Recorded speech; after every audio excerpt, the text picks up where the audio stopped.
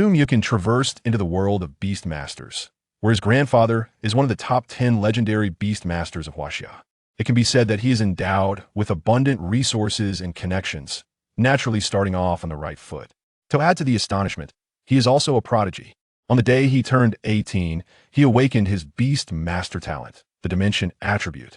Each rank allows him to acquire a different attribute ability to bestow upon himself and his contracted beasts. Thus, Shan-Yun Qilin Wuxing Ji Li Ladian Jiaojia Qi Qiaolin Longsen, Qi Jin Zandergon, Tongku, Chu Longzhan Yuyan Nin Laoyin, Huanmo Qingying Zhongtong Shihua Ji Yandian Shiqingjin, Handy Sheni Yuan Shi Diqing Fatian Xiangdi Yishan Tianhai. As his realm continually ascends, Muchen acquires an ever-increasing number of attributes. The fusion of countless attributes applied to his beasts yields transformations he himself cannot fathom. Until the abyss shattered, and dark beings invaded en masse, a voice softly echoed. Why did it suddenly turn dark? It must be the clouds obscuring the sun. Little Wu, rise. As the words fell, the three-legged golden crow, endowed with Taiyang Zhenhua Buluyenjian, made its entrance. The young Muchen sighed. Who understands? I merely wished to bask in the sun, and inadvertently ended up saving the world. Chapter 1. Prodigy Prestigious Family Background Qi. I heard that yesterday, the school beauty Lin Suxian returned from the spirit beast space with 6 rings, and her mentality has collapsed. Indeed, a person only has one chance in a lifetime to enter the spirit beast space, and what she brought back was not a spirit beast contract mark, but an uncontractable ring. This is likely a first in history. What a pity. A genius who autonomously awakened his beast master talent could have easily been recommended to the top 5 universities. Who would have thought such a situation would arise? So what? A ring that cannot be contracted or summoned is nothing more than a throwing weapon. Nonetheless, she is still a genius who awakened autonomously. Even without bringing back a spirit beast, she can still purchase one. Her future is brighter than ours. True, but enough talk. Lin Suxian is here to AT this moment. Lin Suxian returned to the classroom, disregarding the antics of her peers. Instead, she walked directly to the window seat beside Muchen, her expression one of astonishment. You say you want to sell your ice soul spirit to me? Upon hearing Lin Suxian's inquiry, Muchen nodded gently and produced the contract mark belonging to the ice soul spirit. A collective gasp resonated throughout the classroom. As students of the Beastmaster class, they were acutely aware of what the ice soul spirit represented.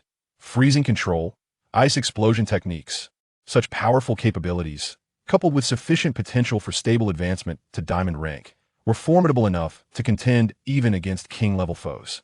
Moreover, the diamond rank is a pinnacle that only 99.99% of geniuses can reach, making it exceedingly rare. Yet, despite such a powerful beast, Muchen's demeanor suggested he was somewhat unimpressed. This prompted a mix of envy and admiration from his peers. Observing the earnest expression on Muchen's face, Lin Suxian took out the ring, a flicker of confusion crossing her eyes. She then firmly shook her head. No need, Muchen. I know you feel sympathy for me, but given your family's circumstances, there's no need for such gestures. Please do not misunderstand. I am merely interested in the ring you hold. The money I receive from selling it is merely a bonus, Muchen replied. What appeared as mere trash to others was viewed differently through his eyes. He had bestowed upon himself the attributability of Tansha Ji Yan. Upon first seeing the ring, he comprehended its true nature. Luan Hui Ji Huan. Spirit Beast contract can be bound. Current status. Energy deficiency, unable to hatch. Note, only those who have died and been reborn can bind a contract. 6 rings, the ring of reincarnation. With such knowledge, Muchen would never believe it had no connection to the 6 paths of reincarnation. Furthermore, only those who have died and been reborn can bind it. Is this not clearly meant for me? Gazing at the ring in the young lad's hand, an inexplicable thought surfaced in Muchen's mind. Indeed, Muchen was a person who had died. To rephrase, he should be called a traverser. 18 years ago, he perished, and his soul traversed into the womb, naturally growing up from there. Through his 18 years of life, he had gained a rough understanding of this world. The trajectory of development in this world, even his technology, was not dissimilar to that of his previous life. However, it included the existence of beast masters, an integral part of human life. Every individual has but one opportunity in their lifetime to enter the spirit beast space, awaken their beast master talent, expand their beast master realm, and become a beast master. For ordinary people, this opportunity arises on the annual Awakening Day. On that day, governmental agencies arrange for professionals to conduct awakening ceremonies in major cities and even rural areas. For select few, however, upon reaching 18, there exists a chance for spontaneous awakening. Undoubtedly, Su Muchen belonged to the latter. The good news, spontaneous awakening signifies genius. The better news, he hails from a prestigious lineage, with both parents as kings. His grandparents are even the kings of kings. The even better news, 3 days prior, Su Muchen awakened an impressive talent. Dimension attribute. For every rank increase, one attribute could be drawn and bestowed upon oneself or a contracted beast. Having connections is not foolish. Upon witnessing this talent, Su Muchen knew it was extraordinarily formidable. This world's realms are divided into 9 major tiers: black iron, bronze, silver, gold, platinum, diamond, king, legend, and myth. Each major tier is further divided into 9 ranks. In essence, the talent Su Muchen awakened is capable of providing him with dozens of attributes at the very least. With such a numerical advantage, a slight compromise in quality is inconsequential. However, frustratingly, the quality of the attributes he received was rather excessive. For instance, the talent that allows a beast master to probe the information of beasts and items is at least strength. Yet, Su Muchen simply adds 1 attribute for himself, surpassing others with an additional strength talent. Thus, he eagerly shared this terrifying talent capability with his parents, hoping to leverage their impressive connections and resources to help him find a higher quality spirit beast cub to become his destined companion. After all, with such talent, he was confident in nurturing an ordinary spirit beast into a deity. But what if the spirit beast already possessed divine potential? A god plus a god. Would that not be even more formidable? Just last night, unable to suppress his curiosity, he inquired with his parents about any reliable news. It was then he learned that the daughter of the Lin family, much like himself, had entered the spirit beast space ahead of time, acquiring 6 mysterious rings. These rings can absorb energy. Strangely, despite the Lin family investing millions in various resources, the rings showed no signs of activity. Only the beast with eyesight akin to a microscope could discern one of the rings, which appeared slightly different from the others. To awaken one of these rings, the resources required are incalculable, likely beyond the means of anyone in the world at that moment. Su Muchen sensed that his opportunity was at hand. Was it necessary to possess an abundance of resources to awaken and nurture such a being? Surely, no one in the world could achieve this. Such a notion might be true for others. For Su Muchen, the attributes bestowed by his innate talents served as the most formidable source of energy. Thus, after extensive negotiations, the current scene unfolded. Are you truly certain about selling? I believe you are aware of the value of the ice spirit, even at an auction house. It would commence at a modest target. Enough of the superfluous talk. Since you are here, you must have received the news. Let us proceed with the transaction directly. Upon hearing Su Muchen's resolute words, Lin Suxian hesitated for a moment. She finally spoke. Thank you, Su Muchen. I will forever remember today's events. I shall not forge a pact with the ice spirit before the conclusion of the awakening day. Should you have any regrets or fail to acquire a satisfactory beast, feel free to seek me out at any time. With that, she opened her phone and notified the bank. In a brief moment, 1.5 modest targets were transferred to Su Muchen's account. The items in their possession were subsequently exchanged. As the school bell was about to ring, Lin Suxian turned and returned to her seat. Regardless of the formidable beasts you may awaken from the rings, the Lin family shall harbor no grievances. Even should you regret your decision and wish to terminate the transaction, these 6 rings shall not be reclaimed. Consider them a gift to you. Gazing at the message Lin Suxian had sent him, a subtle smile graced Su Muchen's lips. Regret? That is simply inconceivable. Ding, ding, ding. At that moment, the school bell rang. Su Muchen regained his focus. Noticing that his homeroom teacher, Li Yuntao, had already ascended to the podium, his expression grave. Once school is out, I shall eagerly anticipate discovering what this entity truly is capable of producing. Though his heart burned with excitement, Su Muchen understood that engaging in such activities within the confines of the school posed significant risks. After all, who could foresee what this thing might ultimately hatch? Chapter 2. The Divine Path of the Qilin. Dear students, tomorrow marks the Awakening Day. The significance of this day is well known to all, and I shall refrain from unnecessary elaboration. Maintain a calm demeanor And do not be like a certain beastmaster who, due to his lack of punctuality, nearly missed this crucial opportunity. Following the conclusion of the Awakening Day, you will have 3 days to form contracts and familiarize yourselves with your destined beasts. It is imperative that everyone returns to school on time to participate in the nationwide preliminary assessment of beast battles. I emphasize once more that only those achieving a score above 90 in this assessment will have the chance to enter the special recruitment examination during these 3 days. Regardless of the strength of the beast you contract, do not let your guard down. That is all for now. Class dismissed. The voice of the homeroom teacher, Li Yuntao, echoed in the classroom. Before departing, he took care to emphasize his point, his gaze sweeping over Su Muchen and several other well-off students. It was evident that these remarks were directed specifically at them by this diligent teacher. However, all those who were met with his gaze merely nodded in acknowledgement, yet did not take his words to heart. They were not the children of nouveau riche, arrogant, and uneducated. True signs of wealth received a multifaceted and comprehensive education from a young age. Take Lin Suxian, for example. She had passed the formal assessment for beast cultivators a year prior. Meanwhile, Su Muchen, drawing from his extensive experience in various games from his previous life, had dominated the virtual beast combat platform, holding the pinnacle position for 8 consecutive seasons. When it comes to tactical command, he was confident that he could rival even the national team. Of course, rather than winning through tactics, I prefer to overpower through sheer numbers. After all, in the authentic world of beasts, strength in numbers is the ultimate truth. Su Muchen's gaze sharpened as he anticipated what beasts might emerge from the 6 rings. With a sweeping motion, he stored all his belongings into the beast space and exited the classroom. Moshi City, as one of the major cities in Huaxia, is a place where every inch of land is precious. For many, owning a home here is a nearly unattainable dream. Yet, Su Muchen faced none of these concerns, solely due to the illustrious background of his family. His father, Su Lin, served as the mayor of Moshi City, while his mother, Shang Wanqing, was a world-renowned beast cultivator.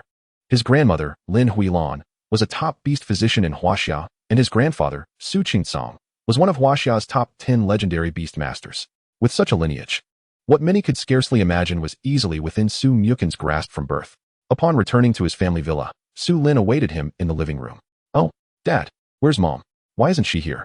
"Your mother has gone to Yanjing to revise the beast cultivation manual," Su Lin replied, pausing before continuing. "Have you made up your mind? Are you certain about forming a contract with those 6 rings?" "Yes." Su Muchen nodded. "The conditions for the contract rings are unique, and I happen to meet the criteria. Once contracted, as long as sufficient energy is infused, they can hatch beasts. Such stringent conditions must signify something extraordinary." Having previously discussed this matter, Su Lin no longer elaborated. He summoned his own beast, revealing a fox of unparalleled elegance, adorned with 6 tails and emanating a faint purple glow, known as the Lu Wei Minghu. "Since you have your own ideas, then go ahead."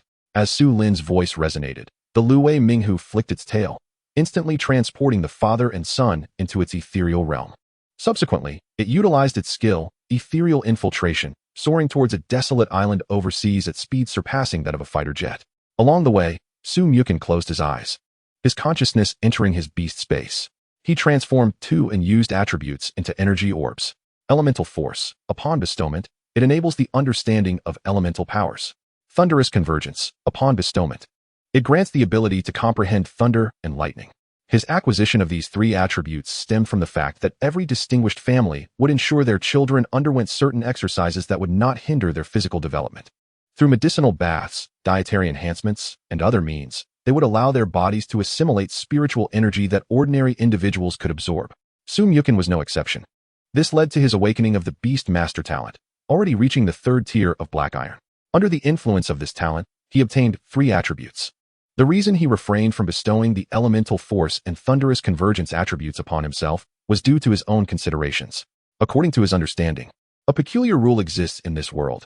As a human, without becoming a beast master, even with exceptional talent and abundant resources, the heights one could achieve would never surpass the Black Iron tier. Only by contracting a spirit beast and becoming a beast master could one enhance their own level through the growth of their beasts. The feedback ratio from the destined beast is significantly higher than that of other beasts. Thus, Su Muchen was acutely aware of his future development path. He aimed to fully cultivate his destined beast, making it stronger to gain more feedback and acquire additional attributes for his own use, such as life-saving and team-enhancing attributes.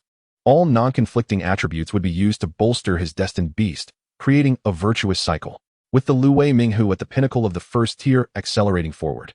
Father and son soon arrived at a deserted island in international waters devoid of spirit beasts. Let us begin. No matter the noise we make, it won't cause any harm here. Upon hearing this, Muchen nodded, taking a deep breath as he retrieved the rings and approached a nearby open space. Along the way, a droplet of blood manifested on his right index finger, the blood of his destined contract. Reincarnation ring, bound. Current tier allows for the hatching of one beast. Upon completing the binding, a glimmer ignited in his eyes. He did not dwell on it further. Upon reaching the open space, he infused the powers of elemental force and thunderous convergence into one of the rings, following his subconscious intuition. In an instant, the ring radiated a brilliant glow, a dazzling brilliance soaring into the heavens. The spiritual energy of the world seemed to respond to the call, rushing towards the ring in a frenzy. The colors of the light varied, red as blazing fire, blue as the vast ocean, green as lush wood, yellow as fertile earth, and gold as a sharp sword. Accompanied by the ear-splitting crackle of electric arcs, lightning flickered. Goodness, this talent is indeed terrifying. At this rate, even a common fat-eared pig would soar into the skies. If this isn't enough, then perhaps truly no one can awaken this ring. The astounding spectacle did not escape Qilin keen observation. The reason he had refrained from speaking earlier was twofold. First, he trusted his son's judgment. Second, he was quite open-minded, believing that as long as his son could live well, he was not overly concerned about how far he could go in the future. After all, his son faced no barriers to reproduction. With their family's circumstances, finding a partner would not be an issue. If his son struggled, he could marry multiple wives and have several children. A strong grandson would not be out of the question. Yet as a father, who does not harbor aspirations for their child to succeed, the current situation was unmistakably clear. Qilin's son undoubtedly possessed the potential to become a great leader. Amidst his excitement, he urged the Luwei Minghu to take action, employing its skills to obscure their surroundings, thus avoiding any unnecessary complications. However, Muchen remained unaware of all this. At this moment, he was immersed in his beast space, marveling at the wonders within. Between his beast mastery space, 6 enormous circular stone sculptures emerged. One of the rings, under the impetus of the entry power, slowly shed its stony surface, revealing its original form. This was a ring adorned with a magnificent palace and elegant patterns. Within the ring radiated an infinite auspicious light. Deep within that auspicious glow, a majestic Qilin phantom gradually came into focus. It stood upon a rainbow-hued cloud, exuding an awe-inspiring aura. Its form was as if forged from gold, its eyes shimmering like stars, its horns resembling ancient wood, its mane flowing like water, its scales akin to those wrought by fierce flames. And its hooves were solid and substantial, as if carrying the weight of vast mountains and rivers. Once the Qilin fully materialized, it raised its head to the heavens and let out a thunderous roar. The sound echoed like a clap of thunder. Even the outside world experienced anomalies due to the Qilin's phantom. The sky darkened with ominous clouds and flickering lightning, shattering the barrier of the Luwei Minghu. What is happening? Such terrifying commotion. Could it be someone is transcending? That shouldn't be. I sense the awakening of a mysterious spirit beast. Huaxia Coast Guard, enter a state of alert. Stand ready. The 3rd Patrol Fleet of Jiao Penji, on full alert. Such an eerie situation caused significant changes in the surrounding maritime atmosphere. Nearby the deserted island, the Huaxia Coast Guard patrolling the waters, alongside the patrol fleet of Jiao Penji, sprang into action, preparing for the potential awakening of a formidable spirit beast that could wreak irreversible havoc on the deserted island to prevent any unforeseen incidents. Qilin had summoned all his beasts. Additionally, the guardian left by Muchen's grandfather, Inghunsho Hu, sensing the unusual circumstances, emerged from the crystal necklace around its neck. This was a powerful beast of legendary 3rd rank. Its entire form was icy blue, clad in armor, appearing as a solid entity formed from the essence of souls, possessing the ability to awaken ancient souls for battle. Upon seeing it, Qilin felt a sense of relief, yet remained vigilant. At that moment, a resounding boom echoed from the heavens, as purple chi surged and coalesced, instantaneously entering Muchen's body. Those anomalies vanished once the purple chi had fully gathered.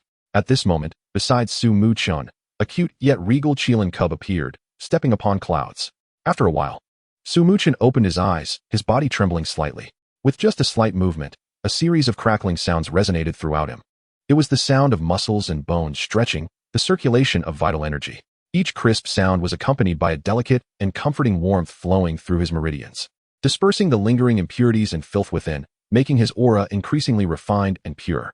The little Qilin before him, being one of Muchen's destined beasts, could also sense his transformation, excitement gleaming in its lively eyes. It raised its petite head and let out a cute yet authoritative roar. Su Muchen turned to look at the Qilin cub, which had transformed from the phantom, and felt an overwhelming sense of satisfaction. Indeed, as a transmigrator, he was having the perfect beginning. His destined beast should be nothing less than a dragon, phoenix, or Qilin, and he would dominate effortlessly, fitting his identity. Without hesitation, Su Muchen activated his Eye of Insight to examine the information of the little Qilin. Beast, Shangyun Qilin, infant stage 10 minutes, non-evolutionary type. Talent, Auspicious beast. 5 elements power, Thunderstorm. Quality, mythical. Attribute, sacred. Realm, bronze first rank. Skills, cloud riding, 5 elements protection, Qilin descendants. Description, the Tian Dao's Shangyun Qilin requires no training. It merely needs to exit the infant stage, and it will grow with time, thus breaking through realms. Upon seeing the information through the Eye of Insight, Su Muchen could hardly contain his smile. The Shangyun Qilin, just 10 minutes old, already possessed a bronze first-rank realm. With such an array of skills, Su Muchen was confident he could become invincible at the Silver Realm and stand undefeated at the Golden Realm. Even more astonishing was its talent. Such formidable talent left Su Muchen at a loss for words.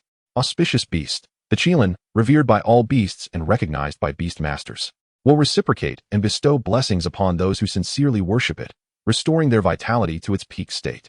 Who could understand? He had inexplicably transformed into a beast master more powerful than his own grandmother. 5 elements power can autonomously comprehend all conventional skills of the 5 elemental attributes: metal, wood, water, fire, and earth. Thunderstorm can autonomously comprehend all conventional skills of the thunder element. This talent was equally astonishing. The number of conventional skills, even if merely counted, would exceed 100. With such abilities, the little Qilin was destined for unparalleled combat prowess. Even a simple action could unleash skills. Moreover, even conventional skills could not be deemed weak. This was the authentic world of beast masters, not a game world where skills had varying powers. Mastering ordinary skills to perfection could lead to divine status, not to mention the potential of skill combinations. Of course, if these merely established Su Muchen as an extraordinary genius, the little Qilin's mythical quality would make it a prodigious talent. According to current records of beast masters, mythical quality beasts were once personally owned by emperors like Qin Huang, Han Huang, and Tang Huang. Presently, only the 5 constant nations have a mythical beast recognized as a guardian spirit. Now, Su Muchen had also joined the ranks of those possessing a mythical beast. As long as he devoted himself to nurturing this one beast, he could ascend to the pinnacle of this world. However, was this truly his only destined beast? Certainly not.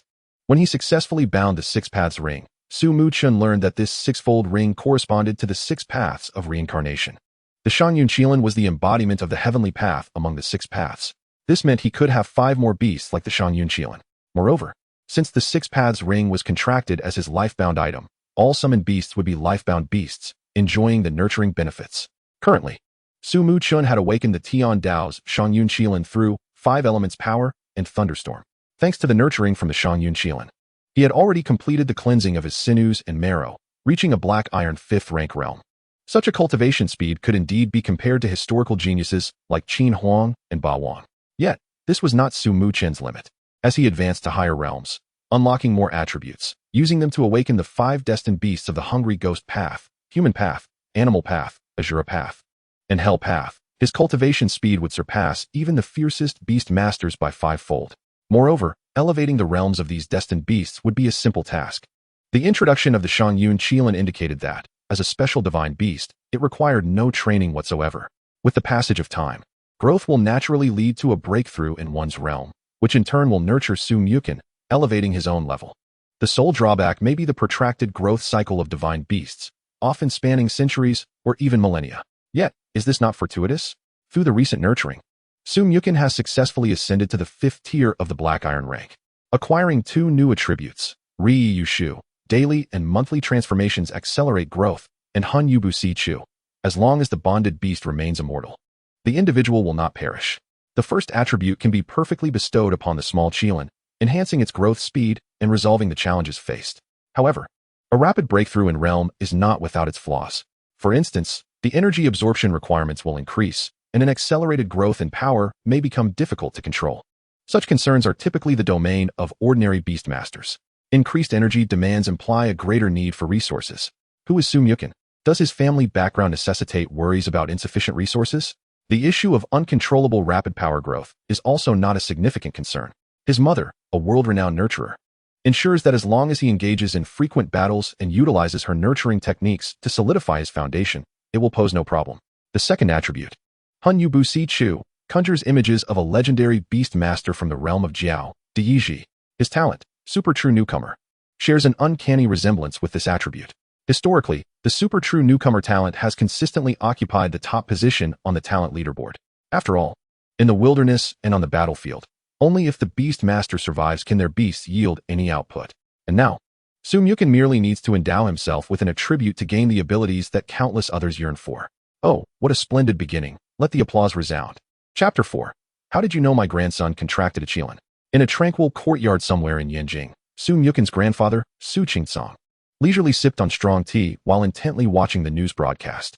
Suddenly, the screen of a specially designed mobile phone on the table lit up, followed by a crisp notification sound indicating the arrival of a message. Initially indifferent, Su Qingsong cast a casual glance. However, in the next moment, his expression froze in astonishment. He felt as if struck by a bolt of electricity, abruptly rising from his chair. The still steaming teacup in his hand crashed onto the table due to his sudden movement, splattering tea that instantly soaked his clothing, yet he remained oblivious. His entire demeanor resembled a statue, eyes wide open, face filled with shock and confusion. After a brief pause, Su Qingsong regained his composure, his hands trembling uncontrollably. The wrinkles on his face, animated by excitement, formed into a radiant smile. Just then, a gentle knock echoed at the door. An imposing elder with an air of authority entered, their mutual friend, Long Yuanji. Like Su Qingsong, he was one of the top 10 legendary beast masters in Huaxia, and currently served as the commander of the Central Military District among Huaxia's 5 war zones. Upon entering the room, Long Yuanji immediately noted his friend's nearly unhinged excitement, leaving him perplexed. Just as he was about to inquire, Su Qingsong beamed brightly and exclaimed, "Ah, is that you, Long? What brings you to my home at this late hour? How did you learn that my good grandson has contracted a Qilin, a true Qilin?" As he spoke, he patted Long Yuanji's shoulder, his pride practically radiating from his face. Initially taken aback by this sudden enthusiasm and the bewildering proclamation, Long Yuanji's eyes widened as he comprehended the significance of Su Qingsong's words, his expression freezing in disbelief, then transforming into deep astonishment and envy, his mouth slightly agape. How is this possible? Su Qingsong, witnessing Long Yuanji's dumbfounded expression, felt even more triumphant. Let me tell you, Long, Muchen has always been exceptional, endowed with extraordinary talent. Not only did he autonomously awaken his beast master abilities, but he also reached the 5th tier of the Black Iron rank in just 3 days and contracted a Qilin. Ah, that S.A. Qilin. I wonder if my meager resources can sustain him. Long Yuanji, finally regaining his composure, rolled his eyes at his friend's exuberant remarks. Yet, Su Qingsong's words stirred a tumultuous wave within him. Leaving aside the Qilin's rarity, such beings are indeed elusive treasures. In the annals of Huaxia's history, only figures of the stature of Emperor Qin or Tian Kahan could boast of similar mythical beasts. This is an existence one knows of, hears whispers about, yet is seldom able to touch. However, the speed of cultivation is a matter that every beast master must consider. Ascending to the 5th tier of Black Iron in just 3 days. Even with medicinal baths from a young age and the Qilin's nurturing influence, such innate talent is formidable. How long did it take him to reach the 5th tier after awakening his beastmaster abilities? Was it 7 days? Hiss. That pales in comparison. Long Yuanji inhaled deeply and spoke. Old Su, you know the weight of a Qilin in the realm of beastmasters. Given the current international turmoil and the undercurrents of various factions, the domestic landscape is not monolithic. Some individuals, driven by selfish motives, might resort to extreme measures. Su Qingsong, upon hearing this, dismissed the concern with a nonchalant demeanor. Everyone knows there's money in the bank. But who has dared to rob a bank in the past few decades? In Huaxia, unless those old geezers intervene, who could possibly harm my grandson? If anything were to happen to him. Su Qingsong's gaze sharpened, emanating a formidable aura. Humph, let your son come to apprehend me. I shall not resist. The perpetrators of a few massacres should be sufficient to elevate your son further. Listening to Su Qingsong's resolute words, Long Yuanji reflected on his earlier worries and realized they were perhaps excessive. After all, those capable of such actions are often seasoned individuals who have weathered countless storms. They would not easily commit such folly as to provoke a protective tiger like Su Qingsong. With this thought, Long Yuanji couldn't help but chuckle wryly. Shaking his head in self-deprecation, it seems I have overthought things. Su Qingsong laughed heartily and patted Long Yuanji's shoulder. Enough of this grim talk. Let us discuss something more joyous. Long Yuanji was taken aback by the sudden shift, responding with confusion. Su Qingsong. his face beaming with a smile and a glint of mischief in his eyes, continued, "My grandson has contracted a Qilin. This is monumental news. As the elder, you ought to express your congratulations." Upon hearing this, Long Yuanji's expression darkened, his mouth twitching slightly. "Come on, are we really doing this?" Yet, Su Qingsong appeared oblivious to his expression, counting on his fingers, dragon blood fruit, spirit essence jade liquid, star iron, just bring what you can. Given our friendship, a few dozen kilograms should be reasonable. While unsure of the direct impact on the Qilin's growth, they would certainly make for delightful snacks.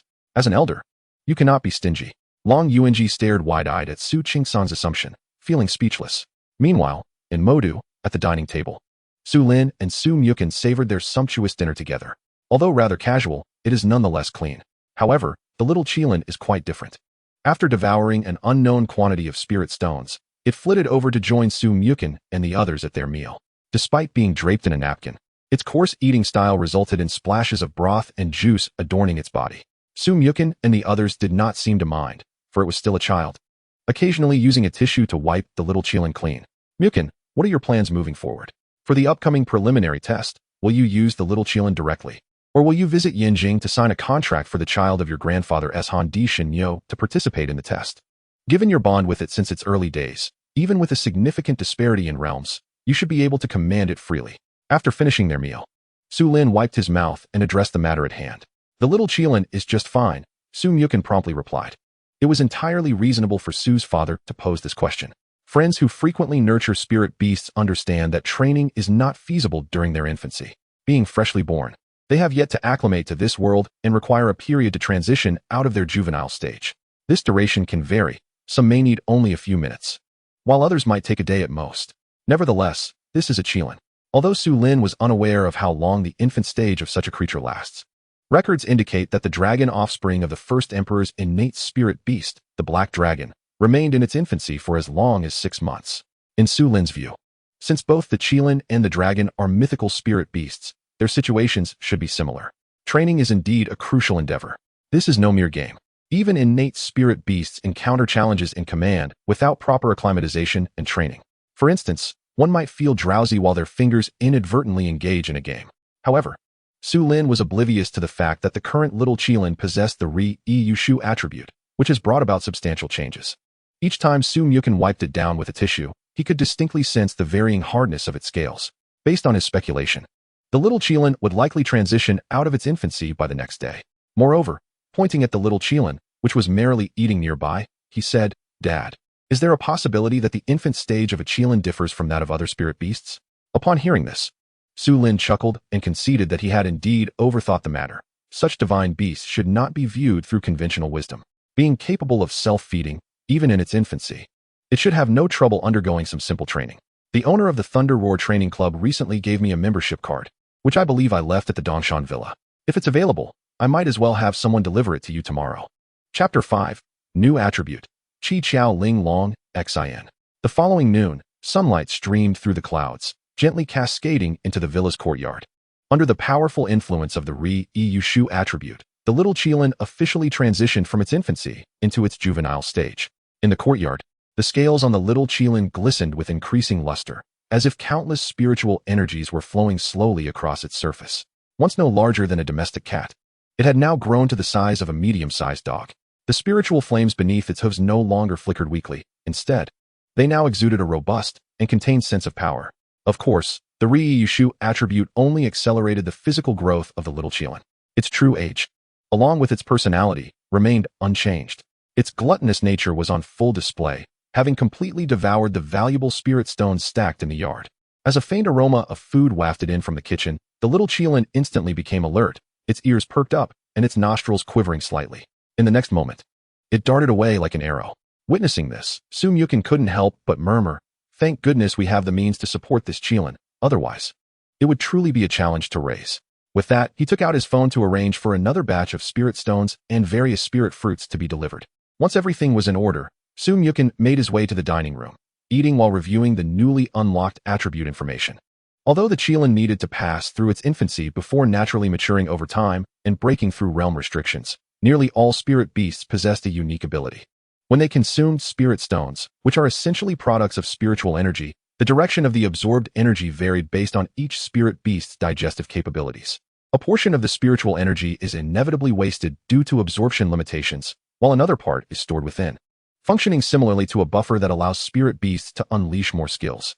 Yet another portion is directly absorbed and utilized, transforming through the internal cycle of spiritual power into essential energy that aids in overcoming current realm limitations. Even divine beasts like the Qilin are no exception. However, being a divine beast, the resources required for such breakthroughs are astronomical. Yet, with every gain, there are also losses. As divine beasts, they possess inherent advantages. Depending on their physique and potential, each spirit beast has a limit to the energy it can absorb daily. Overindulgence can lead to harm and counterproductive effects. Thus, for spirit beasts to grow rapidly, they must engage in rigorous training and preferably participate in battles to accelerate the absorption of spiritual energy. The Qilin, however, is quite different. Even in its infancy, its small form possessed an insatiable appetite. Since Muchen acquired the Qilin, it had spent nearly all its time eating and drinking, except for moments of sleep.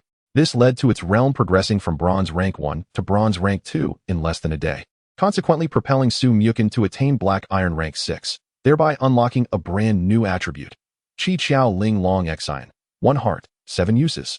What a marvelous attribute. Upon seeing this, Muchen's eyes sparkled. Although its description was merely 4 characters long, those 4 characters were nothing short of extraordinary. 1 heart, 7 uses, what a concept. According to the teachings of Muchen's grandfather, a spirit beast's ability to unleash combined skills stems from being able to multitask, akin to drawing circles with one hand while kicking with the other. Now, with the Qi Qiao Ling Long Xian, it is as if 1 heart can manage 7 tasks simultaneously. What would happen if this attribute were bestowed upon the little Qilin? With the elemental forces of the 5 elements converging with Qi Qiao Ling Long Xian, wouldn't that enable the little Qilin to unleash 7 different elemental attacks at once? Launching 7 simultaneous attacks would truly define it as a perfect artillery mage. Or rather, even if the little Qilin were to cast 7 fireballs at the same time, they would transform into 7 celestial fireballs. Muchen's mind was already envisioning his little Qilin soaring through the sky, surrounded by interwoven attacks of gold, wood, water, fire, earth, thunder, and lightning, creating a scene of chaotic bombardment.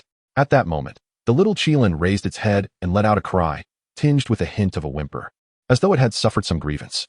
Muchen's heart tightened, and he turned to look. Upon seeing the sight, he couldn't help but chuckle. The little Qilin, under the influence of Qi Qiao Ling Long Xian, had managed to conjure 7 arms made of wood elements. These arms were incredibly agile and lifelike, stretching out in every direction, each hand grasping a handful of spirit fruits it desired to devour. However, due to the little Qilin's youthful age and immature thinking, it looked at the spirit fruits in one arm and then at the delicacies in another, attempting to stuff all the food into its mouth. Yet, its small mouth could hardly accommodate such a feast. Just as it took a bite from one side, the arm on the other side began to wiggle anxiously, seemingly urging it to quickly sample the offerings from that side as well. In a hurried manner, it turned its head again, nearly dropping the spirit fruit it had just bitten into. In its haste, it quickly reached out with another arm to catch it. For a moment, it was flustered, its mouth stuffed to the brim, cheeks puffed out. Yet, many spirit fruits still slipped through its grasp, leaving it to gaze longingly at them. Could this perhaps be a giant in thought, yet a dwarf in action? Muchen shook his head and approached, gently stroking the little Qilin's head. As the little Qilin gradually calmed down, its previously aggrieved gaze returned to its usual vivacity. Muchen, resembling a nurturing father, patiently taught and guided it. However, the little Qilin was merely a child, incapable of contemplating such complexities.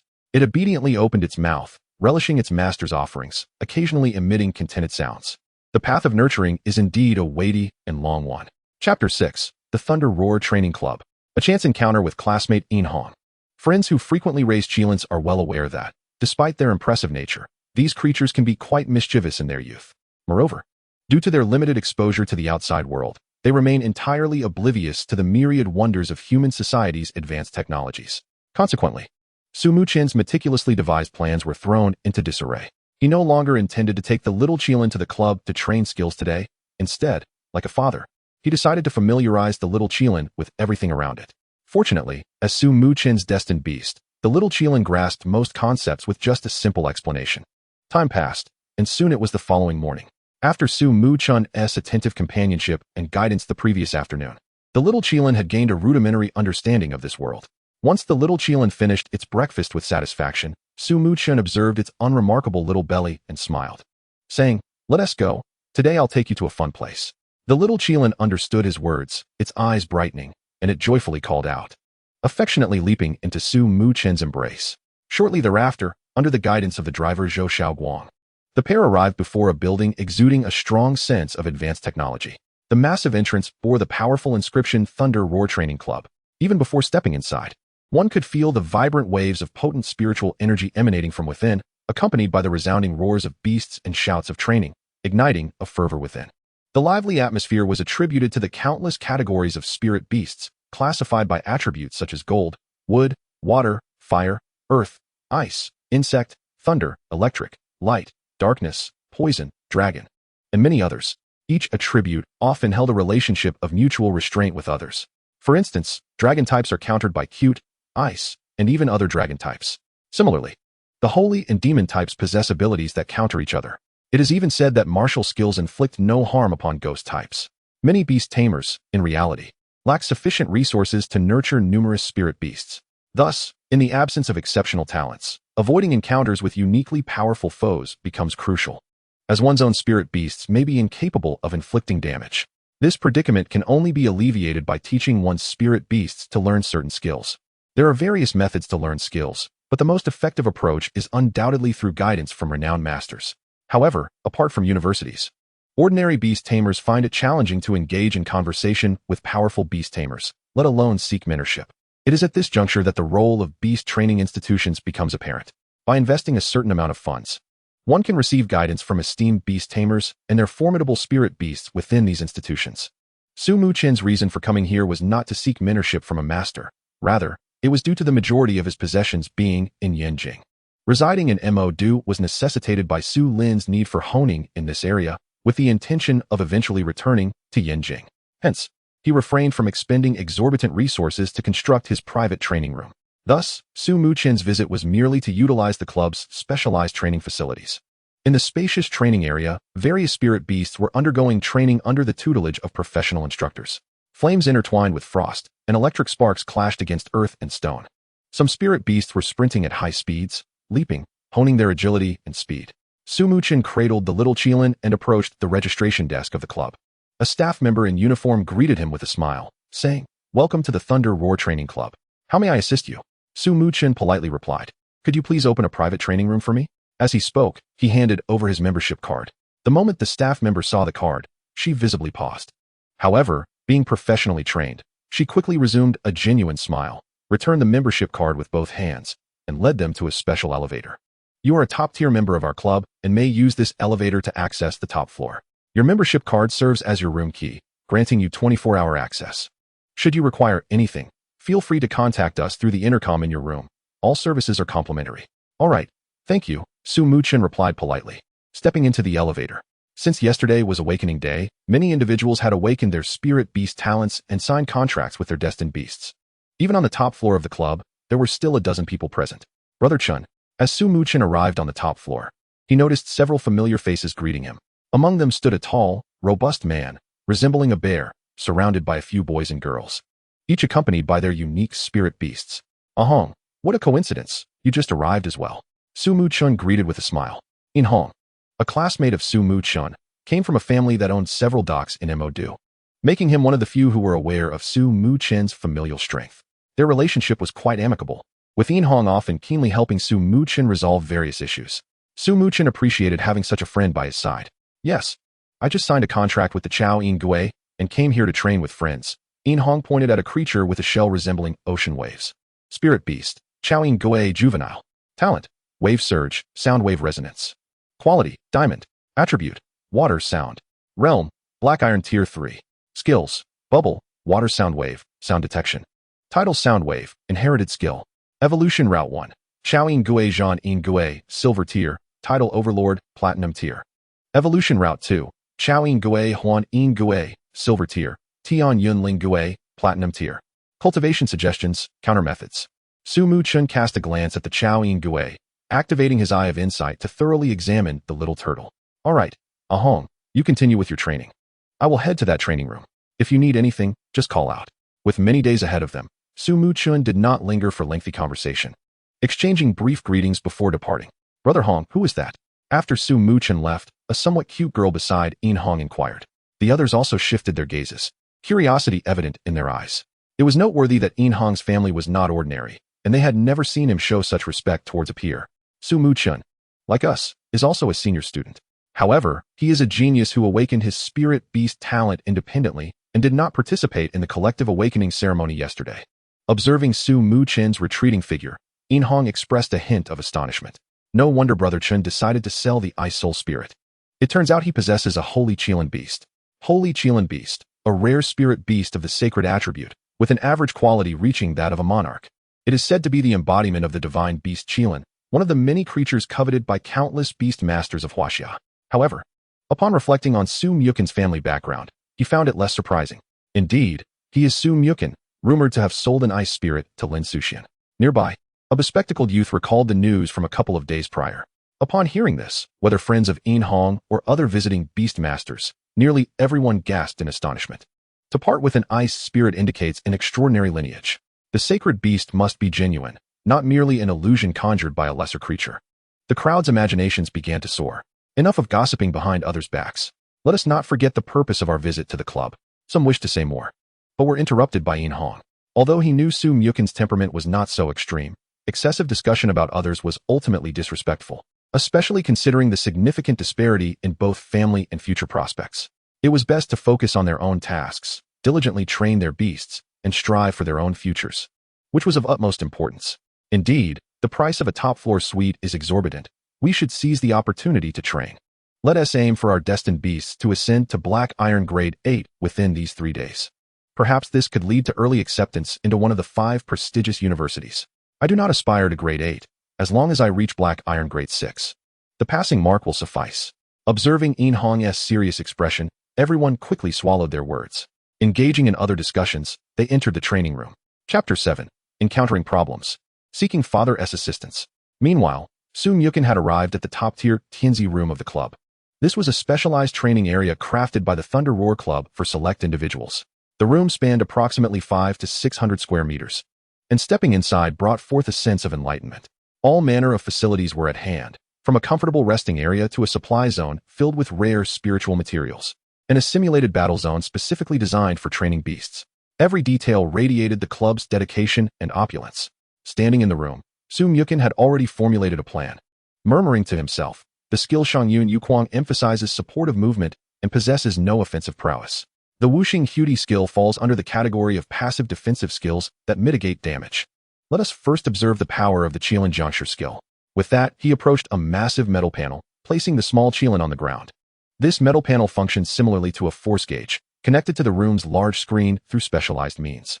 Each time a beast struck the metal panel, the screen would display the power of the attack in clear rankings such as black iron, bronze, silver, and gold. Go ahead, use Qilin Juncture on that metal panel. Su Muchen stepped back, his gaze focused and filled with anticipation as he commanded the small Qilin, initially tilting its head in curiosity at the metal panel. The moment Su Muchen's words fell, it took a deep breath, and its entire body erupted with brilliant light. A kaleidoscope of colors surged forth from its form, rapidly intertwining. Subsequently, the small Qilin raised its foreleg and emitted a resounding roar. Accompanying this roar, a vivid Qilin apparition materialized in the air. The phantom of the Qilin gradually lowered its head, and then suddenly dove toward the metal panel. During its descent, its form solidified, and its imposing aura intensified, descending with an unmatched sense of pressure upon the metal panel. With a thunderous boom, a tremendous impact generated a gust of wind, causing Su Muchen's garments to rustle. Following this strike, the surface of the metal panel shimmered with blinding light, showing signs of deformation. Su Muchen hurriedly glanced at the large screen. Gold Grade 5. The data on the screen fluctuated wildly. His expression transitioned from initial expectation to one of shock and elation. Multiple instances of damage, and astonishingly, each strike reached Gold Grade 5. Unable to contain himself, Su Muchen exclaimed with unrestrained excitement. He had never imagined that the small Qilin, merely at the Bronze Grade 2 realm, could unleash such formidable power through the Qilin Juncture skill, transcending 2 major realms to achieve the coveted gold level that many beast masters dream of. This was undoubtedly the finest testament to the Qilin's might. In the realm of beast masters, every ascension in grade signifies a qualitative leap in power. The fact that the small Qilin could deliver high-level attacks despite its low grade was nothing short of miraculous. Moreover, The Qilin Jiangshi skill was not merely a one-off attack, but a series of continuous damages, significantly enhancing its deterrent power and practicality in battle. Muchen meticulously examined the data on the screen, noting that it displayed nearly 18 distinct data points. This indicated that the Qilin Jiangshi skill had generated up to 18 varying degrees of damage during its release. Furthermore, each attack reached the terrifying might of Gold Grade 5. Such power would exact a heavy toll even from Gold Grade defensive beasts should they face it head-on. How could this not fill Muchen with boundless joy? However, just as Muchen reveled in his triumph, he suddenly noticed the small Qilin appeared somewhat listless. Its once vibrant eyes now seemed weary, and its scales had dulled significantly.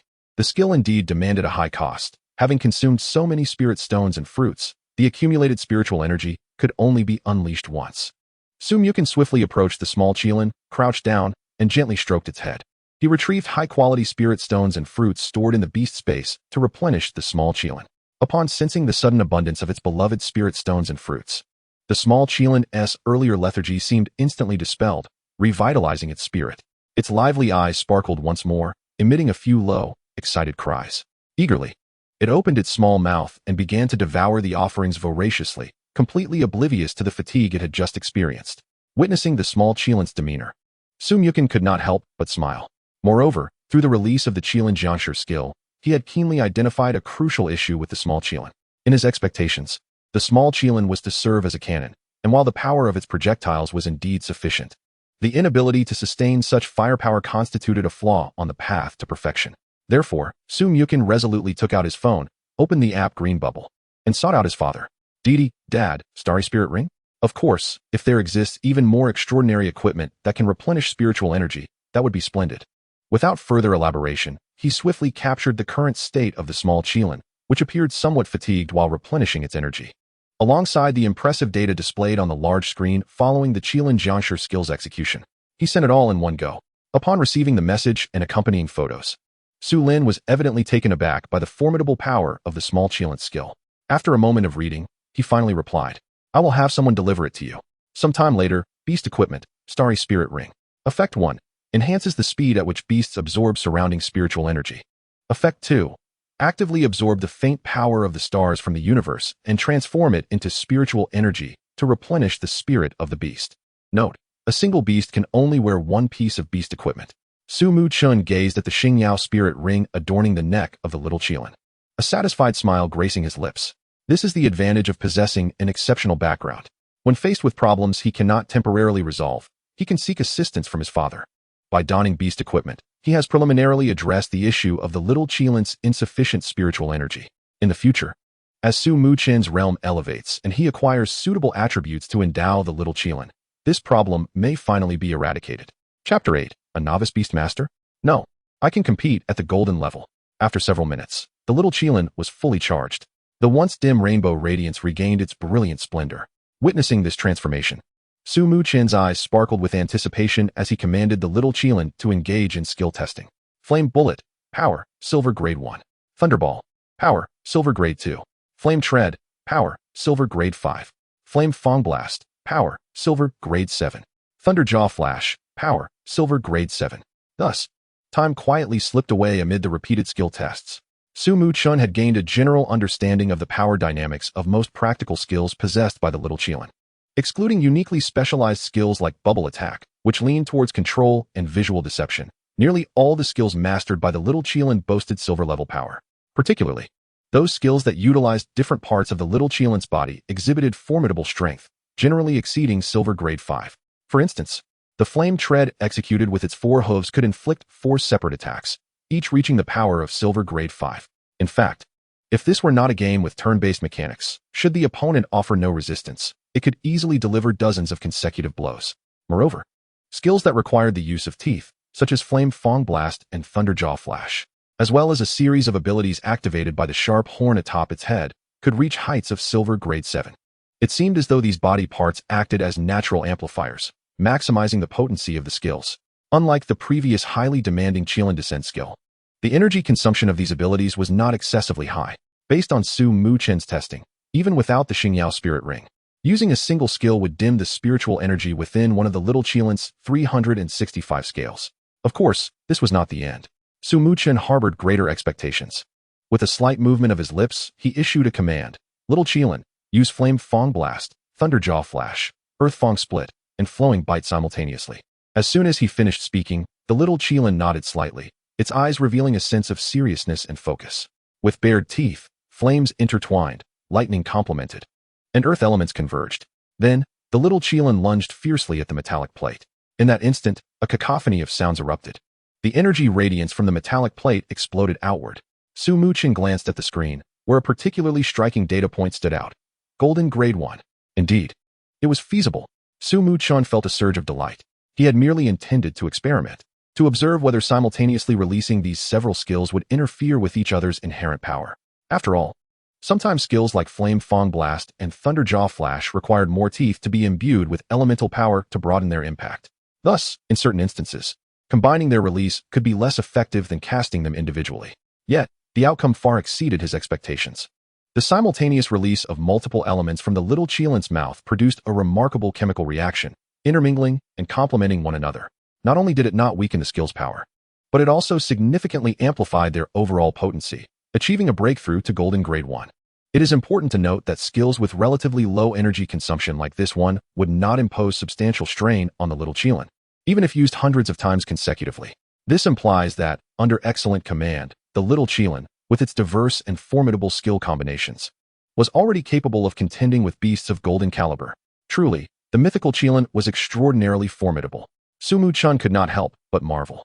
A novice beastmaster, having only contracted his destined beast for less than a week, could effortlessly possess the capability to instill fear in seasoned beastmasters who had dedicated years to the craft and reached the golden level.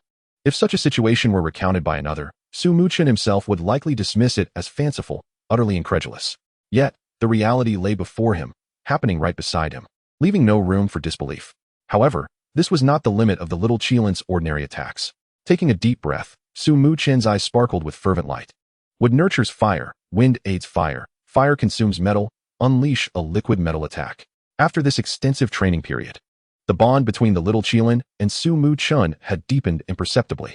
It could swiftly comprehend the specific meaning behind his succinct yet profound commands, understanding the skills its master desired it to execute. Immediately, the little Qilin sprang into action. Its entire focus shifted, and its spiritual energy began to operate at high speed, rapidly condensing.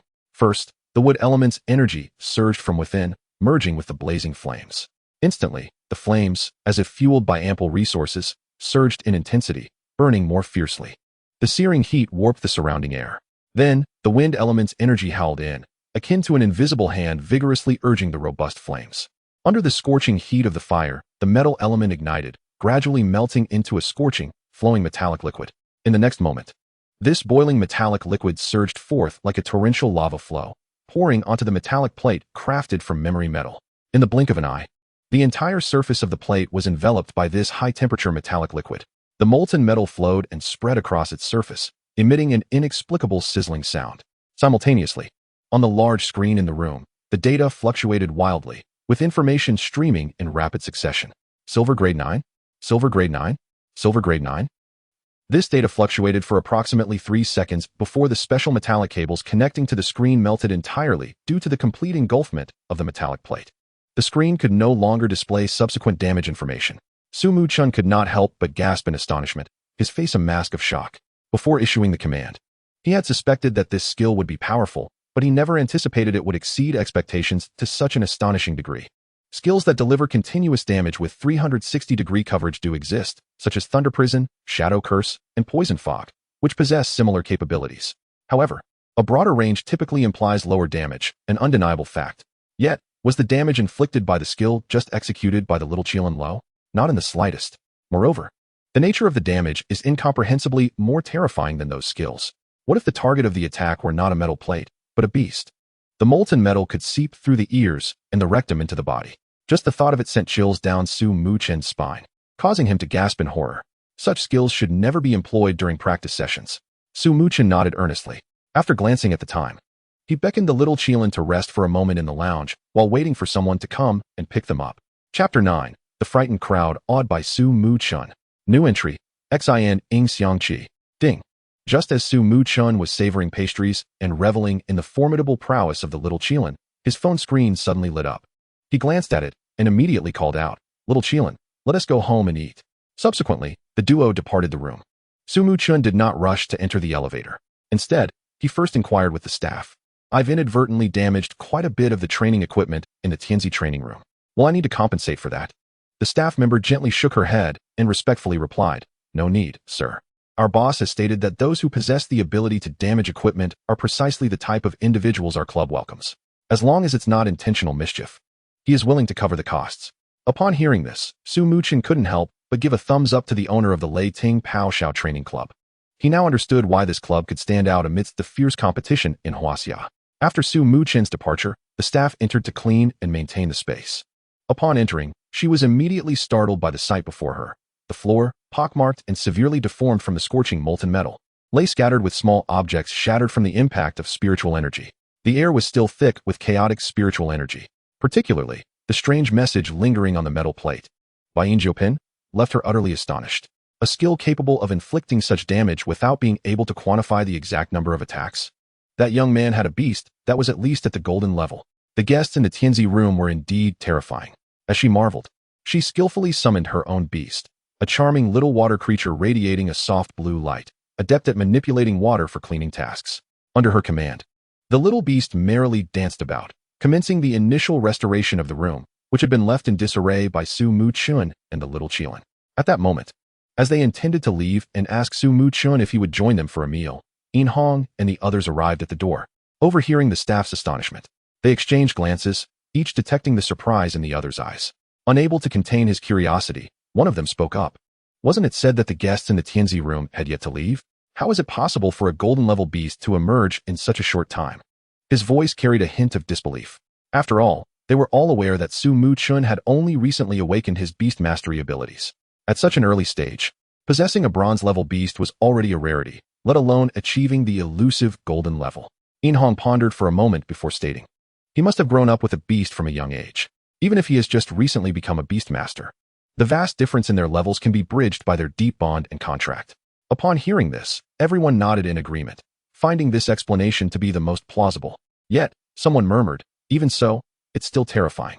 Indeed, before being contracted, the growth rate of spiritual beasts is tied to time. If it had been nurtured for over a decade, reaching the golden level, I can scarcely fathom that. Another person chimed in, eyes filled with envy and awe at such rapid growth. Could it be that it is a short-lived insect-type beast? Suddenly, someone proposed a bold hypothesis, attempting to explain this seemingly unfathomable phenomenon from a different angle. As soon as the words left his mouth, another retorted, "Do you even believe that? Someone capable of selling the Bing Piji Ling and contracting the Shenglin beast?" His tone was laced with undeniable reverence when mentioning the Bing Piji Ling and Shenglin beast, clearly aware of their rarity and exceptional nature.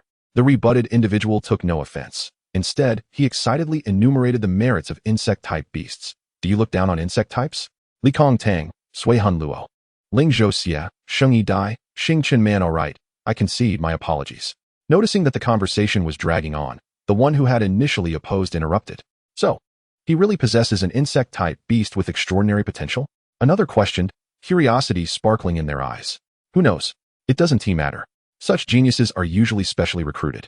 We who need to participate in the unified examination cross paths with him and cannot compete, so why concern ourselves with it?" Someone shrugged indifferently, already dismissing the matter and redirecting their focus to the upcoming examination. Indeed, with only 2 days remaining, everyone was determined to work hard together, striving for commendable results in the initial assessment. It would be ideal to participate and succeed in the special recruitment.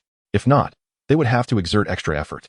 The waters in Mo do run deep, and the difficulty of securing a place in the top 100 rivals that of entering the top 10 in smaller cities. The initial speaker encouraged, their gaze resolute, exuding a determination that would not relent until goals were met. Upon hearing this, the group rallied their spirits and left the club together. Meanwhile, Hong, who had overheard the conversation, began to question his initial assumptions. Could things truly be that simple? Given the myriad of skills possessed by the little Qilin, it was imperative to develop versatile tactics that could be flexibly deployed according to varying battlefield situations, skillfully combining different abilities to swiftly resolve a myriad of complex dilemmas. For the next 2 full days, Muchen immersed himself entirely in this endeavor, diligently conducting detailed and profound combination tests of the little Qilin skills. Throughout this intensive training, the bond between Muchen and the little Qilin shone brighter than ever. reaching an unparalleled level of synergy. Currently, Muchen need not utter a word, with merely a subtle glance or an inadvertent gesture. The little Qilin could intuitively understand and execute the corresponding skill. Alright, I must concede that even with a beloved beast, achieving such a profound level of understanding in such a short span of time is nearly an impossible feat after all. The mental communication between a beast and its master is not something that can be accomplished overnight. The reason Muchen and the little Qilin possess such an ability is primarily due to the accelerated absorption of spiritual energy following rigorous training, coupled with the silent accumulation of time. Just yesterday at noon, the little Qilin successfully ascended to the bronze 4th rank. The powerful nurturing force also elevated Muchen to the black iron 7th rank, granting him a new entry, Xin Xiangqi. This allows the beast and its master to be as closely intertwined as a shadow follows its form, with their thoughts and intentions naturally conveyed to one another. With the power of this entry, whether merely a blink or a subtle gesture from either the little Qilin or Muchen, both would comprehend each other's intentions with ease. Silent command, yet remarkably simple. Chapter 10. The Initial Assessment of Beast Battles. The preliminary evaluation of beast battles is a crucial test for numerous students who harbor dreams of becoming beast tamers and aspire to enter prestigious institutions to receive rigorous training. For those who have followed the conventional path and are returning to school to partake in the assessment, the stakes are high.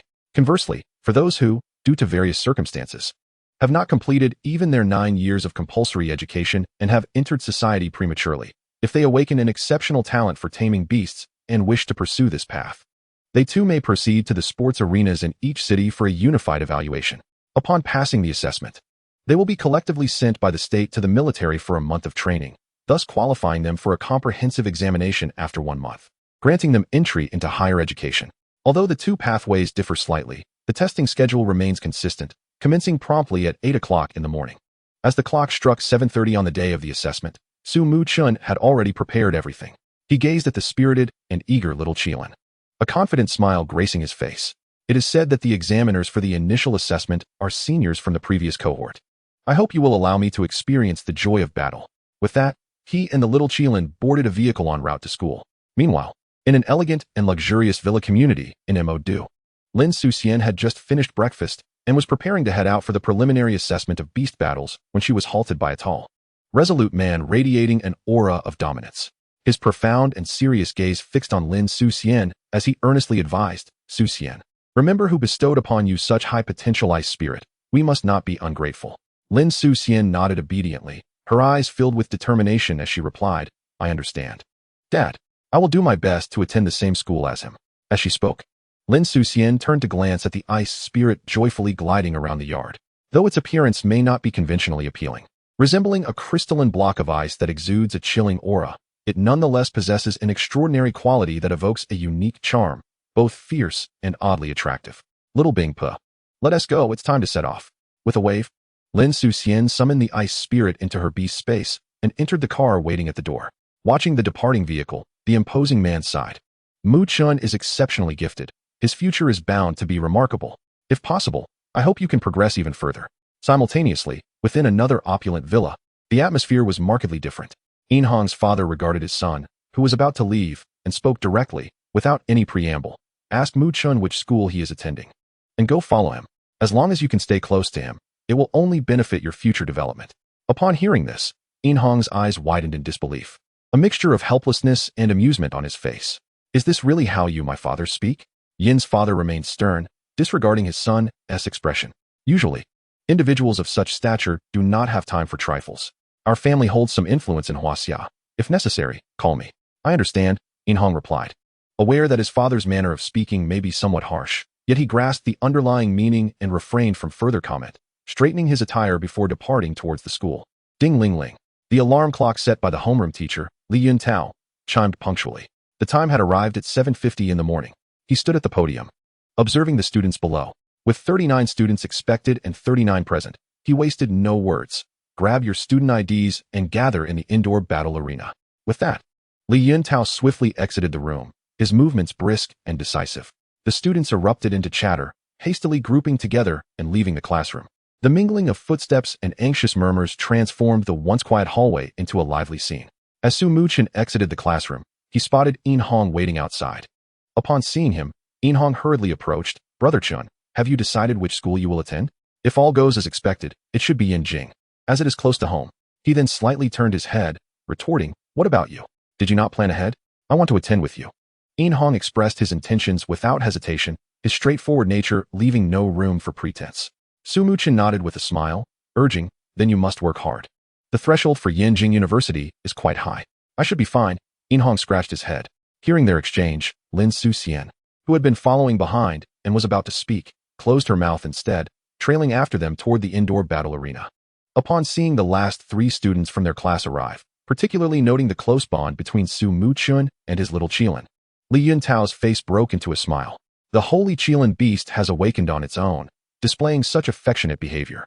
This ensures a spot at a prestigious university, perhaps due to the presence of Su Muchen, a student who is almost guaranteed to achieve outstanding results. Li Yuntao refrained from applying undue pressure on the other students. He stepped forward and addressed the group gently, reassuringly, "There is no need to be nervous. The initial assessment is merely a small test. Consider it a warm-up. Even if you do not achieve a good result this time, there will be ample time over the next month to improve and gain admission to your desired school."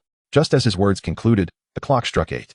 At that moment, a young man named Sun Xixio emerged from one of the rooms, clad in the standardized uniform of the testing staff. His expression was stern, and his gaze conveyed a sense of rigor. Holding a list in hand, he called out loudly, "Su Muchen, Lin Suxian, Yin Hong, Long Tao A, Long Tao B, Long Tao C, Long Tao D, the 7 of you, please select a room and enter. The others may summon their beasts for a warm-up." After delivering his instructions, he did not linger, swiftly returning to the room behind him, his movements precise and efficient. Many of those called were momentarily taken aback, clearly surprised to be among the first group to enter the assessment, while others visibly relaxed. Understanding that those who tested later would have the advantage of observing their peers and adjusting their preparations accordingly, only Su Muchen remained unfazed, calmly regarding his fellow students. This is also a form of evaluation, selecting an appropriate battleground based on one's own beast.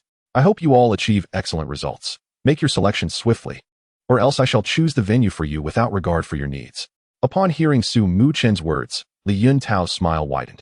Meanwhile, Lin Suxian and Yin Hong had already dashed ahead toward the skiing arena and swimming pool as soon as Su Muchen finished speaking. They were acutely aware of their beast's attributes. The ice spirit thrived on ice, while the tidal turtle excelled in the swimming pool. Observing this, the others hurriedly made their way to their respective battlegrounds. Su Muchen, however, walked leisurely toward the last vacant room. To him, the venue was inconsequential. He reminded his peers that his intentions were not to foster goodwill nor born of altruism. It was merely a habit of wanting everything. Consequently, this time, the multiple choice options did not include that choice. Thus, he could only rely on others to assist in eliminating the extraneous options. Chapter 11. The battle commences. Instant kill. As luck would have it, after everyone else had swiftly selected their respective battle rooms and entered, the last room available for Su Muchen was, in fact, the one occupied by Sun Xixio. Upon witnessing Su Muchen entering, cradling a curious little Qilin in his arms, envy instantly filled the eyes of Sun Xixio and another individual. However, they quickly reined in their emotions, mindful of their duties as examiners. Name of examinee, Su Muchen. Contracted beast, Sheng Linshou. Contract signing duration, 4 days. Sun Xixio glanced at the tablet in his hand and read aloud the registration details. He then lifted his gaze to Su Muchen, donning a professional smile. "Junior, please draw your lot." Upon hearing this, Su Muchen momentarily paused, glancing at the little Qilin in his arms. Sheng Linshou? So, those individuals had mistaken the little Qilin for a Sheng Linshou. Was he the true Li Kuei mistaken for Li Kuei? As he pondered this, he approached the lottery box. Each room would contain 6 different contracted beasts for the examinees to draw from. By drawing lots, they would determine their opponents. Once a beast was drawn, it would not participate again within the hour. For many novice beast tamers, luck played a significant role here. This was because, in order to holistically assess the novice beast tamer's command and the performance of their contracted beast in battle, all beasts were of at least bronze rank. If luck favored them and they drew a beast with attributes that countered their own, they could inflict greater damage, making it easier to achieve a high score. However, for Su Muchen, the specific beast drawn was of no consequence. Once the drawing concluded, Sun Xixio observed the contract mark that had unexpectedly appeared on the table. His expression somewhat perplexed. He frowned slightly, a hint of regret in his gaze as he addressed Su Muchen. "Junior, it seems your luck is not particularly favorable." With that, he activated the contract mark. Instantly, a chilling light flashed, revealing a rather peculiar contracted beast in the battle arena. Its form was as ethereal as a ghost. with a single enormous eye that dominated nearly 80% of its head. It was known as Gui Mi Ri Yen. The reason Sun Xixiu had remarked on Su Muchen's misfortune was well-founded. Gui Mi Ri Yen was, in the realm of contracted beasts, a rather common dual-type ghost and demon beast. Firstly, the ghost type was immune to most martial-type skills. Those who frequently commanded beasts were aware that novice beasts primarily employed attack methods like clawing, biting, and charging, which were martial-type skills. The ghost type's immunity effectively rendered most of the novice beast's skills useless, placing them in a passive position. Furthermore, the demon type countered the holy type. In circumstances of attribute conflict, the battle would inevitably hinge on the beast tamer's commanding ability in the realm of the beasts themselves. The beast tamer's command was that of a senior to a junior, and this Gui Mi Ri Yen had already reached the first tier of bronze. Although not particularly high, it was a realm that novice beasts typically struggled to attain in a short span. In summary, the current situation was quite unfavorable for Su Muchen. However, to Sun Xixiu's surprise, upon hearing his words, Su Muchen exhibited no signs of panic. Instead, he gently stroked the head of the little Qilin in his arms, brimming with combat spirit. At this moment, the referee, positioned between the two and responsible for scoring the novice beast tamers, silently admired Su Muchen's calm demeanor amidst adversity. He promptly awarded Su Muchen additional points on his tablet and raised his voice, declaring, "The National Unified Contracted Beast Battle Initial Assessment has officially commenced." As soon as he finished speaking, an unforeseen spectacle unfolded. Su Muchen did not utter any commands. Instead, the little Qilin sprang into action. Surrounding it were arcs of lightning, flashing and leaping with remarkable vitality, accompanied by the crackling sounds of thunder. Then, with a powerful thrust of its hind legs, its agile form transformed into a blur, vanishing from sight. When it reappeared, it was already before Gui Mi Ri Yen. This was the skill known as Feng Qi Dian Che, a technique born of lightning speed. According to Su Muchen's estimates, combining the three elements, below the 5th tier of gold, excluding spatial-type attacks, speed was unparalleled. Gui Mi Ri Yen's enormous eye sensed impending danger. Although it could vaguely discern the movements of the little Qilin through its large eye, its body could not keep up with the reaction, leaving it helplessly watching as the little Qilin's head collided with it. With a muffled thud, Gui Mi Ri Yen had no opportunity to resist and was instantly rendered unconscious. The little Qilin, gazing at the vanquished Gui Mi Ri Yen, proudly lifted its head, exuding an air of superiority, as if to say, "You still have much to learn."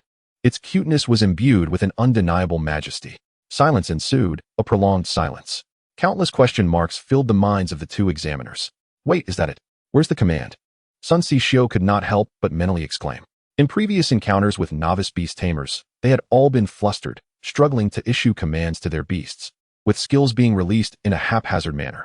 How could Su Muchen's beast launch an attack autonomously and conclude the battle so decisively without uttering a word? Were novice beast tamers now so formidable that their beasts could attack independently without commands? Or was this Xianglin Shou endowed with an exceptional instinct for combat?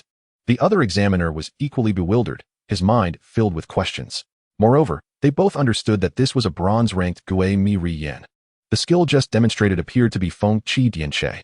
By common standards, Feng Qi Dian Che was an electric martial skill capable of inflicting half electric damage and half collision damage. For Gui Mi Ri Yen, it should have been able to nullify half the damage. Yet, remarkably, a novice beast that had only been contracted for 4 days managed to annihilate a bronze-ranked Gui Mi Ri Yen with a skill that dealt only half damage. This was far beyond their expectations. The two examiners stood there, dumbfounded, unable to come to terms with what had just transpired. Sun Xixiu, in disbelief, asked, "Su Muchen, are you certain your Xianglin Shou has only been contracted for 4 days? Not a beast that has grown up alongside you?" However, as soon as he spoke, he realized the implications of his words. While it might not be the case elsewhere, in Huaxia, such a nationwide standardized battle assessment was conducted with utmost fairness and rigor. Each beast required for testing was subject to strict regulations. Beasts that had grown up alongside their tamers would be directed to another testing center. This indicated that Su Muchen's Xianglin Shou was indeed a newly contracted novice beast. A novice beast achieving an instant kill against a bronze-ranked opponent was a remarkable feat. Sun Xixiu's heart was in turmoil, unable to find peace.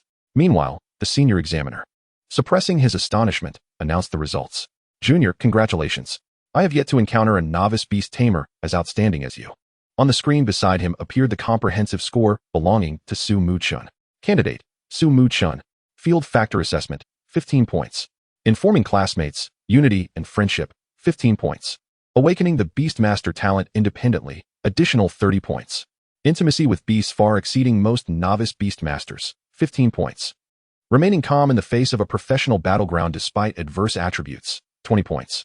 Beasts releasing skills without command, additional 20 points. Unrevealed strength of beasts able to instantly defeat a bronze rank 1, 35 points. Total score, 150 points. Perfect score, test passed. Chapter 12, Spread of News. A score of 150, with each category achieving perfection, was simply astounding.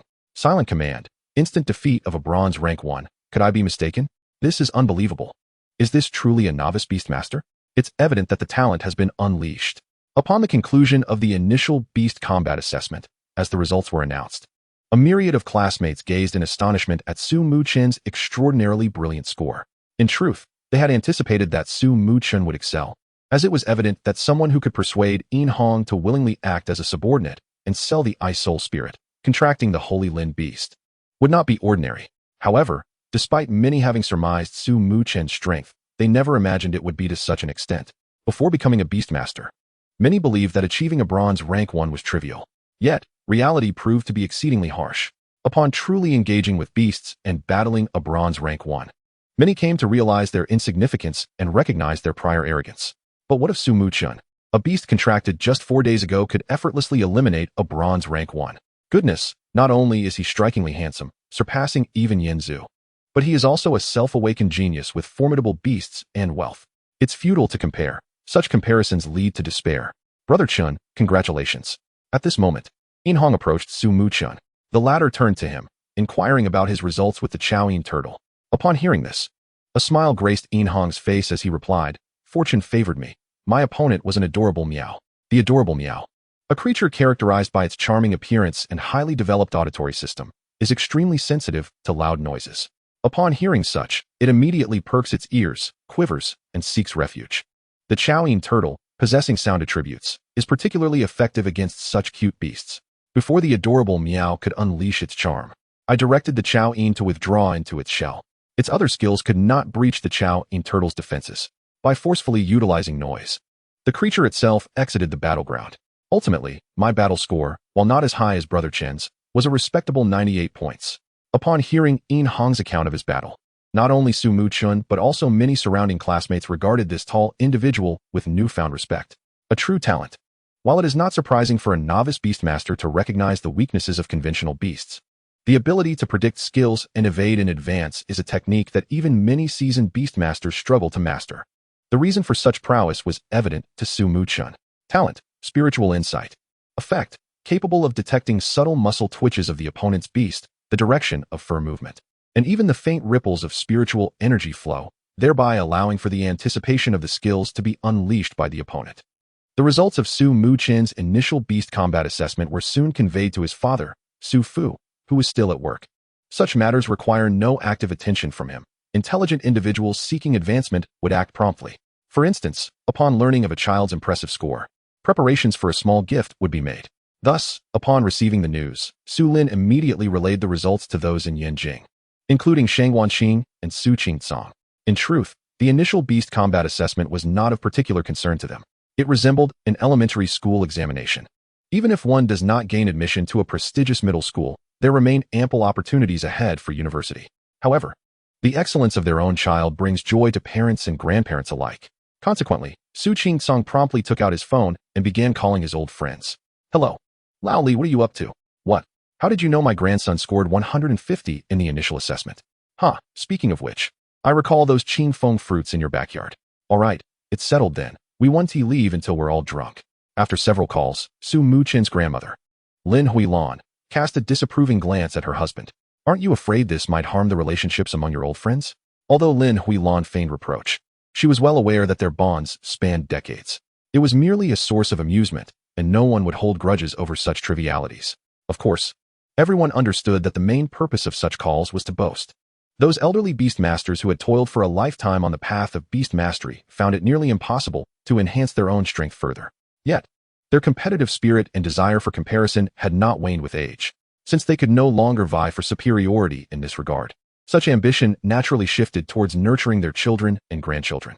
My proud laughter echoed, filled with delight. In the bustling metropolis, the first middle school had just concluded a meeting.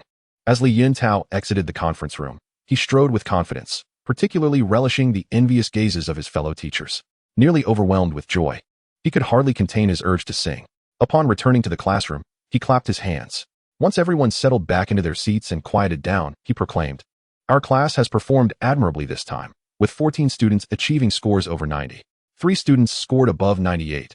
Muchen with a perfect 150, Lin Xian with 120, and Yin Hong with 98. In a week, early admissions for universities would commence. Our class has consistently ranked first in cultural subjects, and I recommend that those scoring above 90 should consider applying. Entering university early and enjoying higher-level guidance is undoubtedly beneficial. Of course, others should not feel disheartened. For the next month, the school will arrange professional beastmasters to provide guidance. Subsequently, through the nationwide unified examination, there remains an opportunity to enter one's desired university. Now, I shall say no more. You may ponder whether to receive systematic guidance at school or pursue other plans. Once you've tallied your decisions, please relay them to me, so the school can make unified arrangements."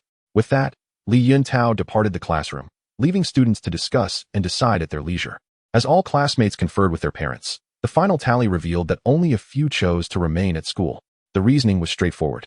While the school's unified guidance is free, it often lacks the detailed attention one-on-one mentorship could provide. In the realm of beast mastery, nearly every parent desires their child to progress further. Those with some disposable income were willing to invest in hiring experienced beastmasters for personalized instruction. For Muchen, the ability to roam freely was ideal. Yet, what should he engage in over the next few days? If life were to be viewed as a game, it must have main and side quests. With the side quest of understanding the skills of the Qilin completed, it was time to return to the main storyline. The primary quest revolves around unlocking more entries to facilitate the hatching of the second innate beast within the Six Paths ring.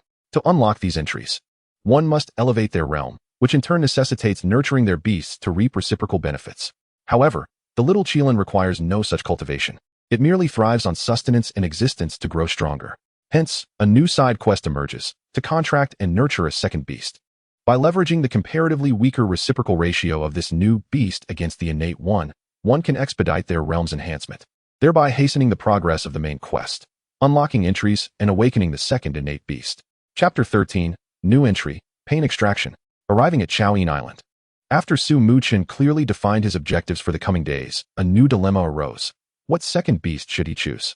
The optimal solution would be to utilize an entry to unlock another path within the cycle ring. However, the cycle ring is already bound, and the current realm permits the hatching of only one beast. The advancement is insufficient, leaving no option but to contract a beast from reality. Choosing a beast from the real world proves to be quite challenging. The quality of the earth-shattering bull, which grew up alongside him, meets the standards, but once contracted, the long journey to enhance its strength would undoubtedly be protracted, making immediate reciprocal benefits unattainable. Other high-quality beasts also present similar difficulties. Thus, what beast is both not exceedingly rare and possesses a high reciprocal ratio, while also being formidable? Just as Muchen pondered this conundrum, Yin Hong suddenly inquired, "Brother Chen, do you have any special plans for the next few days?" Surprised, Muchen instinctively turned his head. Noticing this, Yin Hong continued, "My father plans to take me to Qilin Island for training tomorrow. I wanted to see if you would be interested in joining us." "Certainly. When do we depart?" Muchen replied eagerly upon hearing this. Qilin Island is a splendid location, home to a tidal overlord of the kingly realm, making it the premier gathering site for the highest quality Qilin turtles in Huaxia and the entire world. Additionally, the vicinity of Qilin Island is rich in powerful spirit beasts unique to Huaxia, such as the leap dragon fish. Crossing the dragon gate allows it to transform into a dragon. The confirmed evolutionary paths have already reached an astonishing 18 varieties, each possessing the dragon attribute, exuding immense power. If he could locate a leap dragon fish with exceptional innate talent using the eye of exploration and facilitate its evolution into a dragon, he would not only acquire a formidable beast, but also enjoy the remarkable reciprocal benefits that accompany the transformation from carp to dragon. Thus, after confirming the time and location with Yin Hong, Muchen hurriedly left the school to prepare necessary supplies for the excursion. Moreover, Yin's father is one of the guardians of Qilin Island. In a sense, entering the island is akin to being a guest. As a guest, one must also prepare suitable gifts. After some shopping, he returned home close to 5 o'clock. At that moment, a message from his father arrived, stating, "I won't be home for dinner tonight, so there's no need to wait for me." Muchen replied, "All right. I'm going out tomorrow to train at Qilin Island with a classmate." "In Weihao's son?" his father inquired. Yes, Su Muchen confirmed. Bring 2 boxes of spirit tea from the study. Upon reading this, Su Muchen sensed that something was amiss but chose not to dwell on the complexities. He retrieved 2 boxes of specially packaged spirit tea from the study and disregarded the matter further. Perhaps due to the exhilarating battle experience during the initial testing of beast combat that day, the little Qilin sensed the admiration of those around them, which thrilled it immensely. Even during mealtime, it exhibited remarkable enthusiasm, consuming twice the usual amount of spirit fruit and continuously devouring spirit stones. Its fervor would lead one to believe it had endured some prior maltreatment. Amidst this ravenous feasting, the little Qilin once again showcased its extraordinary innate talent. Directly advancing to the 5th grade of bronze, the powerful reciprocal force surged into Su Muchen's body like a warm current, elevating his realm to the 8th grade of black iron. The effect of the innate talent activated, revealing a brand new entry in his mind. Pain extraction. When enduring an attack, the pain experienced is doubled, allowing one to draw strength from all forms of suffering. This subsequently stimulates cellular activity, enhancing muscle fibers and bones, thereby gradually improving defense and realm. Upon reading this entry's description, Su Muchen was momentarily taken aback, and then a wave of confusion washed over him. At first glance, the effect seemed quite potent, as long as he could endure pain. He could extract strength and enhance his capabilities. However, what did it mean for the pain to be doubled? Is this entry not better termed as strength through suffering? A shiver ran down Su Muchen's spine, and he decided against utilizing this entry at the moment, as he had no inclination toward masochism, and the little Qilin, being a child, was also unsuited for such a concept. It would be wiser to reserve this decision for a later time. The following day, Su Muchen rose early. After breakfast, and ensuring all preparations were complete, Huan, the little Qilin donned its specially crafted decorative sunglasses and joyfully called out, ready to set off with Su Muchen. Not long after, following the address provided by Yin Hong, they arrived at a dock. As they gazed out, a rather imposing ship lay anchored at the shore. The vessel, entirely painted black, shimmered subtly under the morning light. Yin Hong and his father, Yin Weihao, had long awaited their arrival aboard the ship. Standing at the bow, Yin Weihao appeared tall and robust, with a physique that exuded strength, yet his countenance remained amiable. Upon spotting Su Muchen, a warm smile spread across Yin Weihao's face, and he strode forward, his hearty laughter echoing across the dock. Little Chun, welcome. After your long journey, come aboard and rest. Su Muchen approached swiftly, responding with respectful warmth. I apologize for the trouble and appreciate your patience. As he spoke, he slightly inclined his body and presented the gifts he had brought. These are some humble offerings from my father. I hope you will accept them. Upon seeing the gifts, a glint of excitement flashed in Yin Weihao's eyes, and his smile broadened. You are too polite, my boy. Come aboard. We shall set sail immediately. With a nod, Su Muchen, accompanied by the little Qilin, stepped steadily onto the deck. At this moment, the crew members were diligently fulfilling their duties, untying the ropes and raising the sails. The sea breeze grew stronger, filling the sails with a resounding rustle as the ship gradually departed the dock. Throughout the journey, Su Muchen and Yin Hong stood at the bow, conversing while admiring the shimmering surface of the sea, while the little Qilin curiously gazed at the ocean, occasionally stretching out its paw to touch the splashing waves. With the presence of the formidable diamond-level beast master, Yin Weihao, they encountered no disturbances during the voyage.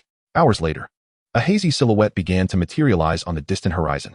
As the ship drew nearer, the outline became clearer, a mist-covered island, lush with greenery and rolling peaks, occasionally resonating with strange beast roars. This was indeed their destination, Chaoshi Island. As the ship approached the shore, Yin Weihao leaped ashore first, releasing a peculiar aura before beckoning to Su Muchen and Yin Hong. Children, come down. We have arrived. The little Qilin and the Chaoyin turtle were already brimming with anticipation. As soon as the words fell, they eagerly leaped off the boat. Su Muchen and the others had no choice but to follow closely behind. Upon landing on the island, Yin Hong's eyes widened with surprise as he exclaimed, Wow, this island is amazing. My Chaoyin Gui just arrived and has already made a breakthrough? Yin Weitao chuckled. There's a reason this place can become a gathering ground for high-quality Chaoyin Gui. Let us go settle in at the camp first. We can take action afterward. Thus, Yin Weitao led the 2 individuals and their pets toward the guardian camp on the island. Along the way, various exotic spiritual fruits exuded enticing aromas. The little Qilin occasionally paused to nibble on one and then another, drawing laughter from the group. Before long, they arrived at the camp. The tents were arranged in a pleasing disorder, and some guardians responsible for observing and protecting the Chaoyin Gui were busily coming and going. Upon seeing Yin Weitao return, they all came forward to greet him. Yin Weitao briefly introduced Su Muchen and then escorted them into the largest tent.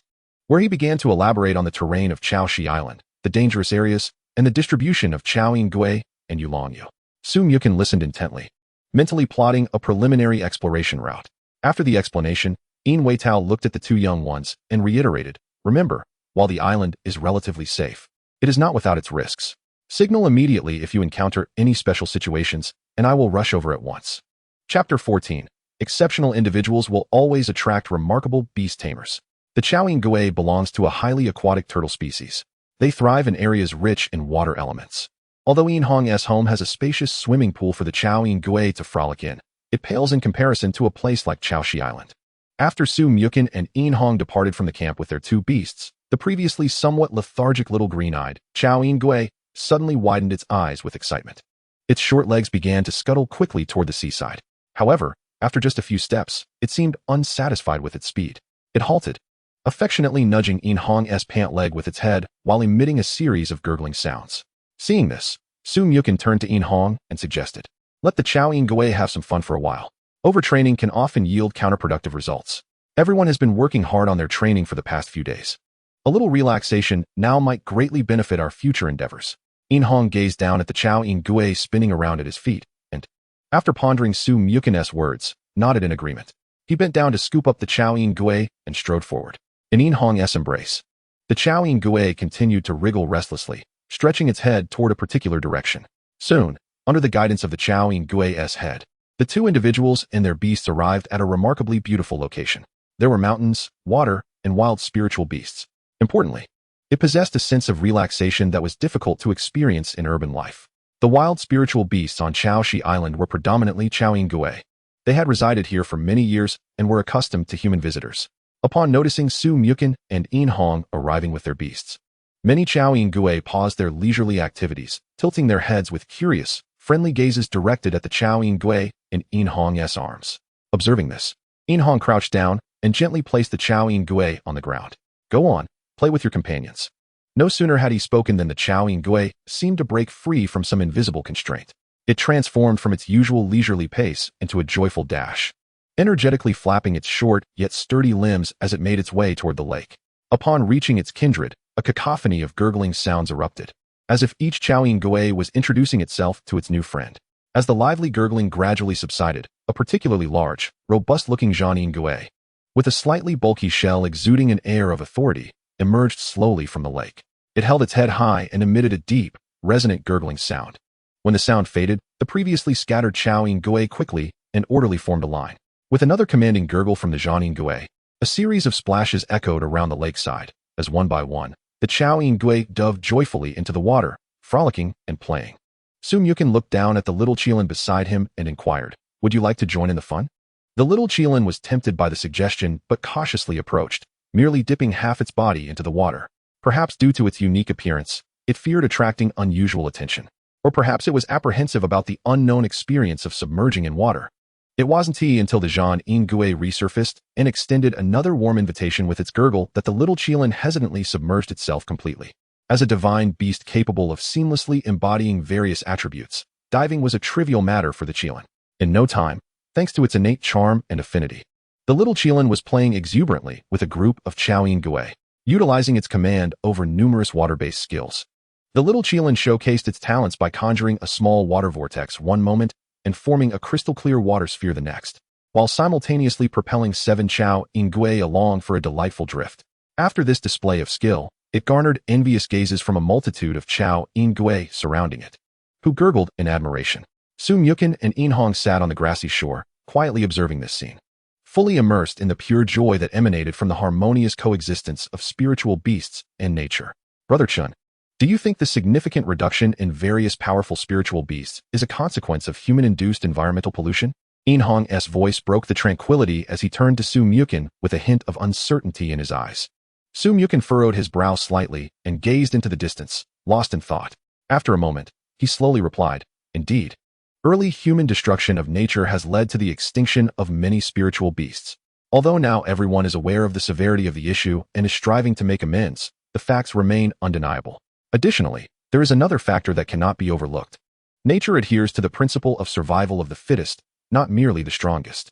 No one would dare claim that the Tiao Tiao Shenyo is weak. Yet, what is the outcome?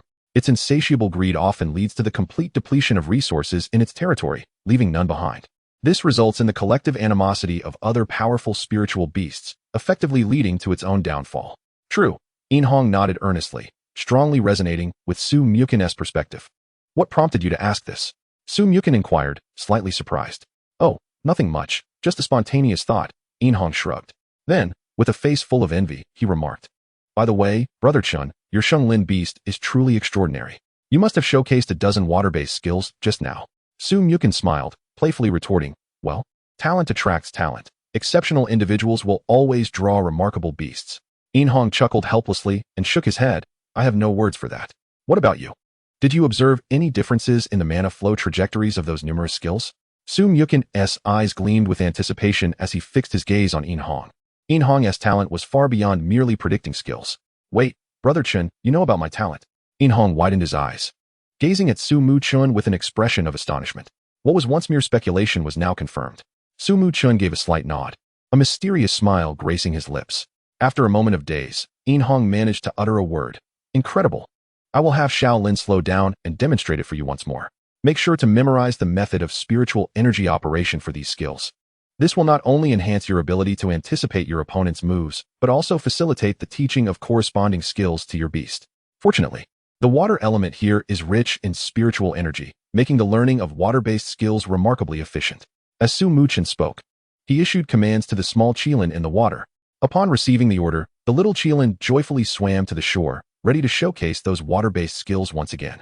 Chapter 15. Interest is the best teacher. The colorful leap dragonfish. Soft light filtered through the leaves, casting a gentle glow upon Su Muchen's upright figure.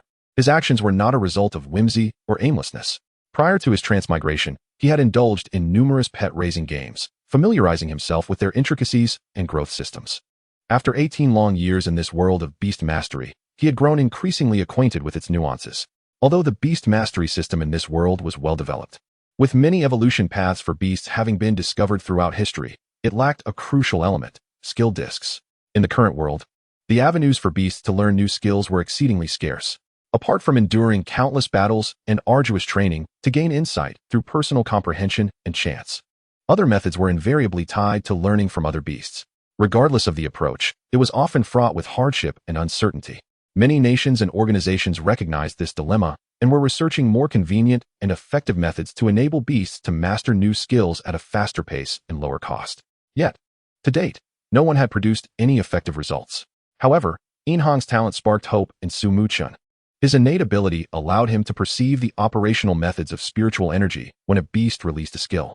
If he could record these operational methods and imprint them onto an object, perhaps, combined with other techniques, he could create something akin to skill discs.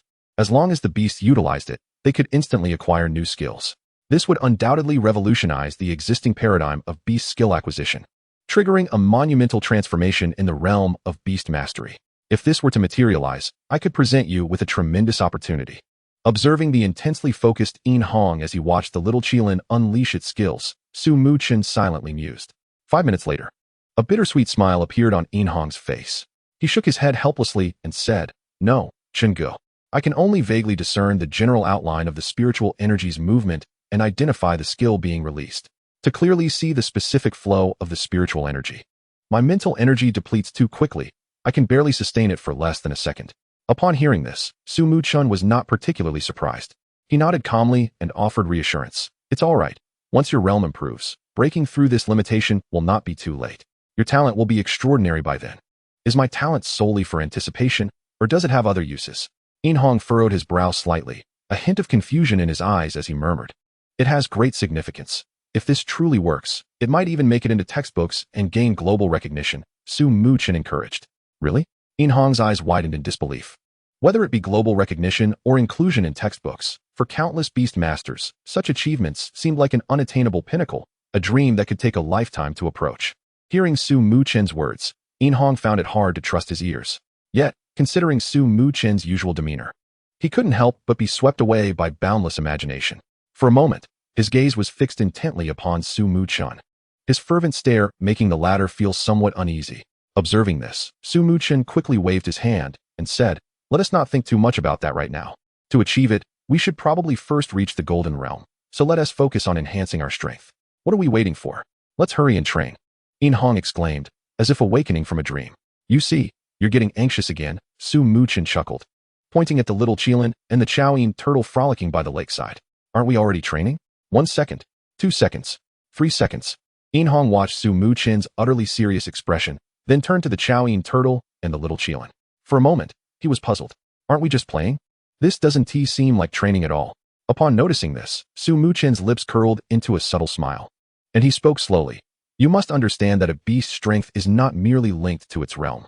When two beasts of the same realm and species are compared, one possessing 5 skills and the other 3, which one stands a better chance? In Hong instinctively furrowed his brow, a glimmer of contemplation flashing in his eyes. His lips moved slightly, ready to speak, only to suddenly realize something. His words turned back at the edge of his tongue, swallowed once more. He tilted his head slightly, rapidly sifting through his past experiences in beast battles. After a while, he hesitantly replied, That's not a certainty. Sometimes it depends on what skills are mastered and... Suddenly, In Hong seemed struck by a lightning bolt, his mind instantly clearing. He whirled around, his eyes alight with surprise and realization. Chenggu, are you saying? Exactly. The proficiency of skills is equally important. Su Muchen nodded slightly. Look, what are the little Qilin and Qilin turtle doing? In Hong turned to look again, this time with keen scrutiny. He saw the little Qilin and Qilin turtle immersed in an exceptionally unique play session with a group of Qilin turtles. Each spirit beast was eagerly demonstrating its skill moves. Some sprayed vibrant columns of water, others condensed crystal-clear water balls or conjured small water tornadoes. Each move distinct and splendid. After showcasing their skills, they would gurgle excitedly, as if sharing insights and imparting exclusive techniques. The surrounding Qilin turtles and the little Qilin occasionally nodded, seemingly eager to learn. Subsequently, they imitated the moves, skillfully releasing the same skills. Both In Hong's Qilin turtle and Su Muchen's little Qilin possessed commendable talents. The former had already gained a preliminary understanding of certain water-based skills through this method.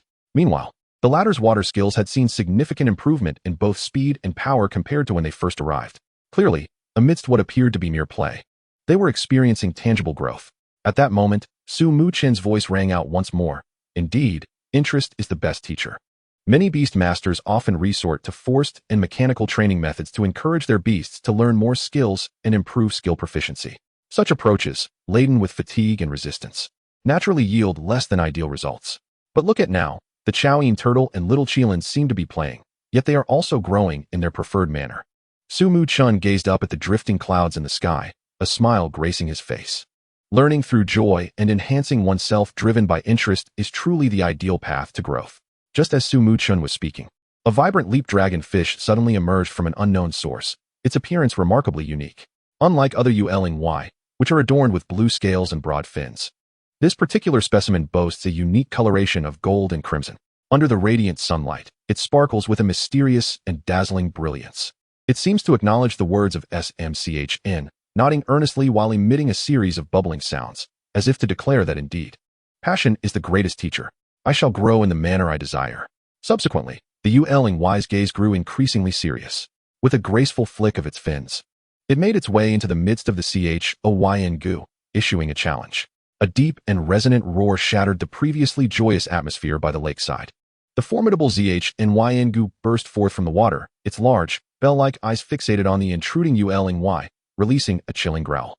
This roar was laden with warning and fury, sending ripples across the lake's surface. Clearly, they were quite familiar with this Yuling, familiar enough to loathe its presence, like a wolf among sheep. Upon entering the Choying's territory, it began to provoke them shamelessly with despicable antics, using its agile fins as though they were hands. It seized an unsuspecting Choying and spun it around as if it were a mere toy. The dizzy creature could only emit helpless gurgles, while the Yuling's tail lashed about like a powerful whip, splashing water everywhere and causing the surrounding Choying to scatter in retreat. Moreover, it opened its mouth, sputtering water and taunting the gathered turtles in a display of arrogance. Even more astonishing was its incredible strength.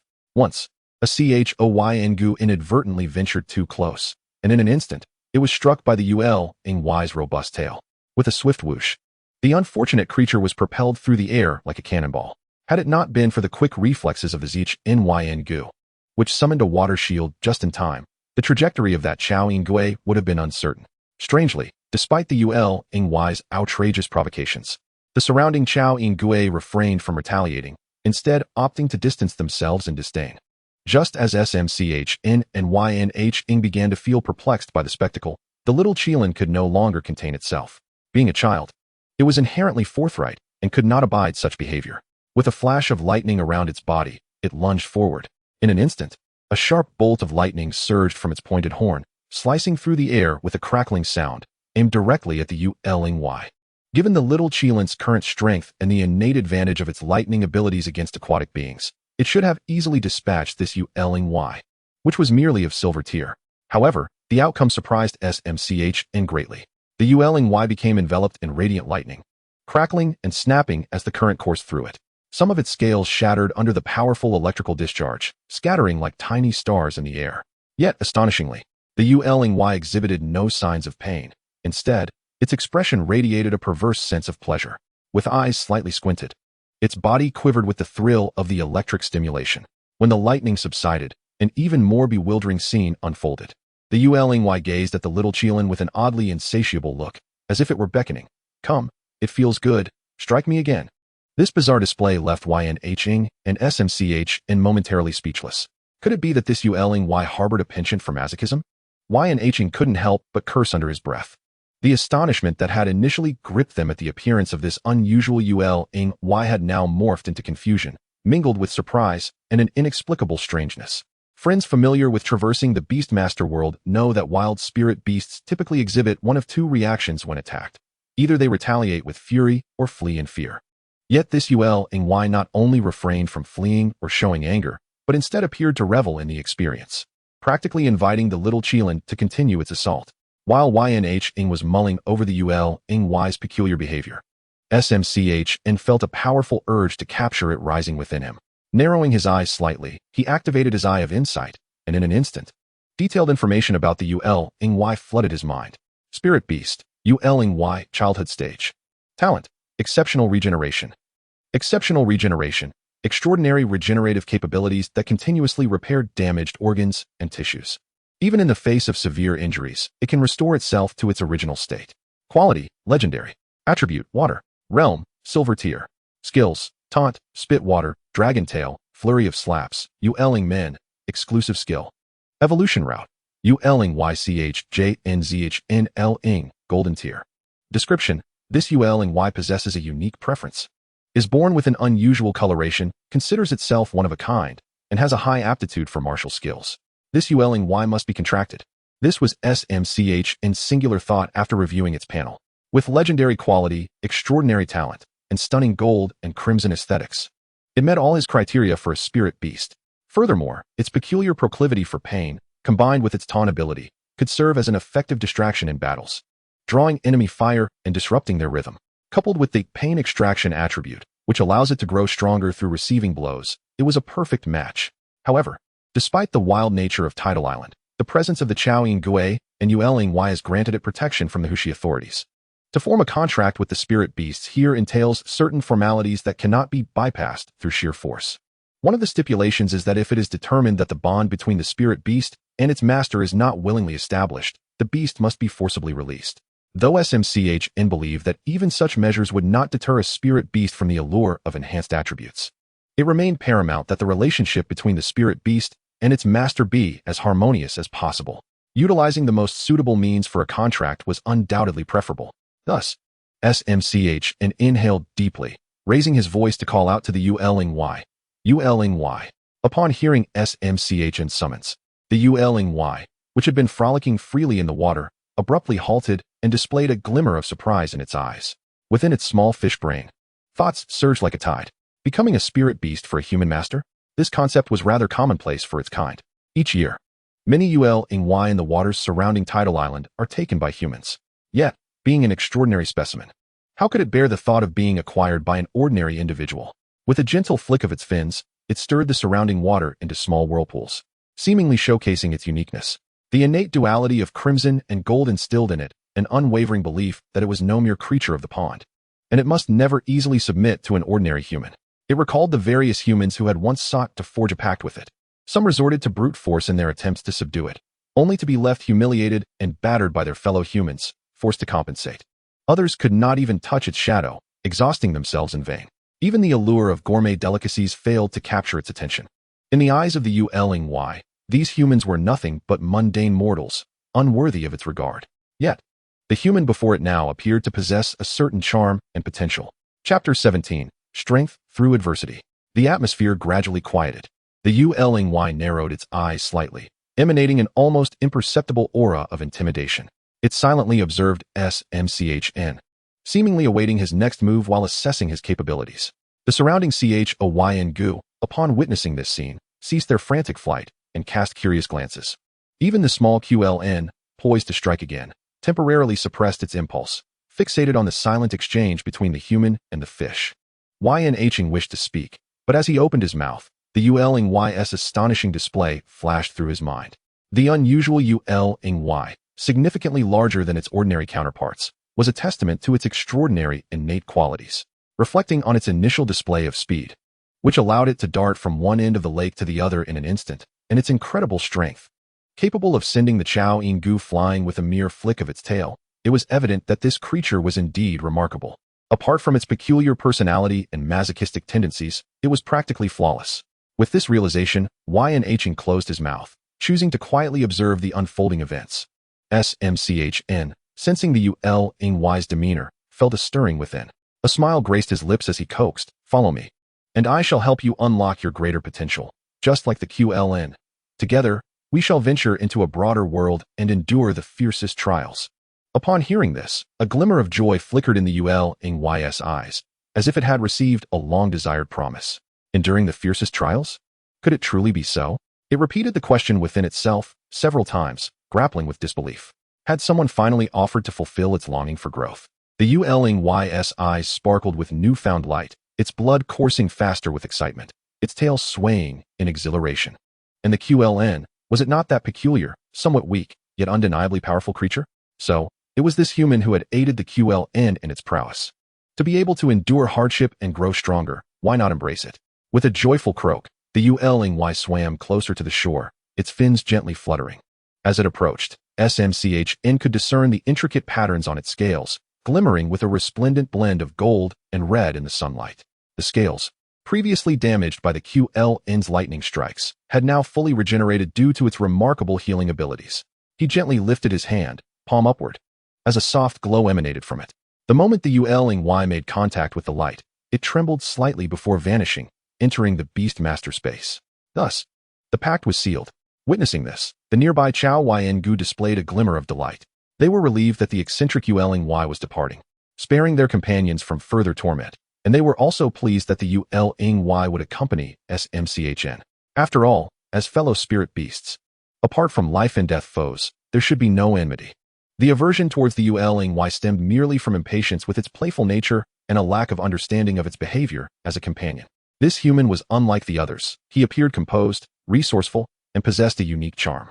Perhaps the Qilin would truly be able to shed its bad habits, grow faster, and undergo transformation under his guidance. At this moment, Yuanching approached, a broad smile gracing his face as he sincerely remarked, "Brother Chen, congratulations. This Qilin is clearly extraordinary. If its troublesome personality can be amended, it will undoubtedly become formidable." Muchen, upon hearing this, allowed a faint smile to form at the corners of his mouth. With a thought, he summoned the Qilin, now imbued with the pain absorption attribute, from the Beastmaster space. He countered, "Why should it be changed?" His gaze deepened, revealing a profound understanding of the path of the Beastmaster. Forming a contract signifies that it has become your partner, your family. As Beastmasters, we are, in a sense, parental figures. If our children are not straying from the right path, we must respect their choices. As Muchen's words resonated, the small Qilin, having grasped the message, was already enveloped in crackling lightning, robust bolts spiraling forth like silver serpents, cocooning the Qilin. With a delighted cry, the Qilin exclaimed, its voice brimming with exhilaration. It called out again, "This feels incredible," as though it were immersed in a euphoric celebration. Feeling its internal strength surging rapidly, it shouted in excitement, "This is double the sensation." Yet, moments later, a cascade of puzzled calls emerged from it. "PL? What is this? PL? How have I grown stronger?" The Qilin croaked, a blend of elation and confusion evident in its voice. Having been endowed with the pain absorption attribute, it now experienced a pain that was double what it had felt before. That intense sensation was akin to countless needles piercing its body, Yet it found this feeling intoxicating, for it relished this mode of growth. Previously, as a wild spirit beast, the Yuling had endured numerous attacks from other spirit beasts during its time on Chaoshi Island due to its temperament. Although its remarkable regenerative talent allowed it to heal surface wounds to some extent, it had accumulated many hidden injuries from a lack of professional care.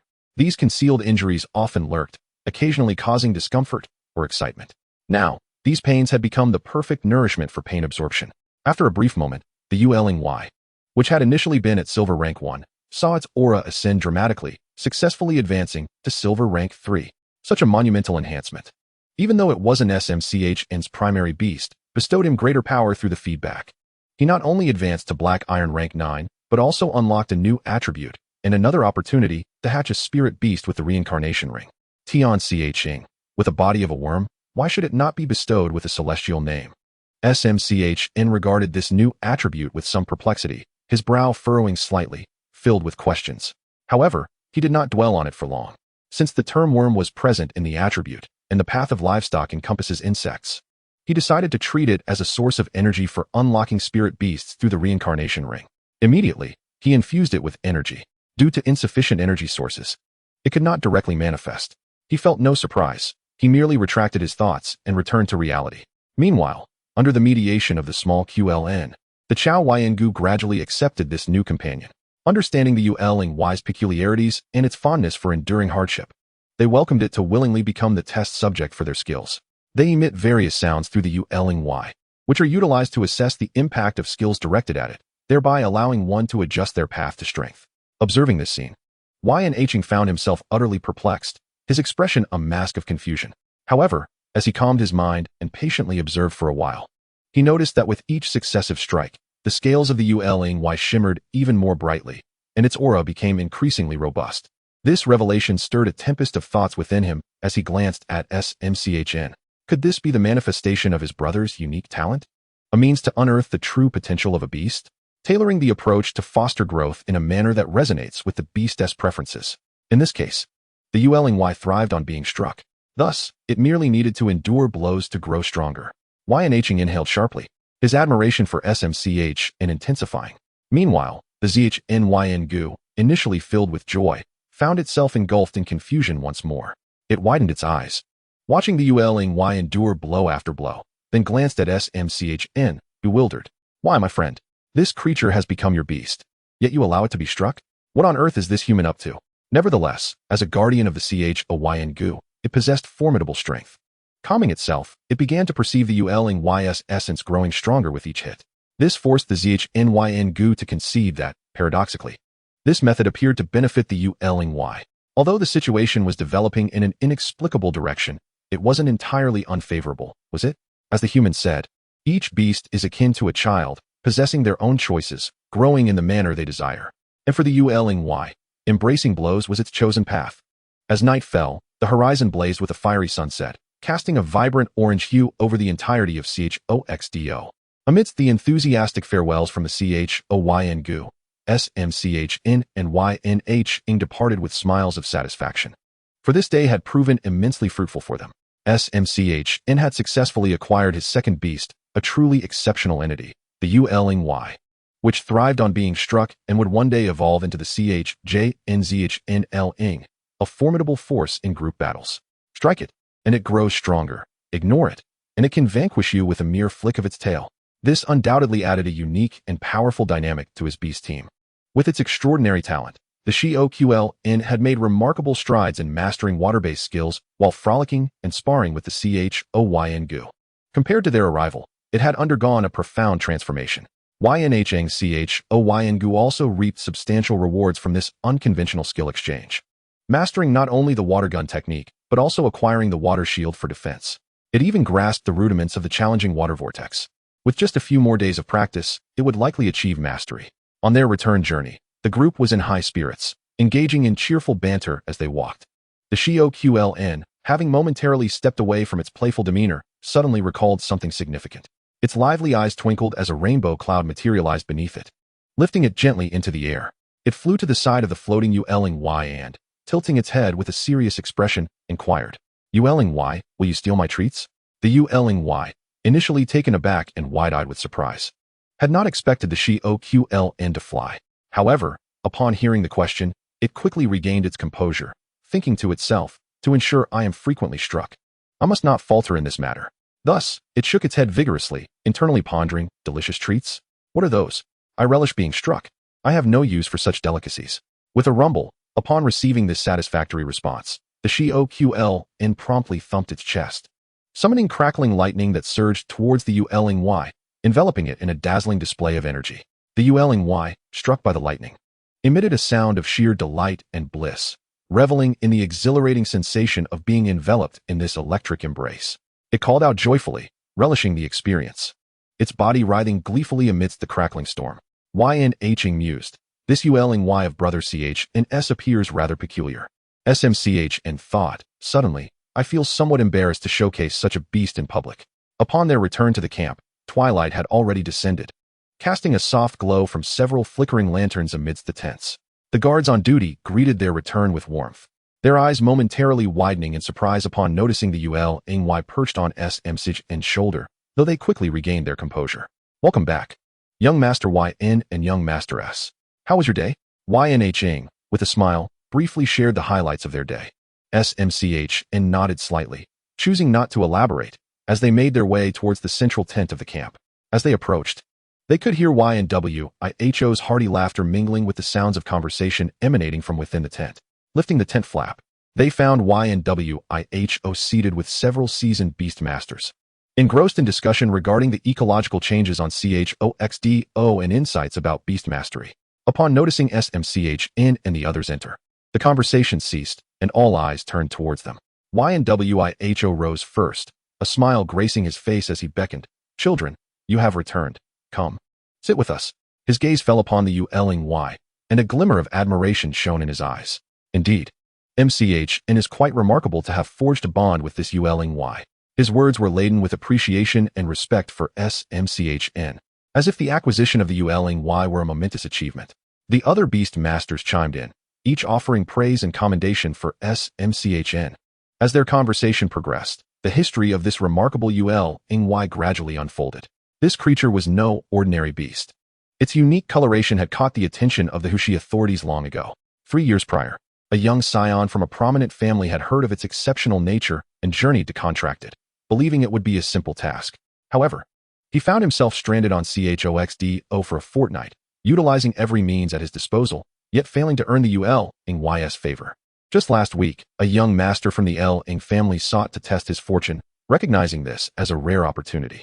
He believed that if he could claim this gifted Yuling as his beast, he would secure an unparalleled future upon awakening its talents.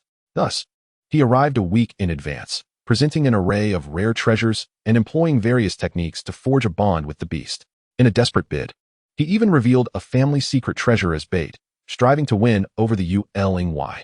Yet, despite 3 days of effort, the Yuling remained dismissive, maintaining an air of aloof indifference.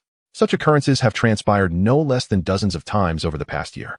Various beast tamers and scions of noble families have flocked to the scene, all eager to tame the enigmatic Yuling. Yet, whether compelled or reluctant, they have all returned in defeat, without exception. However, today, Muchen has performed a miracle. In little more than a day, indeed, it has scarcely even been a full day, he has managed to subdue the Yuling. Moreover, the creature did so willingly.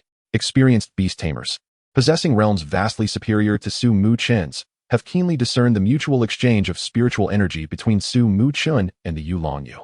This signifies that he has genuinely earned the creature's recognition, enabling him to reap the rewards of a breakthrough in his own cultivation. This undoubtedly garnered much admiration from the seasoned beast tamers present, their gazes filled with approval. Before them stood not merely a fledgling youth, but a star destined to shine brightly in the realm of beast tamers. Listening to the discussions around him, Inhong's eyes widened in disbelief. While others were unaware of how Muchen had forged the contract, he was acutely aware. Recalling the scene, from Muchen's invitation to the Yuling swimming over of its own accord, culminating in the successful contract, altogether, it had taken scarcely 3 minutes, if that. This meant that the others, who had spent at least 3 days, and in some cases as long as a month, trying to contract the Yuling, had been effortlessly outdone by Muchen in a mere blink of an eye. The disparity was staggering. With such a comparison, Inhong's admiration for Muchen grew even deeper. Among the many seasoned beast tamers present, there were also members of the Long family. The news of Su Muchen's contract with the Yulong Yu quickly reached Long Hanwen's phone. How could this be? As he gazed at the message on his phone, skepticism filled his heart. Having made previous attempts himself, he understood well the formidable nature of this Yulong Yu. He had once employed his family's secret dragon artifact to tame it, yet all had ended in futility. Each recollection of that experience flooded him with a tide of frustration. He had firmly concluded that this exceptionally tough opponent could not be contracted by anyone. And now, he was being told that someone had accomplished this in less than a day. Moreover, the bond between them was reportedly substantial. This struck Long Hanwen as utterly preposterous. What a tiresome jest. Chapter 19. New Terminology. Gung Jin Gla. Beast Tamer Combat Activities. After enduring 3 tiresome and lengthy days, dawn broke. Light as delicate as gossamer seeped through the lush branches, casting a soft golden halo over the camp on Tidal Island. Su Muchen rose from his simple sleeping mat, stretching languidly. His joints emitted faint cracking sounds in that moment. Beside him, the little Qilin sensed his movement, groggily opening its eyes and affectionately nudging Su Muchen's leg, emitting several lazy sounds as if lamenting its insufficient sleep. Su Muchen chuckled, scratching its chin. Little sluggard. It's time to rise. We have much to attend to. Stepping out of the tent, the fresh and invigorating air greeted him, refreshing the spirit and invigorating the body. Su Muchen looked around and saw Yin Hong crouched nearby, carefully wiping the shell of the Chao Yin Gui with a soft, damp cloth. The Yulong Yu, having risen early, was already engaging in a playful spar with some of the guard's beasts. Well, it could hardly be called sparring. It was more akin to taking a beating. Observing its antics, actively approaching other beasts, wagging its tail, and enticing them to strike, one could see it was clearly provoking them. Remarkably, when struck, it did not dodge or evade. Instead, it wore an expression of near enjoyment, prompting others to shake their heads in disbelief. Over the course of these 3 days, Su Muchen and Yin Hong did not squander their time. They adapted their training to the unique environment of Tidal Island. First, the little Qilin had grown significantly during this period, now reaching the 7th rank of bronze. Its mastery of thunder and water skills had improved markedly, particularly the power of its thunder skills, which had undergone a qualitative leap. This was largely attributable to Su Muchen's elevation to the 1st rank of bronze, granting him the new term, Gung Jin Gla. Gung Jin Gla, a fusion of ominous energy and metallic energy, classified as the most destructive among the 5 elemental divine thunders, characterized by its golden lightning. With this new term, the little Qilin's thunder skills had become exceedingly formidable. Even the Zhan Yin Gui struggled to withstand the power it wielded. Turning to the Yulong Yu, it too had made remarkable progress, successfully advancing to the 4th rank of silver after 3 days of taking hits for training. The term pain absorption, which enhances cellular activity, interacted with its innate regenerative abilities, resulting in an astonishing recovery rate. Now, when facing opponents of the same silver rank, the damage inflicted upon it was outpaced by its own healing speed. It had truly become a formidable force in team battles. The substantial growth of both beasts undoubtedly facilitated Su Muchen's swift breakthrough, allowing him to attain the 1st rank of bronze with relative ease. As for the Chao Yin Gui, it thrived in this nurturing environment, achieving the 1st rank of bronze while also mastering the water tornado skill with increasing proficiency, establishing itself as a reliable combat partner for Yin Hong. With its current strength, it was almost assured that Yin Hong would secure a spot at Yanjing University through special recruitment. At that moment, Yin Wei strode over with purpose, his face adorned with his customary amiable smile. His gaze swept over Su Muchen, Yin Hong, and their beasts. Children, it is time for us to return home. While the enhancement of realms and mastery of skills is undeniably crucial, the tempering of practical experience is of utmost importance. With the special recruitment approaching, various combat activities for beast tamers are being held throughout the city. It is time to return and engage in practice with fellow beast tamers to augment our practical experience. Su Muchen and Yin Hong exchanged glances, their eyes sparkling with anticipation. At the moment they decided to embark on their journey home, the camp buzzed with activity. The beast tamers moved with practiced efficiency and focus, meticulously checking the conditions of their beasts and carefully organizing their belongings in preparation for the return journey. Once everything was in order, they set off. Upon boarding the ship, Su Muchen stood on the deck, gazing at the receding Tidal Island, his heart brimming with reflections. As the sea breeze caressed him, the vessel sliced through the waves. As they approached the dock of Mo, the throng of people became discernible from afar. A vibrant sea of humanity alive with activity. Occasionally, shouts filled with enthusiasm pierced the sea breeze, reaching their ears. Come forth, my treasure, marsh dragon. Huh, I thought it was truly a dragon. Turns out it's just a worm. Green bug, why is it all green? It was evident that many novice beast tamers in MO2 had contracted common insect-type beasts. Do you think anyone can play with beast tamers? MO2 is full of wealthy individuals. Insect-type beasts are easy to raise and promote quickly, making them popular among the majority. The battles involving insect-type beasts were hardly impressive, often consisting of spinning silk or colliding and clawing. Look, there's a flame beast. Wow, a single spark just obliterated the opponent? That's quite a dimensional blow. Listening to the shouts and discussions emanating from the riverbank, the seasoned beast tamers aboard the vessel were already accustomed to such scenes, their lips curling into faint smiles. This spectacle, akin to an annual ritual, unfolded in the vibrant city of MO2 at this time each year. Decades ago, they too had been among the fresh-faced, inexperienced beast tamers, embarking on their own journeys at this very dock or elsewhere. Reflecting on those times stirred a wave of nostalgia within them. However, upon witnessing this scene, Hong felt a palpable sense of disappointment. He sighed softly, expressing, "I had initially hoped to engage in some sparring with them, but it seems rather unnecessary now. They might struggle to even scratch my Qiling." While his words carried a hint of jest, they contained an undeniable truth. Given the current prowess of his Qiling, he held a significant advantage over the insect-type beasts wielded by these novice beast tamers. Muchen, standing nearby, nodded in agreement. The strength of these fledgling beast tamers was indeed lacking, verging on weakness. Perhaps a casual strike from his Qilin could send them to see their mothers.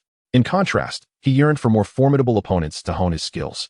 Only through pressure or evenly matched challenges could he truly savor the joys of battle and glean wisdom from it.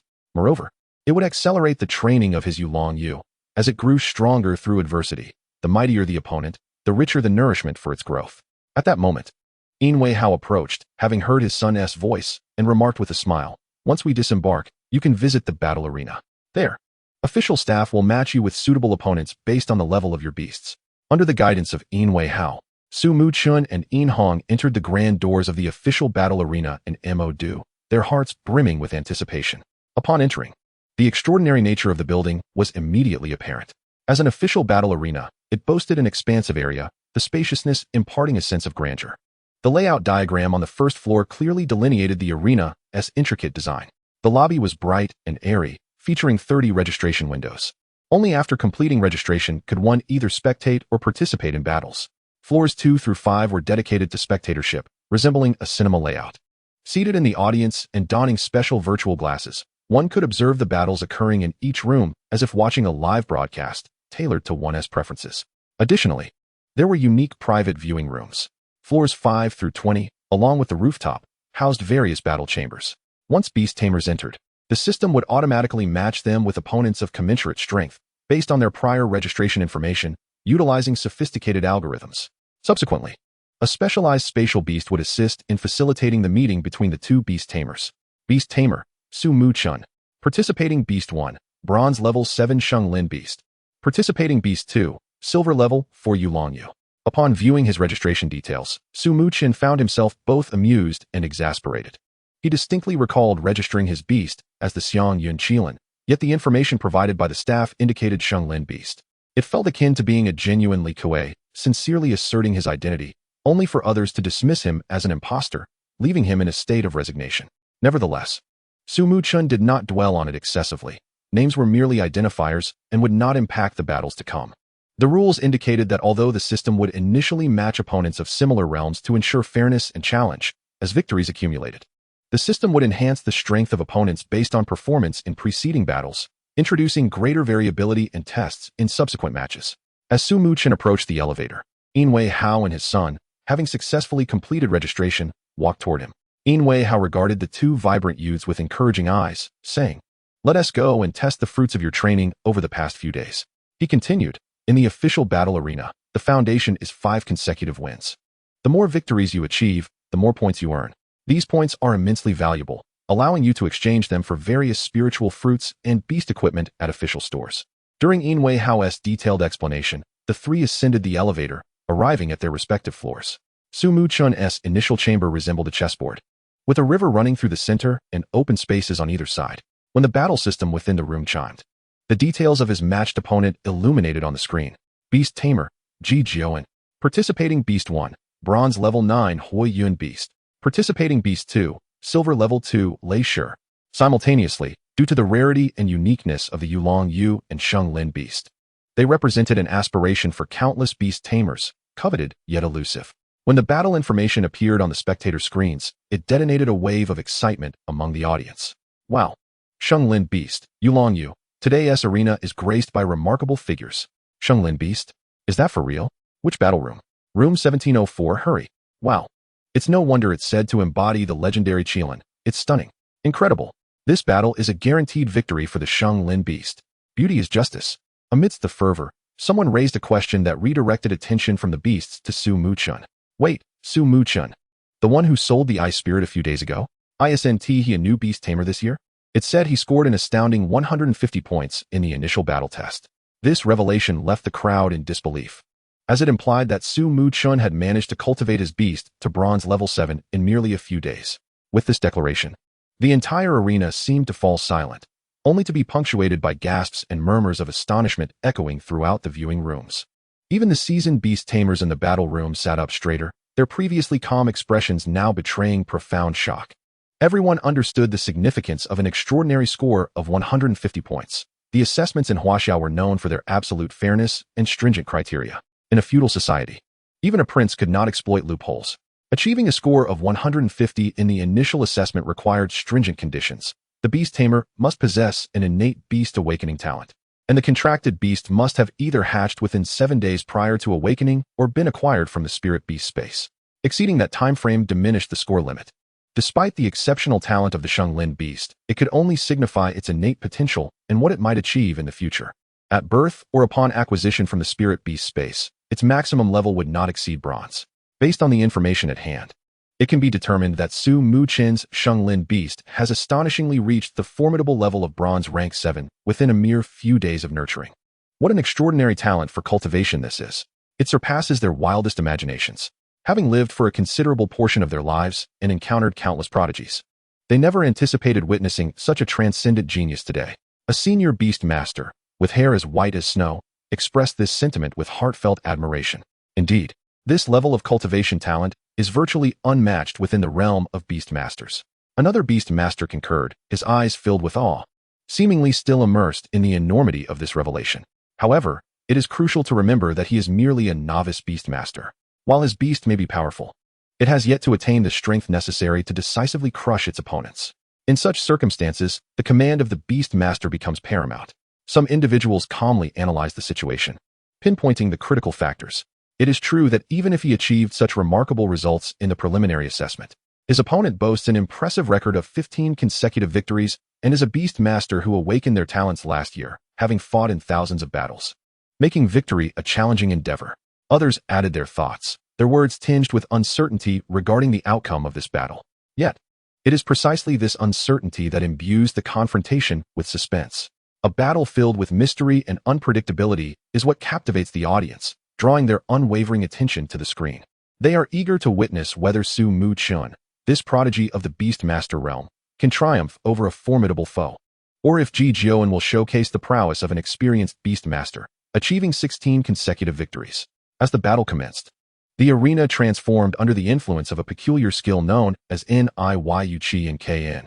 The previously cramped battleground expanded to an astonishing size, comparable to that of a football field.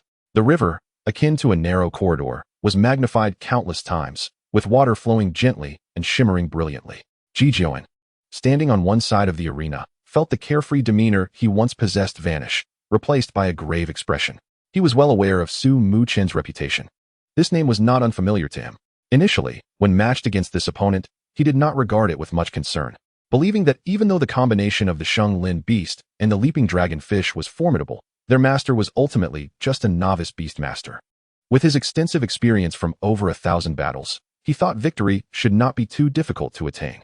However, upon witnessing Su Muchen's little Qilin, his sense of relaxation evaporated like mist.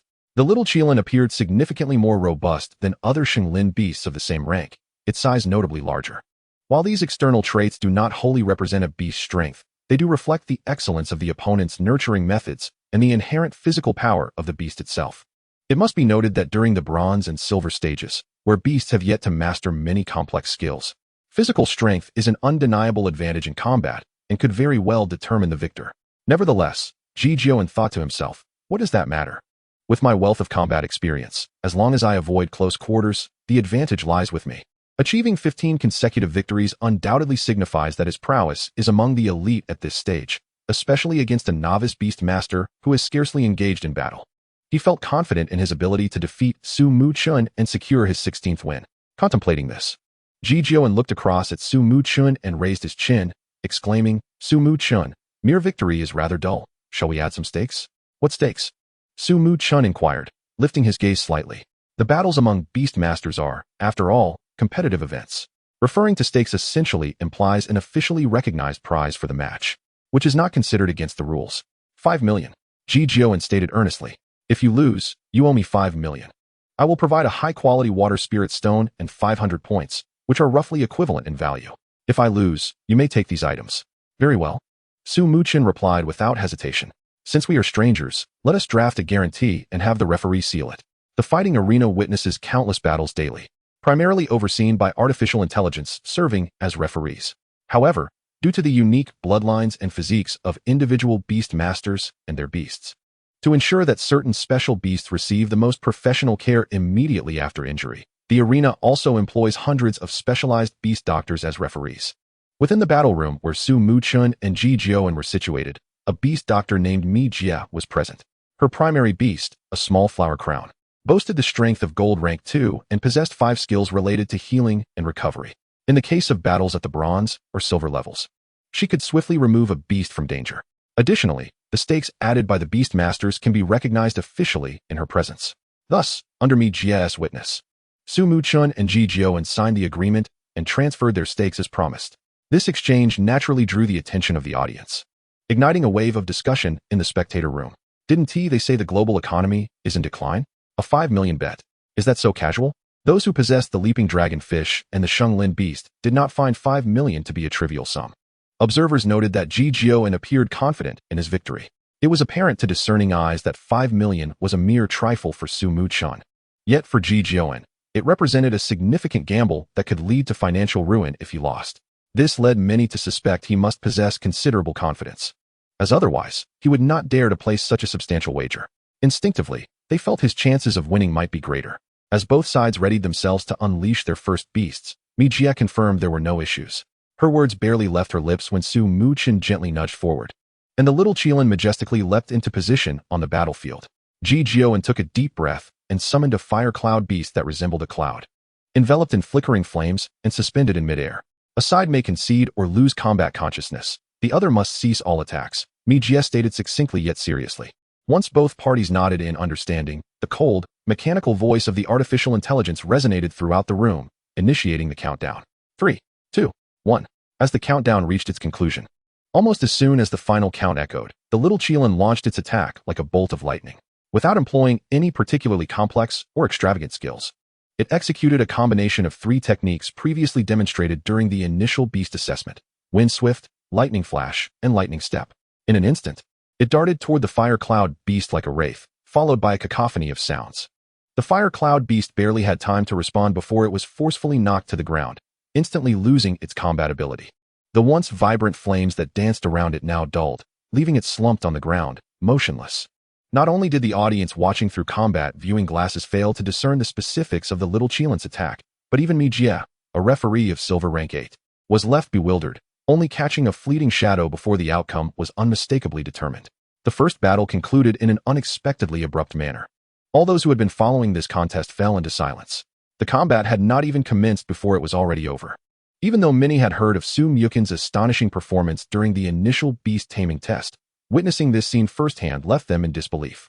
The disparity between a bronze rank 1 and a bronze rank 9, although both classified as bronze, was akin to the difference between 10,000 and 90,000, representing entirely different realms. Yet, even the bronze rank 9 Huiyun beast could not withstand a single second in the hands of the little Qilin. Where was the grand showdown promised? Where was the anticipated victory for Muchen, who was supposed to have the upper hand? How could it all end before it had even begun? In this scenario, it was a complete rout, and a one-sided one at that, with the Huiyun beast exhibiting no capacity for retaliation. But was the Huiyun beast truly weak? Its bronze rank 9 status, combined with Muchen's impressive record of 15 consecutive victories, was sufficient evidence of its formidable abilities. Against a novice beast tamer, it should have been capable of overwhelming dominance. However, all of this was rendered meaningless in the face of Muchen, whose beast executed a swift kill in an instant. What use were commanding skills or powerful techniques if one was defeated before having the chance to employ them? In that moment, countless spectators were struck by a singular phrase, terrifying indeed. Chapter 22, The Thunder Lion Approaching Evolution. Not only the spectators in the viewing room, but also several beast tamers taking a break in the combat room had turned their attention to this battle, observing Muchen's poised and composed figure. Alongside the little Qilin who remained lively and unchanged after executing its skills, many beast tamers with silver rank 5 or higher began to wear grave expressions, their eyes betraying a sense of apprehension. They realized that if they were to face the little Qilin, they had no notion of how to achieve victory. It seemed their only recourse would be to rely on their beast's greater resilience to endure and seek an opportunity. For a silver rank beast to triumph over a bronze rank beast, time was essential. Previously, they would have dismissed this as a ludicrous notion. Yet after witnessing the little Qilin's prowess, reality compelled them to reconsider their disbelief. 15 consecutive victories were once thought impressive. Yet it was clear that even the strength of Muchen's first rank had not been pressured. In the combat room, Inhong scoffed, disappointment etched across his face. He believed that with Muchen's current strength, it would be challenging to encounter an opponent worthy of his earnest attention before achieving 20 consecutive victories. With this thought, he deemed the battle unworthy of further observation and shifted his focus to matching his own opponent. In the combat room, referee Mi Jiao was equally astonished. Gazing at the unfolding scene, she had not expected the outcome of this battle to take such an unforeseen turn. However, she quickly regained her composure, acknowledging her professional obligations. She promptly informed the equally incredulous Ji Jiuan, the Huoyan beast has lost its combat capability. Please summon your second beast. Pausing for emphasis, she added, failure to summon a beast within 1 minute will result in a loss. Upon hearing Mi Jie's words, Ji Jiuan came to his senses, taking a deep breath. Indeed, it is the Shenglin beast. I underestimated you. With that, a radiant flash emanated from his hand, revealing the mark of a thunder lion. As the mark flickered with brilliant light, a powerful roar echoed across the arena as a majestic lion appeared. Its forehead bore a striking thunder mark, and its neck was adorned with a band of blue mane, signifying its extraordinary nature. Surrounding the thunder lion, arcs of electricity crackled, popping and snapping as if to intimidate its opponent. My goodness, this thunder lion is on the verge of evolution. It appeared this was the source of his confidence, a thunder lion poised for transformation. Although reluctant to admit it, even Muchen would find victory against such a formidable foe no easy task. The spectating room erupted in discussions, voices overlapping as everyone expressed their thoughts. Each individual was captivated by the sudden emergence of the powerful thunder lion, and fresh speculation about the battle's outcome began to circulate.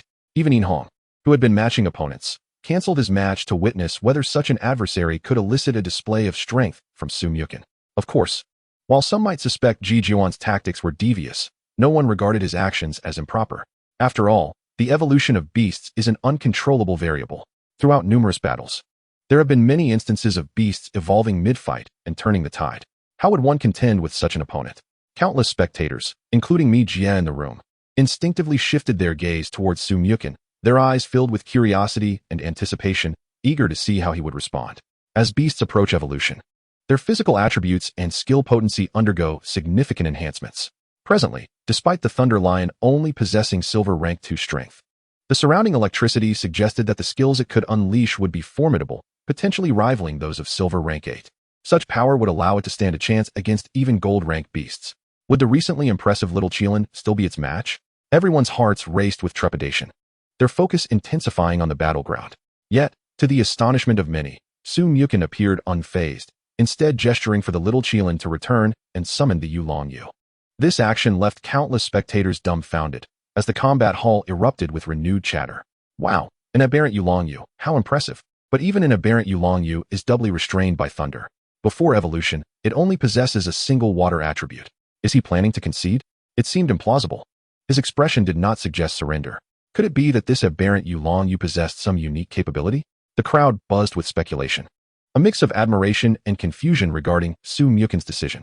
Aside from Yin's father-son duo, who understood the unique growing stronger when struck trait of the Yulongyu, the rest were utterly baffled, unable to comprehend Muchen's intentions. Even Ji Jiuan, astonished, could not help but shake his head, suggesting, what about conceding for a half-loss?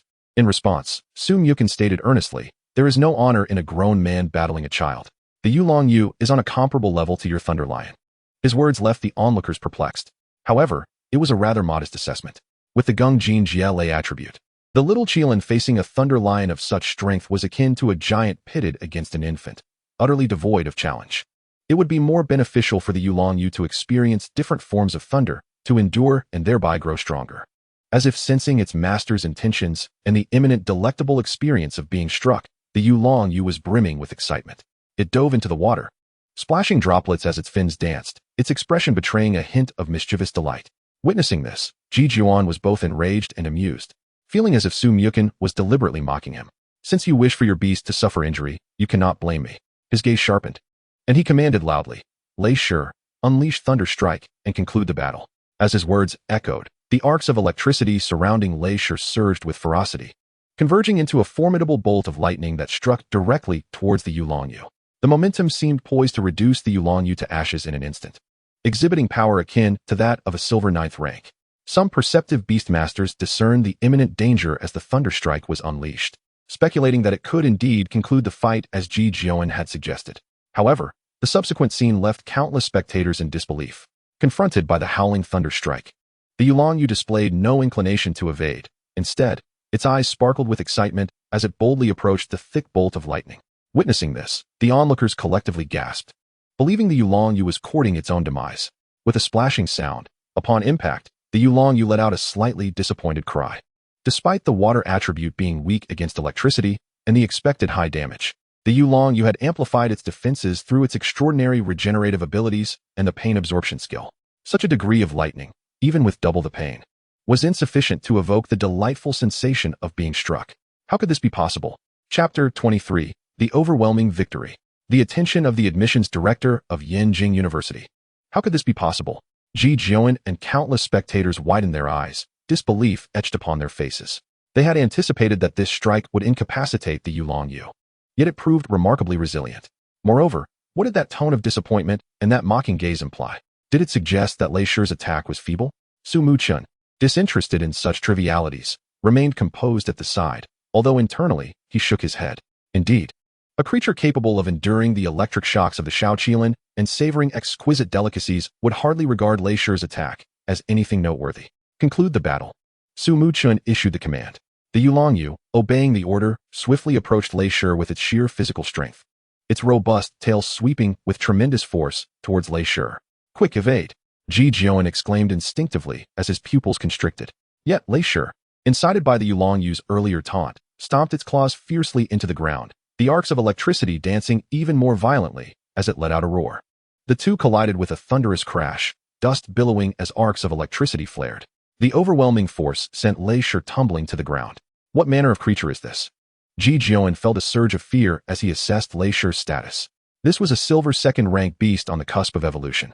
Its physical strength had been augmented, yet it still faltered against the Yulong, even in an attribute-disadvantaged scenario. This realization instilled in him a profound sense of despair. Grinding his teeth, Ji Jian commanded once more, Lei Shi, Thunderweb. I refuse to believe the Yulong's defenses can be so formidable. Having been battered, Lei Shi regained its focus. It reared back and roared, summoning dark clouds above the combat arena. Bolts of lightning rained down, weaving into a thunderous net that enveloped the Yulong. This skill, executed with remarkable proficiency, was not to be underestimated. Even some gold-rank beasts would hesitate to endure it directly. Yet, the Yulong stood undaunted, braving the deluge of lightning and emitting a few sounds of apparent enjoyment. This dragonfish is not picky, even if it's but plain rice. If there's enough, I shan't complain. However, despite the Yulong's formidable defenses, the paralysis effect of the thunder web confined it in place. Oh no! The Yulong has been paralyzed. It has become a living target. Truly commendable was the Thunder Lion, nearing evolution, for its swift execution of this skill and its high probability of inflicting paralysis. Nevertheless, the Yulong's defenses seemed astonishingly robust. Once the paralysis subsided, it would surely retaliate. In the observation room, the audience held their breath, eyes glued to the battlefield. The earlier performance of the Yulong had made it clear that it was no mere weakling to be easily dispatched, but rather a tank clad in the guise of a dragonfish. The bad news: the tank was under the control of a mage. The good news: the mage's attack seemed incapable of penetrating the tank's defenses. When the control effect faded, it would be the Yulong's turn to counterattack. Ji Jian, aware of this crucial point, seized the moment while the Yulong was immobilized, continuously directing Lei Shi to unleash a series of powerful skills. Yet, he still underestimated the Yulong Yu's might. With its extraordinary regeneration and pain absorption, combined with the inherent vitality of electricity, the Yulong Yu's defenses and healing rate were astonishingly rapid. Even Lei Shi, on the brink of evolution, found its attacks insufficient to outpace the Yulong Yu's recovery. After several exchanges, Lei Shi began to exhibit signs of fatigue from the excessive skill usage. In stark contrast, the scales of the Yulong Yu shimmered vibrantly, its aura growing ever more potent. How could this be? Ji Jiuan's complexion drained of color as his confidence crumbled. Just then, Muchen, sensing the opportune moment, allowed a slight smile to grace his lips. Without uttering a word, the Yulong Yu liberated itself from the flickering lightning, its scales of gold and crimson radiating with brilliance. The amassed power concentrated in its tail, and as it charged towards Lei Shi, the sound of thunder roared. Lei Shi's eyes widened in terror as it sought to evade, but discovered itself ensnared by an invisible force, unable to move. In this critical moment, it summoned all its strength to unleash one final bolt of lightning in a desperate attempt to resist.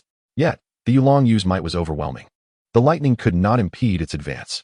With a resounding crash, its tail struck Lei Shi, sending it hurtling through the air, crashing heavily to the ground and raising a cloud of dust, utterly devoid of combat capability. Instantaneously, silence enveloped the entire combat arena, as all present absorbed the shock of this outcome. After several moments, a thunderous cheer erupted, filled with astonishment. Incredible! Truly, he is nothing short of extraordinary. How did Muchen cultivate such a creature?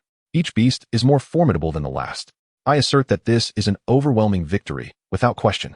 When Ji Jiuan summoned the Thunder Lion nearing evolution, many believed he could turn the tide. Yet, the result was a one-sided triumph for Muchen. The most terrifying aspect was that he had employed the Yulong Yu, which was entirely countered by Lei Shi's attributes. Achieving such a decisive victory while being at a disadvantage and enduring double damage undoubtedly elevated the significance of this feat. Moreover, did you notice? The Yulong Yu proactively freed itself from the paralysis state. This implies it could have avoided control altogether. Paralysis is one of the few negative states that can sometimes be shaken off autonomously, as its triggering conditions affect nerve conduction. The functioning of nerves requires ample oxygen and nutrients for maintenance, with blood serving as the primary transport medium for these substances. Therefore, by accelerating the circulation of blood within the body, one can often break free from paralysis. The Yulong Yu possesses such an ability, leaving some beastmasters in awe. Yet, one must wonder why the Yulong Yu chose to endure those attacks despite its capacity for escape. A young beastmaster inquired of his companion beside him, his eyes filled with confusion. Surely, it could not be that Muchen intentionally allowed the Yulong Yu to be struck? His words carried a hint of jest, as he found the notion utterly absurd. Time was likely required. After all, the Yulong Yu was only of the 4th rank in silver and could not instantly break free. A more composed beastmaster nearby stroked his chin, pondering for a moment before offering his perspective. In his view, the disparity in strength was perhaps the crucial factor that rendered the Yulong Yu passive in the early stages of the battle. Upon hearing this explanation, many nodded in agreement, finding it quite reasonable. After all, in the realm of beastmaster combat, the hierarchy of power often dictated the dynamics and strategies of the contest. Only a handful of observant beastmasters exchanged glances, their minds conjuring a bold thought. It seemed as though the Yulong Yu possessed a penchant for masochism. The mere emergence of this idea startled them. However, recalling the Yulong Yu's demeanor during the battle, particularly its almost euphoric expression when being struck, lent credence to their speculation. Unlike these individuals, some seasoned beastmasters in the observation room were contemplating another matter. Although the duration of the skirmish was brief, it was not insignificant. Amidst the fierce clashes and skillful exchanges, they astutely noted that Muchen scarcely uttered a word. This starkly contrasted with the typical scene of a beastmaster frequently issuing commands during combat. No, this Yulong Yu, I am aware, though intelligent, would never counterattack on its own. A perceptive senior beastmaster furrowed his brow, speaking with conviction. His name was Yin Yun, the admissions director of Yanjing University. Hailing from a distinguished lineage, and naturally, he was well versed in the preferences of this extraordinary Yulong Yu. In a state of continual assault, it would only find enjoyment. Moreover, it lacked the strength to clearly sense the opponent's condition. Thus, it was silent command. In countless rooms, countless voices echoed in unison. Many were aware of Muchen's stellar performance in the initial assessment of beastmaster combat. However, regarding the aforementioned silent command, many were skeptical. They knew that Muchen's little Qilin had directly eliminated the opponent. Did such an act require guidance? Consequently, more believed that Muchen had previously conferred with the little Qilin to create the illusion of silent command. Yet, it now appeared that this was indeed the case. Su Muchen had mastered the art of silent command in the novice stage. What a remarkable youth. I never anticipated you possessed such a talent. Regardless of whether it is a natural gift or not, Yanjing University shall claim you. Yan Yian's eyes shimmered with fervent determination. He retrieved his phone, messaging his superior, the esteemed leader of Yanjing University, with fervor, murmuring to himself, loving dragons, adoring Qilins. I refuse to believe you can resist the extraordinary demeanor of a transcendent figure. As the time approached for prestigious universities to conduct early admissions, the entire Beastmaster community was rife with undercurrents, the atmosphere growing increasingly tense. Yanjing University, a premier institution in the field of beast mastery, spared no effort in recruiting exceptional new students. Upon hearing of the prodigy Su Muchen, who had achieved an extraordinary perfect score in the initial assessment of Beastmaster combat, and learning of his interest in Yanjing University, this news rapidly ignited a stir among the higher-ups at the university. To ensure this rare talent was successfully secured, they dispatched Yan Yian to the Magic City personally, aiming to prevent any unforeseen complications during the admissions process. Leveraging his formidable network, Yan Yian discovered that Su Muchen was set to return from training on Chaoshi Island today. He surmised that upon his return, Su Muchen would likely head to the combat arena to assess his achievements. Thus, upon arrival, he made his way to the combat arena closest to the port. As expected, the moment he stepped into the arena, he witnessed the commencement of a battle between Su Muchen and Jijio, and instantly, a tempest of realization surged within Yan Yian, awakening him to the fact that he had previously underestimated Su Muchen's significance. Not only did he possess the ability to forge a contract with the extraordinary Yuelong Yu, but his own cultivation of beasts was also exceptional. In a mere span of time, he had elevated the prowess of the little Qilin to such heights. Furthermore, his combat awareness was undoubtedly impressive, adeptly employing the profound strategy of silent command. The more Yan Yian observed, the more astonished he became, feeling that the resources prepared by their university were woefully insufficient. Should they fail to offer a competitive advantage, they risked losing him to rival institutions, which would be a tremendous loss. Consequently, Yan Yian urgently contacted the university to enhance the favorable conditions extended to Su Muchen. I refuse to believe that the offspring of the legendary Yian Xinhe would turn down such an offer. Yan Yian's gaze remained fixed on his phone screen, radiating an unwavering resolve to secure his goal. Meanwhile, in the combat room, Ji Jiuan, with a countenance of despondency, withdrew his thunder lion into the beast space. He took a deep breath, striving to maintain an appearance of calmness. Then, raising his gaze to meet Su Muchen's, he sincerely stated, "Su Muchen, I concede this time, fully aware of my defeat." With that, his figure gradually faded from view, leaving behind a somewhat forlorn silhouette. The ordeal he had just endured was undeniably a heavy blow to Ji Jiuan. The overwhelming sense of defeat nearly left him breathless. Moreover, all his accumulated points and wealth were lost in that battle, dissipating entirely. These were not mere numbers. They represented the key to acquiring special items and the essence required for the evolution of his Thunder Lion. Now, having lost these resources, it meant that his Thunder Lion's evolution would require an additional 2 to 3 months to gather anew. Yet, Ji Jiuan understood that a lost gamble is a lost gamble, and he could blame no one but himself. Though a hint of regret lingered in his heart for impulsively proposing such a high-stakes wager, he recognized that he must not falter due to his current predicament. Thunder Lion, I apologize. Trust me, I will strive earnestly to ensure your evolution comes swiftly. Beastmaster Su Muchen, congratulations on your victory. The referee Mi Jie smiled gently. As per regulations, she deducted a portion of the stakes from both parties before transferring the remainder to Su Muchen's account. Su Muchen nodded slightly, not particularly concerned with the paltry sum. After the battle concluded, he discerned the flicker of regret in Ji Jiuan's eyes as he departed. However, he felt no sympathy. In his view, each individual had the right to make their own choices. Having chosen to partake in this wager-laden contest, one must bear the consequences of their decisions, regardless of the outcome. Thus, the second battle commenced. Su Muchen lightly raised his hand, returning the Yuelong Yu to the beast space before once again selecting an opponent. The ensuing battles, in contrast to his match with Ji Jiuan, were rather monotonous, lacking the pressure that Ji Jiuan had imposed upon him. Whether facing opponents of the first silver rank or fifth, even up to an impressive streak of 18 victories, the adversaries of the 9th silver rank were either swiftly vanquished by the little Qilin or rendered mere playthings for the Yuelong Yu. After exhausting all his spiritual energy to satiate the Yuelong Yu, he was subsequently sent flying by the creature's powerful tail. Yet, such tedium was merely for Su Muchen. For the audience, it was undeniably a visual and sensory feast. Strong, too strong. Miao Sha, yet again Miao Sha, Sheng Lin Shou Yyydaic. The Yulong Yu is eternally divine. Do you not sense a resemblance to a certain character from the island's anime? Feel the pain, and let the entire world share in that suffering. Strong though it may be, there is a lack of excitement. It is all too repetitive, and one grows weary of such swift victories. Have you witnessed Room 1414? There exists a formidable Chao Yin Gui, having mastered the water tornado skill. And then there is Tai Do Do in Room 608, adorably clumsy yet impressively powerful. Were it not for its exorbitant price, I would have surely purchased one. Today truly abounds with extraordinary creatures. As dusk approached, the sunset cast its golden glow across the land. Countless beast masters emerged from the battle arena, forming small groups as they conversed about the thrilling matches they had witnessed. Su Muchen and Yin Hong were among them, engaged in lively discussion as they exited the venue and began to make their way home. At that moment, an unexpected voice broke the air. Su Muchen, Yin Hong. Are you interested in Rongqing University? The voice seemed to materialize from the very atmosphere, causing both to halt in surprise and turn towards its source. A middle-aged man approached them with a warm smile, accompanied by a delightfully plump panda beast. The panda, with its glossy black and white fur, ambled leisurely, its round eyes curiously observing Su Muchen and Yin Hong, occasionally tilting its head in adorably inquisitive fashion. However, its substantial size exuded an aura of undeniable presence. Before Su Muchen and Yin Hong could respond to the man's inquiry, a sarcastic voice emerged from behind them. Are you attempting to disrupt the established order?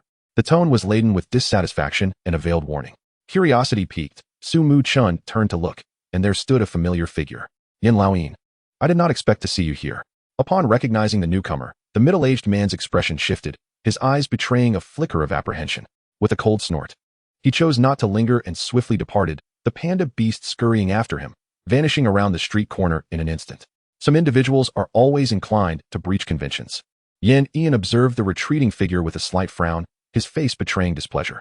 Noticing this, Su Muchen could only manage a resigned smile. He was aware that competition among universities was fierce, but he had not anticipated it to escalate to such an extent. Just upon exiting the battle arena, before the recruitment had even commenced, someone had already attempted to recruit him, nearly igniting a conflict. If this was the climate before the early recruitment assessments, the ensuing competition would likely involve serious entanglements over interests and the pursuit of exceptional candidates. It appeared he had unwittingly become the focal point of this unspoken conflict. Nevertheless, he did not dwell on it for long. Regardless of the struggles others faced, it would ultimately serve his advantage. He quickly shifted his focus back to Yin, greeting him warmly. Uncle Yin, you should have mentioned your visit. I was unprepared, and it feels rather impolite. His grandfather and Yin's father, Yin Jun, were old acquaintances, and their families maintained a close relationship. Su Muchen was quite familiar with Yin. Upon hearing this, Yin's face brightened with a smile as he approached and patted Su Muchen on the shoulder. I came on a whim to see how you were doing. This isn't a formal visit. His gaze was filled with admiration as he appraised Su Muchen, increasingly convinced of the young man's likability. What a wonderful child, gifted, diligent, and so polite. Had that scoundrel managed to lure you away with that panda, I would have regretted it deeply. Reflecting on the middle-aged man's actions, he felt a surge of irritation, but was simultaneously grateful to see Su Muchen. Moreover, have I not already given you a gift? Yin remarked with a mysterious smile. Su Muchen immediately grasped the implication behind his words, understanding what Yin referred to as the gift. Before he could respond, Yin continued, several old friends have arrived. The scale of this early recruitment grows larger each year. I shall not intrude further. We cannot disrupt the order. With that, Yin waved goodbye to Su Muchen and Yin Hong, turning to depart leisurely. Once Yin had left, Yin Hong could not contain his curiosity and inquired, was that just now the admissions director from Yanjing University? Yes, what of it? Have you done your research? Su Muchen raised an eyebrow, teasingly regarding Yin Hong. Indeed, I looked into it a few days ago. After all, the early recruitment is approaching, and one must prepare. Yin Hong replied, scratching his head. Do not overthink it. With your current abilities, gaining admission to any school should not pose a problem. Su Muchen reassured him earnestly. Aware that Yin Hong's beast mastery was formidable, his growth during this period had been significant, and as long as he performed well during the upcoming early recruitment, he would undoubtedly secure a place at a desirable institution. This current display was merely a manifestation of the pressure he felt. As Su Muchen glanced at the messages on his phone, a smile graced his face. By the way, my mother has returned. She is free these days. Come to my house, and she can provide you with some guidance. Really? Yin Hong exclaimed, his eyes sparkling with excitement, his words tumbling out in haste. His knowledge of Su Muchen's family stemmed from a chance encounter at a mall, where he had spotted Su Muchen alongside a familiar figure. Approaching to greet them, He had discovered that the legendary nurturing expert, renowned worldwide, was none other than Su Muchen's mother, Shang Guanqing. If he could receive her guidance, it would undoubtedly pave the way for his future endeavors in beast mastery. Such a trivial matter. Let us go. Observing Inhong's expression, akin to a famished bear spotting a feast, Su Muchen couldn't suppress a shiver. They boarded a vehicle parked by the roadside, heading homeward. Chapter 25, Family Reunion. Reflections of Su's father and mother. After all, it was his mother returning. In a world where beasts and humans coexist harmoniously, the contracted beasts had long been integral members of most families, akin to family itself. Su Muchen eagerly shared this news with Xiao Qilin and Yu Longyu. Their reactions were markedly different. Xiao Qilin was filled with joy and excitement, for Su Muchen had vividly described his mother's culinary prowess. She could transform the blandest spirit stones and common spiritual herbs into delectable dishes that every beast adored. The enhanced flavor of these transformed spiritual items allowed for swifter absorption by the beasts, sending Xiao Qilin into a frenzy of enthusiasm, chirping joyfully and bouncing about in the vehicle. In contrast, Yu Longyu's perspective was straightforward and unembellished. Upon hearing Su Muchen's words, it merely released a few bubbles, emitting a soft pulu sound. Its round, glistening eyes seemed to convey a sentiment of indifference towards food, prioritizing the thrill of battle over mere sustenance. Su Muchen found himself both exasperated and admiring of this singular focus. He sensed that even without his contract, Yu Longyu's future was destined to shine brightly. Thus, each, human and beast alike, harbored their own thoughts and expectations as they journeyed onward. The vehicle gradually entered a quaint courtyard. With a delightful sound, the car door swung open, and the small Qilin leaped out with exuberance. Its hooves seemed to dance upon the ground, and a dazzling golden lightning flickered across its body, crackling with energy. This spectacle left Su Muchen both amused and exasperated. Standing beside the car, he watched the small Qilin dash away, unable to suppress a wry smile. Goodness, during our previous battles, I had hoped for you to integrate the Gungjin GLA into your skills. Despite 2 days of training and a day of combat, nothing had been achieved. Yet, the moment you caught a whiff of that enticing aroma, you became a master of it without any guidance. Such talent truly manifests in the most peculiar ways. At that moment, the small Qilin was oblivious to Su Muchen's musings, utterly captivated by the alluring scent wafting from the house. It dashed toward the kitchen, leaving a trail of shimmering golden lightning in its wake. The force of the Gungjin GLA was overwhelming, its fierce aura intertwining with the radiant essence of Yangjin, both potent and domineering. Although the small Qilin could not fully harness it, the energy it emitted startled Su Muchen's mother, Shang Guanqing, and her destined beast, the Qing Shuang Huanling. This ethereal entity resembled a young girl of 13 or 14, with skin as white as snow and deep ice-blue eyes, a rare spirit-type beast. At that moment, she was gracefully carrying dishes toward the dining table when the surge of Gungjin GLA reached her. Her movements abruptly halted, and sensing something, a flicker of shock crossed her eyes. Ling Ling, what's the matter? Shang Guanqing inquired, noticing the unusual behavior of Qing Shuang Huanling. Turning her gaze in the direction of the kitchen, her confusion swiftly transformed into astonishment, which then melted into delight. Her heart swelled with joy at her son's extraordinary contract with such a remarkable beast. This must be my darling son's small Qilin. Quite impressive. Indeed, its beauty surpasses that of its father's taste. Wow. Food. Delicious. Hungry. The small Qilin exclaimed, its hunger evident. Ling Ling, please take the small Qilin to the dining table. The rest will be ready shortly. Shang Guanqing chuckled at the sight of the small Qilin clutching its belly and feigning a pitiful expression. Mi duo li, Qing Shuang Huanling replied with a melodious voice. The small Qilin instantly grasped that food awaited at the table, its eyes gleaming with excitement. With joyful steps, it followed Qing Shuang Huanling into the house. Su Muchen entered, observing the small Qilin whose tail wagged like a rattle, a smile of exasperation and affection gracing his face. He approached his mother and greeted her. Mom, I'm home. Shang Guanqing gazed at her son, her eyes filled with love. Are you tired? Quickly wash your hands. Dinner is almost ready. As a world-renowned beast cultivator, she was proficient in myriad skills, particularly in culinary arts and the preparation of beast food, achieving unparalleled mastery. As the meal was served, the effects were nothing short of remarkable. Wow! The small Qilin joyfully squeaked, its cheeks stuffed with food, devouring it as if fearing someone would snatch it away. Nearby, the Yu Longyu occasionally emitted sounds, not out of greed, but rather lost in a different kind of ecstasy. Su Muchen's parents were well aware of the unique nature of the Yu Longyu's habits. Hence, after inquiring about a few matters from Su Muchen, Shang Guanqing specially prepared a unique dish for the Yu Longyu, known as the devilishly spicy cosmic indescribable sourness. Just a single bite would inundate the creature's mouth, tongue, throat, and even its digestive system with an indescribable agony. Yet, for the Yulong-Yu, this was a delicacy beyond compare. Ah, delightful. The Beastmaster was indeed not lying to me. This internal torment is simply exhilarating. Watching the Yulong-Yu relish its meal, Su Muchen's parents and their beasts felt a deep-seated admiration. They had never anticipated that a beast could derive pleasure and enhance its power in such a unique manner.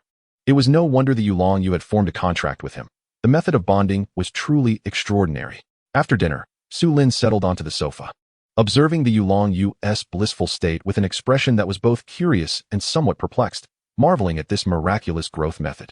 However, as his son had stated, everyone has their own path, and the Yulong-Yu had its own journey as well. As long as it remained unharmed, all was well. Shang Wanqing nodded slightly, her expression one of acceptance. As a cultivator, she understood that each beast had its own distinct growth paths, and as long as they were beneficial and adhered to principles, they were deserving of respect. She allowed her beasts to examine the Yulong-Yu, knowing that such actions would not leave any adverse effects on it, but rather offer benefits.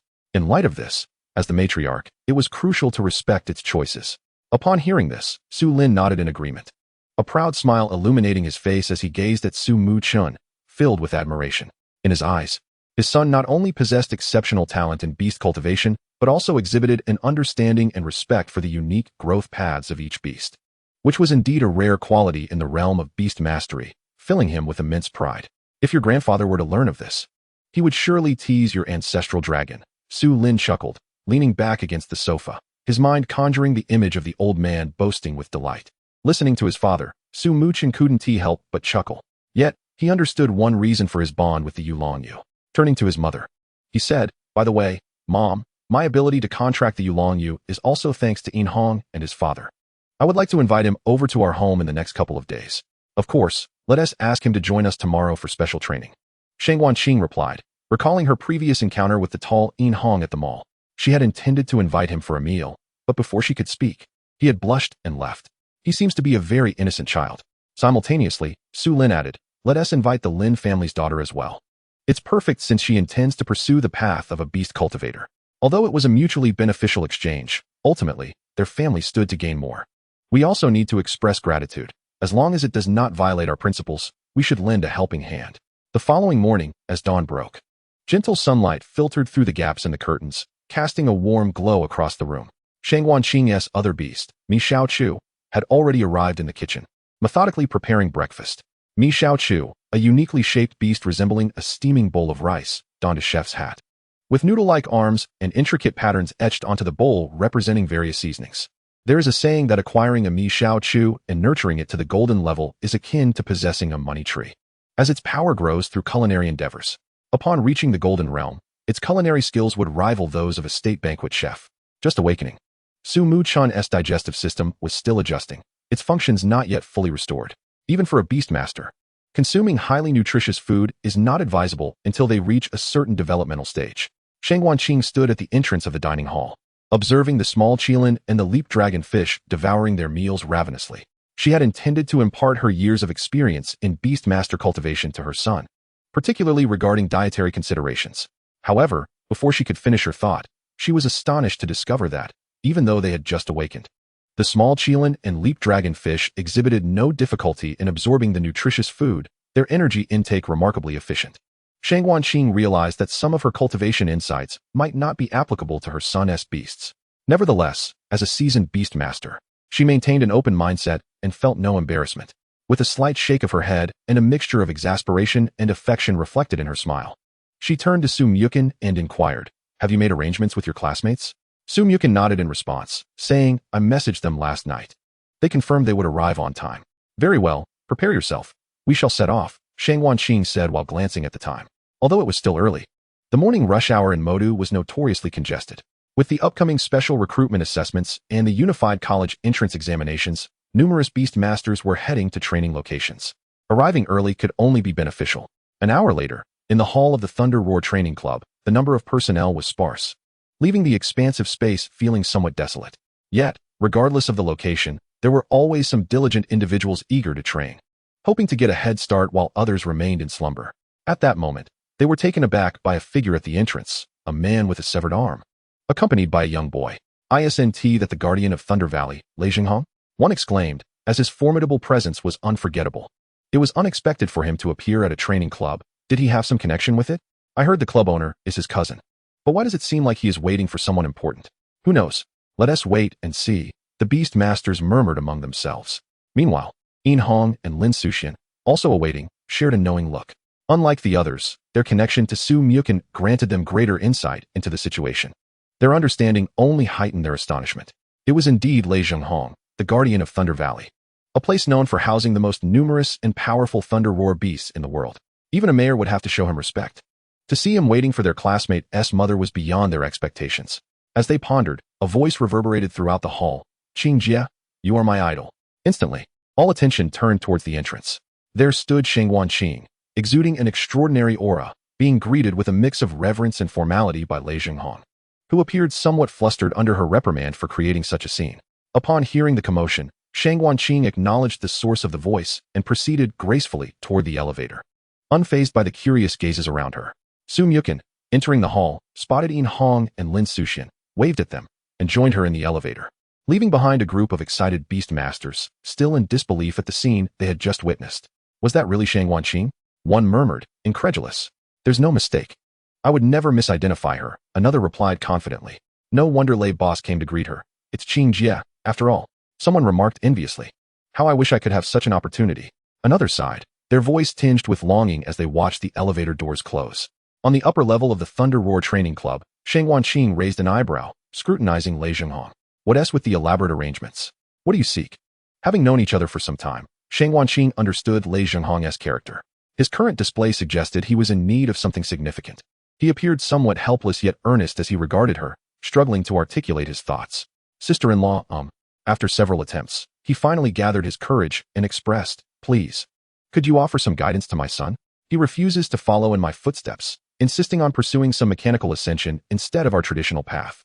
He sighed, a bittersweet smile gracing his features, revealing his frustration over his son's choices. To him, having thrived as a guardian in Thunder Valley, the knowledge and experience he possessed in the realm of thunder beasts were invaluable. He believed that if his son learned diligently, he would surely find success.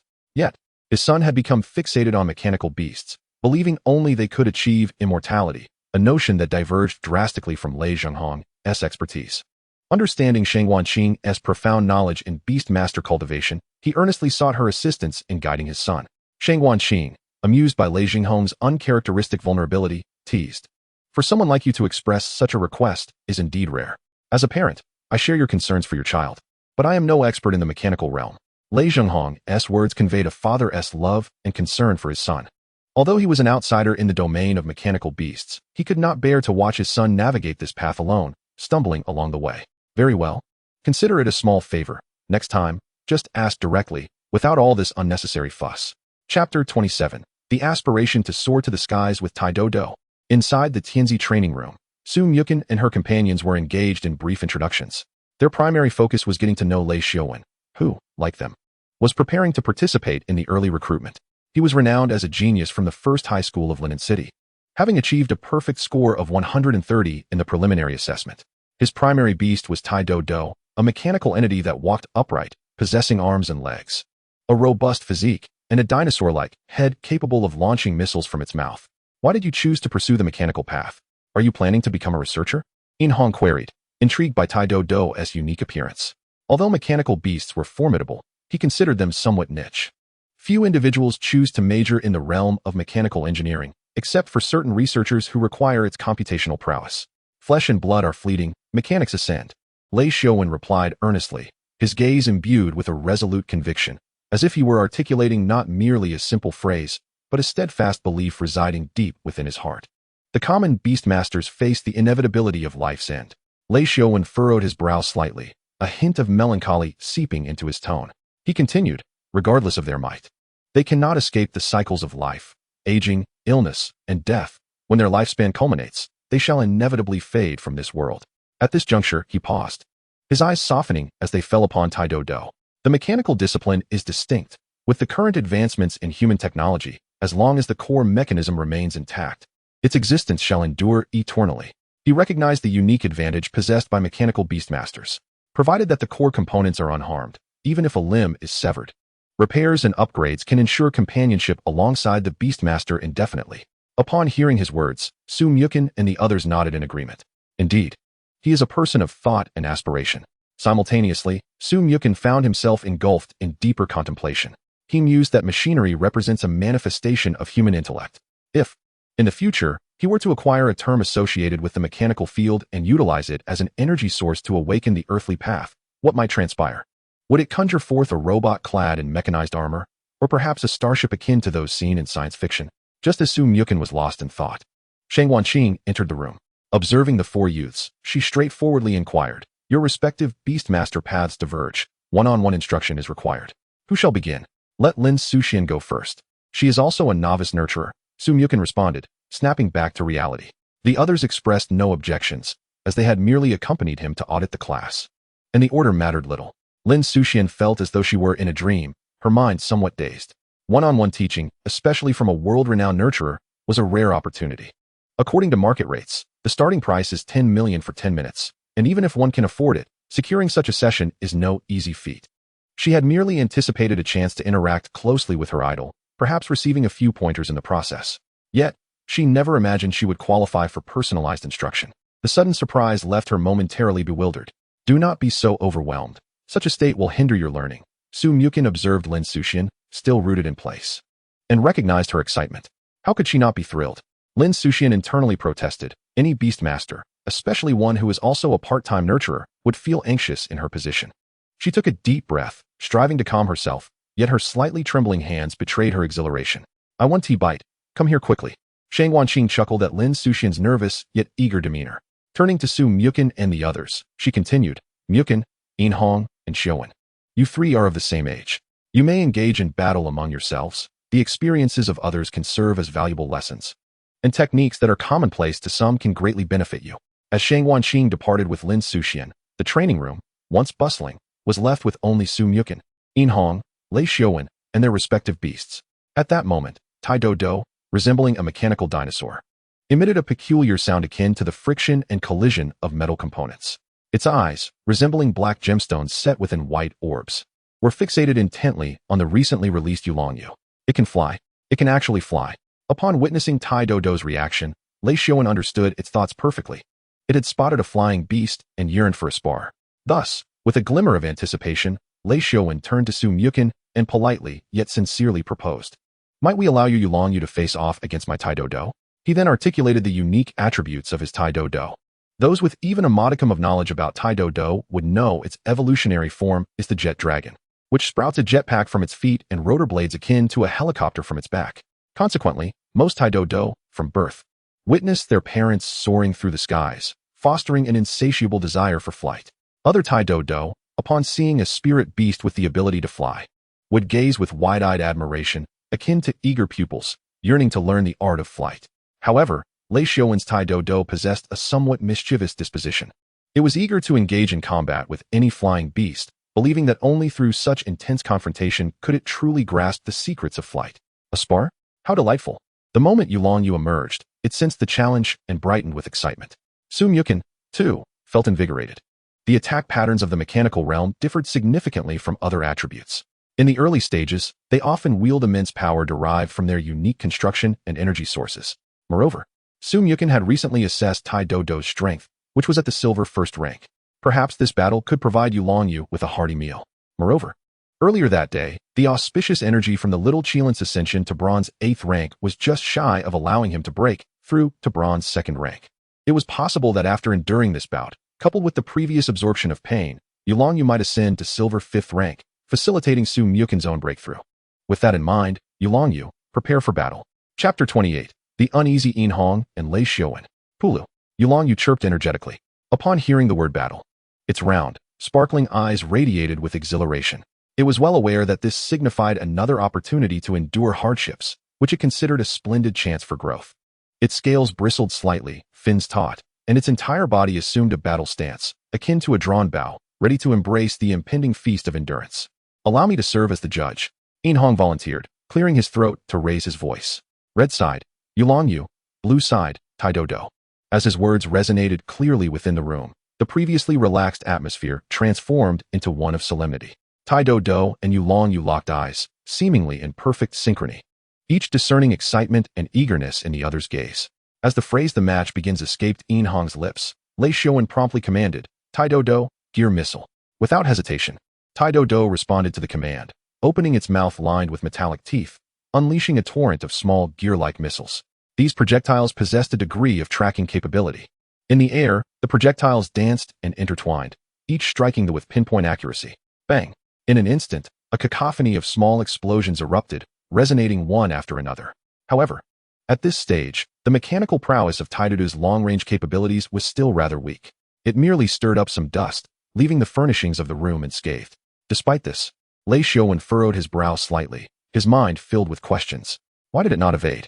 He was well aware that Muchen had achieved an impressive score of 150 in the preliminary tests. Logically, it was impossible for the opponent to be unaware of the consequences of being struck by a mechanical beast gear missile. How could they allow their own beast to stand and take the hits? This was utterly perplexing, and he found himself at a loss. With narrowed eyes, Lei Xiaowen's mind raced. Thanks to his awakened talent, his formidable brain began to analyze the situation at hand. His ability was remarkable. It transformed his mind into something akin to a supercomputer. By relaying relevant information to his brain, he could estimate the probability of a given scenario, particularly in combat. His accuracy had reached an astounding 100. Unable to evade. Probability 1. This analysis flashed through Lei Xiaowen's mind. He then considered the notion of fearlessness, which bore a probability of 99. At this realization, he paused momentarily, reflecting. So, was it a case of underestimation? Taking a deep breath, his gaze sharpened, and he decisively issued a command. Tai-Do, seize this opportunity to enhance your mechanical fortitude and then strike with your metallic claws. To err on the side of caution, he instructed Tai-Do to first reinforce itself. Upon receiving the command, the mechanical components on Tai-Do began to emit a brilliant glow, with various intricate parts whirring into action, evidently undergoing mechanical enhancement. Moments later, it sprang from the ground, lunging towards the Of. Its sharp metallic claws glimmered ominously under the light, resembling two keen blades, poised to capture thee in one swift motion. However, it showed no fear, gazing at the impending assault with excitement. Instead of retreating, it eagerly flicked its tail and approached Tai-Do, much to Lei Xiaowen's astonishment. Clang! The metallic claws collided with the blue aura, producing a sharp and piercing sound. Tai-Do felt as if its claws had struck something harder than steel. A powerful backlash coursed through its limbs, causing it to stumble backward, leaving clear marks on the ground as it struggled to regain its balance. Unable to breach its defenses. How could this be? Lei Xiaowen's eyes widened in disbelief. It was crucial to note that this was an attack executed with enhanced metallic claws after mechanical augmentation. The attack speed had nearly improved by 20, and combined with the inherent strength advantage of the mechanical type and the boost from its metallic abilities, his calculations indicated that even a gold-tier beast should not withstand such an assault unscathed. Yet, the evidence lay before him. It had accomplished just that. It not only effortlessly deflected Tai-Do's attack, but its lively eyes sparkled with eagerness, as if the previous strike were no threat at all. Truly, Muchen and they were formidable. Lei Xiaowen felt a sense of relief for not having underestimated them and for refraining from acting impulsively. He was grateful that he had initially directed Tai-Do to use mechanical enhancement, bolstering its defense, attack, and speed. Otherwise, the recoil from the previous strike might have inflicted serious harm on Tai-Do. Meanwhile, Muchen was filled with anticipation. Attack. Continue the assault. Just a little more, and we can break through. Use that move. His inner cries were soon met with a response. Tai-Do, channel your inner strength and unleash that move. Lei Xiaowen shouted, fully aware that he had already lost this battle. From the moment that had effortlessly countered the metallic claw attack, he recognized that the disparity in strength was greater than he had anticipated.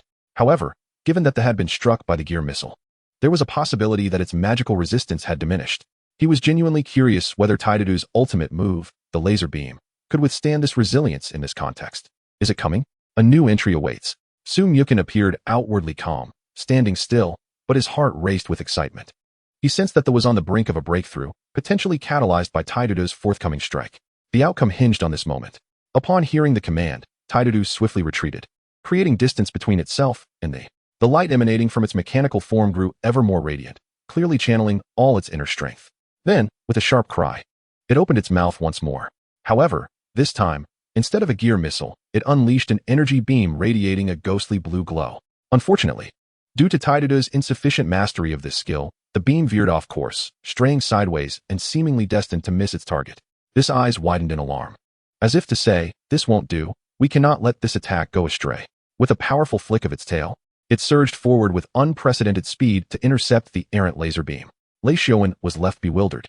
What was happening? In Hong, equally astonished, thought. I knew it would unfold this way. At that moment, Lei Xiaowen felt a jolt of shock. Was the truly behaving rationally?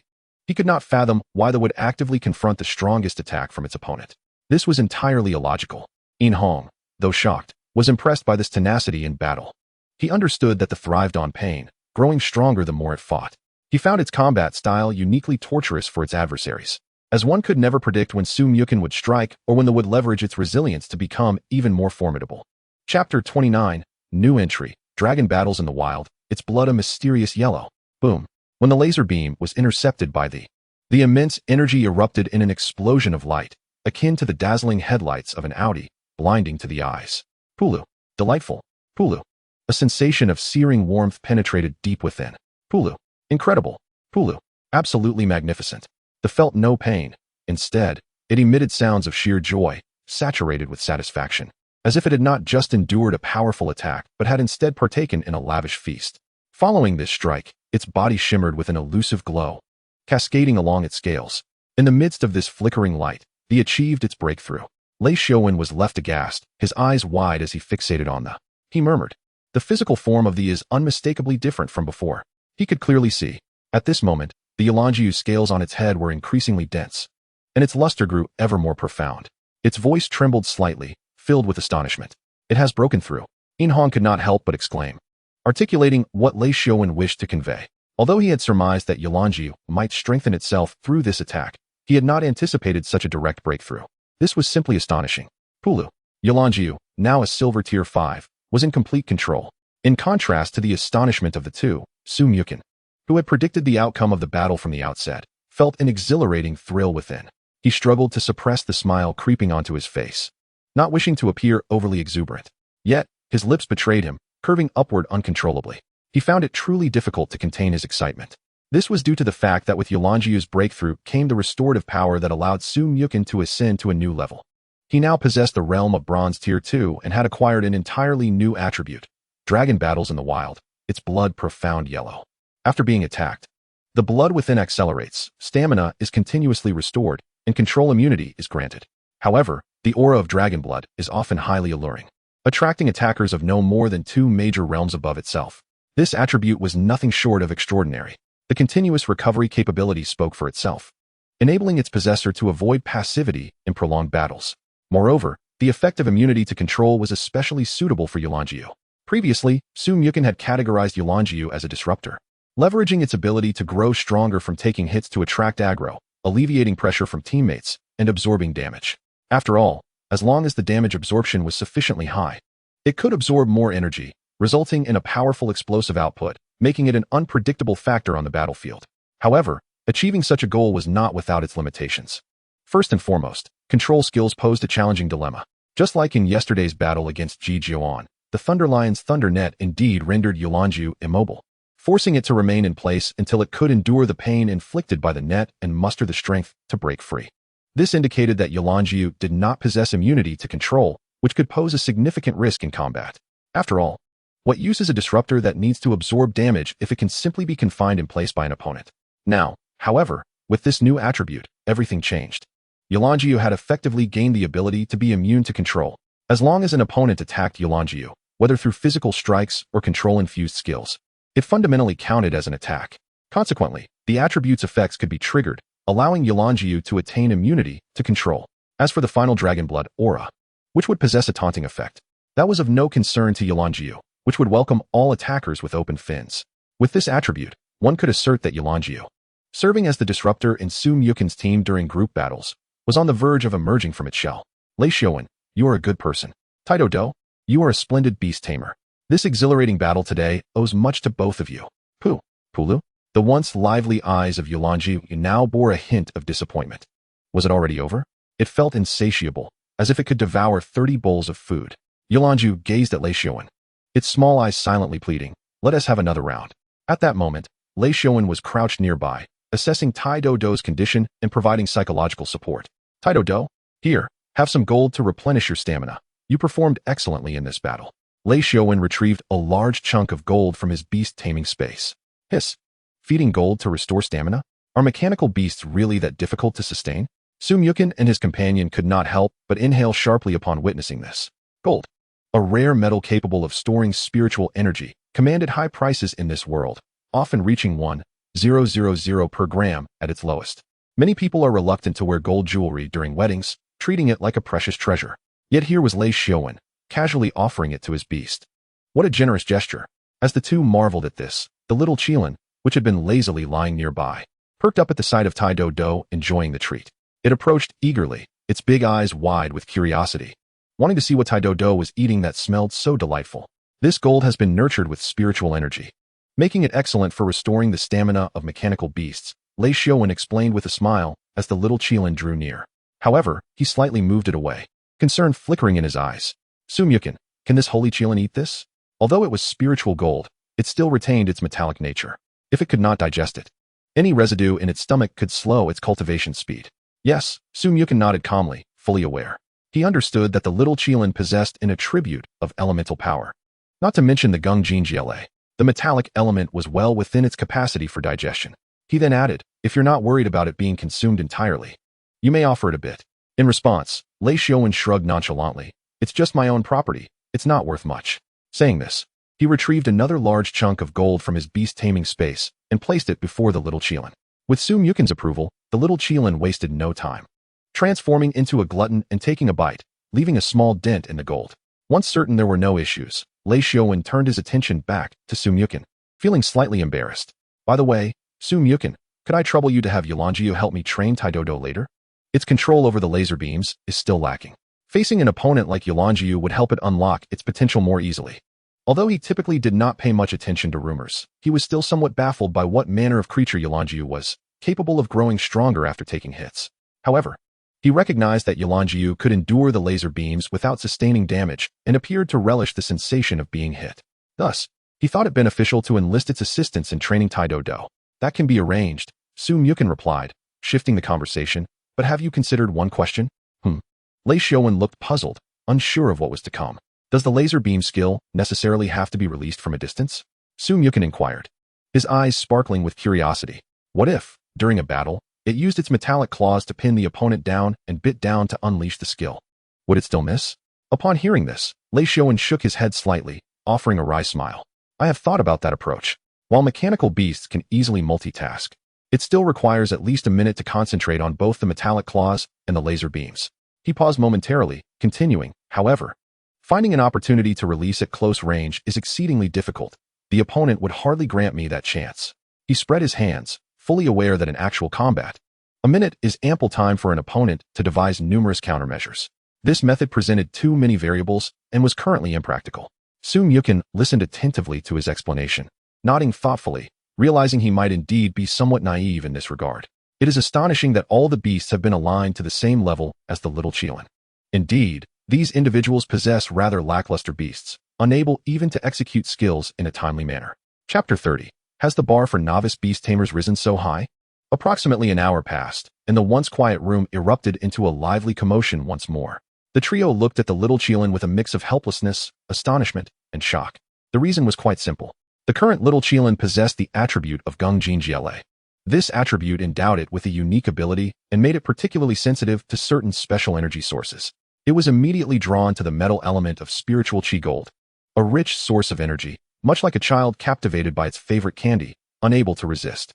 Initially, the little Qilin contentedly munched on the spiritual Qi gold that Lei Xiaowen had offered, savoring every bite with its cheeks puffed up.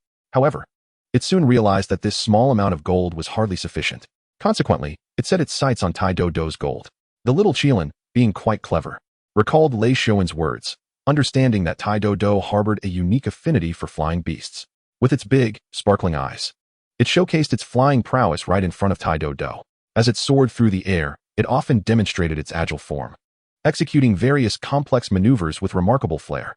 Tai Do watched in awe, eyes wide with astonishment. Following a discussion between Lei Xiaowen and Muchen, a battle commenced between the two beasts. As the fight began, the little Qilin launched a swift attack, executing a seamless series of moves. It first released a slow-moving lightning orb imbued with the power of Gungjingjie.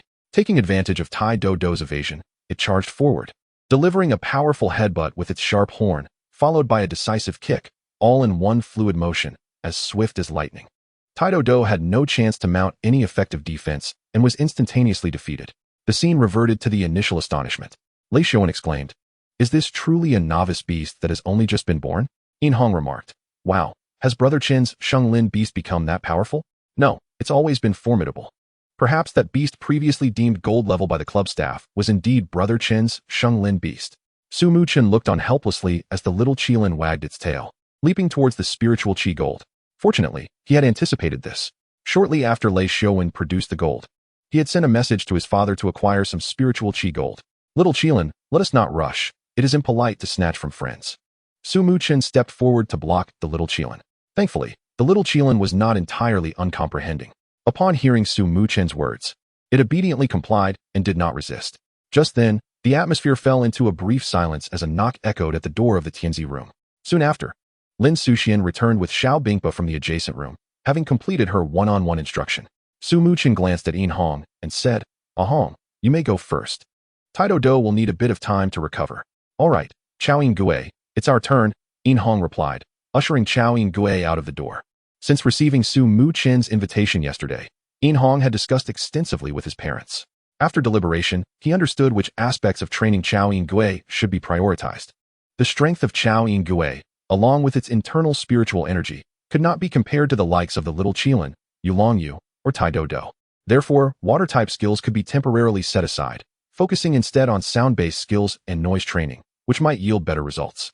Furthermore, Sheng Wanqing, renowned as a world-class beast cultivator, possessed formidable talents in beast mastery.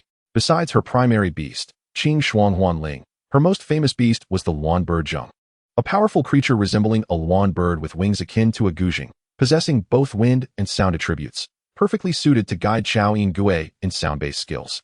"Chao Yingui, let us strive to seize this opportunity." Gulu. After Yin Hong departed, Lin Suxian, a person of gratitude, recognized that her chance to receive one-on-one guidance from Sheng Wanqing was largely due to Muchen.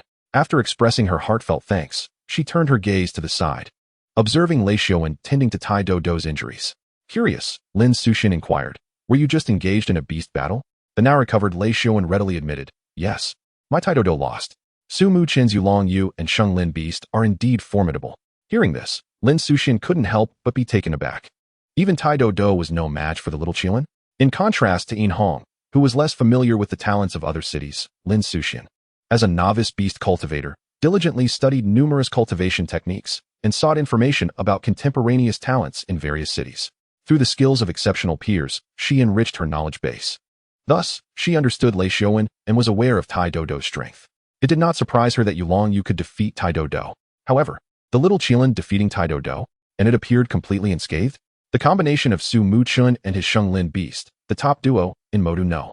1 middle school, and indeed the highest scoring pair in the national preliminary assessment, was a terrifying prospect. Just as Lin Suxian was processing this shock, Lei Xiaowen suddenly recalled Muchen's earlier remarks and the little Qilin's release of skills. The speed, the flames on its hooves, the lightning from its horn, clearly. These were a combination of 3 skills. Lei Xiaowen's eyes widened with curiosity as he asked, "Muchen, can your Shenglin beast already unleash 3 skills simultaneously?" Just now, that was indeed Dian Guang Huashi, Lai Yinta, and Jian Jiao Lei Ci, correct? Although it was a question, Lei Xiaowen's tone held an air of certainty, for he had analyzed it with his innate ability, achieving an impressive accuracy of 8,888. Muchen shook his head. "Not Dian Guang Huashi, but the others are accurate." He refrained from mentioning that it was a combination of 5 skills, including Dian Guang Huashi, Ji Feng Bu, Feng Qi Dian Che, Lai Yin Ta, and Jian Jiao Lei Ci, as such a feat was indeed too terrifying to even contemplate. Even seasoned beast tamers would find it hard to imagine. He then added, "I think you should seriously consider what I just mentioned. For mechanical-type beasts, multitasking is an innate talent. If you can utilize this point well, there will be significant improvement." Upon hearing this, Lei Xiaowen nodded earnestly. "Thank you, Su Qinggu. I will consider it." Lin Suxian, overhearing their conversation, fell into a state of bewilderment once again. What on earth? Combination skills? Multitasking? Are novice beast tamers now so extraordinary that they are already contemplating such matters? And wait, just now the Shenglin beast, Dian Guang Huashi, Lai Yin Ta, Jian Jiao Lei Ci, 3 skills. Combined release. Lin Suxian suddenly widened her eyes, gazing incredulously in the direction of Qilin and Muchen. Could it be that Muchen now possessed the ability to unleash combination skills from the Xianglin beast? Moreover, he was releasing 3 skills simultaneously? How could a novice beastmaster achieve what many diamond and even king-level beastmasters could not? Just how formidable was Muchen's strength now? In the adjacent room, the atmosphere was exceptionally quiet and focused. Luan Yaozheng was conducting a one-on-one instruction on sound-based skills for the Qiaoyin Gui.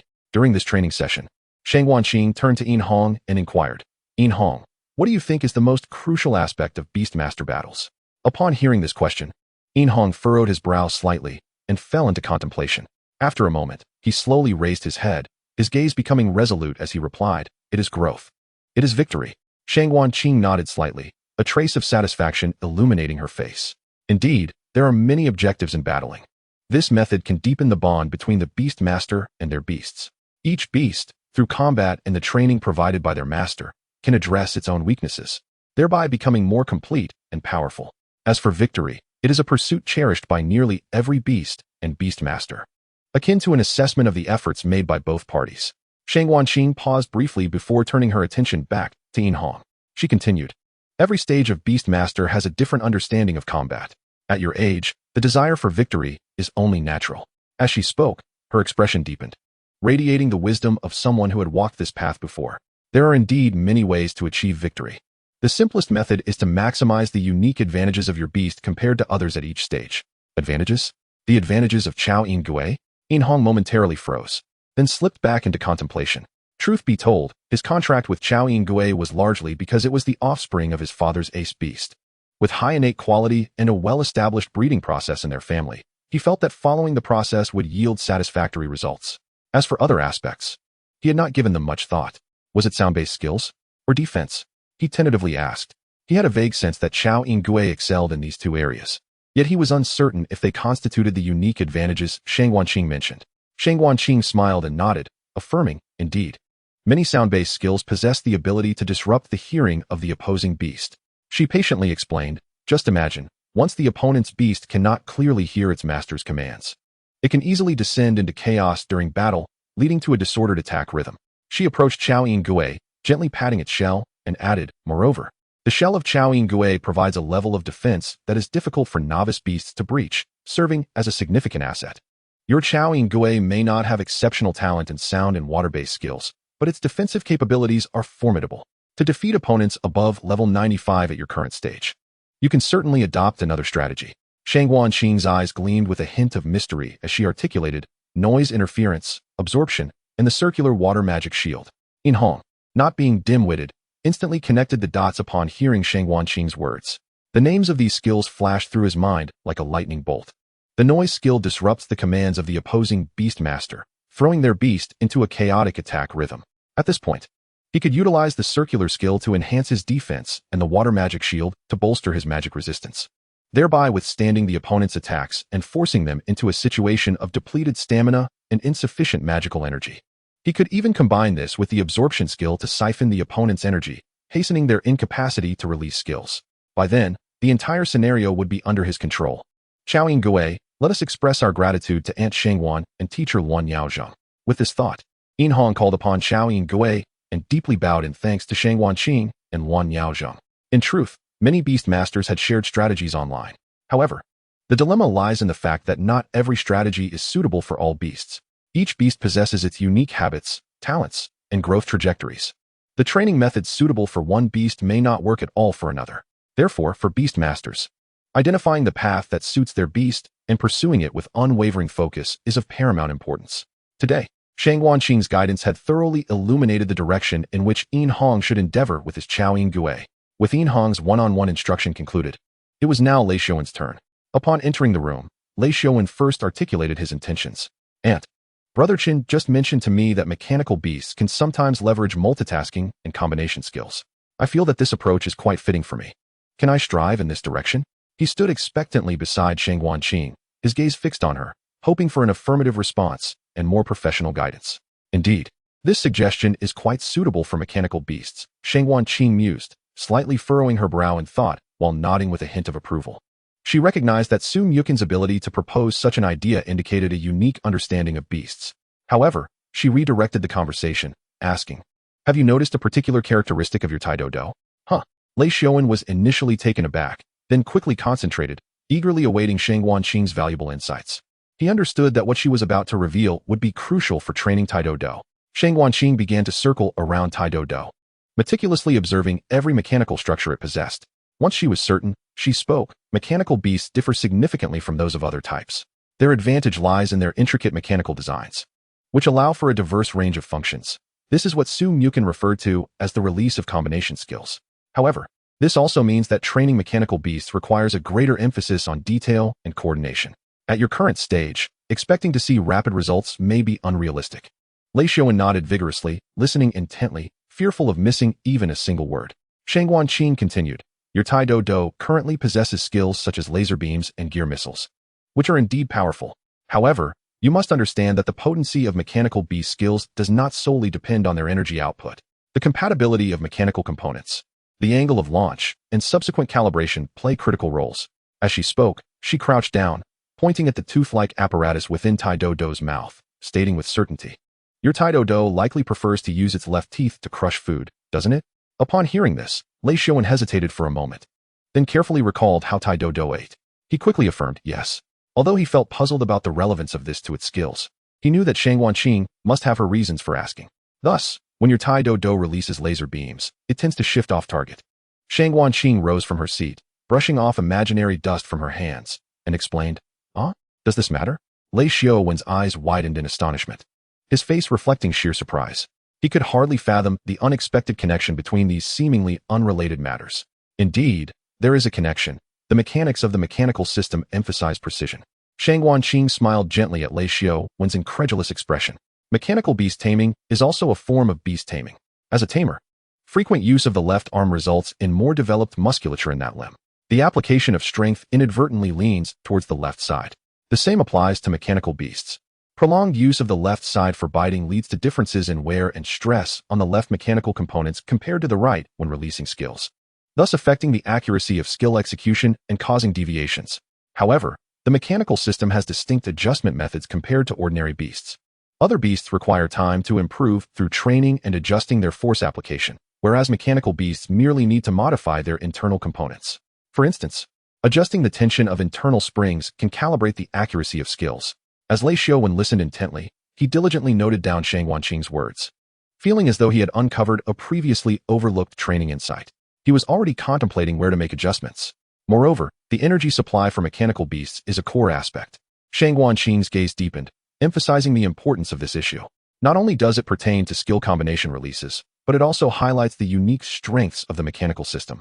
She paused, then articulated each word clearly, firepower coverage. When reaching a certain stage, most mechanical skills can be cast almost instantaneously. As long as there is sufficient spiritual energy, continuous bombardment is entirely feasible.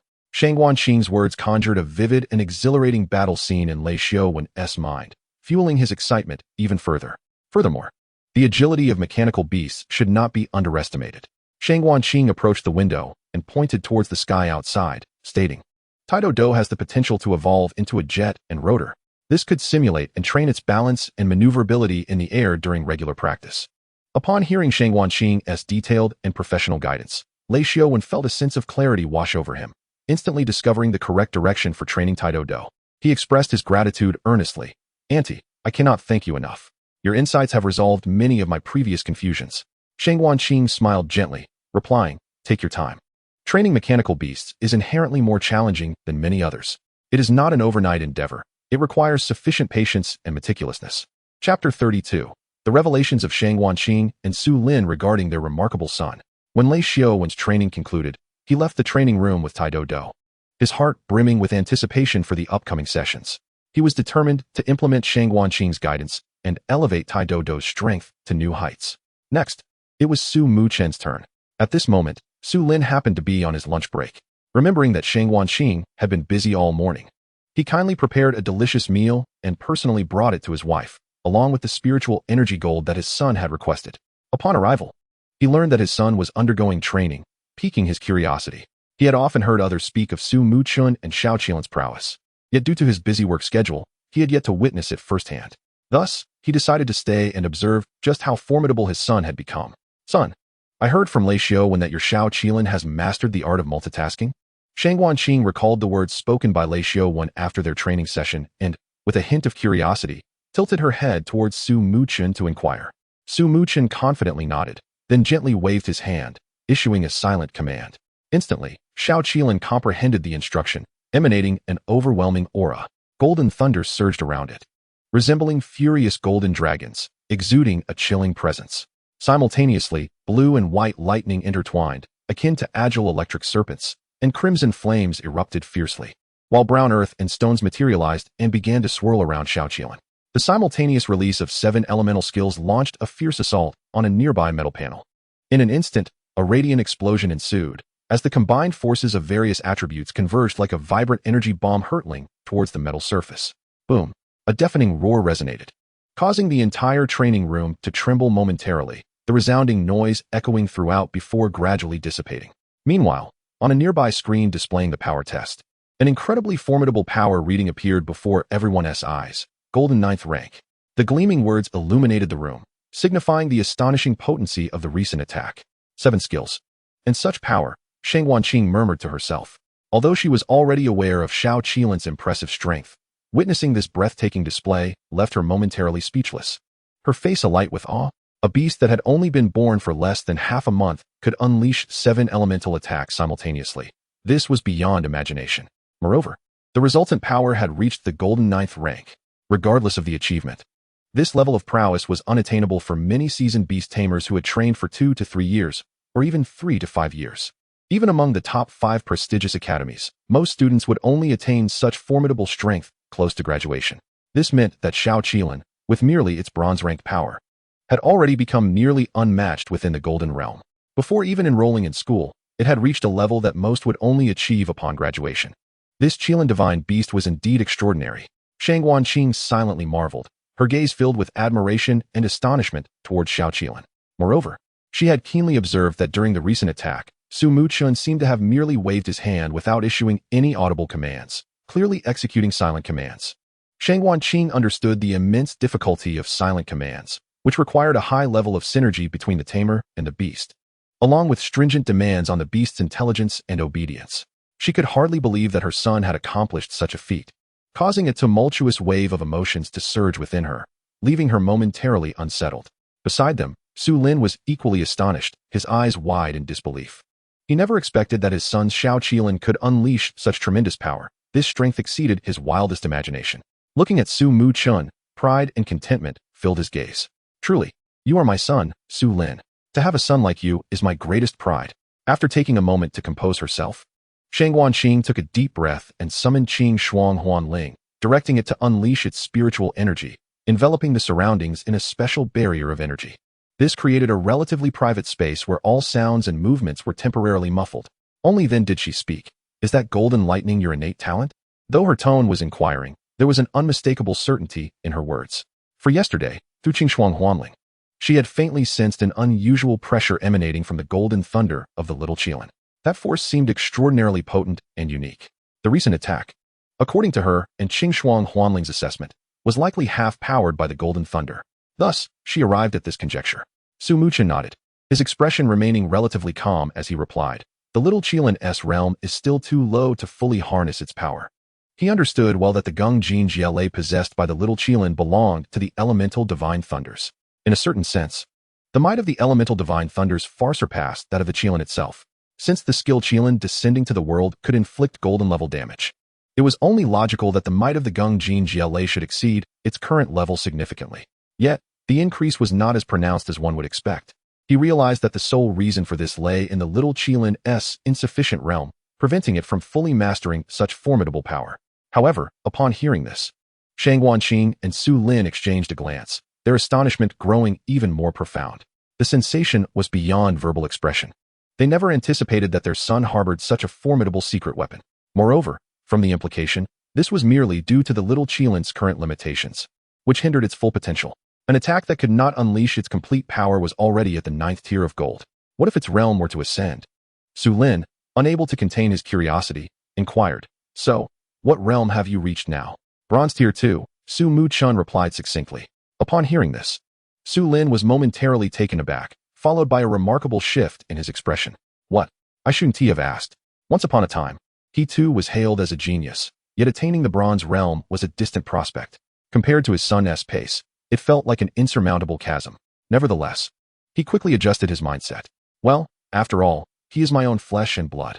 There's no need to compare. Truly, you are my son. You will forever be my pride.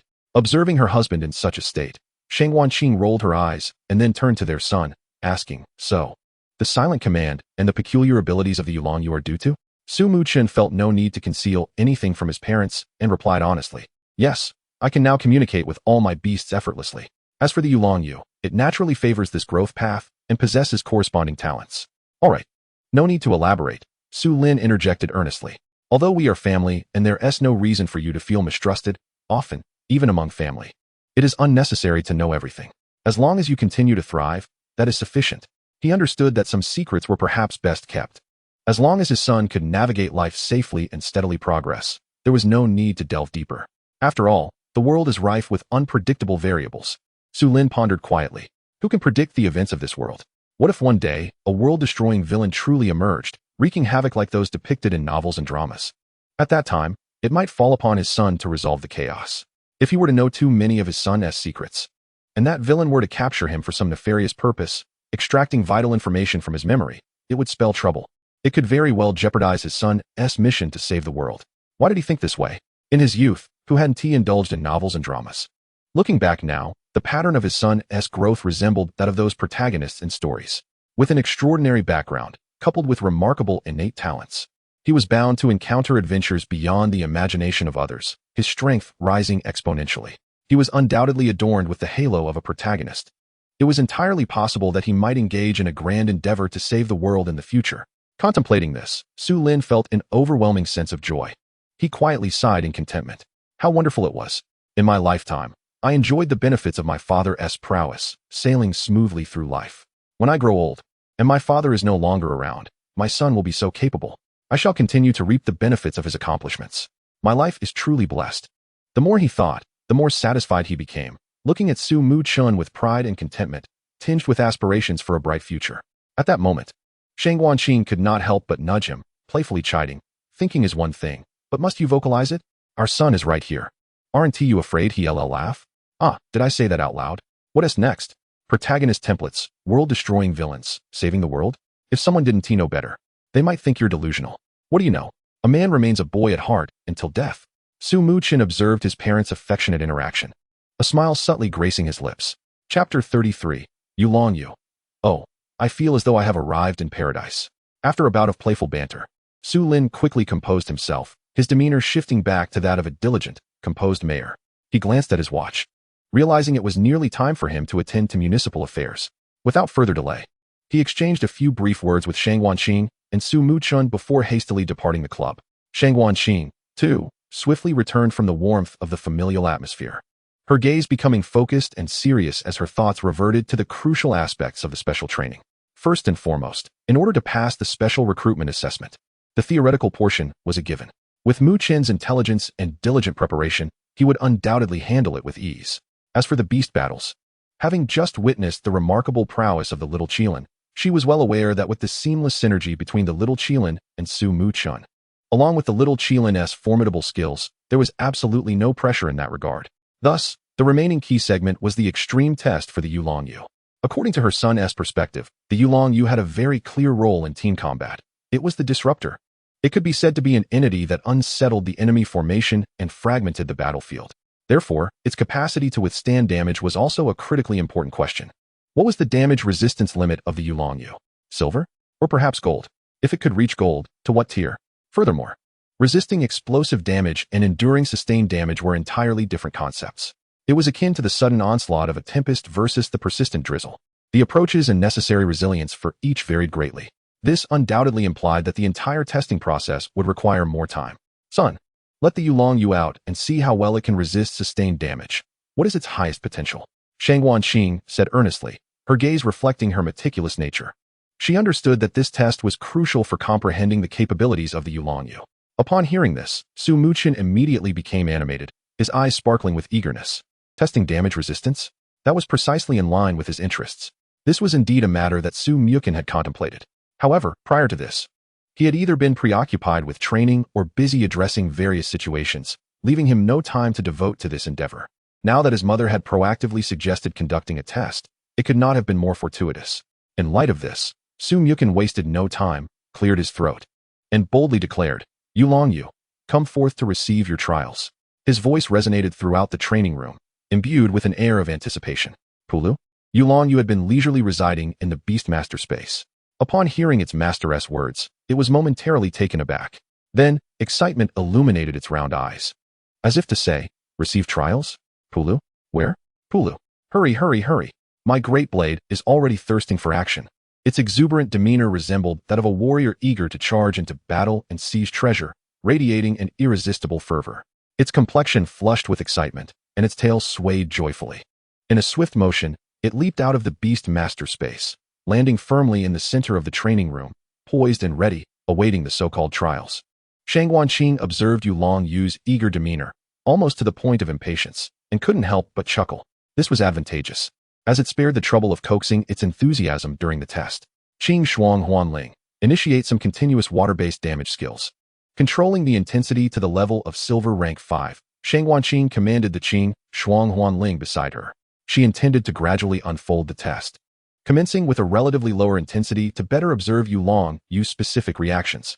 Qing Shuang Huanling nodded slightly, emanating a gentle blue light. Subsequently, a barrage of water arrows, akin to fine strands of rain, shot towards Yu. These water arrows appeared delicate, yet each harbored a stable and persistent spiritual damage. Upon impact, they would adhere to Yu's scales, continuously eroding its body and inducing a lingering sensation of pain. Pulu. As Yu beheld the multitude of incoming water arrows, it exhibited no trace of fear.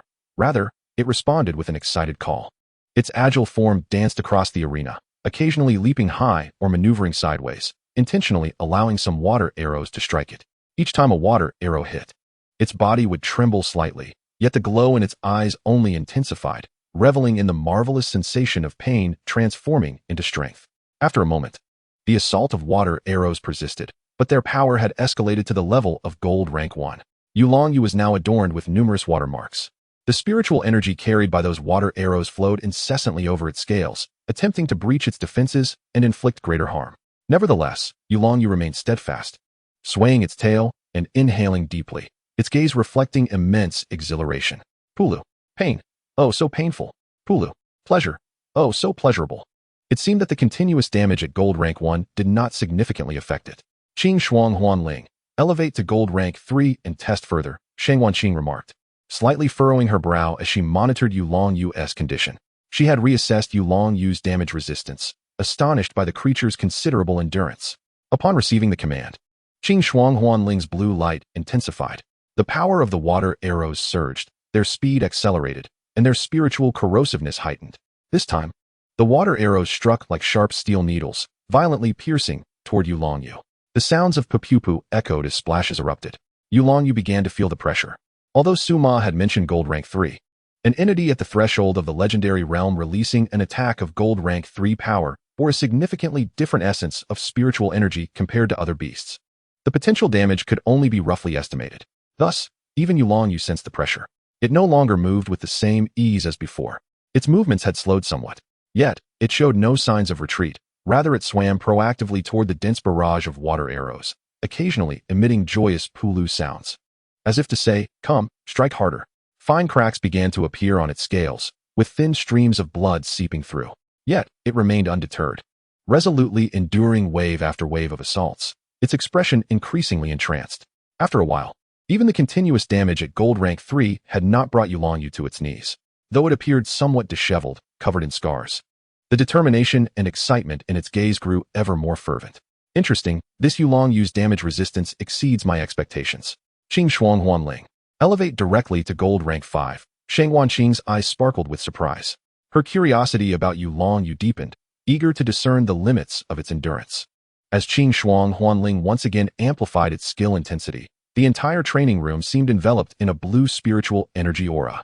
Water arrows poured down like a torrential rain, each accompanied by a howling wind, their power formidable. This time, Yu truly sensed a grave threat. Its body began to tremble violently, instinctively reacting to evade. Yet despite this, it gritted its teeth, striving to persist, emitting excited Pulu sounds with great effort. Under the continuous damage of gold rank 5, Yulongyu's body gradually could not withstand the onslaught.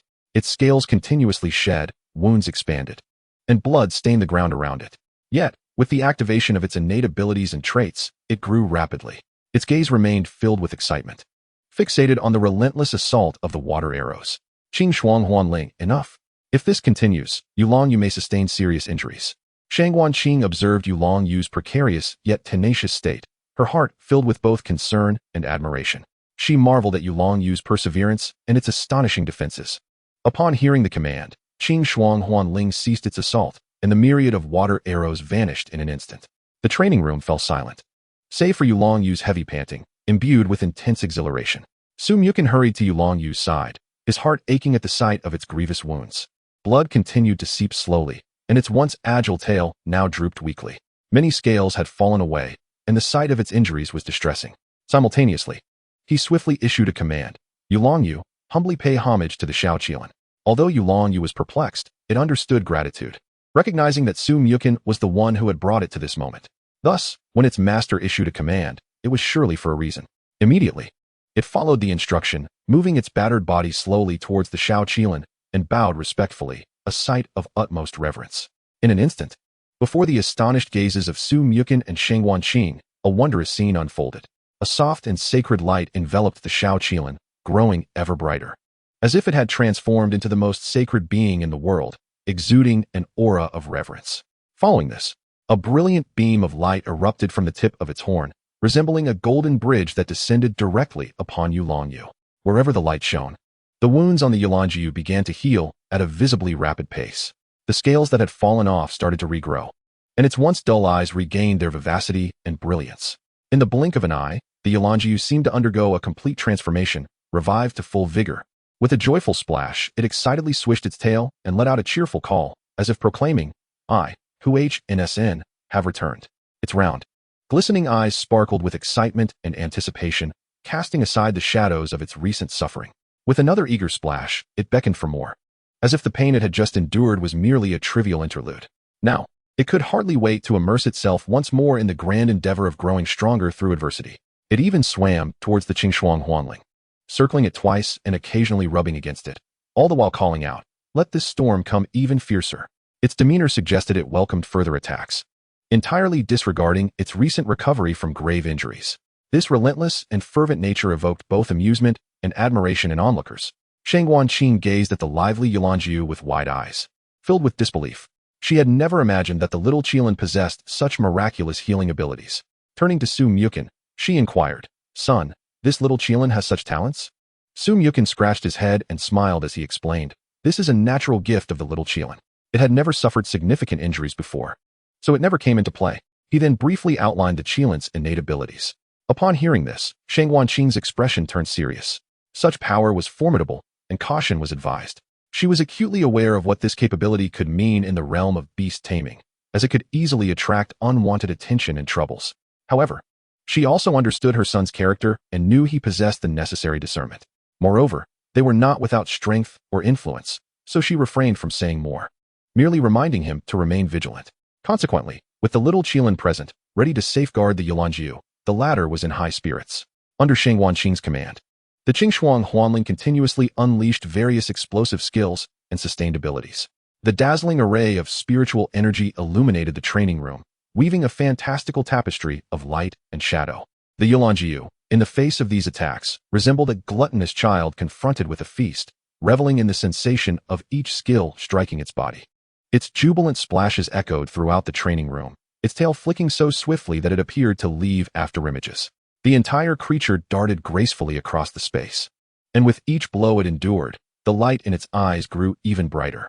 Thus, after rounds of testing, Su Muchen and Shangguan Qing gleaned an approximate assessment. Presently, although the Yulongyu lacked the extraordinary strength of the little Qilin, it remained formidable in its own right. After comprehensive evaluation, it was determined that the Yulongyu could withstand damage equivalent to a second-tier golden attack with little effort. Even when faced with a third-tier golden assault, it only experienced minor strain, merely exerting extra energy to resist. It was only against a fifth-tier golden attack that it would genuinely sustain injuries. Yet it would not be overwhelmed immediately. Given that the testing spirit was Shangguan Qing's Qingshuang Huanling, inherently powerful, the skills it exhibited surpassed those of ordinary beast tamers. Therefore, the results reflected an increase of 3 tiers in capability. Upon receiving this revelation, Shangguan Qing was once again astonished. She had never expected the Yolangjiu's resilience to reach such heights, causing her to regard this unique beast with even more esteem. Let today's instruction conclude here. Both the little Qilin and the Yolangjiu have excelled, Shangguan Qing remarked, a satisfied smile gracing her face as she observed the two beasts. This testing session deepened her understanding of her son's beasts and further convinced her that he was destined for greatness in the field of beast taming. In a couple of days, we shall likely have many guests, she suddenly said, as if recalling something. Guests? What guests? Muchen inquired curiously. Recruitment officers from various prestigious universities, Shangguan Qing replied, a hint of mirth in her eyes. Once the beast combat testing concludes, it will be their turn to compete. Upon hearing this, Muchen felt a surge of anticipation. His mind instantly conjured the image of the adorable yet formidable panda beast he had seen yesterday, along with Yin Yan from Yinjing University. Coupled with the generous rewards bestowed upon talented beast tamers in previous years upon entering universities. He wondered what conditions these institutions would offer to entice him to join. A smile crept onto his lips, and his eyes gleamed with eagerness as he could hardly wait to witness the tactics the recruitment officers would employ. The scene promised to be most entertaining. In the final 2 days, Muchen and his companions found themselves immersed in an intensive beast training camp, spending every moment engaged in various drills. Even Lei Xiuan, who resided in Linen, abandoned his original plans and adjusted his return home from the morning before the special recruitment assessment to 5 p.m. that same day, thereby gaining 6 or 7 additional hours for training. Prior to the training, each participant received one-on-one guidance from Su's mother regarding the direction their beasts should develop in the near future, or even over a longer term, ensuring everyone was well-informed and focused. Moreover, with Su's mother available to oversee the training during these 2 days, participants could consult her with any questions. Under such directed efforts, each individual's strength surged rapidly, akin to a rocket. For instance, when Lin Suxian sparred with Yin Hong before returning home, her expression was one of utter dismay. Despite her beast's remarkable purification talent, which could negate control effects and negative statuses beyond violent constraints, allowing her Xia Bingpo to ignore the clamor of the Chaoyin tortoise and absorb such skills, she still found herself at a loss against Yin Hong and his Chaoyin tortoise. With his innate ability to perceive and anticipate Lin Suxian's intentions, Yin Hong thwarted Xia Bingpo's skills, resulting in her attacks, be they physical or magical, being substantially mitigated. Coupled with the Chaoyin tortoise's defensive enhancements, it rendered Xia Bingpo's seemingly fierce assaults ineffective, akin to an ant attempting to shake a tree. Incapable of breaching its defenses and returning empty-handed, Lin Suxian was genuinely exasperated by this underhanded strategy, unable to restrain herself from exclaiming, Yin Hong, your tactics are far too sneaky. I can't even land a hit. She had hoped to gauge her training progress through this sparring session while simultaneously seeking the thrill of combat. To one's surprise, the new combat style developed by YNH completely deflated her temper, rendering her unable to muster any strength. YNH chuckled beside her, stating, "This is the fruit of our training these past few days. I am merely applying what I have learned." However, he quickly sobered, his expression turning serious as he added, "But I can only defeat you now. Once you master your unique skill, being P, this tactic will no longer be effective." Exclusive skill of the Spirit of Ice, Ice Crystal Explosion. Effect: when one's skill hits an enemy frozen in ice, it will impose recovery limitations and reduce their defenses. Oh, you're familiar with this? Lin S11N raised an eyebrow, a flicker of surprise in her eyes. YNH responded earnestly, "I've been working hard. I've spent the last few nights researching. I've memorized which beasts this tactic can counter and which it cannot, so I'll know what to expect in battles." Hearing YNH's words, Lin S11N felt a newfound admiration for him. She knew he typically shunned academic pursuits. Yet he was surprisingly diligent in his study of beast training, meticulously analyzing various tactics and the interplay of strengths and weaknesses among different beasts. As the two conversed, SMCHN remained silent, his mind elsewhere. Dinner time was approaching, and after exchanging greetings with the pair, he departed the club with his mother. On the way home, he began to reflect on the gains from his training over the past 2 days. The training of his Yueling primarily involved receiving blows. His mother's beasts, along with his father's, had each tested various skills on him. He had now broken through to silver rank 7. This method of strengthening, with such rapid progress, left SMCHN's mother astounded. As for the little Qilin, it was thriving. Its innate talent was so formidable that both Smchin and his mother found that any skill they wished it to learn was absorbed with remarkable ease. One moment spent teaching it a skill, and the next moment it would execute it flawlessly.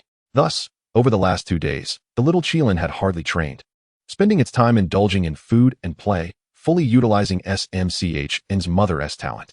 However, being a Qilin, it required no training, achieving remarkable growth through its natural abilities. While eating and playing, it casually reached bronze rank 9, nearing the threshold of silver rank. The substantial enhancement of the two beasts also empowered Smchin, elevating him to bronze rank 3 and granting him a new skill.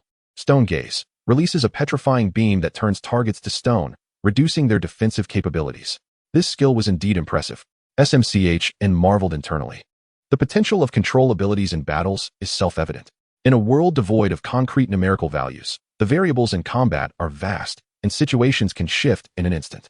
Control skills are particularly crucial once an enemy is ensnared in a controlled state, and if one possesses the ability to bypass defenses. This skill can alter the course of the entire battle. The secondary effect of bypassing defenses perfectly complements this ability. When utilized correctly, it can yield unexpected outcomes against both powerful single opponents and chaotic multi-enemy situations. Therefore, its application is vital. As a Beastmaster, Smchin felt it inappropriate to engage in combat directly. The Yuling's role was to absorb damage and grow stronger through it, acting as a disruptive force within the team. Although possessing a control-type skill is beneficial, given its unique personality and the synergy with other skills that enhance its strength through taking hits, it was evident that it only needed to focus on enduring damage. The Stone Gaze skill may not realize its full potential with the Yuling. After much contemplation, he concluded that it would be best suited for the little Qilin.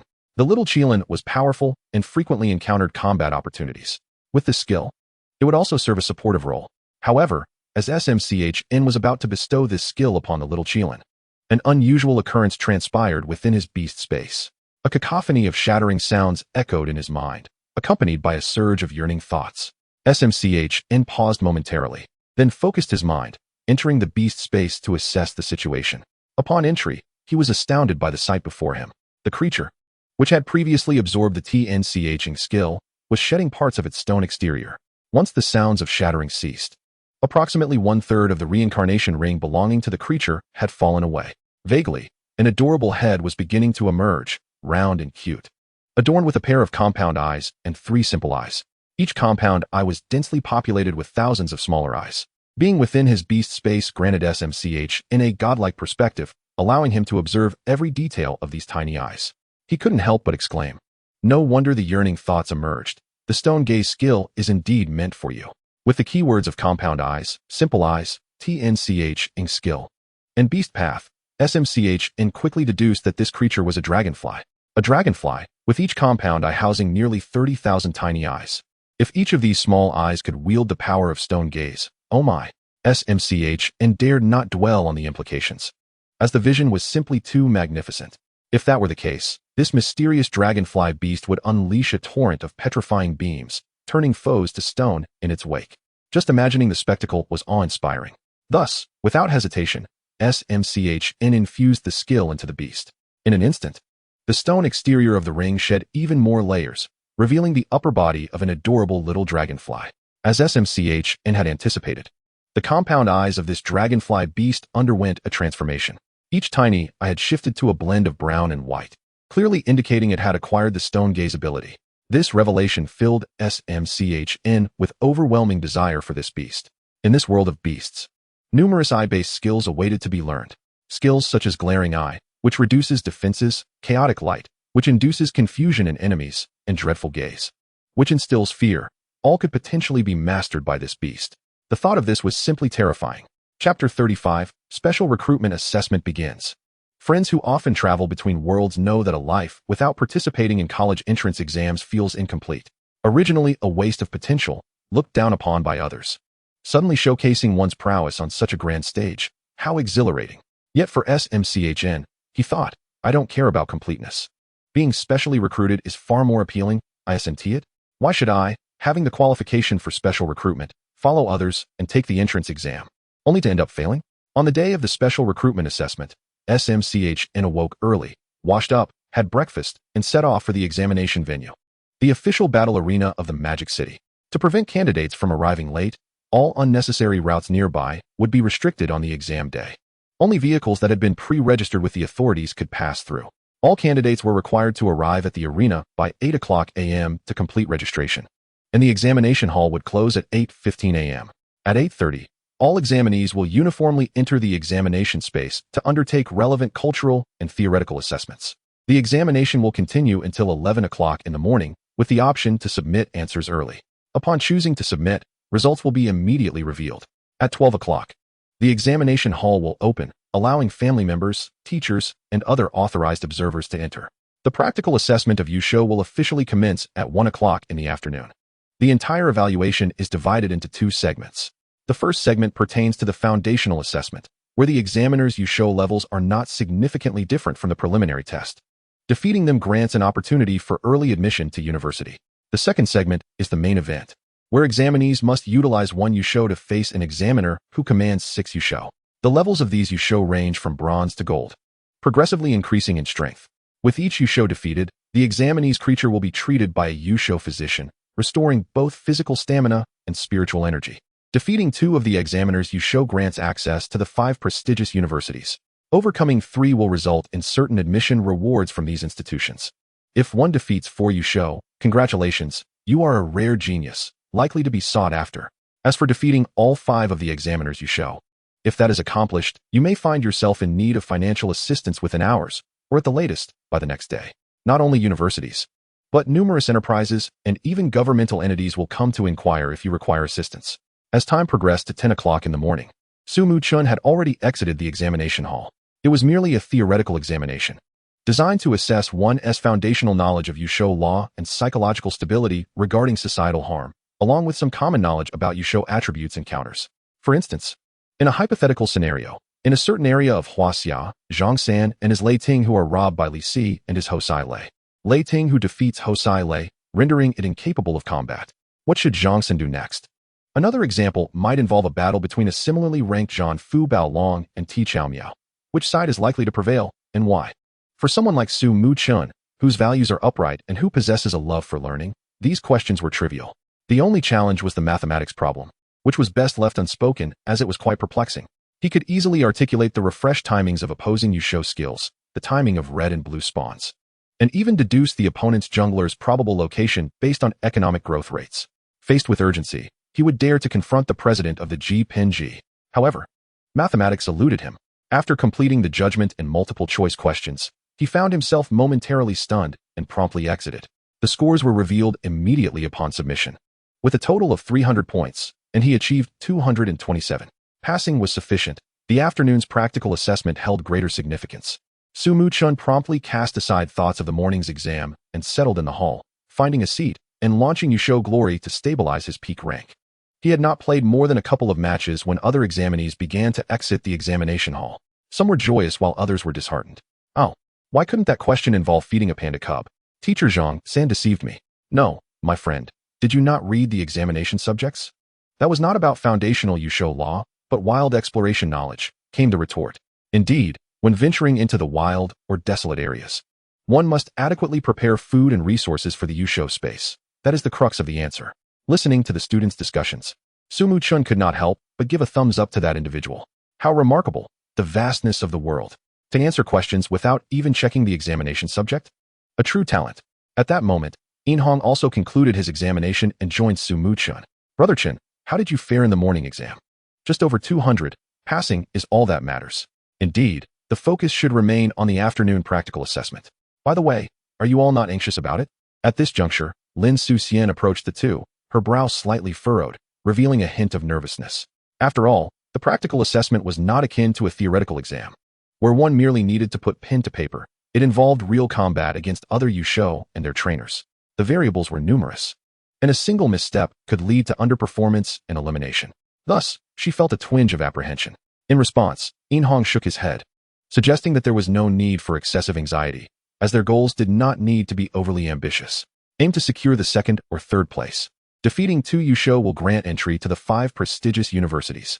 I plan to stack heavily when facing the 1st Yusho, this way. Even if the 2nd possesses the strength of a bronze 5th rank, I will still have a fighting chance. Hearing Inhong's words, Lin Suxian contemplated the strategy. It was a method she might adopt as well. Although her Xiao Bingpa had yet to grasp skills that could enhance its attributes, it possessed the ability to alter the battlefield environment. If she could transform the terrain into an icy surface, her Xiao Bingpa's movement and skill release speed would increase, making it easier to engage the opponent. With this thought, her anxiety began to dissipate, and her expression softened.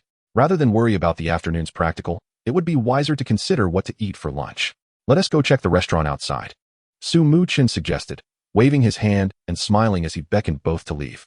As the clock struck 12:30, sunlight poured through the expansive floor-to-ceiling windows into the arena, creating a lively atmosphere. Principals from various schools in Mo, official Yusho examiners sent by the authorities, examinees' parents, and admissions officers from universities nationwide had all taken their places. They exchanged greetings, their conversations filled with both tension and anticipation. Time passed rapidly amidst their discussions. At 1 o'clock, a voice resonated throughout the arena. The Yusho practical assessment officially begins. In an instant, the previously bustling arena fell silent for a moment, only to be ignited by the atmosphere. Examinees, now ready in various combat rooms, began to match. Amidst the shifting light, the combat space before Muchen transformed dramatically. A voice announced, Examinee, Muchen, Yusho, Shenglin Shou, Examiner, Long Taojia, Yusho, Dufundai. As the battle information appeared, the environment before Muchen underwent a complete metamorphosis. The once open ground swiftly transformed into a relatively dense forest. In the center of the forest lay a winding path, with Muchen and Examiner Long Taojia standing at either end, facing each other from a distance. Since the examiners were official Yusho trainers, they possessed a profound understanding of situational control, far exceeding that of many ordinary trainers. They would ensure that neither their own Yusho nor those of the examinees encountered unforeseen circumstances. Examinee, Muchen, please prepare yourself. As the mechanical voice of the combat room system echoed, Muchen nodded in acknowledgement. Wawa, the little Qilin called out eagerly, exuding an air of excitement as it leapt into the combat zone, its hooves striking the ground and making it appear even more extraordinary against the forest backdrop. Upon witnessing the little Qilin, despite knowing that Muchen possessed such an incredibly rare Yusho, Examiner Long Taojia could not help but feel a surge of astonishment. Simultaneously, the professionalism of the examiner lent an air of unwavering confidence to his actions. The beast control seal in his hand was swiftly activated, and a beam of light flashed. A butterfly adorned in shades of green and purple materialized upon the battlefield. Beast, Dufundai, complete form, no evolution. Talent, Fan Mo Kwasan. Increases the radius of all powder-based skills by 20 from the original range. Rank, Bronze Grade 2. Skills, Hypnosis Powder, Poison Powder, Paralysis Powder, Deadly Venom, Butterfly Dance, Insect Song. It is safe to say that this was indeed a remarkable beast summoned for the special examination. Although its rank was merely Bronze Grade 2, the mastery of its skills, coupled with the examiner's unwavering standards, meant that if the opportunity were seized, a well-executed combination of the three powders could lead to significant misfortune for the novice beast tamers who underestimated the first practical examination. As Muchen examined the panel of the Dufundai, a crimson number appeared before him, pulsating incessantly. 321. The moment the countdown concluded, Long Taojia decisively shouted, Dufundai, hide behind the tree and use hypnosis powder. He understood that Muchen's little Qilin possessed the overwhelming strength capable of annihilating the Dufundai. So from the onset of the battle, he aimed to have the Dufundai retreat for cover, utilizing the trees as a natural shield to secretly deploy the hypnosis powder. If he could lull the little Qilin into slumber, even if just for a fleeting moment, he could gain control of the situation with subsequent skill combinations. Yet, reality caught Long Taojia off guard. What use was strategy in the face of such absolute dominance? A golden flash darted past, its speed rendering it nearly imperceptible. An audible thud resounded as the Dufundai, which had just prepared to take flight behind the tree, was sent hurtling backward, crashing to the ground, incapacitated. Battle concluded. Victor, candidate Muchen. The emotionless voice of the battle system echoed again, announcing the outcome of the confrontation. Long Taojia's eyes widened in disbelief as he gazed upon the scene, his face awash with shock. Even as the voice of the battle system resounded once more, his expression remained one of astonishment, his mind racing to comprehend what had just transpired. What was that technique? A flash of lightning? Or a swift wind? Yet, even a speed-based skill could not possibly leave the Dufundai without a moment to react. As an insect-type beast, and one with wings at that, its reflexes and speed were far from sluggish. How could it have been annihilated without even a hint of a response? Was this candidate truly a novice beast tamer? Long Taojia murmured to himself in disbelief. Recalling the Du Fendai back into the beast space, his perception of Su Muchen's prowess fundamentally altered. He could not help but quietly marvel at the remarkable abilities of today's youth. Meanwhile, the viewing room was abuzz with excitement as everyone focused on the various battle situations across the examination halls. Hey, where's Su Muchen's footage? I just glanced at my son's match. Why is there no feed here? Parent 1 inquired with curiosity. The previous evening, he had heard his son mention Su Muchen's impressive skills and had intended to keep an eye on both matches. However, upon returning, he found the screen had gone dark, indicating the match was already concluded. It's over? How long has it been? Parent 1 exclaimed, his eyes wide with disbelief. Clearly skeptical. In his mind, novice beast tamer battles hardly concluded so swiftly. Regardless of strength, there should be at least a round or two of engagement. Why would I deceive you? Just take a look at the results. Parent 2 replied calmly, gesturing toward the results screen, now displaying in real time. Upon hearing this, Parent 1 quickly turned to check. Candidate, Su Muchen, Beast, Qilin Shou, first battle, passed. Su Muchen's information was easy to locate, as he was the sole figure displayed on the entire screen. Hiss. Parent 1 gasped in astonishment. Under normal circumstances, being able to eliminate a beast of bronze rank would not be particularly remarkable. He could do it himself. Yet, the contestants were all novice beast tamers. What were the others doing? Fire Fist Monkey. Attack with Fire Fist. Damn, it dodged. Quickly evade. Dewey Foam. Use Hypnosis Powder. Dewey Foam. Use Poison Needle. Dewey Foam. Use Hypnosis Powder. Dewey Foam. Use Poison Needle. Little Spirit, let him witness our might. Use Link to weaken his attack power. AIXI Meow. Oh ho, I didn't expect to encounter such a visually focused opponent. Dali Yuan, give it your all, and make her cry. Although most candidates were exceptional, a select few possessed the ability to put the examiners on the defensive, while the majority could engage in a balanced exchange. Only a small fraction succumbed to their own inadequacies in command or underestimated their opponent's beasts, leading to inevitable defeat. Regardless, based on his predictions, each room's battles would take at least a minute or two. Yet Su Muchen, 10 seconds? It hardly seemed plausible. This was an unprecedented display of dominance. Was this fellow so occupied that he hadn't kept abreast of the online discussions? Observing Parent 1's astonished and incredulous expression, Parent 2 could not help but chuckle teasingly. Indeed, if one's child possesses notable beast-taming talent, as a father, one must ensure their child does not lag behind others, necessitating even greater effort. Parent 1 sighed in resignation, yet his words brimmed with pride. No wonder he is unaware of Su Muchen's prowess. Parent 2 nodded knowingly. Could it be that he is quite renowned? Parent 1 asked, curiosity piqued. His mind was filled with questions, for from the reactions of those around him, it appeared that this candidate, Su Muchen, was far from ordinary. Just the other day, I witnessed his battle at the arena. His Qilin Shou could instantaneously eliminate a bronze grade 9 beast. News must have circulated online. Parent 2 recalled the scene, his eyes reflecting a hint of awe. Hiss. Is this truly a novice? Parent 1's face was etched with disbelief. At that moment, Parent 3 interjected, with such a vast population in Huaxia, there are bound to be a few prodigies among them. Turning to Parent 1, he posed a question. Have you noticed that despite Su Muchen's remarkable results, no one in this room is discussing him? Parent 1 appeared puzzled. Upon reflection, he realized it was indeed the case. The room buzzed with fervent discussions about the various candidates, yet Su Muchen's name had scarcely been mentioned. Such a situation was rather unusual. Everyone understood that with Su Muchen's capabilities, his first battle would conclude in an instant, leaving little for observation. Without attention, there could be no discussion. As all awaited the prospect of his second examination battle, Parent 3 explained, arms crossed, and smiling. Precisely, I estimate that with his silent command skills, combined with the strength of Qilin Shou, he could at least triumph over 4 beasts. Parent 2 concurred. Hearing this, Parent 4 turned with interest. With great enthusiasm, he remarked, I believe all 5 have a chance. Just look at the Qilin beast, possessing the strength to annihilate even a bronze 9th rank opponent. Furthermore, Su Muchen wields the ability of silent command. Below the golden rank, there should be no adversaries. As he spoke, his excitement grew, and his hands gestured animatedly in the air. The surrounding parents nodded in agreement, increasingly eager to witness Su Muchen's forthcoming performance. They all wished to see what this universally acknowledged genius could achieve in the upcoming special recruitment assessment. Chapter 37. The War That Begins Early.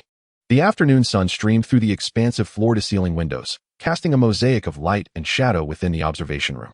As anticipated by Parent Number 3, the teachers paid little attention to Su Muchen's initial beast battle assessment, merely glancing over it in haste.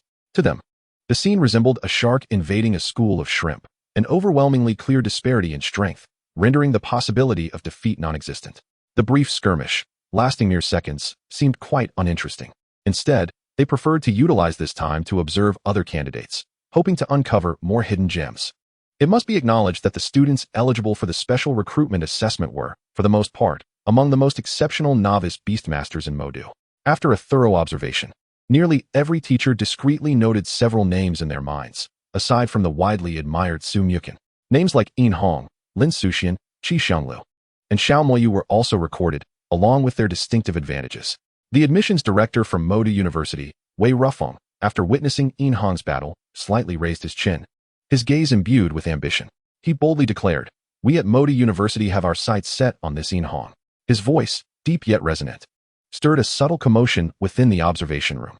Upon hearing his words, several other teachers who also held interest in Yin Hong exhibited a flicker of resignation, quietly erasing Yin Hong's name from their lists. They were admissions officers from ordinary universities, acutely aware of Modu University's substantial financial resources, which rendered their own offerings inadequate for competition. Only Yinjing University's admissions director, Yin Yayan, smiled and remarked, "We can offer you this. Our sole focus during this recruitment is on one key target." In response, Wei Rufeng cast a sidelong glance at Yin Yayan. "Do you think this is a single-choice question? Everything hinges on strength. Then I take it, Teacher Wei, you are thoroughly prepared?" Yin Yayan maintained his smile, seeking to probe for information regarding his opponent's cards. He understood well that in this war devoid of gunpowder, knowing oneself and one's adversary is the key to invincibility. The admissions directors from Jinling University, Zhejiang University, and Shanghai University, occupied with pressing matters, had not attended, leaving only the deputy director of the admissions office present. There exists a distinction between the resources that a director and a deputy director can mobilize. Yin Yayan was confident that his preparations were on par with theirs and could be augmented at any moment. Conversely, should they find their resources insufficient, they would need to submit further applications, requiring time, a fact that rendered them almost powerless against Yinjing University. Only Modu University posed a genuine threat to Yinjing University, particularly regarding the recruitment of Su Muchen. Don't tell me you're unaware of the relationship between Yin Hong and Su Muchen. Spare me the pretense. Wei Rufeng could not help but chide with a laugh. As a well-known saying goes, for 99 of people, the highest social status they encounter in their lives is that of a university professor. As admissions directors from the 5 prestigious universities, they naturally possess their own networks and channels for information. They were well informed about the recent activities of Su Muchen and Yin Hong, recognizing that Su Muchen was the key. If they could secure Su Muchen's admission, there was a 90% likelihood that Yin Hong and Lin Suxian would follow suit. As an old rival, Wei Rufeng was not inclined to believe that Yin Yayan was completely oblivious to this. Upon hearing this, Yin Yayan momentarily faltered, but then his smile grew even brighter. As though his secret had been revealed, yet he remained unfazed. He gently shook his head and replied, "Teacher Wei, I am indeed aware of their relationship. However, recruitment is fundamentally a matter of merit." Wei Rufeng also smiled slightly and stated, "Ultimately, it all comes down to whether the conditions we offer are sufficiently enticing. Modu University never compromises in this regard." He spoke with pride, his chest puffed out, brimming with confidence. As the admissions director of Modu University, he had complete faith in his institution's strength and the generous conditions it could provide, believing he had a significant advantage in this battle for talent. Yin Yayan, undeterred, retorted, "In terms of foundation and resources, Yinjing University is in no way inferior to you. Moreover, for these exceptional students, it is not solely material conditions that hold weight." The exchange between the two grew increasingly charged, their words laced with tension. The other admissions officers from surrounding universities discreetly refrained from interjecting, quietly observing the unfolding drama. They silently marveled at the intensity of this year's special recruitment competition. In previous years, such a situation would not have emerged until at least the conclusion of the second practical assessment. This year, however, it had come about much too early, and the catalyst for this was none other than Su Muchen. Regardless of which teacher one asked, Su Muchen's displayed talent and strength were undeniably exceptional across all facets. His silent command, nurturing techniques, and the ability to tame the leaping dragonfish were all skills that, in the hands of others, would be considered extraordinary. Yet, Su Muchen possessed them all, amounting to a trifecta of formidable capabilities. The only flaw he seemed to have was in mathematics, scoring a mere 12 out of 60. However, this was inconsequential. His proficiency in mathematics merely indicated that he was not suited for certain paths. The world offers an abundance of roads, and one only needs to traverse one successfully. Within the collective consensus of everyone in the room, if, within the next few decades, China is to witness the emergence of several legendary beastmasters. Muchen would undoubtedly claim one of those coveted spots. Securing such a future luminary for 1S institution would surely yield tremendous benefits.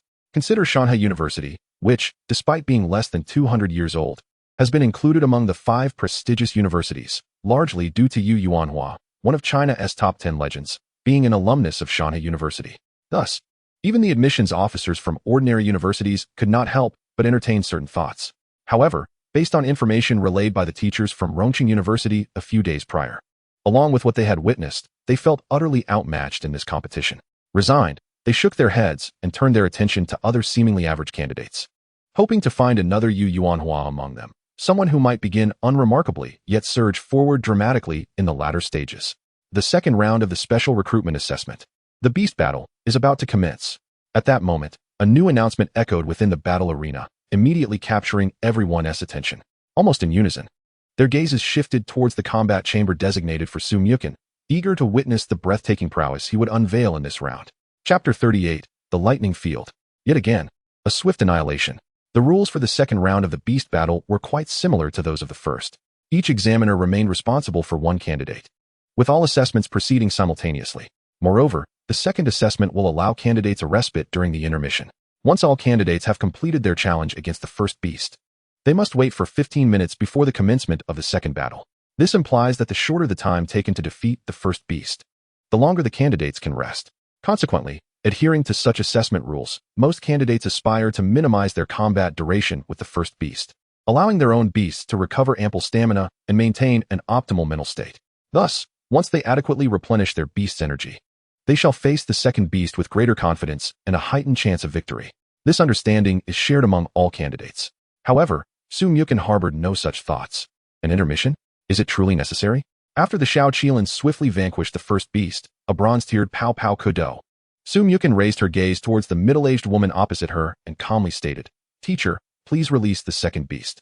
Her name was Baoqing Man, a staff member of the Water Conservancy Department in Modu City, and the examiner responsible for Muchen's second battle. Not being acquainted with her, Muchen opted for the polite address of teacher. Upon hearing Muchen's request, Baoqing Man, along with all the spectators, displayed no signs of surprise. After all, the Qilin had effortlessly dispatched Baoqing Man's initial beast, the Pao Pao Kudo, with minimal effort. Hence, the intermission was of little significance to Muchen. Thus, without hesitation, Baoqing Man inhaled deeply and summoned the mark of the second beast. As the mark was activated, a creature, entirely blue and jelly-like with large eyes, materialized in the arena. This creature was named Xiao Guodong, possessing the strength of a bronze tier 5. It was a beast commonly held by the staff of the Water Conservancy Department, known for its ability to consume refuse and waste from water as sustenance. Furthermore, it boasted an immunity to 80 of physical attacks, making it one of the beasts that many martial-type beastmasters dreaded facing. Thud. At this moment, Xiao Guodong slithered slowly across the ground, occasionally undulating its jelly-like body and emitting a soft, springy sound. Baoqing Man observed Muchen intently, her gaze reflecting the seriousness and professionalism expected of an examiner.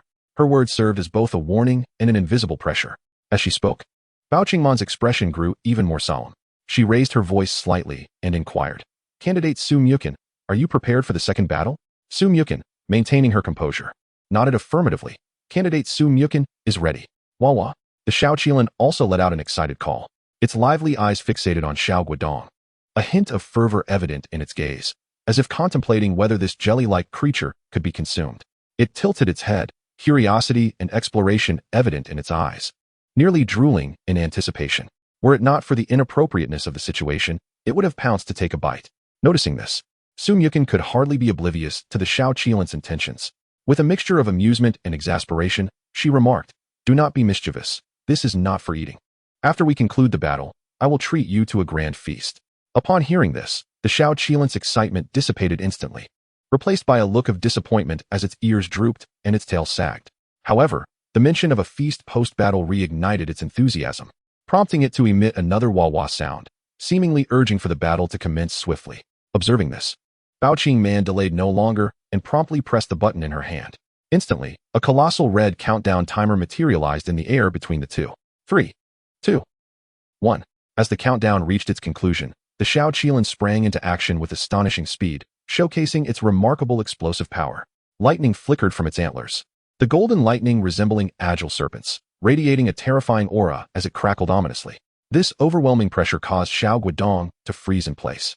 Curling up like a frightened child, fear evident in its eyes. In the next moment, the golden lightning surged forth, slicing through the air. Following this, the Xiao Qilin employed the ability it had learned from Su Ma's beast days prior, drawing upon the electrical energy present in the atmosphere. In merely 3 seconds, the golden lightning enveloped the entire arena like a vast electric net. What manner of creature is this holy, capable of mastering even the lightning field? Is this a skill that a novice beast master-esque companion can truly comprehend? The observation room erupted in astonishment as everyone found themselves speechless at the spectacle before them. The lightning field is a special skill that harnesses powerful lightning energy to manipulate the electrical elements in the air, thereby altering the battlefield. Not only does it inflict a degree of damage, but it also significantly amplifies the potency of subsequent lightning-based skills. It is regarded as a formidable technique among lightning-type beasts. Such a skill is often beyond the grasp of many golden-tier lightning beasts, even if one were fortunate enough to comprehend it. Casting it typically requires considerable time, at least 30 seconds. This lengthy incantation often grants opponents an opportunity to counterattack. In stark contrast, Su Muchen's Xiao Qilin not only grasped this formidable skill at such a low stage, but also enveloped the entire arena in under 5 seconds. The sheer speed of its casting was unfathomably terrifying. Just as the spectators were marveling at this astonishing feat, an even more shocking scene unfolded. As the lightning field expanded, the electrical energy coursing through the arena erupted like a battalion of furious warriors, unleashing relentless damage across the battlefield. The bolts of lightning rained down like a barrage of arrows, each accompanied by crackling sounds, leaving charred remnants in their wake. The bronze-tiered Xiao Guodong, possessing a strength of 5, was obliterated in an instant by the ravaging lightning. Chapter 39, Instant Kill. Yet another instant kill. Wasn't the damage of this skill supposed to be minimal? What on earth is happening? This isn't even the most terrifying part. Did you notice? After Xiao Guodong was vanquished, the stray lightning did not continue its assault on it. This level of control over lightning and the proficiency of the skill to achieve such precision is truly remarkable. Faced with this astonishing display, the university admission officers could no longer remain seated. Initially, they were casually observing from their seats, engaged in hushed conversations or recording the candidates' performances. However, they all sprang up simultaneously, their eyes wide in disbelief, fixated on the screen. It is crucial to understand that the lightning field, being a battlefield manipulation skill, while it possesses persistent damage, is primarily classified as a support skill due to its relatively low damage output. Yet now, this seemingly insignificant damage has managed to achieve the impossible, annihilating Xiao Guodong. Despite the presence of certain attribute countering factors, the impact remains overwhelmingly shocking. It is akin to the sensation of witnessing a character like Liu Ban in a game unleashing a powerful ultimate ability, leading to the immediate demise of a fully healthy Bai Qi, leaving one in utter disbelief. Moreover, as a continuous area of effect damage, it is astonishing that after vanquishing the small jelly, one does not have to continue the assault. Clearly, Su Muchen's little Qilin possesses formidable control abilities, ensuring that not a single spark of lightning power is squandered while also preventing fatal damage to the already incapacitated beast. Such a terrifying mastery of skills, such an overwhelming potency, and such remarkable control induced tremors in many spectators. The candidate Su Muchen undoubtedly belongs to our Modi University. Not so fast. We, Yinjing University, have yet to speak. Our Shanhua University's treasured sword is not to be underestimated either. In an instant, the viewing room where the admissions teachers were situated transformed into a bustling marketplace. Voices clashed and cries intermingled, creating an atmosphere reminiscent of a fierce, smoke-free battle. Amidst their heated arguments and fervent shouts, in the combat room, under Su Muchen's polite yet resolute reminder, Bao Qingman summoned her third beast. As the beast's mark illuminated in her hand, a blinding radiance flashed, and a majestic beast materialized in the arena. This beast radiated a powerful aura, clearly indicative of its exceptional strength. It had already reached the 9th rank of bronze, mere steps away from breaking into silver. Its agile form glistened with metallic scales. Known as the Linjia beast, its gaze bore the sharpness of a seasoned warrior, unmistakably honed through numerous battles, not to be trifled with. The spectators, who had previously been embroiled in disputes over Su Muchen, were abruptly captivated by this new development. All eyes were glued to the screen, eager to witness how Su Muchen and the little Qilin would fare against such an opponent. Many speculated that this time, an intense confrontation was inevitable. The 9th rank bronze beast, the Linjia beast, possessed astonishing defensive capabilities, its entire body enveloped in scales. Even if the little Qilin were exceptionally powerful, it would likely face considerable difficulty in securing victory. However, the outcome of the battle still defied all expectations. In the blink of an eye, the situation was resolved. The little Qilin remained unfazed, exuding an air of tranquility as if the battle before it were merely a light-hearted game. At the very onset of the combat, it gently shook its head, channeling the existing electric field on the battlefield. In an instant, the golden lightning, once meandering like a nimble serpent, responded to its command, swiftly locking onto its target and charging fiercely towards the opponent. Within a mere second, the Linjia beast was utterly bewildered by this sudden onslaught, caught unaware. The golden lightning surged forth, encircling it completely. The formidable power of the attack sent its massive and sturdy form crashing to the ground, raising a cloud of dust. The entire process was executed with such precision and swiftness that it left onlookers almost speechless. Please summon the fourth beast. Muchen's polite reminder echoed once more in the quiet combat room. The voice was steady and composed. Bao Qingman, the beast master examiner, appeared somewhat dazed, still absorbed in the preceding spectacle. Her mind momentarily blank, her body moved almost instinctively, as she mechanically returned the Linjia beast to the beast space. Then, the beast mark in her hand reappeared. With another flash of light, a beast of the first rank silver emerged on the field. As soon as this beast appeared, it emanated an even more formidable wave of spiritual energy. It stood there majestically, its gaze filled with vigilance and authority, clearly sensing the extraordinary nature of the little Qilin due to the beast master's state. Battle commenced. In the next moment, the golden lightning once again locked onto its target. Its speed was akin to a meteor streaking across the night sky, striking the first-rank silver beast with pinpoint accuracy in an instant, accompanied by a resounding crash. The beast barely had time to unleash its signature skill before, like the Linjia beast before it, it succumbed to defeat. Its massive form collapsed helplessly to the ground, the dust still swirling around it. For a brief moment, the entire viewing room fell into a profound silence. Everyone felt as if they had been choked, unable to utter a word. The admissions teachers, who had just been engaged in fervent disputes, now gaped in disbelief, their faces a portrait of astonishment. Their eyes widened, fixed intently on the screen as if trying to confirm whether they were seeing things correctly. The parents of the students wore expressions of shock as well. Initially concerned about their children's performances, they were now completely captivated by the unfolding events surrounding Muchen, their hearts filled with awe. The candidates who had finished their first battle and intended to observe others were equally stunned. Though they were newcomers, they were not entirely naive. They understood the formidable strength of silver-ranked beasts, which they had once underestimated in their youth. They realized that it might take them months, perhaps even half a year, to effortlessly overcome such beings. Yet, before Muchen's little Qilin, they appeared utterly defenseless. This realization struck them with the weight of their vast disparity. Moments later, the entire battle hall erupted like a lake disturbed by a stone, buzzing with excitement. Whether students, parents, spectators, admissions teachers, or candidates, all held a newfound, almost reverential understanding of Muchen and the little Qilin's strength. Instantaneous defeat. To achieve such a feat against a silver-ranked beast using merely an electric field was simply unfathomable. The crowd murmured in agreement, exclamations of astonishment and discussion rippling through every room. They fervently debated the astounding prowess displayed by Muchen and the little Qilin, enveloping the entire battle hall in a lingering atmosphere of shock and awe. The admissions teachers from ordinary universities, witnessing this spectacle, hastily took out their phones to contact their principals, striving for more resources. They too wished to contend, to take a chance. If Muchen were to choose to join their institution, in a few years, the 5 major universities could transform into 6. Chapter 40, The Fifth Opponent. Aizong Lingzhu. Speculations arose among the crowd. That was certainly not a mere electric field. Wei Rufu furrowed his brow, his gaze filled with deep uncertainty and contemplation. Yet his tone was resolute. As soon as he spoke, it provoked unanimous agreement within the room. Whispers of intrigue filled the air as everyone eagerly discussed the recent miraculous display. Although they all acknowledged Muchen and the little Qilin's extraordinary strength, they remained unconvinced that the skill just demonstrated was simply an ordinary electric field. After all, the beast that had been vanquished was an Earth-type beast, known for its formidable resistance to lightning-type skills, an established fact within the beast realm. Not to mention, even a regular electric field, which typically inflicts moderate damage, would struggle to defeat an Earth-type beast without sufficient power. However, I must confess, I truly failed to discern any skill that the Xianglin beast executed just now. Wei Rufu remarked with a wry smile, shaking his head in resignation, a sense of defeat evident in his eyes.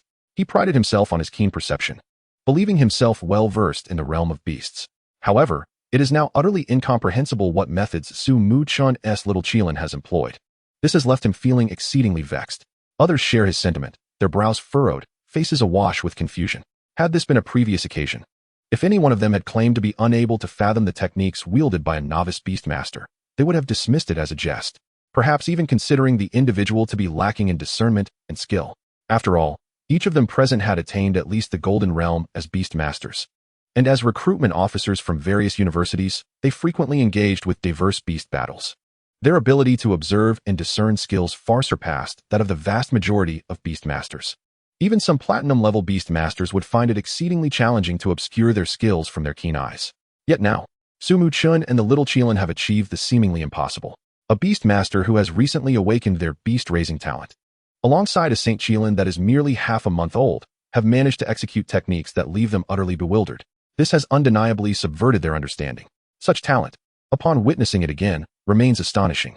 In the room, Shangwanqing remarked, seated comfortably on the sofa, her gaze fixed intently on the little Qilin displayed on the large screen. Her eyes brimming with both appreciation and awe. The skill just demonstrated may have eluded others, but she certainly recognized it. It was distinctly the skill convergence of electricity, imparted to the little Qilin by her own beast, the Thunderbird, just days prior. This skill allows the user to absorb the electric elements in the air, enhancing their magical attack damage, a rather practical ability among beast skills. In the past, despite her Thunderbird's commendable talent, she had taken 2 arduous weeks to master it. During those 2 weeks, the Thunderbird had tirelessly practiced and contemplated, enduring countless attempts before finally grasping it. However, the little Qilin learned it in an instant, exhibiting a learning speed that was nothing short of astonishing. Under the guidance of her own son, the little Qilin managed to merge this skill with the electric field, resulting in an inexplicable transformation. It could gather the electric power coalesced by the electric field and, using the convergence of electricity, concentrate this power to inflict damage upon its foes. Thus, what were initially 2 auxiliary skills, under Su Muchun's ingenious concept and the little Qilin's execution, seamlessly transformed into a formidable offensive move. Consequently, the identities of the Thunderbird and the little Qilin swapped in an instant, with the former, originally the instructor, now yearning to learn from the latter. It was a sight that, upon reflection, Shangwanqing could not help but smile at. In the battle room, Bao Qingman's expression bordered on disbelief as she stared blankly at the unfolding scene. She could hardly fathom the extent of Su Muchen's prowess. Each decisive and swift defeat seemed effortless. Just as she regained her composure and intended to inquire if Su Muchen required a respite, he remained unperturbed, lifting his gaze with calm determination, stating in a steady tone, "No need, teacher. Let us continue." Following this, he politely yet resolutely added, "Please release the 5th beast." The little Qilin echoed with a chirp. Hearing this, Bao Qingman was momentarily taken aback, then instinctively nodded, saying nothing further, for Su Muchen's resolve was evident. As the examiner, she merely needed to proceed with the assessment. Taking a deep breath, she focused her energy, and the mark of her beast re-emerged. A brilliant light flashed, revealing a silver-tier mud stag, standing 2 meters tall with a robust and agile physique. Its antlers and mane, resembling flowing mud, captivated the attention of all present. "It's a mud stag. This time, it surely won TB in instant defeat." Parent 1 murmured, his brow furrowed, eyes glued to the screen. Filled with anticipation and curiosity, he pondered whether Su Muchen and the little Qilin would finally encounter some challenges, given the astonishing sequence of swift victories that had unfolded. How could this be possible? The mud stag is a creature whose specific attributes remain undetermined, Parent 2 interjected, shaking his head with a serious demeanor, elaborating further. According to tests, the mud stag possesses certain characteristics of earth-type beasts, exhibiting strong resistance to electric skills, alongside remarkable self-recovery abilities typical of water-type beasts.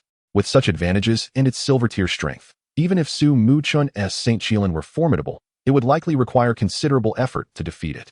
The surrounding parents nodded in agreement, convinced that this battle would not proceed as effortlessly as the previous ones. They watched intently, eager to miss not a single thrilling moment.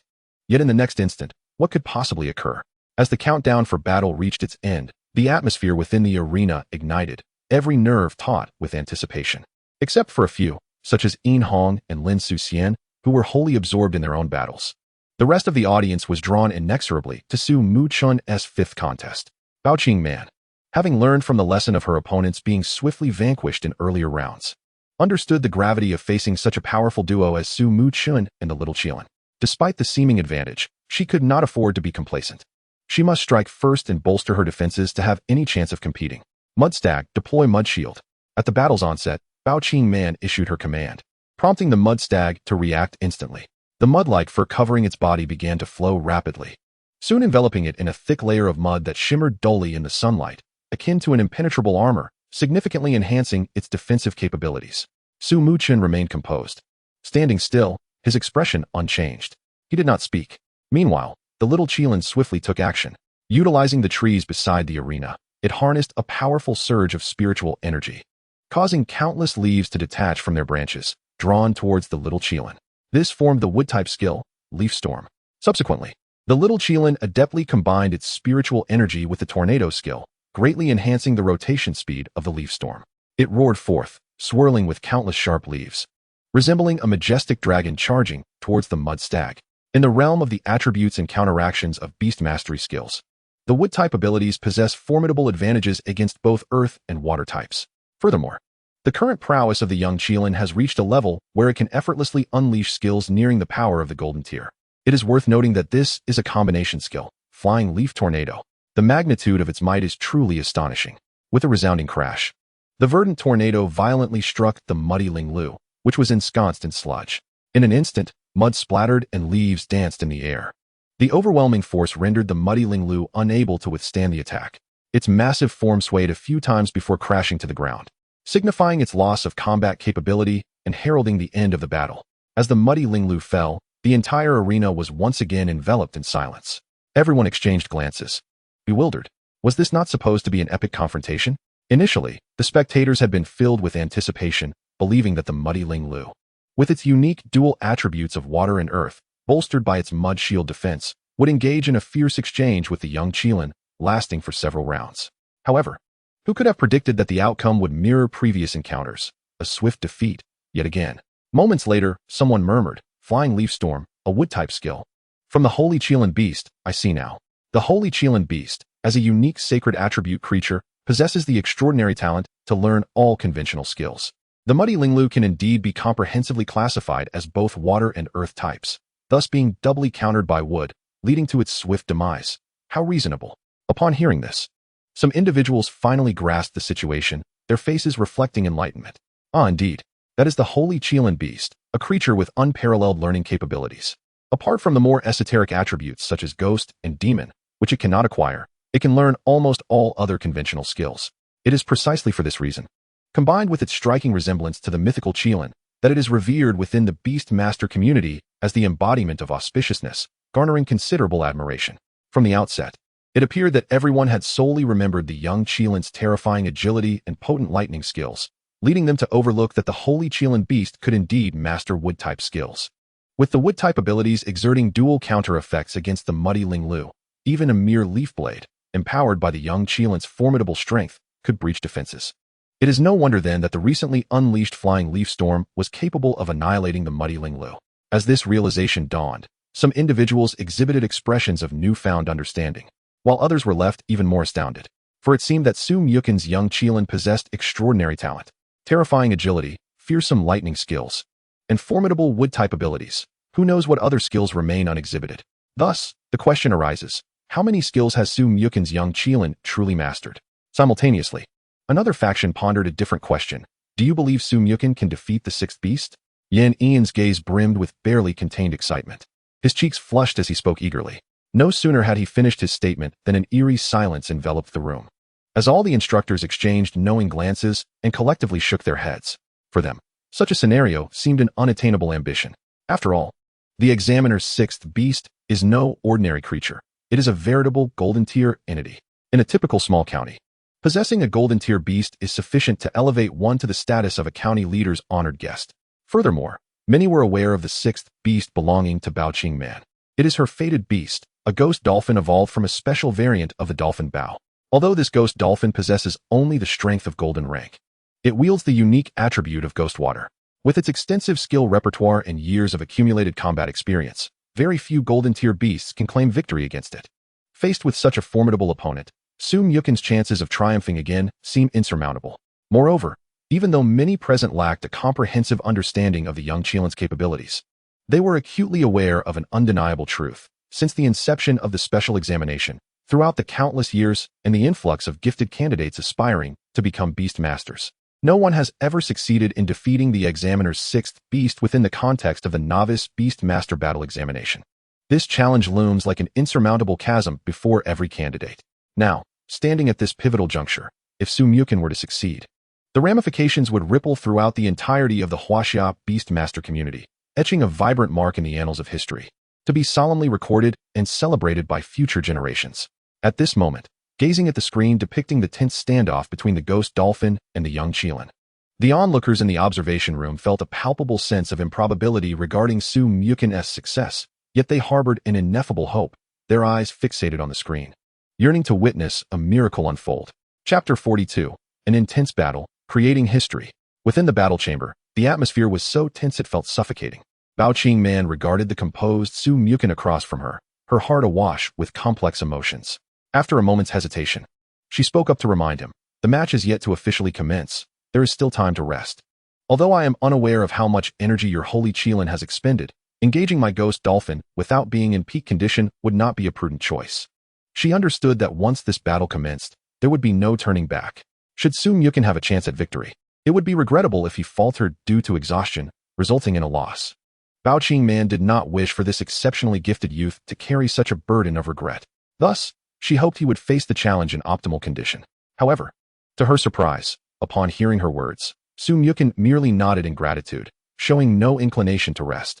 Instead, a spark ignited in his eyes, radiating excitement and eagerness. Beast, ghost dolphin. Talent, ghostly physique, incomplete, gentle rainfall.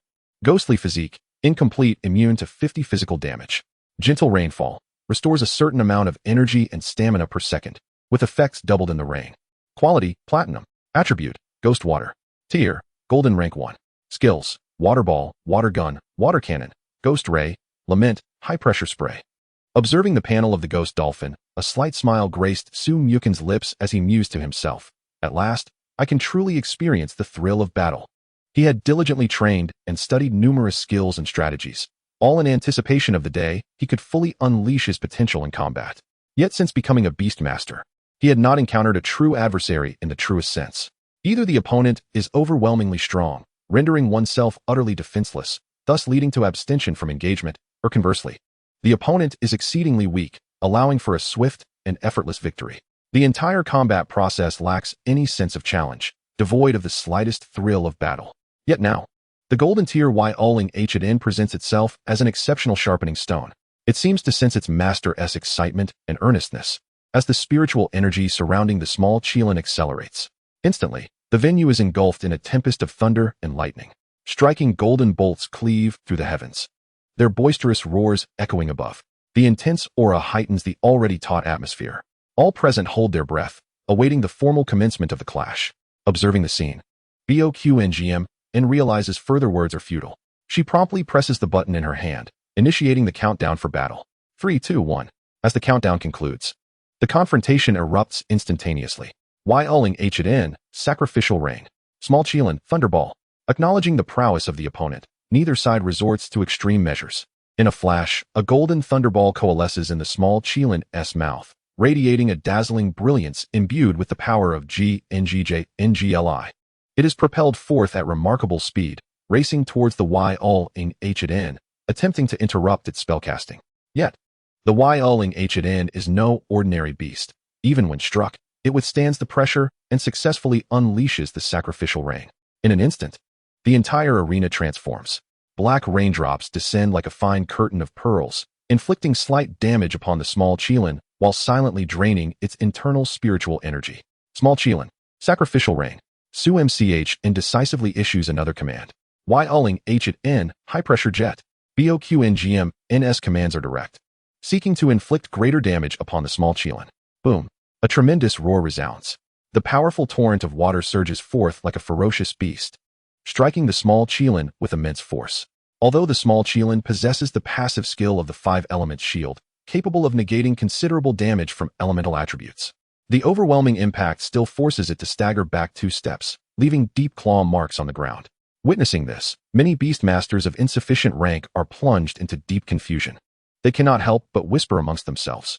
What is happening here? Why does Su MCH and not evade? The Holy Qilin's speed should allow for a dodge. Shouldn't it? Why allow the Holy Qilin to take this hit, only to unleash the sacrificial rain again? A young Beastmaster furrows his brow, perplexed, as he queries Su MCH in S intent. Look at the color of the rain. An experienced Beastmaster nearby advises. His gaze fixed intently on the rain still drizzling in the arena, as if discerning a deeper truth. The rain has changed color. Could it be? The young Beastmaster follows his gaze and suddenly realizes.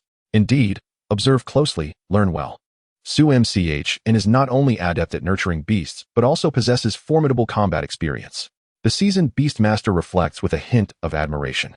Initially, he too had failed to grasp Su MCH's strategy until the rain changed hue, leading to his enlightenment. Su MCH is leveraging a portion of the opponent's power, allowing his beast to evade negative effects at minimal cost. As the first round of confrontation concludes, the minds of both parties race at breakneck speed. The atmosphere within the battle chamber is taut, akin to a bowstring on the verge of snapping. Su MCH's gaze is riveted on the Ying, swiftly analyzing the situation on the field. Although the small Qilin just endured a high-pressure jet, the successfully deployed sacrificial rain has begun to take effect. The black spectral water, influenced by the small Qilin, is gradually reverting to ordinary rain, diminishing the adverse effects on their side. High-pressure electric shock. Su MCH enters a state of exhilaration, shouting out loud. The small Qilin instantly revitalizes, its aura growing ever more radiant. As it moves, its hooves rhythmically rise and fall on the ground, evading the opponent's attacks. A thick bolt of lightning erupts from its body, crackling and surging towards the Ying.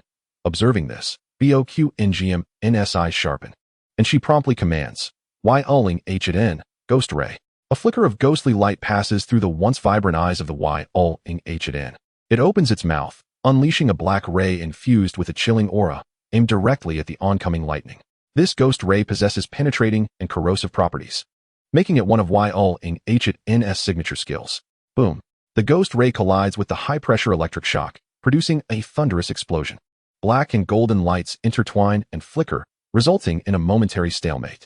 However, the high-pressure electric shock, enhanced by the power of GNGJNGLI, begins to exhibit its restraining effect against the ghostly attribute. The forefront of the ghost ray shows signs of dissolution, its velocity slowing. Now is the time. Seizing the opportunity, Su MCH issues another command. Upon receiving the order, the small Qilin dashes towards the Ying like a bolt of lightning. Wind, lightning, fire, and thunder converge in a furious onslaught, releasing 4 skills simultaneously. In the blink of an eye, it closes the distance to the opponent. BOQNGMN. Seeing this, urgently shouts, Ying, water curtain heavenly splendor. Yet, her reaction speed, alongside that of the Ying, cannot compare with the small Qilin's swiftness. Boom. The small Qilin's hoof lands heavily upon the Ying, splashing rainwater all around. The Ying slides backward, clearly shaken by the force. Moreover, the rainwater on the Ying amplifies the paralysis effect of the thunder tread. Ying grievance. Recognizing the dire situation, BOQNGMN, in a state of frantic urgency, immediately commands loudly. She understands that without employing some extraordinary measures, this battle may end tragically. This grievance skill is one of Ying's trump cards. Even when controlled, it can be activated, releasing an aura of sorrow and lamentation, thereby affecting the opponent's psyche and inducing a momentary state of confusion and sluggishness, buying time for a counterattack. However, with the opponent already under control, Su MCH would not allow such an opportunity to slip by. Almost simultaneously, his gaze sharpens, and he unhesitatingly issues a series of commands. Thunderous roar, thunderball, electric strike, gather energy, and conclude the battle. Upon receiving the command, the small Qilin unleashes a resounding roar. Simultaneously, the lightning surrounding it seems to respond to a call, swiftly coalescing at its mouth. In the blink of an eye, a colossal thunderball forms, which is then hurled towards the Ying. Furthermore, as the thunderball is launched, the small Qilin sporadically emits thick bolts of lightning, akin to a rampaging dragon, surging towards the Ying alongside the thunderball. Meanwhile, the energy-gathering skill quietly activates, continuously absorbing the ambient electric elements in the air, infusing this onslaught with formidable power. This sequence of skills hurtles towards the Ying, wherever they pass, The air ignites, resonating with a deafening roar. The intense gusts even lift the surrounding leaves, creating an immensely awe-inspiring spectacle. Despite the formidable strength and battle experience exhibited by Boqngm's spirit beast, it was in the moment when the Yumngchen was repelled and fell into a state of paralysis that she swiftly commanded it to unleash its Qilin, hoping to disrupt the actions of the Qilin. However, the swiftness of the lightning was beyond the capabilities of the Yumngchen. A series of devastating lightning strikes, akin to bolts slicing through the night sky, surged forth with unparalleled speed, instantly bridging the gap between them. Before the aura of Qilin could approach the Qilin, a colossal sphere of lightning crashed down upon the Yumngchen with overwhelming pressure. Following this, the subsequent impacts of the lightning strikes and the gathered electrical energy inundated the spirit beast, enveloping it in a radiant golden light. At this juncture, the battle had lost its final suspense. Under the relentless onslaught of the golden lightning, the Yumngchen could hardly muster any further effective resistance. Its eyes dimmed, and ultimately, it collapsed with a thunderous thud, splattering mud around it, completely devoid of combat capability. The second round of the Spirit Beast battle assessment concluded, with candidate SMCHN having defeated 6 spirit beasts. As the fervent announcement echoed throughout the arena, the special admission candidate SMCHN and his Qilin maintained their composure and poise. Chapter 43. The battle for talent is about to begin. This is how it concluded. The examiner Boqngmn felt her mind go blank. Observing SMCH and cradling the Qilin with a smile, she regained her senses, retracting her Yumngchen while inwardly lamenting. Both the spirit beast's strength and the command skills displayed were terrifyingly formidable. Boqngmn had previously held unwavering confidence in her Yumngchen, her companion for over a decade.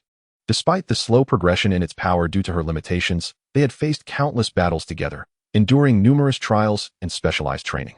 She believed she could easily handle not only novice spirit beast tamers, but even some talented individuals who had studied for a year or two at the top 5 universities. However, SMCHN's display of prowess was extraordinarily brilliant. She even contemplated whether to compromise her principles and allow him to create history if he continued to shine brightly, potentially defeating her Yumngchen. Yet, such thoughts now seemed ludicrous. Shortly after the battle commenced, SMCHN's mastery over the fight, his grasp of the situation, and the terrifying speed and power of the Qilin skill releases made her feel as though she faced not a novice, but a seasoned veteran. The notion of easing up was out of the question. Any hint of negligence on her part would be seized upon by her opponent. A woman's intuition whispered to her that SMCHN's victory might involve some leniency. Without such a concession, her Yumngchen would likely have met the same swift demise as the previous 5 spirit beasts. This was a chilling thought. A veteran spirit beast tamer of over a decade faced a fledgling, yet it seemed she could only avoid a humiliating defeat through the other's forbearance. Reflecting on the entire battle, she suddenly realized this could indeed be true. Perhaps this was the essence of genius. Boqngmn murmured to herself as her figure gradually faded from the battle room. Simultaneously, a heavy silence enveloped the observation rooms like a thick curtain. After several seconds of stillness, it was shattered by gasps of astonishment. Having witnessed countless spirit beast battles over the years, one seasoned examiner could not help but exclaim, his heart filled with confusion. What is the true nature of SMCHN and his holy Qilin? The electrifying field, the gale leaf storm, thunder tread, and the roaring thunder. He even glimpsed terrifying combination skills. Such spirit beasts, such skill comprehension, such tactical application. How could this be the work of a novice? This was clearly the hallmark of a battle-hardened champion. What kind of growth environment and training regimen could forge such an extraordinary spirit beast tamer and spirit beast duo? Mom, that brother is amazing, much more than my sister. In a corner, a young child tugged at his mother's sleeve, his eyes sparkling with admiration. The mother looked down at her child, her lips trembling slightly as she struggled to regain her voice. Indeed, sweetheart, this brother has created a miracle. She gently stroked the child's head, her gaze never leaving SMCHN and the Qilin, marveling that even though her daughter was also considered a genius, she appeared so ordinary in comparison. Perhaps it was akin to the ancient literati compared to Cozgn. In the realm of talent, Cozgn monopolized the majority. And now, when contemporary young spirit beast tamers were compared to SMCHN, it was as if the new spirit beast tamers had a mere fraction of talent, while SMCHN possessed the lion's share. Such scenes were commonplace throughout the battle arena. Many spirit beast tamers clutched their hair, trembling with disbelief. as they realized that even they might struggle to defeat the Yin, which SMCHN had seemingly vanquished with relative ease. After years of hard work, they found themselves outshone by a mere 18-year-old. It was utterly disheartening. Parents looked at SMCHN with envy, expressing sentiments like, "This is what other people's children achieve. If only my boy had half of SMCHN's capability, I would be content." Yet they also understood that they lacked the resources of SMCHN's family, unable to provide their children with the opportunity to contract a holy Qilin. Thus, they could only sigh and not impose too much pressure on their own children's shoulders. Meanwhile, within the room, having witnessed her son make history and achieve victory, SHNQing promptly conveyed the joyous news to SB, who was still at work, as well as to SMCHN's grandparents in New Jersey and his maternal grandparents in NGCH. After completing these tasks, she stood up with a smile, stepping out to summon her own spirit beast. SMCHN must certainly enroll in New Jersey University. The admissions director, YN, slammed his hand on the table and sprang to his feet, his excitement evident. Such talent and potential. To miss this opportunity would be an immense loss for New Jersey University. At that moment, his mind was filled with images of SMCHN leading the university's spirit beast team to victory in various competitions. Director YN may be speaking too soon. The admissions director of MD University, WIRF retorted defiantly. He scoffed, rising to his feet, his gaze fixed intently on SMCHN, eyes gleaming with determination. SMCHN and MD University were a match made in heaven. The resources we offer are more than adequate for his talent to flourish. He puffed out his chest confidently, convinced that the rich heritage and favorable conditions of his institution would surely allure SMCHN. Observing this, other admissions officers from various universities also joined the fray, eager to compete for the exceptional talent. In an instant, the room was filled with a cacophony of voices and arguments, a chaotic scene resembling a pot of boiling porridge. Amidst the bickering, they were acutely aware of the futility of their disputes. Ultimately, the decision rested upon Muchen's own thoughts and those of his family. Thus, while the debate raged on, the teachers could hardly contain their eagerness, unwilling to delay even for a second. They hastened directly towards the room number where Muchen was engaged in battle, akin to a herd of wild horses breaking free. As for the other candidates still entrenched in their fights, they were of no consequence. After all, they could always watch the replay later. The pressing concern was to recruit the genius Muchen into their institution. Some teachers, in a bid to save time, dashed towards the elevator, pressing the buttons incessantly, their eyes glued to the floor indicator. They murmured impatiently, urging the elevator to arrive swiftly. Others deemed the elevator too slow and opted to sprint towards the stairs. Had it not been for strict regulations, they might have resorted to summoning their beasts to break the glass and enter directly. However, regardless of the path chosen, they were intercepted by a figure. Those on the stairs beheld Qing Shuang Huan Ling, while the elevator door opened to reveal Shangguan Qing. "I am aware of your capabilities. To prevent any of you from crossing the threshold of my home and incurring costs, I suggest we settle this matter here," Shangguan Qing stated calmly. Upon seeing Shangguan Qing or Qing Shuang Huan Ling, the teachers from various institutions who previously knew nothing of Muchen's family background were suddenly enlightened. Images of Shangguan Qing's illustrious achievements and legendary tales in the realm of beast cultivation flooded their minds. As a world-renowned star cultivator, the beasts that Shangguan Qing had trained had triumphed in numerous prestigious competitions, showcasing unique cultivation techniques, precise understanding of beast behaviors, and the uncanny ability to unearth hidden potentials. All these attributes earned her the admiration of her peers, leaving them in awe. With such a masterful mother, how could Muchen possibly fall short in the realm of beast cultivation? Consequently, many teachers from ordinary institutions were overtaken by a sense of melancholy and helplessness. Others possessed such a familial background, while the conventional resources their institutions could offer paled in comparison to what Muchen could easily procure. In fact, the top-tier scarce resources that their own schools might struggle to acquire could be accessed through Shangguan Qing's connections and influence. Thus, it seemed their institutions lacked any significant advantages to entice him to join. Resigned, they could only return to their rooms, abandoning futile struggles. Ultimately, only 9 individuals arrived at the private room alongside Shangguan Qing or Qing Shuang Huanling. Upon entering the room, Shangguan Qing's beast, Mi Xiao Chu, promptly served each person a cup of hot tea. "Please be patient, esteemed teachers. I have messaged Muchen, and he will arrive shortly," Shangguan Qing said, her gaze scanning each teacher present with a calm demeanor that remained polite. "Not at all, sister-in-law. We can wait," responded Yan Ian, wearing an ostensibly friendly smile as he spoke. He exchanged meaningful glances with the others, exuding a childlike sense of pride, as if silently declaring to all, "With our connections at Yanjing University, do you think you can compete with us?" His demeanor suggested that Muchen was already a foregone conclusion for their institution. The other recruitment teachers exchanged glances, a flicker of subtle concern passing between them, but they quickly regained their composure. In the battle for talent, relationships might be a bargaining chip, but they were not the key to victory. What truly attracted exceptional individuals was tangible strength and the broad developmental opportunities offered. Therefore, after politely acknowledging Shang Wanqing, they refrained from further conversation. Some sipped their hot tea, while others discreetly took out their phones to contact their superiors, seeking to secure more advantages in the impending competition.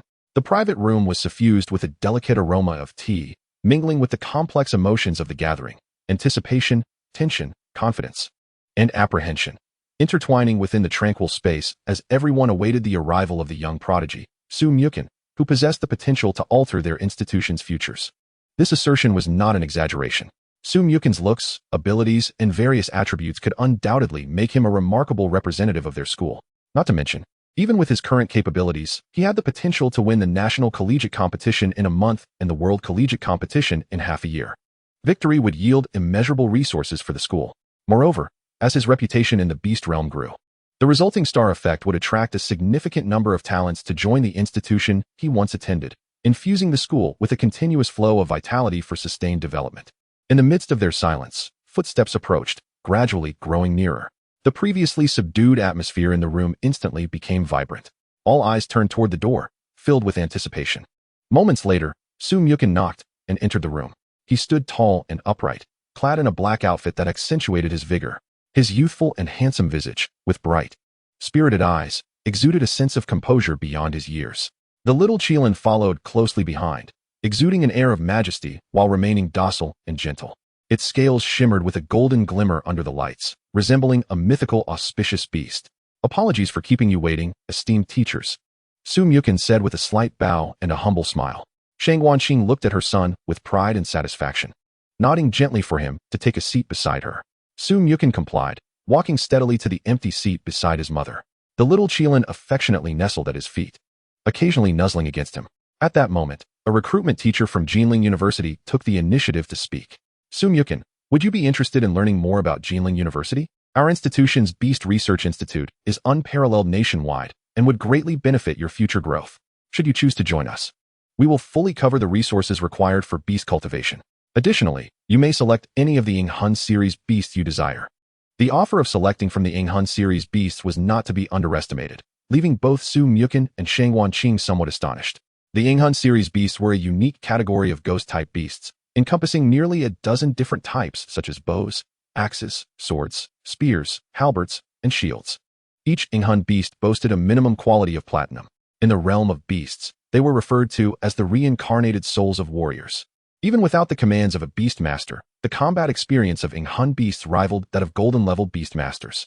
In battles, they could instinctively make precise judgments, executing fierce attacks or clever defenses with remarkable adaptability, often catching their opponents off guard.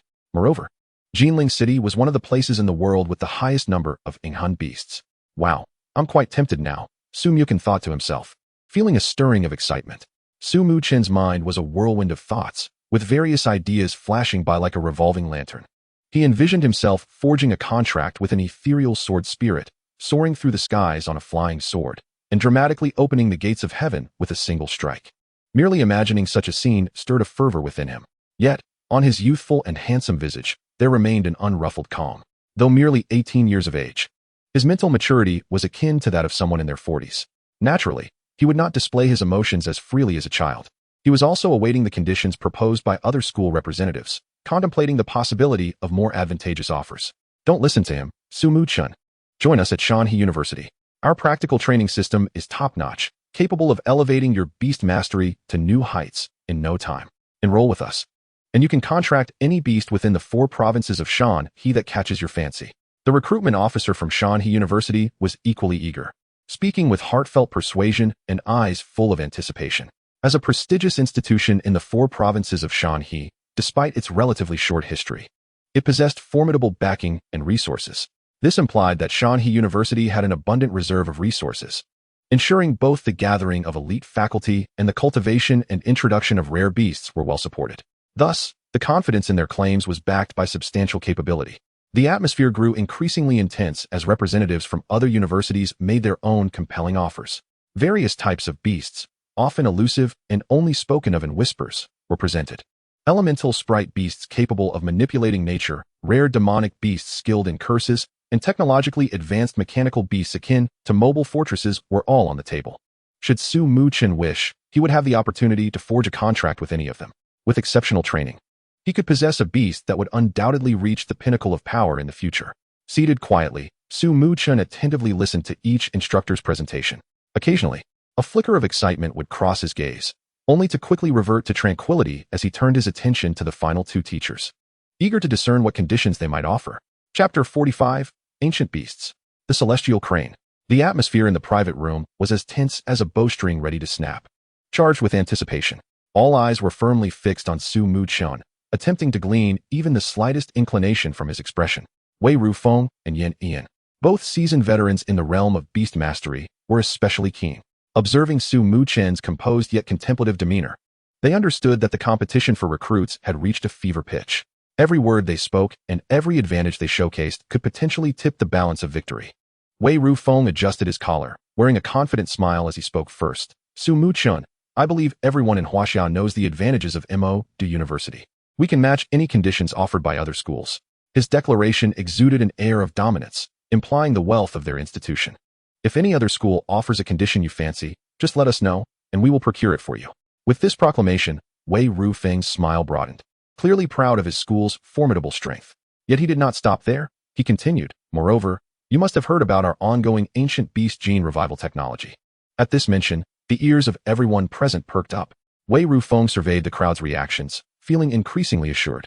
Raising his voice, he declared, if you are willing, you will certainly have the chance to contract one of the first revived ancient beasts.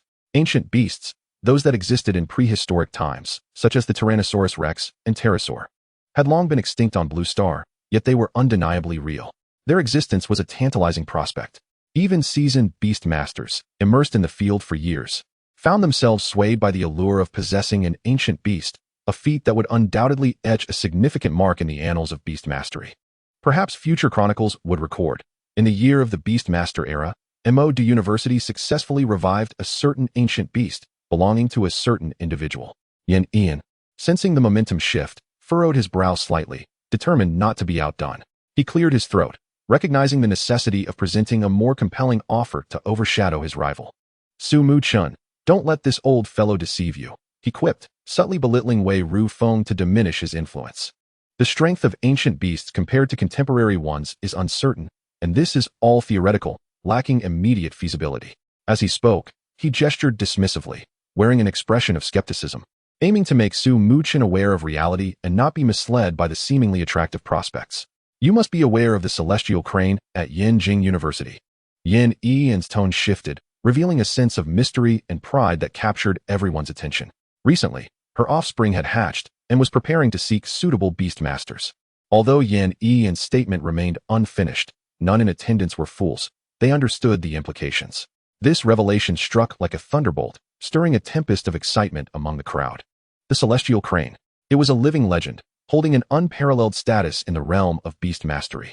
It was said to have existed for countless years, transcending the current realm of beasts. Its offspring, inheriting such a powerful lineage, likely possessed the potential to reach legendary status. In the realm of beast mastery, having a beast with kingly potential was exceedingly rare, a pinnacle sought after by countless beast masters. Even among those present, it was a challenge to find such a beast. Now, Yanjing University had boldly promised an offspring of legendary potential, far exceeding kingly prowess. This was undeniably a substantial commitment. Upon hearing this, Wei Rufeng grew anxious.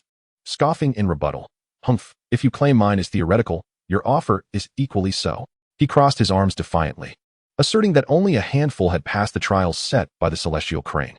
Without passing the trials and gaining its approval, how could one hope to forge a contract? His argument held merit, as the celestial crane was no ordinary entity. It would not easily recognize just anyone. Gaining its acknowledgement was no small feat. Yet Yan Ian remained unfazed by Wei Rufeng's skepticism, exuding confidence as he retorted, "You simply don't understand." With a triumphant grin, He pointed to a button on his chest, declaring, "I have been recording the whole time. Granny Crane is watching right now. She is very fond of Muchen and is willing to waive the assessment, allowing him to approach her directly." This statement left the crowd in astonishment, as no one had anticipated Yan Ian's thorough preparations. To substantiate his claim, Yan Ian swiftly produced his phone and adeptly opened the camera interface. He then raised his phone screen towards the crowd, ensuring that everyone could clearly see the celestial crane amidst the clouds. On the phone screen, the crane exhibited an elegant posture, its feathers as pure as snow, seemingly imbued with a mysterious aura of spiritual energy.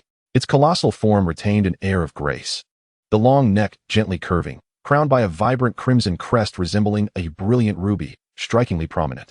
What drew more attention, however, were its profound and wise eyes, evoking an inexplicable sense of reverence in those who beheld them.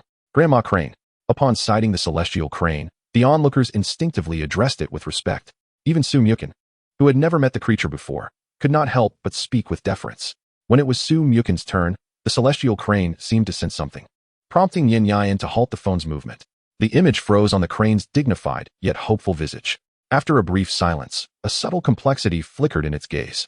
Gradually, its attention shifted to the small Qilin nestled at Muchen's feet.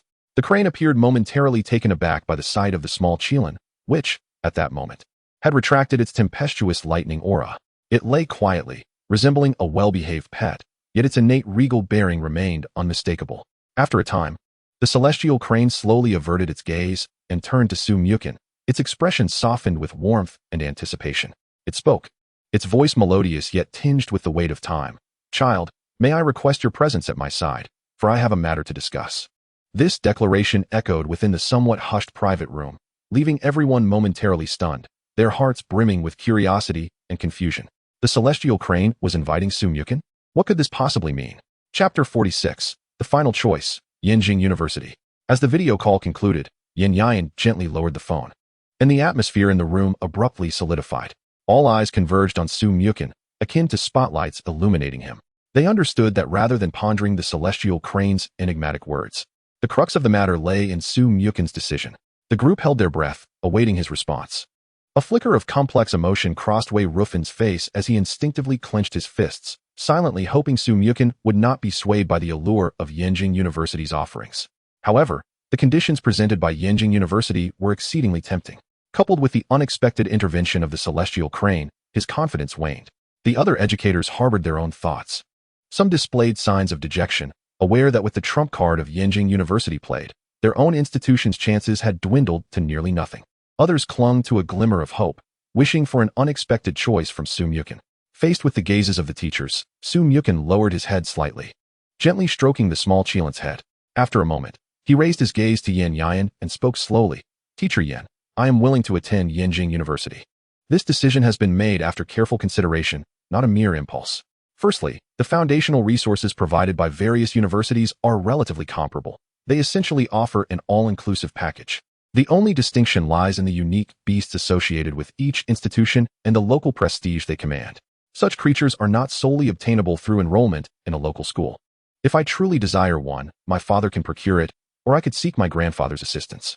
However, the offspring of the celestial crane is a different matter. No matter how capable my grandfather may be, apart from forcibly obtaining it, there are no alternative means. It appears that by joining Yanjing University, I could acquire a young one. If nurtured properly, I could ride it gracefully, standing poised with a sword at my back, flanked by the formidable red-gold war dragon soaring through the skies on one side, while the small Qilin, crackling with lightning, accompanies me on the other.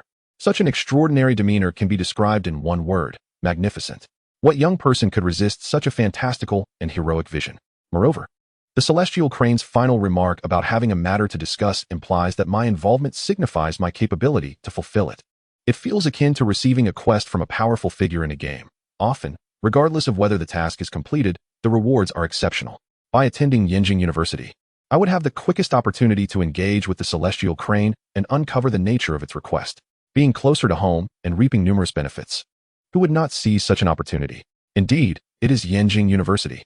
Upon hearing Muchen's choice, Wei Rufen and the other educators could not help but exhibit a fleeting expression of disappointment, akin to having meticulously prepared for a long time only to miss out on a cherished opportunity. Nevertheless, Wei Rufen, seasoned in various situations, quickly regained his composure and donned a smile. He approached Su Muchen sincerely, stating, "Though it is somewhat regrettable that you did not choose Moda University. You are always welcome to visit us anytime. The doors of Moda University will always be open for you." Other teachers echoed his sentiments, offering their congratulations. While a tinge of disappointment lingered in their hearts, they recognized that if faced with the temptation of the celestial crane's offspring, they too would find it difficult to refuse. After exchanging pleasantries, the group did not linger. They had missed out on this exceptional opportunity, yet there were still other candidates like In Hong and Lin Suxian to pursue. They could not afford to place all their hopes on a single endeavor. Safe travels. Yin Yan's smile radiated with uncontainable excitement and pride. After bidding farewell to the others, he turned to Su Muchen and said, "Since you have chosen to trust us, we shall not betray your confidence. We will assist you in advancing further along the path of Beastmasters." With that, he produced a bag he had prepared in advance and extended it to Su Muchen. This bag has been imbued with a spatial enchantment. Inside are the essentials for the daily training of the Shenglin beast and the Yulong fish, sufficient to sustain the two little ones for some time. Accept this for now. When you arrive at school, you may replenish supplies from the treasury. Upon hearing this, Su Muchen did not hesitate to accept the bag, but inquired, "Teacher Yin, is there no admission notice or anything of the sort?" As he understood, regardless of one's grades or the institution attended, an admission notice was typically required as proof of enrollment during the admission season. "No need," Yin Yan explained with a smile. "Yesterday, we uploaded your information, and all the faculty members are familiar with you. You will simply need to show your face upon arrival." The special admission notices had already been taken by Uncle Qingsong yesterday. Su Muchen was taken aback, a myriad of questions swirling in his mind. Had the information truly been uploaded yesterday? Did my grandfather already know I would choose Yinjing University? It seemed that Yin had prepared even more thoroughly than I had imagined. Beside him, Shang Wanqing could not resist teasing. "This is what we call foundation." Yin Yan tilted his head slightly, a hint of pride in his demeanor. No one can refuse the allure of a legendary quality beast at the start. He paused before continuing. "Additionally, our school's unified enrollment period is August 19th. As a special admit, you may report to school anytime within the month. If there are no other matters, please come as soon as possible. The school does not have winter or summer breaks. We have dedicated instructors for battles and skill lessons every day. You will have ample opportunities to engage and battle with other students, which is quite advantageous. I have your contact information as well. When the time comes, just send me a message." I understand that Su Muchen may have various other arrangements. After expressing those words, Yin gracefully excused himself, wearing a beaming smile as he departed with light steps, leaving the room behind. In an instant, the previously lively atmosphere, charged with competition, was reduced to just Shang Wanqing and Su Muchen, mother and son. The child of the Yunzhong Xianhe, indeed a grand endeavor by Yinjing University. With no outsiders present, Shang Wanqing relaxed, shedding the earlier seriousness from her demeanor, her face reflecting a hint of sentimentality. After a moment of contemplation, she tilted her head slightly, her gaze inquiring, "When do you plan to visit Yinjing University?" "Let us wait and see," Su Muchen replied, taking a deep breath and slowly articulating the words. Leaning back in his chair, he furrowed his brow, lost in thought. Once he resolved to attend Yinjing University, he felt a tension release from within, akin to a string finally letting go. Suddenly, a rather troublesome thought struck him, the impending hatching of the beastly Dao Yu Shou, along with the presence of the Han Di Shenyo still residing with his grandfather, not to mention the child of the Yunzhong Xianhe. In an instant, he would find himself responsible for 3 beasts. More critically, 2 of these beasts were still in their juvenile stages. Ah yes, it should be noted that there are 3. Though the little Qilin is powerful, it remains a child at heart, playful, and in need of care. 3 children. Su Muchen could not help but inwardly lament. Just imagining the days ahead, juggling their dietary needs, daily care, and training for growth, while also coordinating their interactions, it was a daunting thought. Chapter 47. First place in the National Special Recruitment Assessment. The practical assessment for Yu Shou has concluded. All candidates, parents, and staff, please exit in an orderly fashion. As the announcement echoed through the battle hall, the special recruitment assessment officially came to a close. Concurrently, the fierce competition among various universities had also reached its conclusion. The emblem of Yinjing University stood out prominently on the large screen within the arena, seemingly proclaiming its victory in this fierce contest for talent. The first, second, and fourth places all chose to join Yinjing University. Only the third place, Qi Xionglu, and the fifth place, Xiao Mou opted to enroll in Mo Du University and Jinling University, respectively.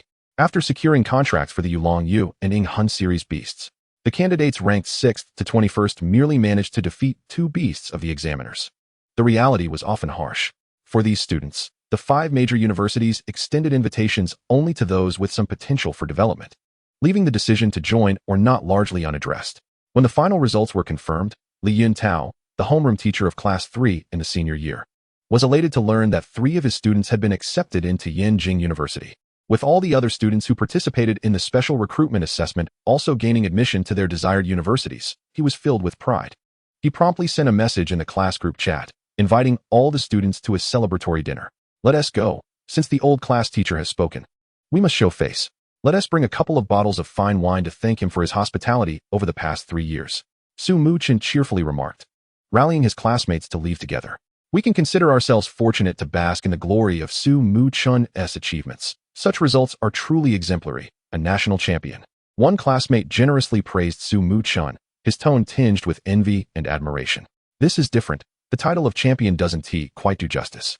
Another classmate immediately retorted, wearing a proud expression as if sharing in Su Muchen's accomplishments. After all, this was a historical moment. It was likely that the official account would release a video confirming it within a few minutes.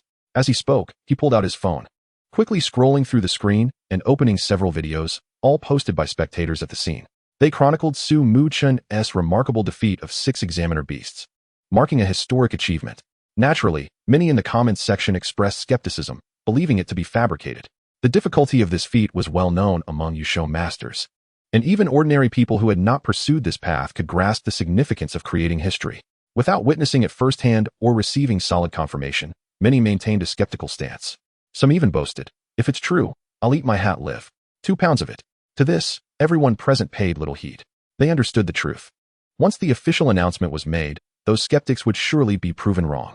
Do you think my name will be written in future history books? Su Muchen created history that year when Long Tao Jia was successfully recruited by Rongcheng University, and we dined together that evening? Long Tao Jia suddenly exclaimed, his hands on his hips, envisioning the future. The classmates paused momentarily before erupting into hearty laughter. Someone playfully patted Long Tao Jia on the shoulder, saying, you truly have the audacity to dream. Who knows, it might just happen. The classmates chatted and laughed as they made their way to the designated dining venue, not only discussing Su Muchen's astonishing historical achievements, but also planning their future travels. For Yusho masters, traveling is akin to embarking on an adventure filled with the unknown and surprises. Along the journey, one might encounter various Yusho masters for battles, honing their skills, as well as diverse wild spirit beasts that could become future companions. An impromptu journey is an indispensable part of every Yusho master's life. That evening at 9 o'clock, after Su Muchen and his companions finished their dinner and returned home, the internet experienced a seismic shift. The official Yusho Master Association of Huaxia released several updates in quick succession. First, there was a graphic ranking of the National Special Recruitment Assessment. Huaxia Yusho Master Special Recruitment Assessment National Rankings. First place, Mo Du Su Muchen, number of beasts defeated, 6, Yanjing University. Second place, Pengcheng Ma Yuze, number of beasts defeated, 5, Yanjing University. Third place, Quancheng Zhaoxia, number of beasts defeated, 4, Shanhe University. Fourth place, Yangcheng Shangguanlan, number of beasts defeated, 4, Mo Du University. Secondly, there were astonishing highlights of Su Muchen, Ma Yuze, Zhaoxia, and others during the competition. The entire internet erupted in a frenzy. 20% of netizens discussed Ma Yuze, as he was the son of the Pengcheng Ma family, owners of the mobile game, Yusho Glory. The remaining 80% were focused on Su Muchen. Countless news articles and Douyin videos flooded in within a brief period. He did it. He has successfully created history, and we are witnesses to history. The future's top 10 legendary Yusho masters will undoubtedly include his name. The Shenglin Beast Yulong Yu, an unparalleled path of growth. Those with better conditions are working harder than you, excelling beyond you. A myriad of opportunistic mentions surged forth, and the comments below the multitude of videos skyrocketed. It was truly astonishing. Reply: I knew there would be this kind of dog comment. What about those who just thought I was lying? Now that the official news is out, what do you have to say? Reply: big shot. I was wrong 999 times. Reply: stand at attention when you're about to get hit. You promised to eat it live, let me prepare. Oh, if only I possessed the Holy Lin Beast and the Leaping Dragon Fish, I too could achieve such feats. Perhaps he has resorted to dishonest methods. In response, one might say, is the sour grape mentality at play here? I see you bear the title of Beast Tamer. With such a disposition, I doubt you will ever excel in the path of beast tamers. Another retorted, let this serve as proof. If you manage to ascend to the golden level of beast tamer in your lifetime, I shall instantly transfer a screenshot of 1 million from my bank account to you. A further commenter speculated, what if this person's beast mirrors their character? I have a feeling they are not a person of good repute. A thorough investigation is advisable. Speaking of which, does he not fear being robbed while clutching the Holy Lin beast? One replied, everyone knows banks are filled with money and armies are armed. Who would dare to rob? Another asserted, I would wager someone has indeed robbed him. In ancient times, entire cities would be wiped clean of robbers. As the assessment concluded, even during mealtime, countless individuals online deemed this to be a fabrication. Some, who could not succeed themselves, vehemently claimed others could not either. They alleged that Su Muchen's possession of the Holy Lin beast and leaping dragon fish suggests a formidable backing, accusing him of being elevated to godhood. Yet, when the official announcement, including a video, was released, it left everyone utterly astonished. Of course, a handful believed Su Muchen's accomplishments stemmed solely from the extraordinary power of the Holy Lin beast. If they could form a pact, they too could replicate such results. Upon examining their profiles, one would find many of them to be rather unsavory characters. Following investigations and reports from enthusiastic netizens, it was revealed that there were murderers who had fled justice 20 years prior, sycophants secretly transferring wealth overseas, and even a local beast tamer who, while appearing reputable, had unsavory ties to the region. None of these individuals evaded the long arm of the law. That night at 10 o'clock, when such news broke, Su Muchen was momentarily taken aback, contemplating whether this was the fabled dumbing down aura. Chapter 48, The Official Rewards of Magic City No. 1. New term, dual pupils. The following day, news regarding Su Muchen spread like wildfire across the internet, gaining momentum rapidly. It even began to impact the real world. According to statistics from Magic City's cultural tourism sector, the number of travelers booking tickets to Magic City skyrocketed last night, setting a historical record. Beast tamers and media professionals flocked to Magic City for various reasons. Anticipating this, Su Muchen wisely refrained from venturing outside. Why would he? The moment he stepped out, he would be pursued by the media like a rat scurrying across the street. Even if he fled to Mount Everest, they would find a way to follow, thrusting microphones and cameras in his face, incessantly bombarding him with questions. In stark contrast to Su Muchen's sentiments, many others eagerly awaited media interviews, clamoring, interview me. I am well acquainted with him.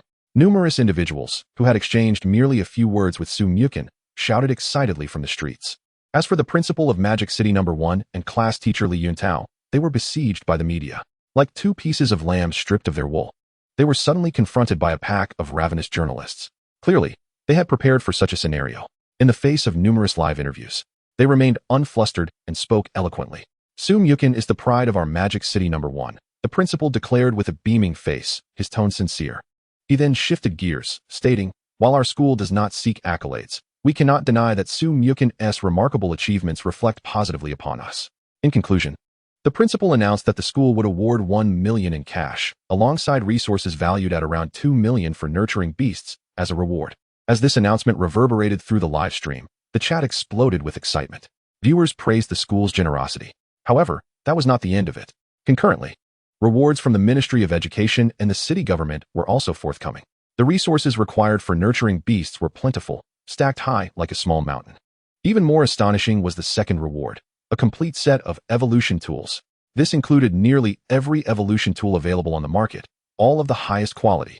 Items such as the King's Mark, Dragon's Scale, Exquisite Crystal, and Angel's Wing were among the special evolution tools. Even the lower-tier items were worth millions. The top-tier items were exorbitantly priced and nearly impossible to find. Upon the announcement of this news, beast tamers from across the nation watched in awe, their eyes wide with envy.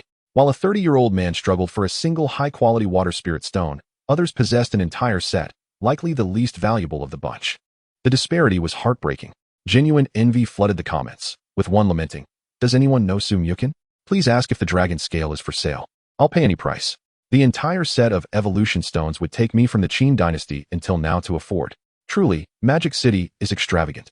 Amidst the countless envious comments from netizens, the live stream continued. Another astonishing revelation emerged.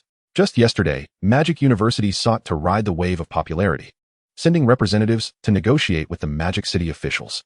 Seizing this opportunity, the official representative announced to the media that Magic University's ancient beast resurrection technology had entered its final stages and cordially invited talented individuals to join.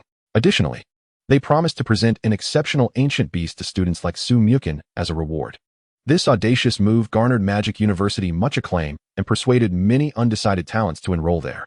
Many began to ponder, if Muchen, who did not enroll in Magic University, is being rewarded with an ancient beast, surely I will have my chance if I join. As the saying goes, for those who betray me, I shall grant them 100,000. For those who remain loyal, I shall offer them billions.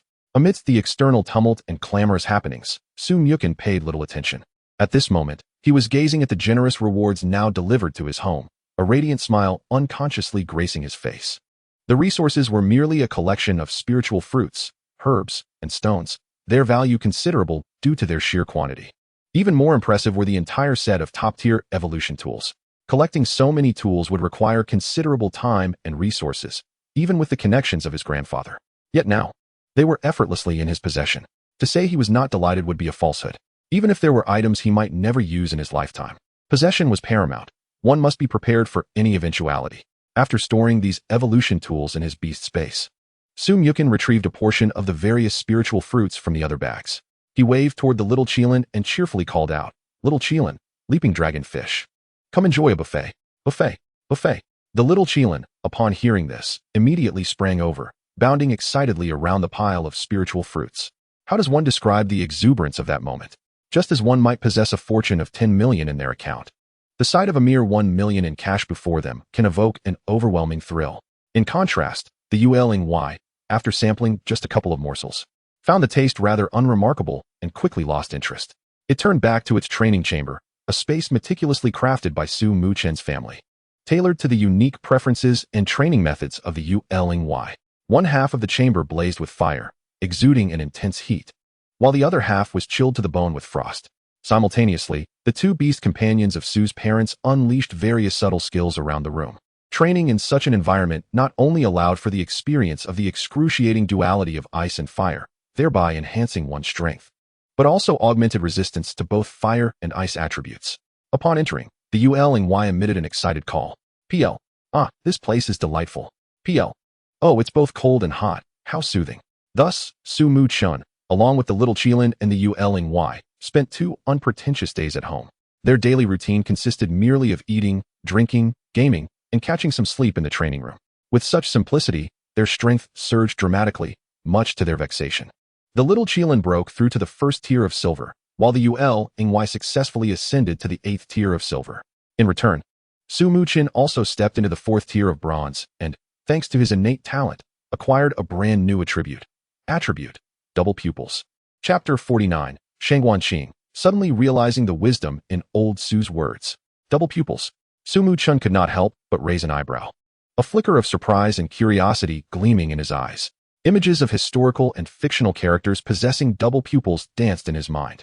Was this double pupil akin to that of Xiangyu, or perhaps like that of his brother Huang? With such questions swirling, Muchen eagerly examined the effects of the double pupils attribute. Effect 1. The possessor of double pupils can observe the movements of targets with heightened acuity, discern disguises and concealment skills, and more easily analyze opponents' weaknesses. Effect 2. The possessor of double pupils can comprehend skill principles more readily, enhancing skill efficacy. These 2 effects are indeed remarkable. If one were to describe them in gaming terms, it could be summarized as follows. Effect 1. Increases skill hit rate, ignores target invisibility, and bypasses a portion of the target's magical and physical resistance. Effect 2. Enhances comprehension, thereby increasing skill efficacy. Naturally, since it pertains to ocular attributes, its impact on eye-related and mental skills would be particularly pronounced. It is obvious that such an attribute should be bestowed upon a yet-to-be-born beast companion. Double pupils. Double pupils. Doesn't the term literally imply that one eye contains 2 pupils? The innate beast of the animal path is the dragonfly, which itself possesses tens of thousands of tiny eyes. If all those tiny eyes were transformed into 2 pupils, combined with the petrifying light of the petrification eye attribute, oh, what a spectacle it would be. Imagine firing 11 or 12,000 petrifying beams simultaneously. It would be nothing short of spectacular. The more Muchen pondered, the more exhilarated he became, prompting him to approach Shangguanqing, who was in the living room assisting the little Qilin and the Yuling in preparing food. With a face beaming with excitement and anticipation, he said, "Mom, the reincarnation ring can hatch new beast companions again. This time, with Dad away, will you accompany me?" Upon hearing this, Shangguanqing's hands froze mid-motion, her gaze filled with astonishment. The reincarnation ring? Those 6 iron rings? New beast companions? Could it be? Shangguanqing hesitated, a bold yet nearly absurd conjecture forming in her mind. but she dared not fully believe it. There was nothing to conceal from her own mother. Muchen nodded, his expression earnest and resolute. Yes, when I formed the contract for my innate companion, I received a message. It can hatch 6 innate beast companions. Based on my recent understanding, it seems that one can be hatched for each major realm. At this revelation, a wave of intense shock surged from the depths of Shang Wanqing's heart, rapidly spreading throughout her being.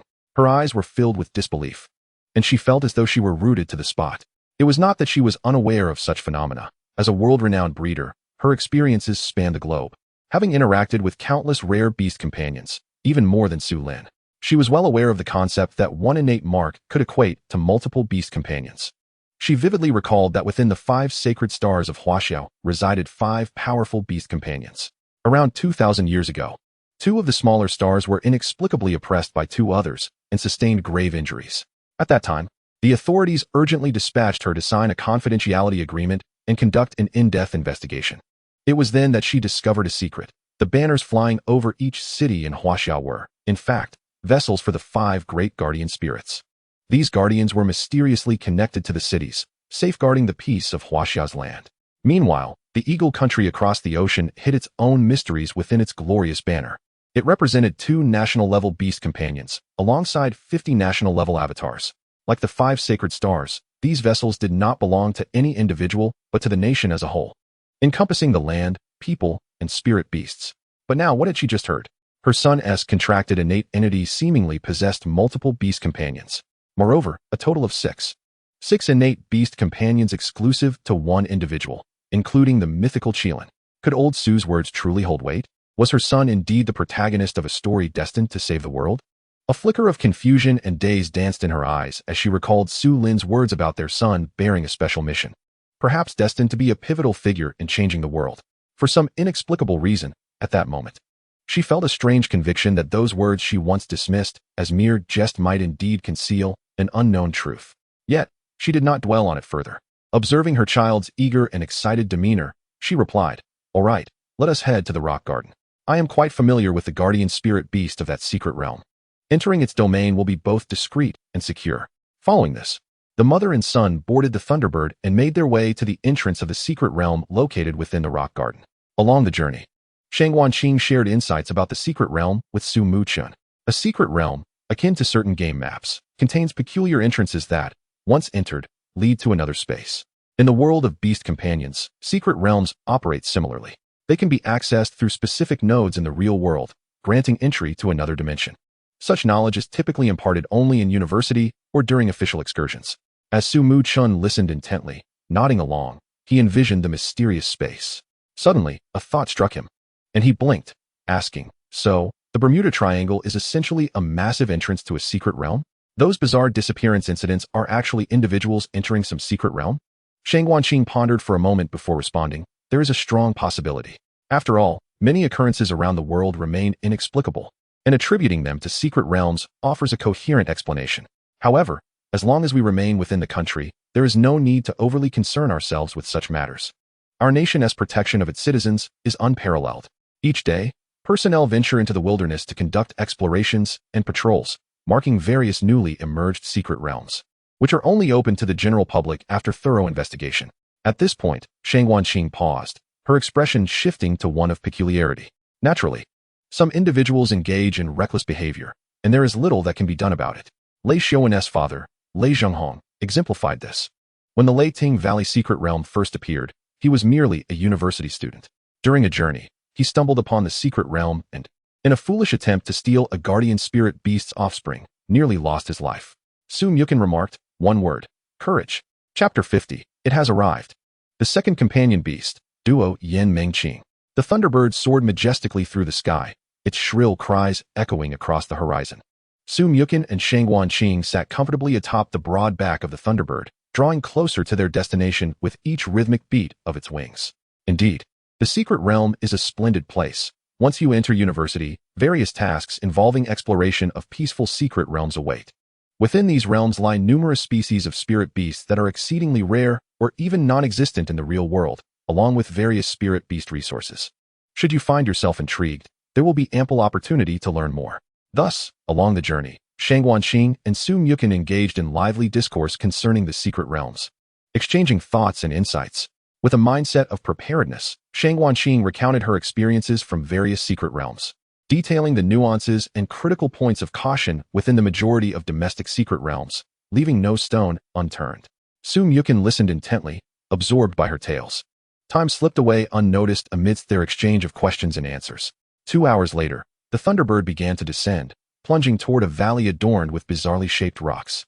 Within the valley, enormous boulders took on various forms, some resembling majestic eagles poised for flight, while others echoed the fierce countenance of roaring lions. We have arrived. This is the rock garden, Shangguanqing indicated below. Su Muchen focused his gaze and saw a massive stone wall at the valley's end, with a circular entrance radiating a soft blue light at its center. The Thunderbird gently landed before the stone wall, and Shangguanqing leaped down, followed closely by Su Muchen. The little Qilin curiously surveyed its surroundings, the rich spiritual energy in the air providing a sense of comfort. Follow me, and do not wander off, Shangguanqing cautioned, proceeding toward the entrance glowing with blue light. As they approached, Shangguanqing retrieved a unicorn horn from her spirit beast space and stepped inside. Su Muchen took a deep breath, cradling the little Qilin, and followed closely behind. In an instant, a flash of light enveloped him, transporting him to an entirely new world. Before him lay a vast grassland, where beneath the blue sky and fluffy white clouds, lush green grass flourished, and vibrant flowers swayed gently in the breeze. In the distance, rolling mountains framed a clear river meandering through, sparkling with shimmering reflections. How beautiful! Su Muchen exclaimed in awe. Just then, a melodious sound wafted from afar, crisp and delightful. Su Muchen instinctively looked up to see a spirit beast soaring towards them at remarkable speed. The creature, entirely snow-white with enormous wings, bore a single horn on its head that emitted a faint halo. Huanzuan Lingju, legendary grade 5. With the keen eye of exploration, Su Muchen instantly grasped its information, his heart racing at the revelation of this formidable presence. He had not anticipated the guardian spirit beast of this secret realm to be so powerful. The guardian spirit beast is aware of our arrival, Shangguanqing smiled, assuring him that with its presence, he could safely hatch his spirit beast. As she spoke, she raised her hand, summoning another of her spirit beasts. In a flash of light, a creature resembling the Huanzuan Lingju appeared before them. Though it lacked wings and shone with a subdued yet luxurious platinum hue. Named Lioli Tianma, it was another evolutionary form of the unicorn. As soon as the Lioli Tianma materialized, it sensed the familiar aura in the distance. Woolly, it emitted a long, ethereal cry, its hooves lifting as it galloped away like an arrow unleashed from a bow. The Lioli Tianma approached the Huanzuan Lingju, affectionately nuzzling its neck.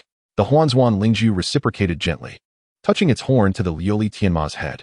The two beasts nestled against each other, seemingly sharing the warmth of a long-awaited reunion, a heartwarming and touching scene. After a moment of reminiscing, the Huanzuan Lingju discerned the intentions of the two visitors. It tilted its head slightly, its wings fluttering to emit a dazzling light. The radiance rippled outward, and soon, a transparent protective barrier enveloped the surrounding area, isolating it from the outside world. Woolly. Upon completing this action, the Huanzuan Lingju lowered its head and called out to Su Muchen. Taking a deep breath, Su Muchen focused his mind, channeling the power of the dual pupils into the realm of beasts. In an instant, a pair of eyes with dual pupils appeared in the sky, radiating a haunting blue glow. The brilliance intensified, resembling two miniature blue suns, causing the surrounding space to tremble slightly, infused with an aura of mysterious power. Nearby, the Huanzuan Lingju gazed in shock and confusion. As a formidable legendary presence, it had encountered countless rare treasures and potent forces. Yet, the bizarre and formidable power of the dual pupils stirred its innate caution, instinctively causing its wings to unfurl. Shangguanqing, equally astonished, could only speculate about the significance of the spirit beast Su Muchen was about to hatch. However, the shock brought forth by the dual pupil phenomenon far exceeded her expectations. Just then, the spatial disturbances triggered by the dual pupil power grew increasingly intense. The protective barrier established by the Huanzuan Lingju crackled ominously, threatening to shatter at any moment. Observing this, the Huanzuan Lingju immediately rallied its spirit, exerting all its strength to reinforce the barrier. The brilliance of its horns surged, continuously infusing energy into the shield. Meanwhile, within Su Muchen's spirit beast space, a mysterious scene unfolded. The silhouette of an insect gradually materialized, ethereal yet exuding a disquieting aura. Most strikingly, its eyes shimmered with the same haunting blue glow of the dual pupils. In the external realm, various insect spirit beasts within the secret realm, from the beetles resting quietly in the grass to the butterflies fluttering above, Even the earthworms buried deep underground seemed to respond to a powerful force, becoming agitated and emerging in a chaotic flurry. The entire secret realm descended into turmoil, the cacophony of insect cries and the rustle of wings intertwining.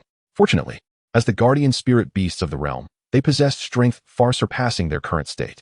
Despite the tumultuous phenomena, no unforeseen incidents arose. As the series of disturbances subsided, the world seemed to return to tranquility from the grandeur of its fantastical realm. However, the Huanzhuan Lingju remained on high alert, its expression still etched with astonishment. Its once clear and profound eyes now fixated intently on Su Muchen and the emerging creature on his shoulder. A mix of disbelief and profound curiosity reflected within. On Su Muchen's shoulder, a small being blinked its lively eyes, curiously surveying everything around it. It possesses a petite form, radiating a gentle aura, with wings as delicate as the crystal-like filaments of a cicada. Its head is adorned with 5 eyes, resembling brilliant gems embedded upon its crown. Each eye glistens with a blend of wisdom and cunning, shimmering in hues reminiscent of a recently witnessed miraculous phenomenon. At this moment, these eyes are ceaselessly darting about, glancing at Su Muchen one moment, and then at the nearby Huanzhuan Lingju. The gaze directed towards the Huanzhuan Lingju is imbued with an eager anticipation, as if it yearns for a challenge. The Huanzhuan Lingju, fixated on this multi-eyed darling, feels ripples of curiosity. It has safeguarded this mystical realm for countless epochs, witnessing the birth of numerous beast tamers, yet has never encountered such a being that, with mere existence, can evoke such a stir. However, what is it about her gaze? Is this adorable girl contemplating a confrontation? Does she wish to pluck the horn from my head? This thought causes the Huanzhuan Lingju to turn its attention towards her. How would one phrase this in human terms? Indeed, the youth is formidable. Chapter 51. The terrifying multi-eyed darling dragonfly. The Huanzhuan Lingju gazes intently. The multi-eyed darling dragonfly senses its scrutiny and playfully tilts its vibrant little head. It then raises its slender fist, waving it in the air, while its wings tremble slightly, producing a faint buzzing sound. Its eyes brim with eagerness. Not far away, Shang Wanqing witnesses this scene, a smile unwittingly gracing her features, a smile of surprise and pride. Although she is unaware of the true magnitude of the multi-eyed darling dragonfly's powers, the recent breathtaking spectacle assures her that this little creature is indeed extraordinary. At this moment, Su Muchen gradually emerges from the enchanting state of bonding with his contracted beast, his consciousness returning to reality. A gentle breeze caresses him, tousling his hair. His gaze immediately settles upon the multi-eyed darling dragonfly, which flutters joyously around him. Given its current strength, it remains in the nascent state of bronze rank 1. Coupled with Su Muchen's own prowess at bronze rank 4, even with the new beast contracted, his level remains unchanged. However, Su Muchen is unperturbed. One cannot rush growth. It is inherently a gradual process. He takes a deep breath, calming the excitement and joy within. Subsequently, he activates the Eye of Inquiry to explore the detailed information about the multi-eyed darling dragonfly. Beast, multi-eyed darling dragonfly. Talent, heavenly worm. Double pupils, petrifying gaze. Heavenly worm. With the body of an insect, it bears a celestial name. Whenever it seeks extraordinary treasures, it can absorb the energy contained within without harm, sustaining itself. Quality, mythical.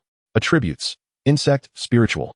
Rank, bronze rank 1. Skills, petrifying gaze, double pupils, open, glimmering illusory eyes. Mental reversal, dazzling assault. Evolution path, multi-eyed darling dragonfly, bronze, illusory pupils dragonfly, silver, illusory eye dragonfly shadow, diamond. Introduction, the multi-eyed darling dragonfly of the beast path. Humble in the dust, yet possesses the heart to ascend to the heavens. As the information continues to unfold, Su Muchen's expression becomes increasingly animated. Initially stunned, he soon cannot suppress a wry smile. Oh, now it makes sense why this little creature gazed at the Huanzhuan Lingju in such a manner. It is a little treasure seeker, drawn to its horn.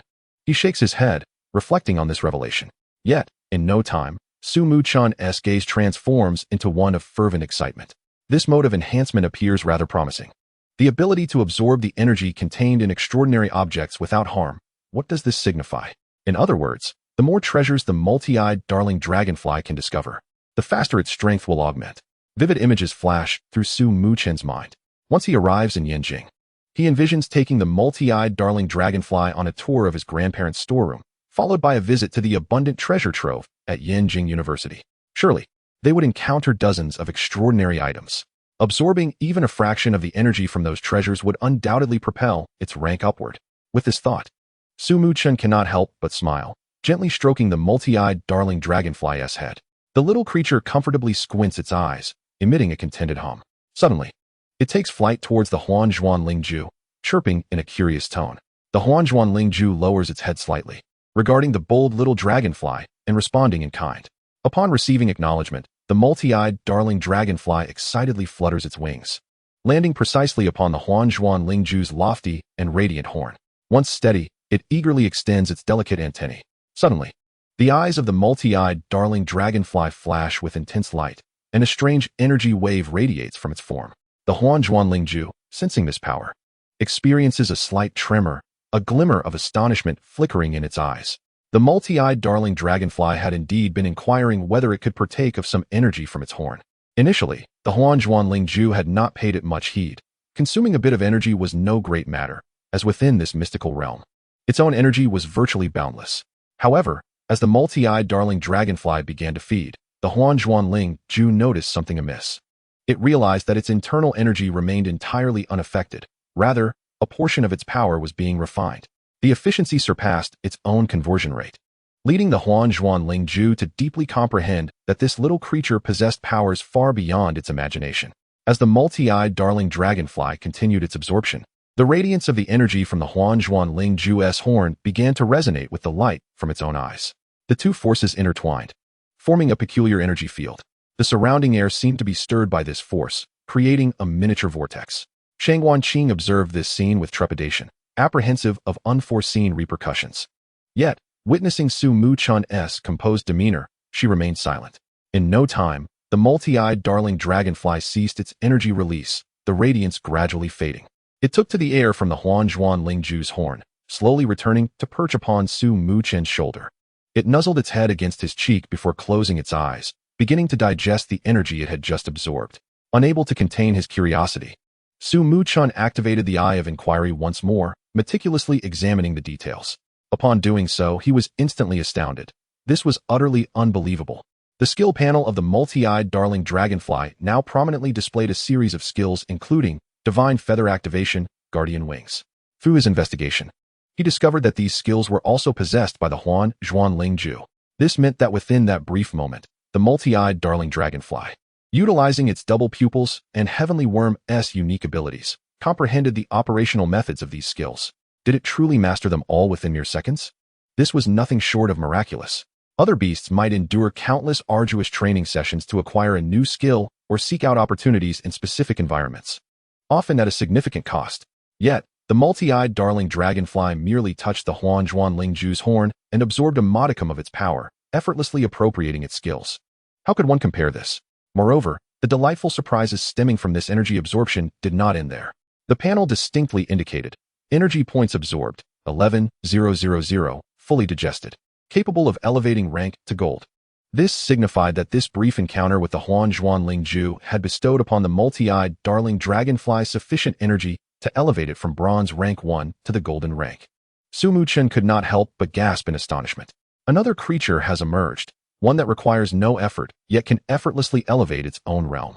As the duo Unimaginable absorbed energy and initiated its self-operation through a specific method, it opened its eyes and executed a splendid turn in the air. Immediately after, it displayed two skills it had just mastered, as if in a show of prowess. The first was Shenyujihua. In an instant, the wings of duo Unimaginable transformed dramatically.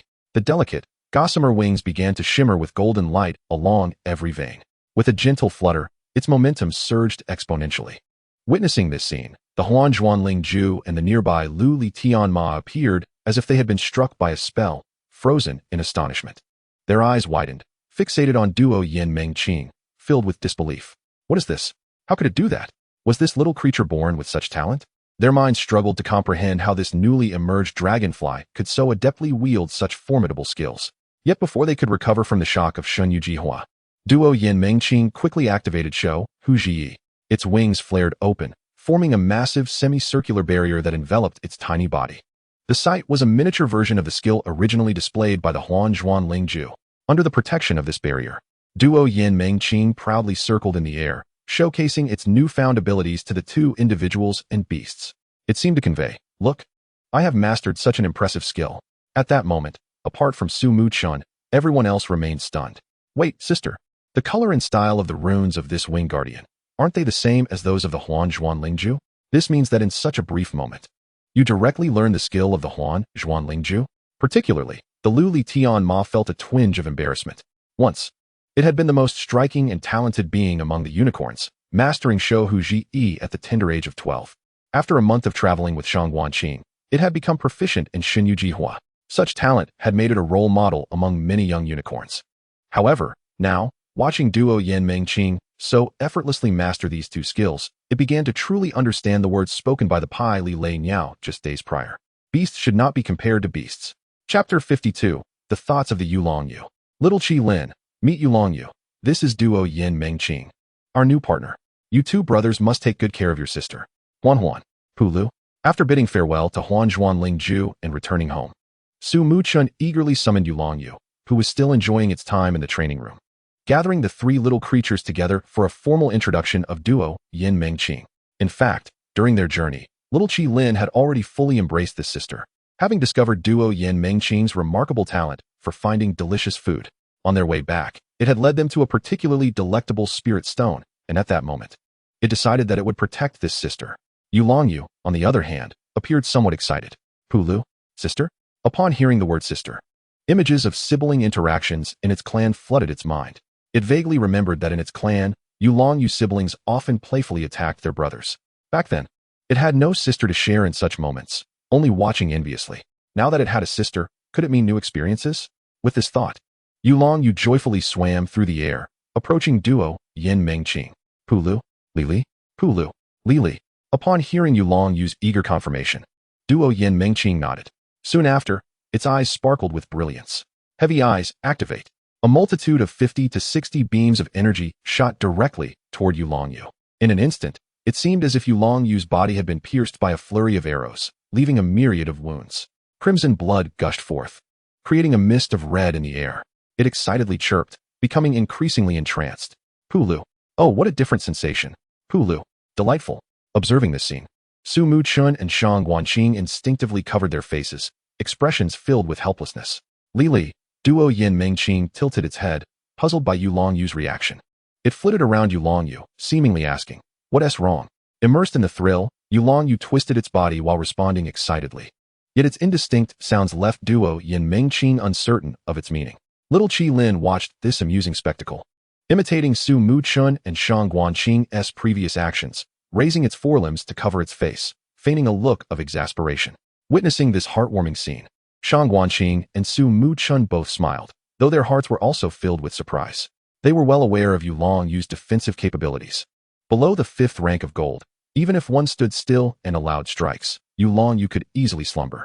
Yet, this defense was effortlessly breached by the freshly hatched Duo Yin Mengqing, whose bronze-level strength seemed to render it vulnerable. The attacks faced almost no resistance, akin to true wounds. Shang Guanqing's gaze was fixed intently on Duo Yin Mengqing, utterly astonished. Simultaneously, she pondered what would transpire if this skill were unleashed not at the bronze level, but at the king or even legendary level. Would it result in a significant boost in attack power or an increase in the number of strikes? The thought was almost too daunting to contemplate. In contrast to Shang Guanqing's speculations, Su Muchen was acutely aware of the theoretical extent of Duo Yin Mengqing's capabilities. Attacks exceeding 100,000 per second, combined with the petrifying control of Shi Hua Ji Yin and the defensive ignoring strikes of Heavy Eyes, would elevate it to the status of a Team S sharpshooter with crowd control abilities. However, in its current state, with insufficient stamina and spiritual energy, it had a long journey ahead to realize its potential.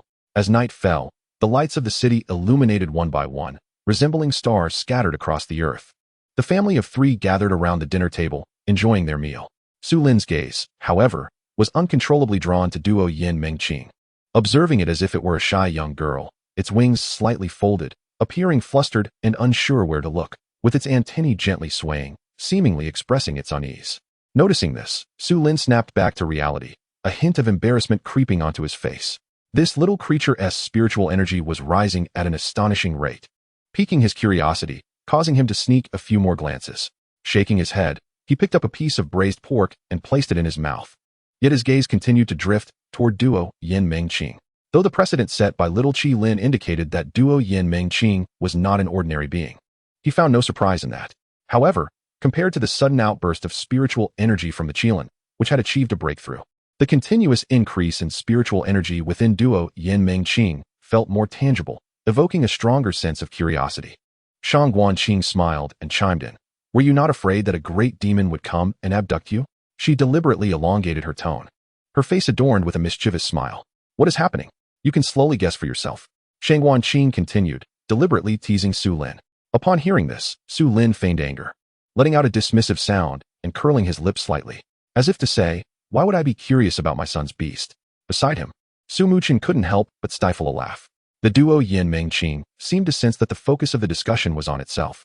It flitted joyfully through the air before settling on Su Muchen's shoulder, nuzzling its little head against her cheek as if acknowledging the attention it was receiving. After the meal, the family gathered in the living room, the warm glow of the lights creating a particularly cozy atmosphere. Su Lin took a sip of tea to moisten his throat, directing his gaze towards Su Muchen. I see your Yulongyu is nearing the stage of evolution. Are you considering a trip to Longmen? The term Longmen refers to a natural wonder at one end of the Yellow River in Huaxia, where both banks are steep cliffs and the river's drop is at its most dramatic, with the swiftest waters. For the Yulongyu, overcoming the Longmen would mean evolution, transforming into a dragon. Su Muchen responded, there's no rush. Once I handle a few matters in Modu tomorrow, I will first visit Yinjing before considering the journey. Really? Su Lin could not help but express surprise, a hint of disbelief crossing his face. Although busy with work, he remained attentive to his son's beast. He was well aware of the current strength of the Yulongyu, which indeed seemed ready for evolution. What could be the reason for the delay? Could it be that the Yulongyu was reluctant to evolve? A slight twitch at the corner of Su Muchen's mouth hinted at his helplessness. There's not much to it. A few days ago, I showed it what it would look like post-evolution. It feels that the evolved form is too large and imposing, fearing it might struggle to find formidable opponents to challenge it in the future. It is also concerned about not finding a training ground as suitable as the current one. With that, Su Muchen gently spread his hands, his tone laced with affection. Thus, we need to consider going to Yinjing soon, allowing it to familiarize itself with its roots, and then take some time to experience the world before contemplating evolution. Chapter 53, Graduation Ceremony. The following morning, the gentle light of dawn seeped through the thin curtains, quietly illuminating the room. Su Muchen awoke languidly, swiftly rising to wash up and have breakfast. Once prepared, he set off toward Modu Yizhong, just as he had before. Today, the school would host a graduation ceremony for special enrollees, awarding diplomas. It was an extraordinary moment, a final farewell to the classmates and teachers he had spent daily life with. The atmosphere inside the car was filled with warmth and amusement. The duo Yin-Meng-Qing was as excited as a playful child, poking its little head out of the open window, curiously surveying the world around it. Outside, the city streets grew increasingly lively, with pedestrians hurrying and vehicles weaving through traffic. The duo Yin-Meng-Qing was utterly captivated by the bustling scene, occasionally emitting a series of chirps. The little Qilin beside it displayed the demeanor of an older sibling. Whenever the duo Yin-Meng-Qing expressed confusion, it would respond with a gentle coo, patiently answering its queries. Their conversation drew the attention of both vehicles and passers-by. The Shenglin beast. Yet another Shenglin beast. Su Muchen had inadvertently stirred up excitement for the Shenglin beast. It was rare to see one in a year, yet he had seen two in just a couple of days. That person in the car looked somewhat familiar.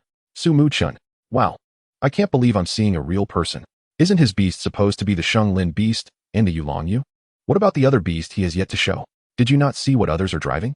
Why should we be limited to raising just one or two beasts? What is wrong with raising more? Under the same blue sky, breathing the same air, why are people so different? If one has the means, cultivating multiple beasts is nothing extraordinary. But why would he choose to raise an insect-type beast? This curiosity stemmed not from disdain for insect-type beasts, but from the stark reality. In the perception of most, aside from a select few insect-type beasts known for their exceptional potential, the majority had relatively low ceilings in the realm of beast tamers. In the wild, when they clustered together, they could become a terrifying disaster, an insect plague. However, when they were the singular beast in the hands of a beast master, they often struggled to exhibit formidable combat power. Therefore, under normal circumstances, only specific institutions, organizations, or beast masters with limited financial resources would consider cultivating insect-type beasts. Nevertheless, within the crowd, there were always some astute individuals. They understood one fundamental truth: never doubt the insight of the wealthy. The fact that Su Muchen could contract both the Shenglin beast and the Yulongyu, yet chose to bond with such a beast, implied that it must possess unseen potential and value. As the vehicle slowly progressed, when Su Muchen entered the classroom with the little Qilin and duo Unimaginable. It caused quite a stir. Wow, an unfamiliar beast. Someone shouted excitedly, and the gaze of the classmates converged on the duo Unimaginable. Its petite frame sparkled in the morning light, its transparent wings glimmering like a fairy from a dream. So adorable. The girls, unable to contain their affection, flocked toward it. The duo Unimaginable appeared startled by the enthusiastic crowd, lowering its head in a flurry, occasionally peeking up, curiously yet timidly assessing the surrounding classmates. The little Qilin, accustomed to such scenes, stood tall and proud, welcoming the offerings from the girls with an open-hearted demeanor, relishing this unexpected breakfast.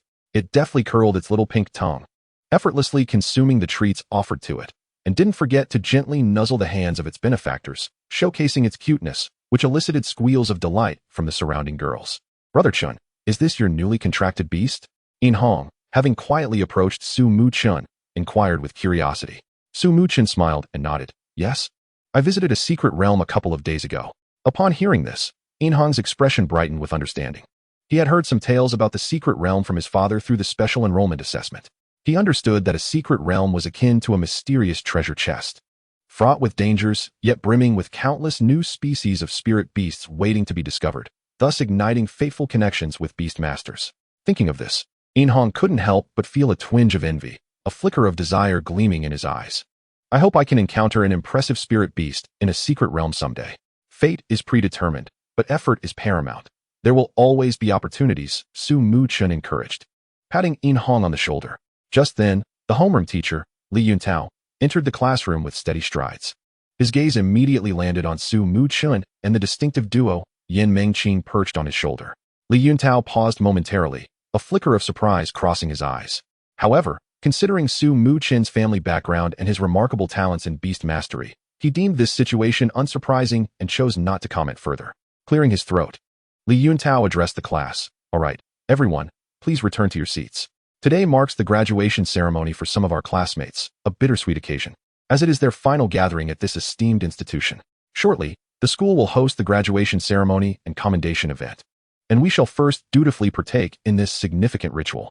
Upon hearing the homeroom teacher's words, the students reluctantly returned to their seats, their gazes frequently drifting toward duo Unimaginable and Qilin. This graduation ceremony, in comparison to the grandiose school-wide events of the past, is indeed modest in scale, as only a little over 30 students have successfully passed the special admission assessment. The proceedings are relatively straightforward, thus not consuming too much time. However, the group photo session took up a considerable amount of time. Among the students, the spotlight undoubtedly shone upon Su Muchen and Qilin, as the principal and various teachers eagerly invited them to join in the photographs, to which Su Muchen graciously acquiesced. In the pictures, the smiles of each teacher radiate with particular brilliance, as if Su Muchen's outstanding achievements are their greatest pride. After the graduation ceremony concluded, the principal's swift action led to the moment when students began to sign autographs for one another. Su Muchen was instantaneously surrounded by classmates, all eager to create special memories with this remarkable individual who had excelled in the special admission assessment. Su Muchen, please sign my book. You might just become a superstar in the Beastmaster realm, they exclaimed. Indeed, do not forget us old classmates when that time comes.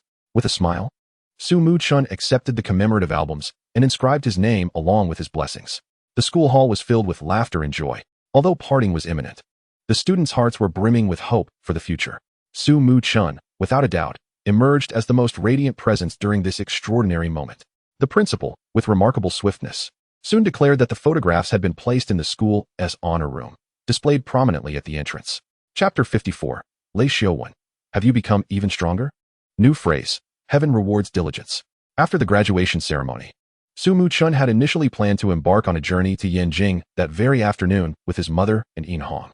However, life often proves that plans are subject to change.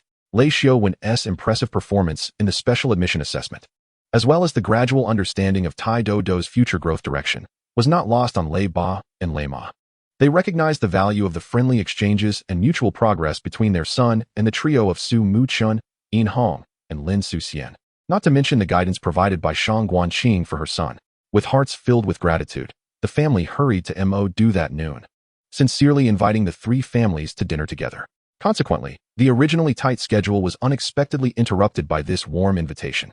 The day quietly slipped away amidst the bittersweet atmosphere of graduation farewells and reunions with old friends. By 2 o'clock the next afternoon, all 4 young individuals had chosen to attend Yanjing University. Muchen and his mother reunited with the others at the airport, and they set off for Yanjing together. Upon reviewing the boarding passes and identification of the 5 individuals, the flight attendant, Xiao Lu, could hardly contain her excitement. Her eyes sparkled as she focused on Shang Guanqing, her voice trembling with anticipation, yet she momentarily found herself at a loss for words. Seemingly accustomed to such attention, Shang Guanqing merely smiled and nodded. Noticing this, Xiao Lu's face flushed with color. With a mix of trepidation and excitement, she leaned closer and whispered, "Could we take a picture together?" Without a moment's hesitation, Shang Guanqing agreed. After their photo was taken, Xiao Lu, emboldened by her newfound courage, quickly turned to Muchen with an expectant gaze. Muchen appeared perplexed. "I'm not a celebrity. Why would you want to take a picture with me?" Lei Xiu, observing the scene, chuckled teasingly. "Our Sudaming Xing seems to be oblivious to the online buzz. Those classmates who took pictures with you yesterday are now basking in the limelight. A simple Douyin post could garner tens of thousands of likes." Taken aback, Muchen pondered, "Am I becoming a trending sensation?" Nevertheless, he did not decline the request. Once the photo was complete, Xiao Lu's face was alight with excitement and fulfillment as she watched Muchen and his companions depart, her gaze fervently fixed on her phone gallery. Having navigated the social world for years, Xiao Lu was not like Muchen's classmates who rushed to seize the current wave of popularity. Muchen had only recently become a Beastmaster, yet he had already made history in the special admission assessment. Who could say he wouldn't become a significant figure in the Beastmaster realm in a year, 3 years, or 5? At that time, posting the photo on Douyin would likely yield an even greater sensation. First, I'll post the picture with Qingjie, and later, I'll share the one with Muchen. Just who were those people? Why did they take so long? A colleague arrived to take over the shift, and, upon glancing at Xiao Lu's phone screen, her eyes widened in astonishment. "Ah, Qingjie and Muchen." Xiao Lu quickly covered her colleague's mouth, looking around nervously before whispering, "Keep it down. It's still work hours." "You're aware it's work hours? Don't you know there are cameras?" "Ah, the Beastmaster superstar Shang Guanqing, and a photo with Muchen. Why wasn't he on duty earlier? Even if I got caught on camera, I wouldn't mind." Once aboard the plane, which was specially designed for Beastmasters, the spacious environment and complete facilities allowed for various activities with their beasts. As soon as Muchen settled into his seat, he eagerly summoned Shao Qilin, Yulongyu, and Duo Yin Mengqing. "Wow, Duo Yin Mengqing has become even stronger," Lei Xiu exclaimed, unable to hide his astonishment. The moment he laid eyes on Duo Yin Mengqing yesterday, he was captivated. He noted its distinctive features, such as the frequency of its wing flaps and the intensity of its eye sparkle. By the time they dined together that evening, he had sensed a change in Duo Yin Mengqing compared to noon, though he could not pinpoint it. It felt akin to a flower that had begun to bloom. Today, upon their reunion, the transformation was even more pronounced, clearly a result of a successful breakthrough. The rate of such power enhancement was astonishing. For an ordinary Beastmaster, nurturing a beast typically requires a lengthy process involving training, battles, and the absorption of spiritual energy. Yet, this norm was consistently shattered in Muchen's case. First, there was the Shao Qilin that grew stronger from mere indulgence, followed by the Yulongyu that gained strength from enduring blows, and now, the inexplicably empowered Duo Yin Mengqing. Lei Xiu gazed at these 3 uniquely exceptional beasts, a wave of skepticism washing over him. Surely, heaven must be biased. Beside him, Yinhong waved his hand dismissively. If this were happening to someone else, it would indeed spark curiosity and disbelief. But with Qinggu, this is merely to be expected. Lin Suxian chimed in. "What was that saying? People differ, and so do beasts, based on their distinct qualities. Who are you to claim I have an unfair advantage?" In order to prevent the 3 young individuals from becoming overly fixated, Shang Guanqing smiled and remarked, "Each person has their own path. Do not let external factors sway you." As she spoke, her gaze fell upon the Duo Yin Mengqing, and a flicker of astonishment crossed her eyes. While others may be unaware of how Duo Yin Mengqing grew stronger, she certainly was not. It had merely absorbed a fragment of energy from the illusion diamond spirit horse. Yet it had not only mastered all the skills of its counterpart, but had even managed to transcend its limits without causing any detriment to the illusion diamond spirit horse. Such a remarkable reality would leave even the well-versed Shang Guanqing momentarily speechless. Throughout this time, Muchen gently caressed Duo Yin Mengqing, his eyes brimming with pride. One could only say that its unique abilities were even more formidable than those of the little Qilin. After digesting a portion of energy points yesterday at noon, it had already advanced to the bronze 2nd rank. Today at noon, After absorbing another portion of energy points, it surged to the bronze 3rd rank. The dual breakthroughs, combined with the contract established with duo Unimaginable, had successfully propelled Su Muchen to the bronze 5th rank, thereby acquiring a new entry. Heaven's way rewards diligence. Active cultivation and effort will surely yield returns. Su Muchen exclaimed, "This is astonishing." Just as Lei Xiaowen had pondered, in the fiercely competitive world of beast tamers, countless tamers exert themselves to the utmost to strengthen their beasts, engaging in relentless competition. They labor day and night, delving into the knowledge of beast taming, scouring for rare spiritual materials, and tirelessly training their beasts in high-intensity sessions. They are willing to try every conceivable method, yet reality often douses their hopes with cold water. The disparity in talent is akin to an insurmountable chasm, where sometimes one's efforts seem utterly worthless in the face of another's innate gifts. However, the phrase Heaven's way rewards diligence appears to shatter this harsh reality. According to its implications, as long as one consistently strives, they are bound to reap rewards. Does this not suggest that a caterpillar, yearning to transform into a dragon and diligently pursuing this goal, could ultimately metamorphose into a dragon, fulfilling its aspiration? After contemplating this notion repeatedly, Su Muchen had already formed a clear decision regarding to whom this entry should be bestowed. Chapter 55. Reunion with an Old Companion. The Earthshaking Divine Bull. The expanse of the beast-tamer world far exceeds that of Blue Star, and the speed of various modes of transportation has correspondingly improved. Approximately 2.5 hours later, the airplane carrying Su Muchen and his companions landed smoothly at Yanjing Airport. At this time, the sun was gradually sinking in the western sky. Suma had matters to attend to at the breeding association and temporarily parted ways with the group. The remaining 4 proceeded according to their original plan, heading to Su Muchen's grandfather's home for the night before reporting to school the next day. As the vehicle slowly entered a tranquil area and finally came to a halt in front of a massive gate, Inhong and the others were awestruck by the sight before them. What lay before their eyes was a grand estate covering an entire hillside. Inhong's eyes widened in disbelief as he turned to Su Muchen and asked, "Is this the serene courtyard you mentioned?" Having discussed related topics during the journey, Su Muchen had described it as a relatively quiet courtyard. Upon witnessing such a stark contrast to his words, Inhong's tone became somewhat peculiar. Su Muchen replied earnestly, "This place is far from the city, devoid of the bustling traffic and towering skyscrapers, surrounded by tranquility and serenity. It is merely larger than anticipated. How does that not count as peaceful?" Inhong opened his mouth to retort, but found himself momentarily speechless, managing only a wry smile. Lei Xiaowen and the others were equally stunned, then nodded in agreement. That makes sense. Setting aside the massive scale, the environment here was indeed pleasant and serene. Observing their reactions, Su Muchen smiled and led the way into the estate. Inside, a broad stone path wound ahead, flanked by exquisitely manicured flower beds. Vibrant blossoms competed for attention, captivating duo Unimaginable and the little Qilin instantly. The former flitted through the blooms, fluttering its wings in delight, while the latter frolicked at the edge of the flowers, occasionally sniffing and licking, thoroughly enjoying itself. Even the relatively composed Yu exhibited a spark of excitement in its eyes. As a beast, its vision was already exceptional, and soaring in the air granted it an even broader perspective. Shortly after, they spotted a massive figure galloping towards them with great vigor. The palpable aura and powerful physique of the approaching creature instantly captured Yu's attention. In a flash, a peculiar thought crossed its mind. Being struck by this creature would surely be exhilarating. With this thought, Yu could no longer contain its excitement. Diving from the sky with urgency, emitting a series of hurried calls while wagging its tail, eagerly urging Su Muchen and the others to hasten their pace. Fearing that Su Muchen might not comprehend its intentions due to its impatience, Yu even swam to Su Muchen's side, gently nudging him with its head and incessantly vocalizing, as if to say, "Hurry up, faster." This display resembled that of a child impatiently anticipating a grand feast. I understand. We shall move more swiftly," Su Muchen responded with a smile, having surmised the reason for Yu's urgency. Under its enthusiastic prodding, the group quickened their pace, engaging in light-hearted banter. Before long, as Yu's excitement heightened, a gigantic earth-shaking divine bull came into view. Its appearance was reminiscent of a creature from a certain anime of the islands. Its immense body resembled a small mountain, each step sending tremors through the earth. The muscular contours of its form exuded strength, and its eyes, as large as copper bells, were filled with joy and warmth as they regarded Su Muchen.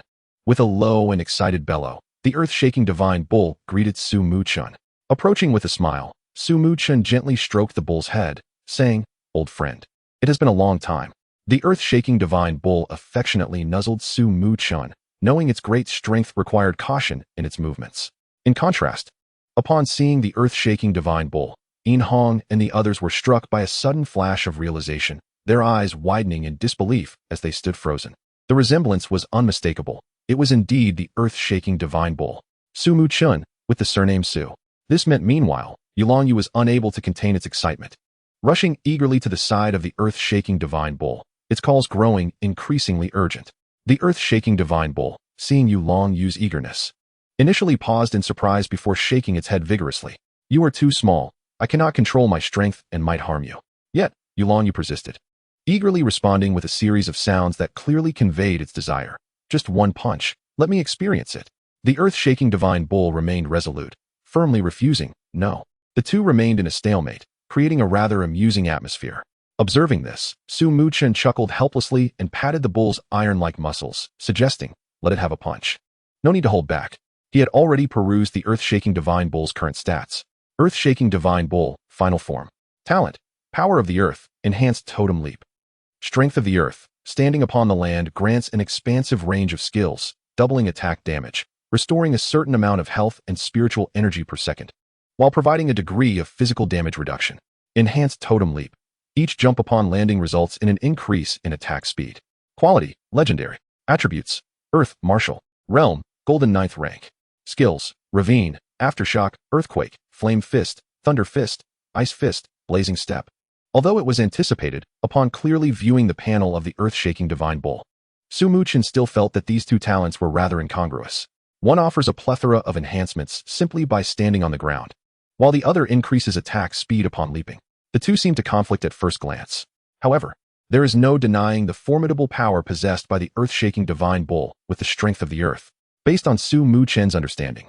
With its current golden 9th rank, if it stands upon the ground, its attack power could potentially inflict severe damage even on other beasts of the same rank in the golden defensive category. Yet, the situation drastically differs when applied to the leaping dragonfish. Although the leaping dragonfish currently holds only a silver 8th rank, its impressive defense and vitality have been honed through rigorous training. In this context, the Earth-shaking Divine Bull could certainly defeat it, but a mere punch or two would merely serve as a light meal. Upon hearing Muchen's words, the Earth-shaking Divine Bull, like a soldier receiving orders, moved without hesitation, adjusting its stance and taking a deep breath. In an instant, its right foreleg ignited in blazing flames, fierce and intense. Then, with a resounding boom, the Earth-shaking Divine Bull delivered a powerful punch, sending the leaping dragonfish flying several dozen meters away. It traced an arc through the air before crashing heavily to the ground. Witnessing this scene, the Earth-shaking Divine Bull felt a sudden pang of anxiety. Could this little creature be struck down by a single blow? But soon, a delighted and satisfied sound emerged from the leaping dragonfish. It swiftly wiggled its body, exuberantly returning to the front of the Earth-shaking Divine Bull, patting its shoulder with its fins. "Thank you for the hospitality. Please invite me for another meal sometime." Chapter 56. The Quirky Personality of the Earth-shaking Divine Bull. A promising future. After this brief interlude, the group pressed onward. However, unlike before, their party now included a new companion, the Earth-shaking Divine Bull. Furthermore, it possessed the trait of Tiandao Chochin, which rewards diligence. Now that Muchen had become a beastmaster, he had no intention of parting with the Earth-shaking Divine Bull again. After all, every separation left uncertainty about when they would reunite. For the Earth-shaking Divine Bull, this uncertainty could be a form of torment. Bound by their profound bond, Muchen easily signed a contract with it after a brief exchange. The reason for endowing it with the trait Tiandao Chochin was quite simple. The duo Yan Mengqing and Qilin were not the type to actively strive for improvement. While the leaping dragonfish worked hard, its unique approach to enhancing its strength through endurance could be seen as a passive method of growth, starkly contrasting with the conventional proactive approach to training. The essence of the Tiandao Chochin trait is to actively cultivate. Upon seeing this phrase, Muchen was instantly reminded of the Earth-shaking Divine Bull, which had grown alongside him. Its character mirrored its species traits, unyielding, diligent, always earnest, and grounded in every endeavor. Its only flaw might be its excessive obedience. For instance, when renovations were needed at home, if asked to bring 2 stones, it would never bring more or less. It would strictly adhere to the instruction. Of course, that was a mild example. There was a particular incident that Muchen could not quite recall in detail, yet it left an indelible impression on him. At the time, as he was about to leave, He instructed the Earthshaking Divine Bull, "No one is allowed to enter except me." However, an unexpected occurrence led to his grandfather and the Earthshaking Divine Bull's father returning first. It resolutely prevented both from entering, displaying an unwavering demeanor as if to declare to the world that no one could step through the door except for Muchen. Even after its father personally reprimanded it, the situation did not improve. It stubbornly adhered to Muchen's command, as steadfast as a wall. Only later did it realize its error and apologize. From that point on, the family gained a deeper understanding of the Earthshaking Divine Bull's temperament. It was indeed very obedient, but it required precise and clear directives. Commands such as bring 5 apples and give the opponent a punch were essential, otherwise, it would perform actions that evoked both admiration for its loyalty and amusement at its antics. This character, paired with the Tiandao Chochin trait, was a perfect match. It could be said without exaggeration that its future strength and growth potential were entirely contingent upon how Muchen wished to shape it. As long as he could devise a suitable and reasonable growth plan and issue precise commands, he would need not worry about the rest. It would diligently execute its tasks. Upon hearing Muchen's succinct characterization of the Earthshaking Divine Bull, the others were momentarily taken aback before erupting into joyous laughter. Inhong chuckled. "This bull is a bit too earnest. It's utterly single-minded. However," he added, "that loyalty and execution are truly commendable." Lin Suxian covered her mouth, giggling, feeling as though it resembled those boyfriends on Douyin. To get them to do chores, one must not simply say to do chores, but specify, first wash the dishes, then sweep the floor. Lei Xiaowen remained silent, yet he regarded the Earthshaking Divine Bull with significant approval. As a mechanical beastmaster, such a creature that executed commands with robotic precision suited his temperament perfectly. As the group engaged in conversation, they had unknowingly arrived at the main structure of the estate. Before they even stepped inside, a rich, enticing aroma wafted through the air. The previously weary Xiao Qilin suddenly perked up, leaping from atop the Earthshaking Divine Bull's head. Like the leaping dragonfish moments earlier, it tugged at Muchen's pant leg, urging him to hurry. Even Yin Hong and the others' beasts felt an irresistible allure, compelling them to prompt their masters to release them. One by one, they revealed expressions of utter delight. Yin Hong felt his feet becoming damp. It was the Chaoyin turtle, its mouth agape, drooling incessantly. The little creatures could no longer contain themselves. "Let us go, let us head inside," Muchen laughed, a hint of nostalgia in his eyes. It had been a long time since he savored his grandmother's cooking. Just as they approached the entrance, a kindly, sprightly elder emerged from within. Dressed in simple yet tidy attire, her face adorned with a warm smile, she was none other than Muchen's grandmother, Lin Huilan. "Muchen, you finally returned." Upon sensing the presence of her beloved grandson, Lin Huilan immediately approached him. "Grandma, I'm back," Muchen exclaimed, hastening forward to embrace his grandmother tightly. He then turned to introduce his grandmother to the 3 companions, as well as introducing them to her. Yin Hong and the others promptly stepped forward, politely greeting, "Hello, Grandma." Lin Huilan beamed at the vibrant young individuals before her, her eyes squinting into crescent shapes. Good. Come in quickly. The dishes are nearly ready, just waiting for you. You must be exhausted from the journey. Come in and rest." As soon as they entered the house, the little Qilin darted out, utilizing its keen sense of smell. Upon reaching the dining table, a large wooden structure sprouted beneath its feet, rapidly growing until it was level with the table. Following that, the little Qilin's entire being was infused with spiritual energy, and 7 wooden vine-like arms manifested around it. The arms adeptly maneuvered between the dishes, snatching up delectable morsels to devour with gusto, clearly reveling in the feast. Observing this scene, Muchen chuckled helplessly. "You haven't changed. You little glutton." Lin Huilan, witnessing the little Qilin's antics, smiled with her eyes forming crescent moons, her wrinkles radiating warmth and affection. Watching the little creature, she was reminded of Muchen's childhood, when he too savored food without restraint. "Eat slowly, don't choke. There is plenty more." After saying this, she turned to the others, urging, "Please, sit down, don't be shy. Where's Grandpa?" Muchen glanced around, but could not spot his grandfather, and inquired, "Oh, he knew you were coming back and went out to drink with old friends. There's no need to wait for him," Lin Huilan explained with a smile. Understanding the situation, Muchen did not press further. He turned to the slightly reserved Yin Hong, Lin Suxian, and Lei Xiaowen. "There's no need to be formal. Make yourselves at home and eat freely." With that, Muchen picked up a piece of braised pork and placed it into Yin Hong's bowl. Encouraged by Muchen's actions, the initially stiff atmosphere gradually dissipated. As everyone dined, they listened to Lin Huilan recount amusing tales from Muchen's childhood alongside the handy Xinyu. The room was filled with laughter and warmth. creating an increasingly cozy environment. The trio began to relax further. After the meal, once Lin Huilan had helped tidy up, the group prepared to rest. Suddenly, a dull thud resonated, causing the ground to tremble. Shortly thereafter, a booming voice echoed throughout the estate. "Muching, dear wife, I'm back." Su Qingtian strode in with large steps, his face alight with joy.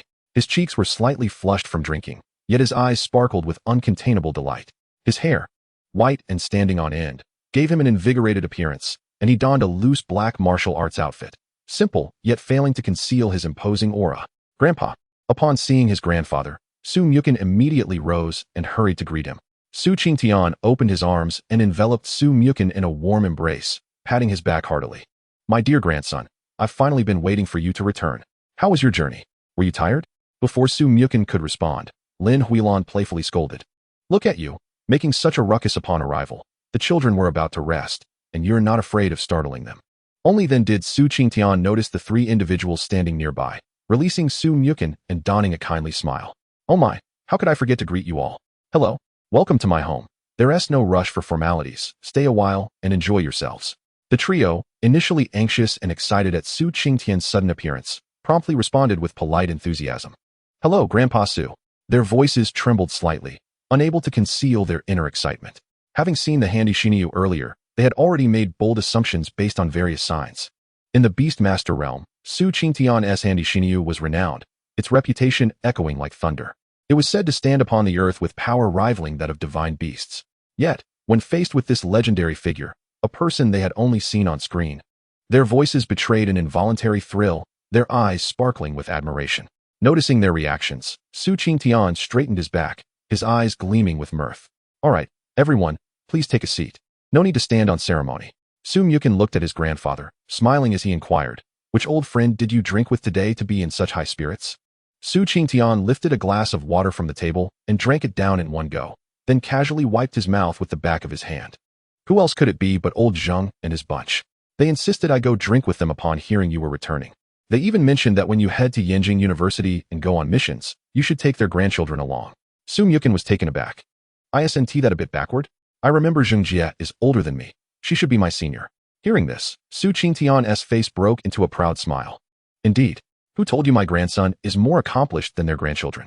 In the path of beast masters, one's prowess is what counts, regardless of age." Su Qingtian sipped from the water that Lin Huilan had just poured, a teasing smile playing on his lips, his eyes sparkling with a different kind of brilliance. "Don't let their age fool you. Their abilities are quite ordinary. Previously, they couldn't even handle a bull without guidance, let alone now. When I first returned, my own beast, the handy Shinyu, sensed the change in my child's aura, understanding Su Muchen's talent. Su Qingtian couldn't help but imagine the transformation the handy Shinyu would undergo after spending some time with Su Muchen. Perhaps, it wouldn't take long for this little creature to walk the path of its father, achieving feats that surpassed its predecessor. Chapter 57, Self-Discipline, Encountering a Better Self. As night fell, the soft moonlight filtered through the window, draping the room in a silvery veil. "Everyone is tired, so let us retire early." After Su Muchen finished washing up, he looked at the many-eyed Meng Qiong, the little Qilin, the Yulangjiu, and the freshly joined handy Shinyu beside him. After a gentle reminder, he climbed into bed, preparing for slumber. He had not forgotten the invitation from the Yunzong Xinhe and planned to visit Yenjing University the following day for a meeting with this remarkable figure, perhaps even more impressive than his grandfather. Therefore, Su Muchen aimed to ensure a restful night's sleep. "Pulu?" the Yulangjiu inquired, breaking the tranquility of the room. Having witnessed the vastness of his master's home and the formidable strength of the beasts within, its initial thoughts had shifted dramatically. It had encountered numerous beasts belonging to Su Muchen's grandfather, including the legendary handy Shinyu, the legendary mudbell deer, and the legendary Panyan Yujun, each a being that had reached the legendary realm, their strength exceeding its wildest imagination. Rather than contemplating how to become stronger through hardship as it once did, it now felt an invisible force binding it whenever it sensed even a fragment of their aura, rendering it unable to approach even a step closer. This stark disparity in strength ignited a fervent desire within the Yulangjiu to evolve. It resolved to diligently practice, striving for an early metamorphosis. Perhaps once it completed its evolution and its physical form grew stronger, it might withstand even a casual flick of their tails. Upon witnessing the situation, Su Muchen earnestly addressed the Yulangjiu, expressing, "I understand your eagerness, but there is no need to rush. training cannot be expedited. Let us first rest well tonight. Tomorrow, the day after, and in the days to come, we shall train diligently together. With a determined nod, Yulongyu acknowledged this, recognizing the importance of listening to its beast master. Without guidance, it would struggle to acquire the abundant training resources, and the formidable beings would merely perceive it as a nuisance. As a fish, one must understand the essence of gratitude. Subsequently, Yulongyu swished its tail and flew to the window, gently nudging it open before swimming out, only to close the window behind it. It then dove into the pool. The night wind was chilly, sending ripples across the surface of the water, yet Yulongyu's heart burned with an unquenchable fervor. In moments of idleness, one tends to indulge in whimsical thoughts, and Yulongyu was no exception. It frolicked in the pool, envisioning itself evolving into a more robust form, steadfastly adhering to its unique method of strengthening. Each encounter with adversity forged its resilience, rendering it impervious to pain. In that moment, it would become the embodiment of suffering. Contemplating this, a mysterious smile crept upon Yulongyu's face. As time progressed, the tranquil night deepened. While Muchen had succumbed to slumber, his rhythmic breathing echoed in the room. The previously slumbering Qilin suddenly opened its eyes, its golden orbs gleaming mischievously in the darkness.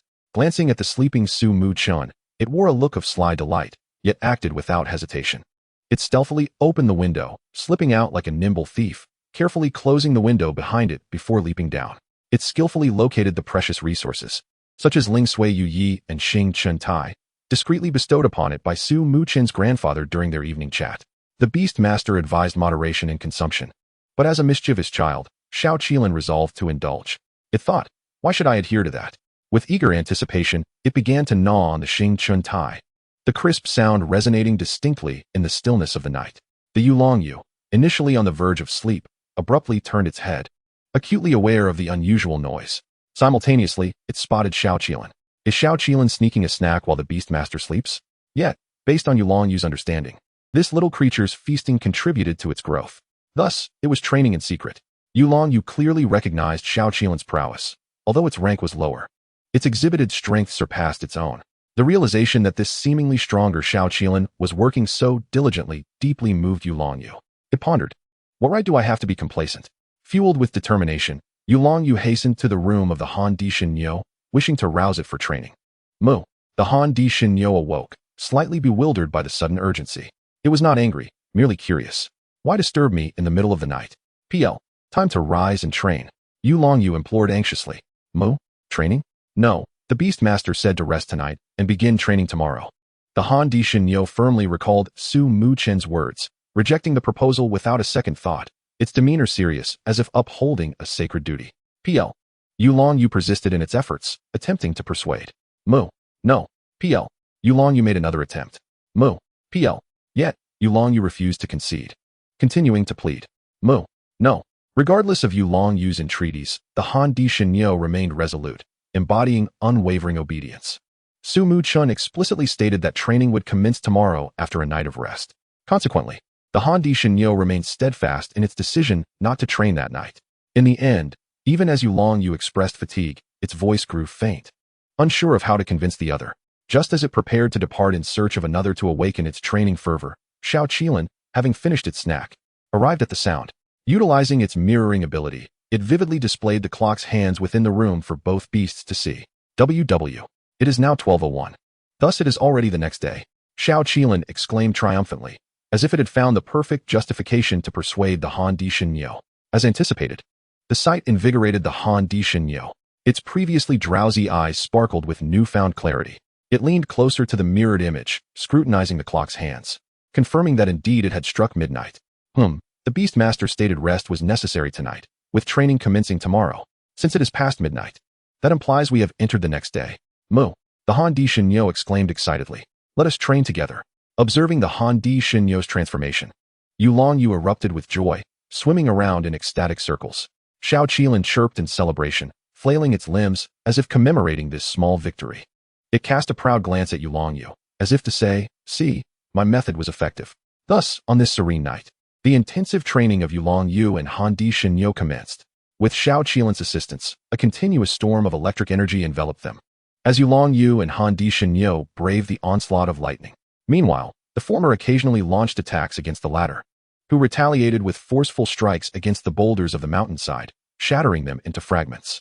Yulong Yu's spirit surged, and the Han Di Shinyo, inspired by the tenacity of its spirited companion, released a low, resonant roar. Another powerful punch descended, this time with an intensity surpassing the last, igniting a conflagration in the air that surged toward Yulong Yu. PL. Unfazed, Yulong Yu surged forward against the forceful gale, only to be sent flying once more. Yet this time, its scales gleamed with an even brighter radiance. Upon landing, it swiftly righted itself and charged back toward the Han Di Shinyo, the fiery determination in its eyes intensifying. Thus, through this raw and unrefined training, their inner energies continued to escalate. Meanwhile, within the estate, several pairs of eyes observed with a mix of wonder and skepticism regarding the beast training. Could such a rudimentary methodology truly facilitate breakthroughs? Chapter 58. Gui Shui Yinlei. The primitive Imperial city. What? How did I inexplicably level up twice?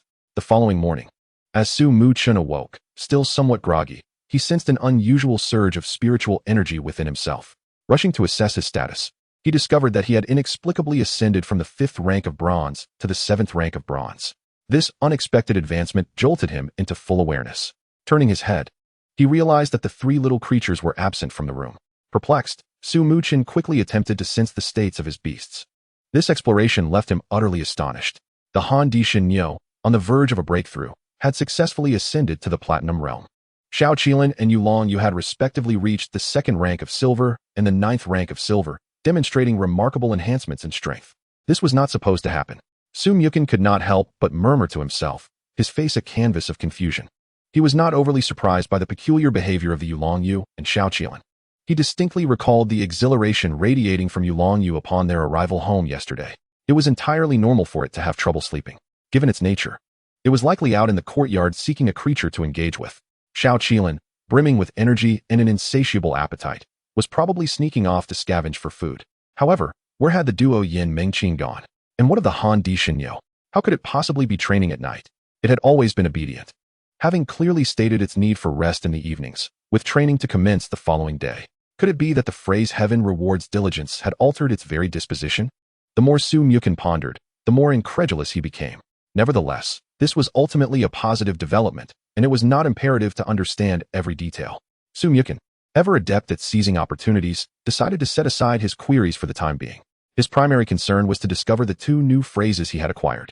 With this thought, he rose, attending to his morning routine while perusing the newly obtained phrases. Phrase, Gui Shui Yinlei.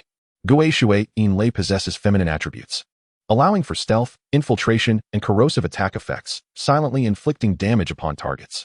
It embodies the unpredictable nature of water, delivering impacts akin to a flood and the gentle touch of a drizzle. Upon reading this phrase, the image of Qilin instantly materialized in Muchen's mind.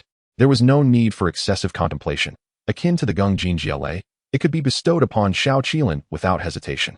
Thus, once he acquired the Yi Mu Zheng Lei, Bing Huiyang Lei, and Wu Tu Ming Lei, he would have gathered all 5-element divine thunders. The interplay of the 5 elements is one of mutual generation and restraint. Should they be unified within a single entity, it might catalyze a formidable transformation. With this decision made, Muchen shifted his gaze from Gui Shui Yinlei to the other phrase. Phrase, Yuan Shi Di Cheng. Those endowed with the Yuan Shi Di Cheng phrase will perpetually feel the oppressive force emanating from the original Imperial city. A portion of the damage sustained by the phrase's owner will be transferred to the Yuan Shi Di Cheng, thereby amplifying the pressure. The Yuan Shi Di Cheng possesses self-restoration capabilities. Whenever it is shattered, the phrase's owner will receive a temporary and substantial enhancement. Yuan Shi Di Cheng? This phrase includes such a concept. Upon glimpsing the phrase's name, Muchen's eyes widened, waves of realization sweeping through him. The name instantly reminded him of a classic line from a notorious antagonist in a well-known novel. A familiar yet wondrous sensation surged within him. However, upon scrutinizing the capabilities of the Yuan Shi Di Cheng phrase, he could not help but feel a spark of excitement. This phrase seemed to possess considerable potential. Was it not akin to donning a tortoise shell? A tortoise shell that effectively increases one's burden? Muchen began to weigh in his mind which of his beasts should be endowed with this phrase. Qilin and duo Yin Mengqing primarily focused on offense and control. Thus, the enhancement this phrase provided would not be particularly significant for them. Yulong Yu needed to endure blows and experience pain to grow stronger. In a sense, being under constant pressure could be viewed as a form of suffering, seemingly aligning with the effects of the Yuan Shi Di Cheng phrase. However, The issue lay in the fact that both Yulong Yu and its evolved forms were renowned for their exceptional speed. Yulong Yu's role was to charge into enemy formations, creating chaos. Thus, while a degree of resilience was required, speed and maneuverability were equally indispensable. The effects of the Yuan Shi Di Cheng phrase would inevitably impact Yulong Yu's agility, rendering it less suitable for the creature. After much contemplation, Su Muchen ultimately resolved to assign this phrase to the Han Di Shinyo. After all, it already possessed the potent phrase "Heaven rewards diligence." With diligence, it could continuously enhance its strength. Now, with the Yuan Shi Di Cheng, it would be subjected to unrelenting pressure, effectively ensuring it was in a constant state of striving. This, in turn, implied that it would perpetually grow stronger. With this thought, Su Muchen, having completed his morning preparations, hurried to the courtyard. Through his connection with his beasts, he sought out the three little ones. Upon his arrival, he witnessed the spectacle of Yulong Yu being launched across the yard by a punch from Han Di Shinyo. The same fire fist skill, yet the difference from yesterday was astounding. Today, the flames enveloping Han Di Shinyo's arm were nearly all-consuming. Upon impact with Yulong Yu, the flames surged outward, delivering secondary damage. Observing this, Su Muchen could only marvel at the overwhelming effects of the "Heaven rewards diligence" phrase. Upon noticing Su Muchen's presence, the usually composed Han Di Shinyo could hardly contain its excitement, letting out a jubilant call. It felt an unprecedented surge of strength, and the results of merely one night's training were beyond imagination. The proficiency of its fire fist skill rivaled the fruits of several years of arduous training. Even the realm that had previously eluded it for an entire month was effortlessly breached overnight. Though it did not fully comprehend the reasons behind this transformation, it did not diminish its exuberance and joy. Han Di Shinyo bounded over to Su Muchen, nuzzling him affectionately with its large head to share its delight. Impressive. Su Muchen readily offered his praise. At that moment, Yulong Yu, having recovered from being struck, agilely flipped onto its feet and swiftly swam over. It still bore the marks of the recent fire fist assault, yet despite its apparent injuries, its eyes sparkled with an excitement bordering on fervor. Without needing to be prompted, Yulong Yu eagerly began to recount the events, its tail flicking animatedly as its body swayed in rhythm with its words. First, it pointed its tail at Han Di Shinyo, mimicking the earlier urgency of being roused for training. Then it released a few numerical bubbles, gesturing the movements of Han Di Shinyo's punches, occasionally reenacting its own flight from impact. Through its expressive antics, Su Muchen gleaned a general understanding of the occurrence. Listening to Yulong Yu's account, he felt a mix of emotion and amusement. He was touched by the dedication and perseverance of his beasts in their quest for strength, and amused that Xiao Qilin had caught onto the loopholes in language. "Xiao Qilin, come here," Su Muchen called, and the eager Xiao Qilin, anticipating breakfast, promptly scampered over. "Do you see the charred ground?" Su Muchen pointed to the scorched earth with a serious expression. "You need to clean this up." Xiao Qilin, initially believing Su Muchen had summoned it for breakfast, it was instead caught by the ear and tasked with tidying up the remnants of their training. "Wah-wah?" Xiao Qilin vigorously shook its head, its small hands flailing in protest. It seemed to say, "This was not my doing. Why must I clean it?" "Do not forget," Su Muchen pointed to the pockmarked earth and the charred, broken trees, "that these damages are ultimately your doing." He paused for a moment, a cunning smile gracing his lips. "If things go awry, the Qingfeng Gua and Ling Sui Yi gifted by Grandpa yesterday might not be yours after all." The little Qilin's eyes widened in shock upon hearing this, as if it had just received the most dreadful news imaginable. It began to ponder its options. The Han Di Shinyo was indeed a formidable creature, possessing an inexplicable power that made it clear it should not be trifled with. It would be wise to avoid provoking it for now. But what about the Yulong Yu? Yes, the Yulong Yu. The little Qilin cast its gaze toward the Yulong Yu, a glint of mischief sparkling in its eyes. The Yulong Yu, observing the little Qilin approach, crackling with black lightning, felt no fear. Rather, it was filled with excitement. A new flavor, exhilarating and enticing. Before the Yulong Yu could comprehend the situation, the black Goei Shui Inlay struck it directly. This Goei Shui Inlay was particularly devious, swiftly penetrating its body. The Yulong Yu seemed to be injected with a stimulant, erupting into a frenzy of bubbling sounds. The little Qilin suddenly recalled that this creature thrived on being struck, and saw it as a reward. With a resigned sigh, the little Qilin lamented the hardships of life. Alas, there was no choice but to work. Without effort, there would be no delightful rewards. With a hint of reluctance, the little Qilin activated its serious mode. It summoned its spiritual energy, causing the forces of nature to converge furiously. The ground, once charred by the Gongjin Jiale, alongside the devastated flowers and trees, began to visibly restore itself under the little Qilin's diligent efforts. In no time, most areas returned to their former state. However, those flowers and plants utterly destroyed, leaving no seeds behind, were beyond its power to revive. Mimicking a video from Douyin, the little Qilin silently recited, "Rest in peace. Amen."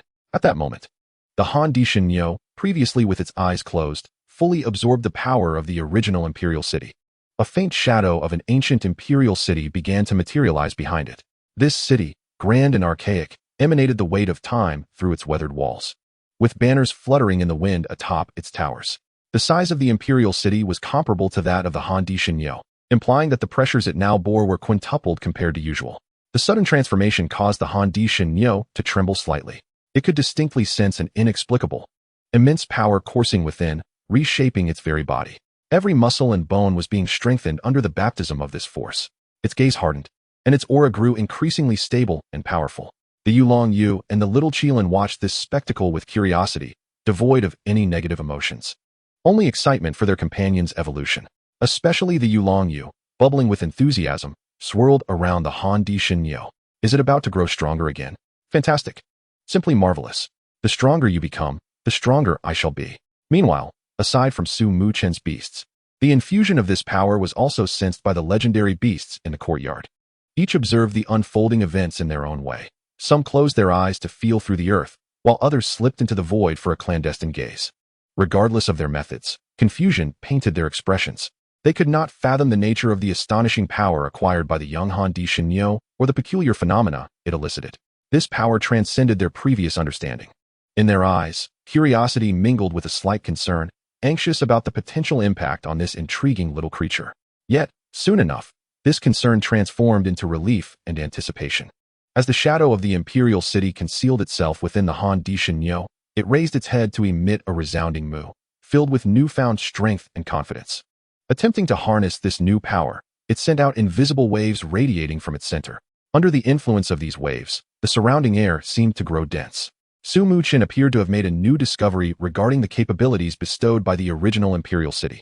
He inquired, "So, old friend, how do you feel?" The Han Dishin responded with another mighty moo, lifting its massive hoof to stomp heavily on the ground. In an instant, the earth cracked with sharp sounds, fissures appearing and spreading like a spider's web. Its might was significantly amplified compared to before. Evidently, the pressure from the original Imperial city extended beyond merely oppressing the Han Dishin itself.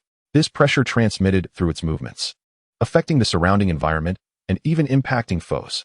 In simpler terms, the former Han Dishin, relying on its weight and talent, could inflict 100 points of damage with its Tai Shan Yiding. The current Han Dishin, utilizing the same technique, might now deliver 500 or even 600 points of damage. It seems I have finally discovered the optimal approach to enhance the totem jump skill. Muchen mused, a smile breaking across his face as he began to devise a battle strategy tailored for the Han Dishin. With the power of the earth and the defense provided by the original Imperial city, it could withstand substantial damage up front. Coupled with the totem jump enhancement and the additional pressure from the original Imperial city, it could leap high, dealing massive damage, and its formidable impact could stun enemies, enabling effective crowd control. Thus, the role of the Han Dishin within the team became clearer. It could function as a tank, absorbing enemy attacks in the front lines, and once the original Imperial city was breached, it could transform into a vanguard, charging into battle with lethal force. Chapter 60. The most suitable growth path for the duo-eyed Mengqing. The recent actions of the Han Dishin made the ground of the manor tremble as if an earthquake had struck. Grandpa Su and Grandma Su were not overly surprised by the commotion. Through their various beasts in the courtyard, they had grasped the situation. At that moment, Su Qingcang was filled with a myriad of emotions. Merely by forming a contract with Su Muchen, the transformation of the Han Dishin had been nothing short of revolutionary, with its power increasing more than fivefold. Who would have believed it if they had not witnessed it with their own eyes? Children have their own fortunes. What of Qing? How is she faring? Lin Huilan inquired with concern, glancing at the duo-eyed Mengqing resting quietly on Su Qingcang's shoulder. Rest assured, this little one is exceptional, its abilities truly remarkable. Last night, the ancestor only awakened briefly, and it managed to find its way to him. In that short time, it learned nearly all of the ancestor's skills. Had the ancestor not been so powerful, it might have emptied his treasury. Now, it merely feels a bit stuffed and needs some rest. Meanwhile, In Hong and the others were somewhat baffled. They had been jolted awake from their dreams by the sudden tremors. Hastily, they dressed and rushed out toward the courtyard, where they encountered the returning Su Muchen. The Handi Shinyo behind him was already markedly different from the day before. Now, with every gentle step it took, the ground would instantly yield beneath it. Immediately, the force of the earth surged forth from within, smoothing the ground. A flicker of surprise passed through the eyes of the three. Inhong could not help but inquire, "Brother Chun, has the HNDSHNNI trained all night?" Lei Xiaowen hastily interjected, "Its physical strength has increased several-fold. It is evident that it has broken through a significant realm." Su Muchen nodded with a smile, expressing a sense of helplessness. "There is no other option. They are simply too diligent. Last night, the Yulong insisted on training and dragged the HNDSHNNI along. I could not stop them." Upon hearing this, the three felt a wave of emotion. Is this what it means to be a genius? To break through in just one night? Inhong murmured to himself, his eyes filled with admiration. They possess greater talent and put in more effort. Lin Suxian echoed, her tone tinged with astonishment. No wonder they are so formidable. Lei Xiaowen concluded, his face reflecting his respect. Su Muchen chuckled and said, "Let us go. After breakfast, we should report to school." With that, he led the way inside. As soon as they entered, Su Muchen's attention was captured by the duo Yin Meng Qing. He hurriedly checked its current status panel. Energy points, 178, fully digested, can reach Diamond Level 1. Skills, White Mist, Agitation, Defense Break, Xuanwu Shield, Rain of Sacrifice. White Mist causes all statuses of the summoned beasts in the area to disappear. Agitation induces a state of confusion in the opponent and boosts their magical attack. Defense Break weakens the opponent's defensive capabilities. Xuanwu Shield generates a protective shield around oneself or the target, with the shield's strength and duration depending on the caster's power. The mention of Xuanwu startled Su Muchen. Xuanwu? Does this relate to the legendary beast Xuanwu? And what of this astonishing 178 energy points? What on earth is happening? What transpired last night? A multitude of questions flooded Su Muchen's mind. Ching. He walked into the adjacent room and could not resist asking. "I just overate and fell asleep." "Let's go have a meal." Su Qingsong patted Su Muchen on the shoulder. "For specifics, ask Yunzhong Xianhe. I am too lazy to explain." Although Su Muchen was filled with curiosity, he nodded in acknowledgement, suppressing his inquisitiveness for the moment, and turned towards the dining hall. After breakfast, the sun shone brightly, dispelling the last traces of morning chill. Just then, Su Qingsong had matters to attend to with Yanjing University President Yan Jun, so the group set off together. Having met before, Inhong and the others gradually lost their initial shyness during their time with Su Qingsong, becoming increasingly familiar with this legendary figure. They were well aware of the rarity of such an opportunity and were determined not to let it slip away. Along the way, they eagerly bombarded Su Qingsong with questions about his past experiences and inquiries regarding their own summoned beasts. When discussing his past, Su Qingsong straightened his back, as if transported back to his spirited days in the realm of summoned beasts. He began recounting thrilling tales filled with warmth and nostalgia. As for training advice for their summoned beasts, your current strength is insufficient. Pursuing this direction temporarily will not lead you astray. Once you reach a certain stage, the subsequent path must be walked by yourselves. It is still too early for you. Inhong and the others listened intently, nodding frequently. Su Muchen sat nearby, observing his grandfather answer his friend's questions, while he himself fell into deep contemplation.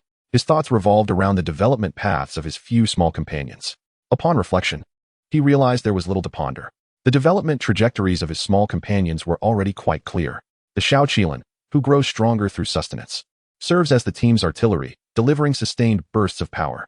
The Yulong Yu, who grows stronger through receiving blows, plays the role of a disruptor. The HNDSHNNI, who grows stronger through effort, acts as the team's tank. As for the duo Yin Meng Qing, Su Muchen had formed a different hypothesis. Initially, he believed that simply providing suitable treasures for absorption would yield energy points and promote its growth. However, he now sensed something amiss. The energy gained from absorbing rare items such as Long Shuigua, Ling Sui Yuyi, and Xing Chen Tai was quite limited. Conversely, the energy absorbed from the Huanzuan Ling Ju and the inexplicable energy from the Xuanwu last night was abundant. This revelation enlightened Su Muchen. He understood that extraordinary entities are not solely defined by their preciousness, but can also refer to living beings. Absorbing energy from exceptionally powerful creatures is the key to elevating the duo Yin Meng Qing to greater heights. This aligns perfectly with the characteristics of parasites found among certain insect species, which draw nutrients from formidable hosts. Therefore, Su Muchen concluded that the future path for the duo Yin Meng Qing should involve venturing out to explore various mysterious realms, seeking powerful spiritual beasts to absorb energy from, which would be the most suitable developmental route. In this way, the duo Yin Meng Qing could not only rapidly enhance its own strength, but also acquire the skills possessed by those formidable spiritual beasts, forming a perfect complement with the rest of the team. It would evolve into a well-rounded asset, providing crowd control, damage output, support, and defense. As the vehicle advanced, Muchen's thoughts became increasingly lucid, and his anticipation grew. He eagerly awaited the meeting with Yunzhong Xianhe, curious about what the Xuanwu truly was. All would be revealed upon encountering Yunzhong Xianhe. Chapter 61. Arrival at Yanjing University. The vehicle slowly approached Yanjing University. From a distance, the ancient and majestic gate came into view. As it was still early, most university students were yet to rise. Those who were awake were either having breakfast or already engaged in training. The entrance to the school appeared quite tranquil, with only a few free-roaming spiritual beasts adding a touch of vitality to the serene atmosphere. Upon their arrival, they encountered Yin Jun, clad in a simple black robe, alongside his son Yin. Why is old Yin so free today, even coming out personally? Upon seeing Yin Jun, Su Qingsong's tone seemed somewhat unusual. Humph. Do you think I came out to greet you? Yin Jun feigned indifference, rolling his eyes, before shifting his gaze to Su Muchen. If it weren't for my esteemed nephew visiting today, I wouldn't have bothered to come out. Su Muchen, noticing this, politely greeted Yin Jun, Grandpa Yin, it's been a while. Then he added with a smile, I will be sure to seek your guidance more often in the future. Don't be so polite with him. Su Qingsong waved dismissively, asserting that coming to this old man's school was already a favor. Upon hearing this, Yin Jun immediately rolled his eyes and retorted, You must have stepped in dog feces for 8 lifetimes to have such a grandson. Watching the two elders bicker, Yin Hong and the others could not help but stifle their laughter, though they dared not reveal their amusement. They were well aware that Yin Jun, the president of Yanjing University, was also one of the top 10 legends of Huaxia, a pivotal figure in the realm of summoned beasts. Many students coming to Yanjing University did so to witness his prowess firsthand. Despite the slight disparity between reality and their expectations, it merely eased their nerves, while their excitement and reverence remained undiminished. Su Muchen stood by, grinning, having long since grown accustomed to the interactions between his grandfather and these old friends. He glanced at Yin Hong and the others, signaling them not to be overly formal, smiled and shook his head beside them, saying to Su Muchen and the others, Allow me to take you for a stroll, so you can familiarize yourselves with the school environment. Yin Hong and the others nodded eagerly, expressing their gratitude to Director Yin. At this moment, Su Qingsong and Yin Jun temporarily halted their banter. Yin Jun remarked, Let us proceed to the tea room. There are important matters to discuss. Su Qingsong nodded in agreement. Thus, the two of them headed towards the tea room, while Ian led Su Muchen and the other 4 around the campus. Along the way, Ian proudly introduced the esteemed institution that harbors countless dreams of beast masters. Yanjing University spans an impressive area of 20 square kilometers, equivalent to a sum of 800 standard football fields. We will take our time exploring, he said, quickening his pace towards a modest building adjacent to the school gate. The exterior was unassuming, harmonizing with the surrounding architectural style, yet a closer examination revealed the presence of numerous potent beastly auras. To facilitate student transportation, our school has a collaboration with Qilin Ma, and you will find their presence at various key locations around the campus. As he explained, Ian opened the door to the building. As the door creaked open, a serene scene unfolded within. A dozen Qilin Ma rested quietly, lifting their heads slightly as they sensed the newcomers, their ears delicately twitching. These majestic creatures exuded an air of nobility and gentleness. Ian stepped inside first, gently patting the neck of one Qilin Ma. Old friend, we shall trouble you once more to guide us on our tour today. The Qilin Ma seemed to comprehend his words, letting out a soft whinny and flicking its tail. Ian then turned to Su Muchen and the others, saying, Feel free to select a mount and ride. They are all quite docile and will heed your commands during our exploration. Upon hearing this, the group eagerly approached to choose the Qilin Ma that caught their fancy. Once they had made their selections, they followed Ian out of the back of the building. Throughout their journey, they encountered few people, yet the number of spirit beasts they saw was astonishing, almost overwhelming. By the roadside, a massive Lan Lu who sprawled lazily, its belly rising and falling gently as it emitted soft snores. Nearby, a few Ding too stood with their ears perked, curiously observing, their expressions endearingly clumsy. A little Shu Shao Di scurried past a wall, leaving behind a fleeting gray shadow. In the trees lining the path, Shuang Mian Song Shu nimbly leaped between branches. Yin Hong and the others finally understood that the tales circulating online were not mere fabrications. Yanjing University indeed showcased an abundance of spirit beasts, exemplifying a harmonious coexistence between humans and these mystical creatures. Incredible, simply incredible, Yin Hong exclaimed in awe. Lin Su Xian also remarked, Indeed. I had only seen such things online before. Experiencing it in person is a whole different sensation. Ian smiled and elaborated. Yanjing University once merged with a great secret realm. The land from that realm has integrated, and naturally, the spirit beasts emerged alongside it. This is also why the university covers such a vast area. Once classes commence, dedicated instructors will elaborate on these matters, so I shall refrain from elaborating further. Let us proceed to the dormitory area. It is often more convenient to reside on campus. With that, he gently pulled the reins, and the Qi Ma beneath him lifted its hooves, moving forward at a leisurely pace. The 5 Qi Ma trotted steadily along the winding campus paths. The scenery on either side shifted continuously, occasionally revealing ancient and elegant teaching buildings, and at other times passing tranquil lakes. Before long, they arrived at the accommodation area. A series of well-structured courtyards appeared before them, intricately designed to blend seamlessly with the surrounding natural landscape. This is the dormitory area, featuring a courtyard-style design, all uniquely crafted to facilitate living alongside one's spirit beasts, Ian explained as he dismounted with agility. He then beckoned the others to follow him into one of the courtyards. As they stepped inside, they were taken aback by the astonishing sight before them. The courtyard's configuration was almost beyond belief, bordering on the extravagant. There was a crystal-clear pond, an intricately shaped rockery, a smooth ice surface, and a vast expanse of blooming flowers. Even Muchen found the setting to be rather extravagant, for he had never encountered such a type of dormitory. It was no wonder so many graduates of Yanjing University nostalgically reminisced about their time on campus. To live in such an environment after leaving school would be a challenge for most people. Ian observed the astonished expressions on their faces and explained with a smile, "This is a special courtyard prepared for outstanding students. The various setups can be freely adjusted." As he spoke, he walked to the side and gently touched a crystal panel embedded in the wall. Instantly, the scene in the courtyard began to transform. The ice surface gradually melted, the water flowing and connecting with the pond. In the blink of an eye, the majority of the courtyard transformed into a vast expanse of water, while the rockery and flower beds slowly receded underground. The entire courtyard can be converted into a pool or changed into other environments with just a press of a button on the panel. Of course, if you have additional modification requests, you can contact the school's construction team for assistance. This includes environments for training rooms as well. The courtyard's walls are made of special soundproofing and anti-peeping materials, ensuring that no matter how one trains inside, it will not disturb others. Upon hearing this, Hong was left speechless, unable to contain his astonishment. "The school has truly considered everything," he remarked. Lei Xiaowen nodded in agreement, adding, "Indeed, this way, the spirit beasts can grow in the most suitable environment, which will undoubtedly aid in their strength enhancement." Muchen smiled as he glanced at the lively Yu swimming joyfully in the pond, bending slightly and teasingly saying, "What do you think? No matter where we stay, the space is ample, and we can even modify the facilities as needed." Yu joyfully wagged its tail, nodding vigorously. It then began to swim rapidly in the pond, glancing around as if mentally delineating zones.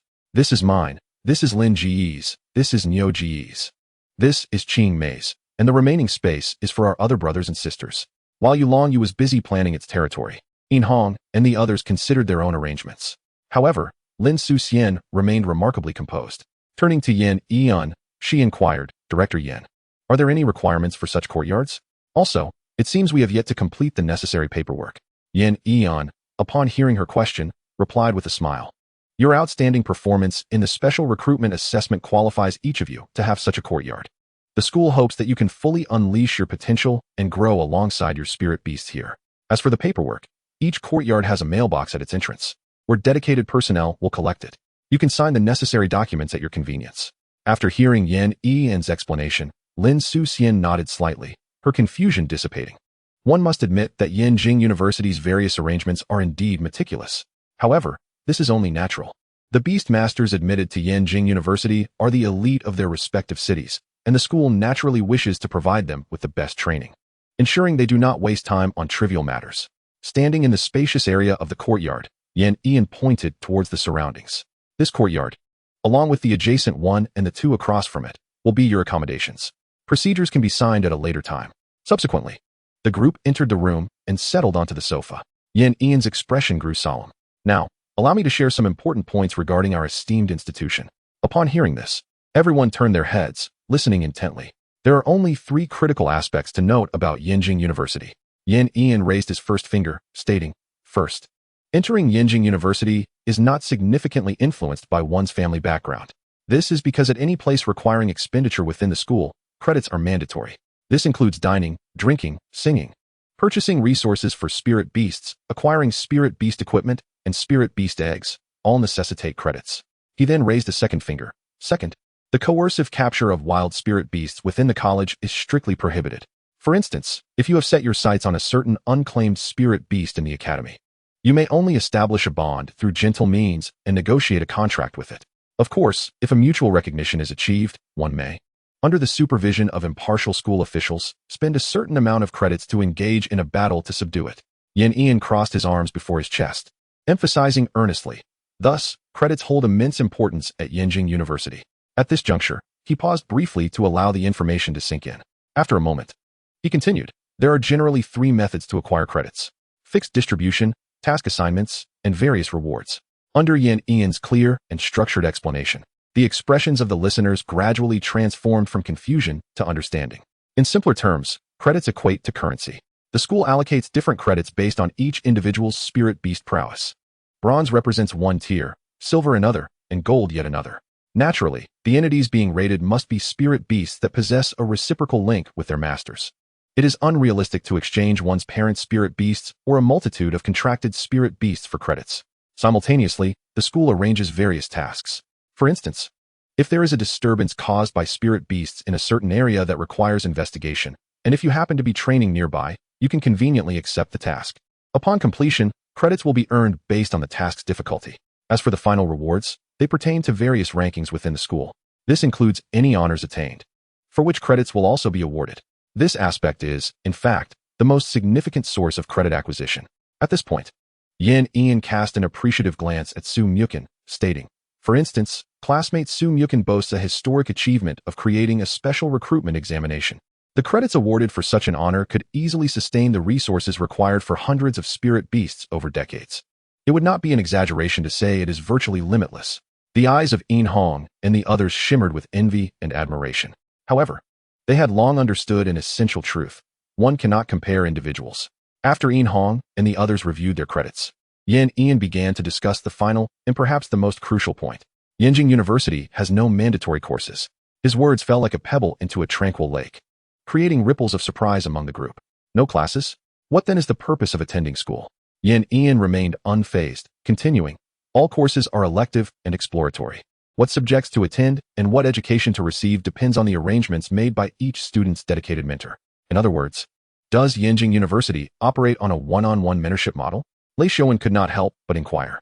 Not entirely, but it can be considered as such, Ian patiently elucidated. After all, many exceptional mentors may take on several students, but they can manage adequately. Furthermore, those who serve as mentors at Yenjing University are all at least platinum-level spirit beast masters. Each individual possesses their unique strengths. Therefore, selecting a suitable mentor is of paramount importance. Upon absorbing Ian's insights, the group felt as if they had emerged from a fog into clarity. So this is the reality behind the absence of conventional classes. What seems like a lack of standard courses is, in fact, a transition from collective education to more personalized and detailed mentorship. Su Muchen nodded slightly, contemplating inwardly. This indeed aligns with an educational philosophy suitable for spirit beast masters. For even identical spirit beasts exhibit variations in characteristics and habits. Should they receive a uniform and template-based education, it could adversely affect their future development. This precise one-on-one guidance enables each student to unearth their maximum potential alongside their spirit beasts, receiving a higher quality of education. Then, Director Yan, what must we do to seek mentorship? Yin Hong asked eagerly. His Chaoyin Gui, while relatively common compared to the spirit beasts of Su Muchen and the others, was still considered rare in Mo Du Yizhong. However, entering university, particularly a prestigious one, would change the dynamics entirely. It was entirely possible that among 1,000 students, there could be hundreds of Chaoyin Guis. The competition would be immense. You need not worry about that. Anyone who gains admission to Yenjing University can be regarded as a genius. Ian's gaze swept warmly over the group, accompanied by an encouraging smile. As for the 4 of you, you have even less reason to fret. A slight smile graced his lips as he added, many mentors have already received news about you. I suspect your official emails are likely inundated with messages by now. Upon hearing this, the group quickly checked their emails. Indeed, each individual's official inbox contained at least a dozen messages. Particularly for Su Muchen, upon opening his, the notifications rang incessantly. Just as he attempted to open one, Another notification popped up, and the red number soared to 99. This scene made the three young men acutely aware of the disparities they faced. How they wished to distance themselves from Brother Chun. The pressure was overwhelming. At this moment, Lin Suxian could not help but interject. Director Yan, how should we go about selecting these mentors? After all, with so many options, finding one that aligns with both ourselves and our spirit beasts is no simple feat. Yan Ian nodded slightly, acknowledging Lin Suxian's query as indeed a critical one. However, there is no need for concern. For ordinary geniuses, mentors typically choose them. For you, it is you who will select your mentors. Lei Xiaowen stroked his chin, pondering. So, can we first communicate with the mentors before making a decision? Precisely, Yan Ian affirmed. This is a reciprocal selection. Only when both parties find the arrangement suitable can the best educational outcomes be achieved. Moreover, who decreed that one can only choose a single mentor? A subtle smile played on Yan Ian's lips as he spoke this profound statement. The group, upon hearing this, displayed expressions of astonishment, their eyes filled with curiosity and intrigue. Is it not said that once a day as a teacher, one remains a father for life? How can it be otherwise? Observing their reactions, Yan Ian gently shook his head, his gaze warm and earnest as he addressed them. I never implied that selecting a mentor equates to becoming a disciple. Yanjing University encourages students to draw from a diverse range of experiences. Different mentors possess varying areas of expertise. Every student is entirely free to select multiple mentors based on their needs, absorbing different knowledge and experiences. Choosing a mentor is more about receiving specialized guidance in academics, providing direction for one's growth alongside their spirit beasts. In contrast, becoming a disciple signifies establishing a deeper, more intimate mentor-student relationship, encompassing not only the transmission of knowledge but also the inheritance of virtues and philosophies. Regardless of the chosen path, neither will hinder your pursuit of excellence. For a truly exceptional mentor will take pride in the growth of their disciples. Instead, it will encourage you to delve into a wealth of knowledge, broaden your horizons, and enable you to tread further and more steadily along the path of beast taming. Naturally, choosing multiple mentors implies that you must invest additional time and energy, as each mentor possesses their own teaching methodologies and expectations. However, as long as you plan judiciously and make full use of these resources, the rewards shall be substantial. The crowd, upon hearing this, displayed expressions of sudden enlightenment. Subsequently, Yan Ian turned to the side, his gaze sweeping over Yin Hong, Lin Suxian, and Lei Xiaowen, as he began to methodically introduce suitable candidates for mentorship based on their individual characteristics. The trio subsequently identified their corresponding mentors and designated them as their guiding figures. Filled with anticipation for their future studies, when it was Su Muchen's turn, Yan Ian paused momentarily, a glimmer of mystery flashing in his eyes. The knowledge those mentors could impart might not be necessary for you. However, who decrees that a mentor must invariably be a beast tamer? Chapter 63. The Relative Concept of Mentorship. The New Student Competition. A few minutes later, Yin Hong and his companions returned to their respective courtyards, brimming with excitement and expectation. Shortly thereafter, Yan Ian mounted his Qi Yuan horse and departed. Su Muchen remained in the spacious and well-lit courtyard, leisurely strolling to the sofa and gently sitting down. Leaning back slightly, he allowed his gaze to drift as he contemplated Yan Ian's words upon his departure. The notion of a mentor is merely a relative concept. Any entity worthy of your learning can be considered a mentor. This could include a beast tamer, a spirit beast, or even a non-living entity. As long as there is something to learn or comprehend from them, why should they not qualify as a mentor? Hence, Yan Ian recommended a mentor for Su Muchen known as Yunzhong Xianhe, a spirit beast that has survived through countless ages, its prowess having ascended to the realm of myth. This suddenly became intriguing. A spark of excitement ignited in Su Muchen's eyes. Indeed, as Yan Ian stated, if it were ordinary mentors, he would not accept them. First and foremost, he has no need for their so-called connections or backgrounds. Secondly, he sees no necessity in learning fundamental concepts from those typical mentors. The knowledge and skills they specialize in are already mastered by his parents and grandparents. His maternal grandparents' treasured sword is equally formidable, and the path of beast taming is equally profound. Since he possesses such formidable resources within his own family, why should he establish a mentor-student relationship with outsiders, creating unnecessary entanglements? Yet, Yunzhong Xianhe is different. No one knows the extent of its capabilities. Even after a previous video meeting with it, Su Muchen is aware that should the duo Yin Mengqing wish to learn its skills, it would not refuse. The extensive years it has experienced, the tumultuous changes it has witnessed, and the accumulated wisdom and knowledge are things Su Muchen could scarcely acquire elsewhere. Just then, as Su Muchen was filled with anticipation, the Yulong Yu gestured with its fin towards the intelligent screen mounted on the courtyard wall, its voice somewhat urging. Upon hearing this, Muchen turned and understood its meaning. A smile of affection crept upon his lips as he reassured, "Don't worry, I'm on it." With that, he stepped forward to the screen. The screen displayed a comprehensive layout design of the courtyard, with clearly defined functional areas and accompanied by detailed operational guidelines. He gently touched the screen, beginning to outline his design requirements for the courtyard. Duo Yin Meng Qing, being a dragonfly, requires an appropriate aquatic and terrestrial environment. Therefore, the setting need not be overly complicated. The existing pond and grass patches suffice. The Han Di Shinyo requires a spacious area for training, while the Yulong Yu's environment necessitates an experience of torment. The Xiao Qilin has minimal environmental demands, but it is rather gluttonous. So a temperature-controlled candy house would suffice. As Muchen manipulated the screen, the courtyard design gradually took shape. The four beasts observed Muchen's busy figure, occasionally vocalizing their approval. All right, the design is complete. The beast-taming construction team will arrive this afternoon. It should be finished by tonight. Muchen gazed contentedly at the screen. He had no particular demands for his sleeping quarters. Everything was new, and he was reluctant to expend energy on tidying or arranging it. Noticing that time was nearing noon, Muchen sent a message to the family group, briefly reporting on his situation at Yenjing University. He then walked to the courtyard entrance, placing the access card atop the mailbox for the construction team as convenience. After completing these tasks, he approached the previously selected Qi Yun horse, gently patting its neck as a signal for it to return to the nearby stable. The Qi Yun horse, displaying remarkable intelligence, neighed and trotted away with a lively gait. Once everything was arranged, Muchen mounted the broad back of the Han Di Shinyo. At this moment, Yin Hong, Lin Suxian, and Lei Xiaowen were also ready. The four set off together toward the cafeteria, planning to eat first before engaging in a mutual interview with their mentors according to their respective schedules. Due to the Han Di Shinyo still adjusting to the pressures of the primitive Imperial city, its pace was relatively steady and slow, allowing the four more time to observe their surroundings in detail, as well as the wild spirit beasts living freely. Undoubtedly, as a prestigious institution, Yenjing University possesses profound depth. The spirit beasts inhabiting the campus are remarkably distinctive. Soft and adorable cats, mighty apes, scaled beasts, fire-fist monkeys, and pixies, roughly counting. There are nearly 100 species of spirit beasts.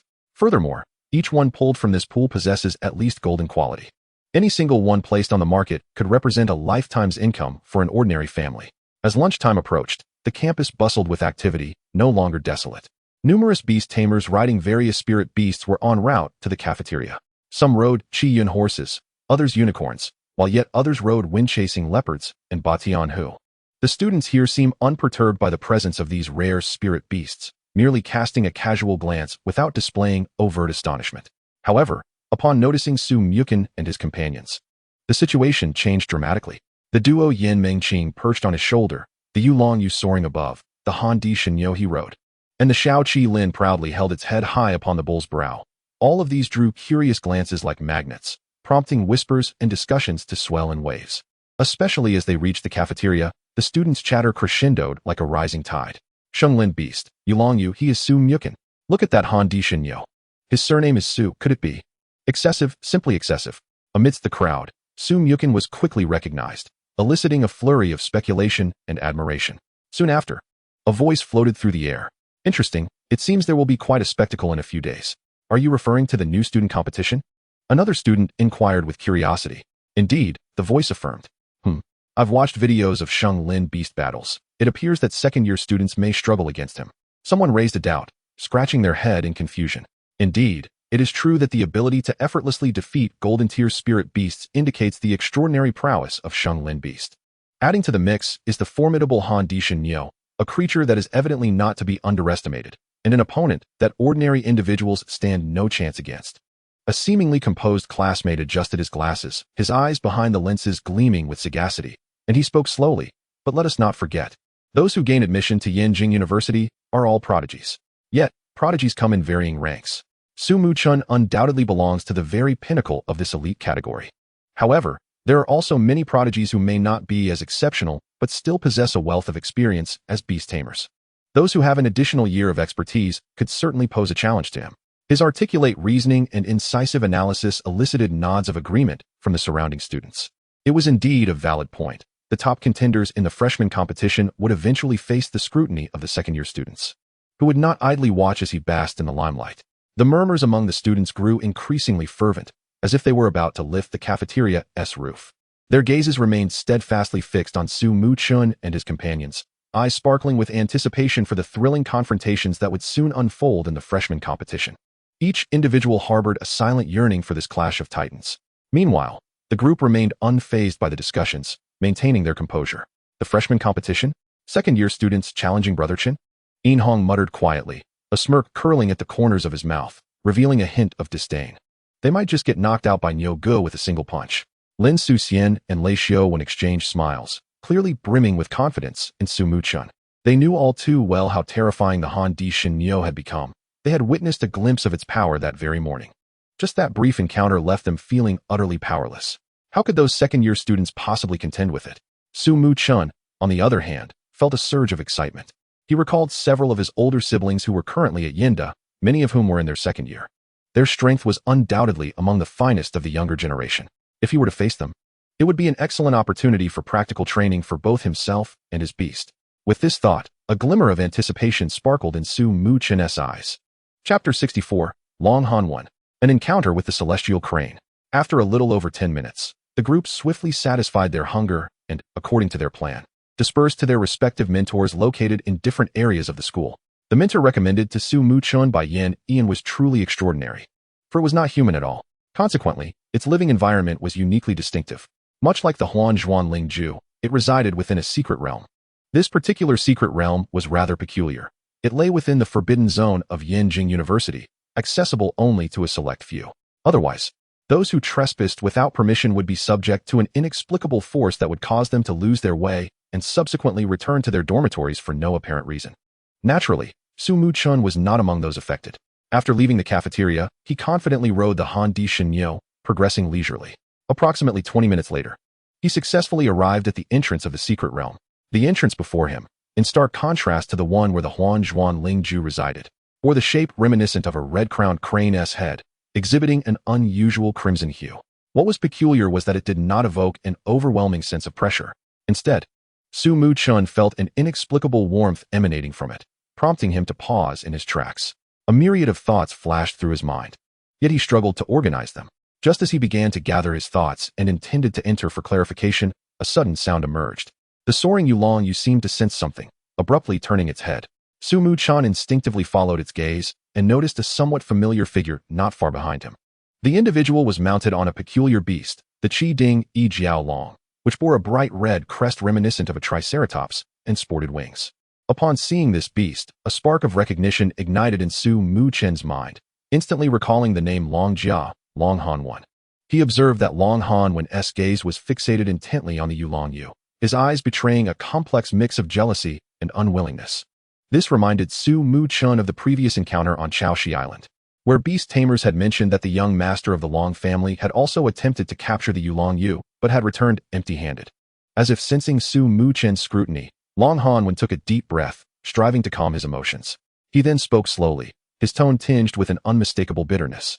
I never imagined you would actually contract this Yulong Yu. Upon receiving this news for the first time, he had thought it was a jest. After all, he was acutely aware of how difficult this Yulong Yu was to handle.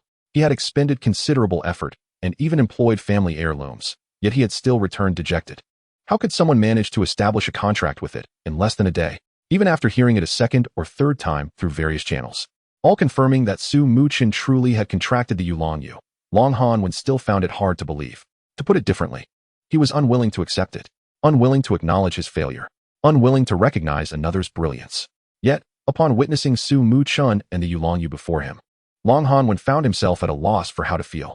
The Qiding Jiao Long beneath him sensed its master's emotional turmoil and let out a low growl, causing the surrounding air to tremble slightly. Observing this, Muchen shook his head inwardly. This fellow, as always, believed himself to be superior, thinking that he was the best while others fell short.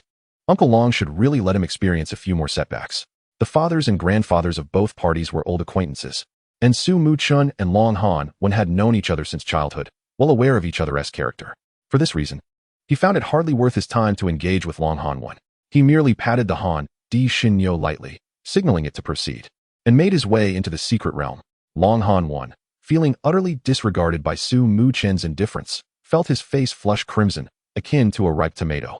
A surge of rage ignited within him. However, he quickly regained his composure. fully understanding that many prodigies chose to attend Yanjing University partly due to the allure of the enigmatic Yunzhong Xianhe. Whether it was to contract a child of the Yunzhong Xianhe or to gain guidance from it, the benefits for a beast tamer's growth were immense. With this thought in mind, he couldn't help but glance at Su Muchen, a slight smirk gracing his lips as he reveled in a sense of triumph. In comparison to Su Muchen's late arrival, Long Hanwen had already come 3 days in advance. Through his diligent efforts alongside his beast, he had successfully passed the first test. In his view, he undoubtedly possessed greater advantages over Su Muchen this time.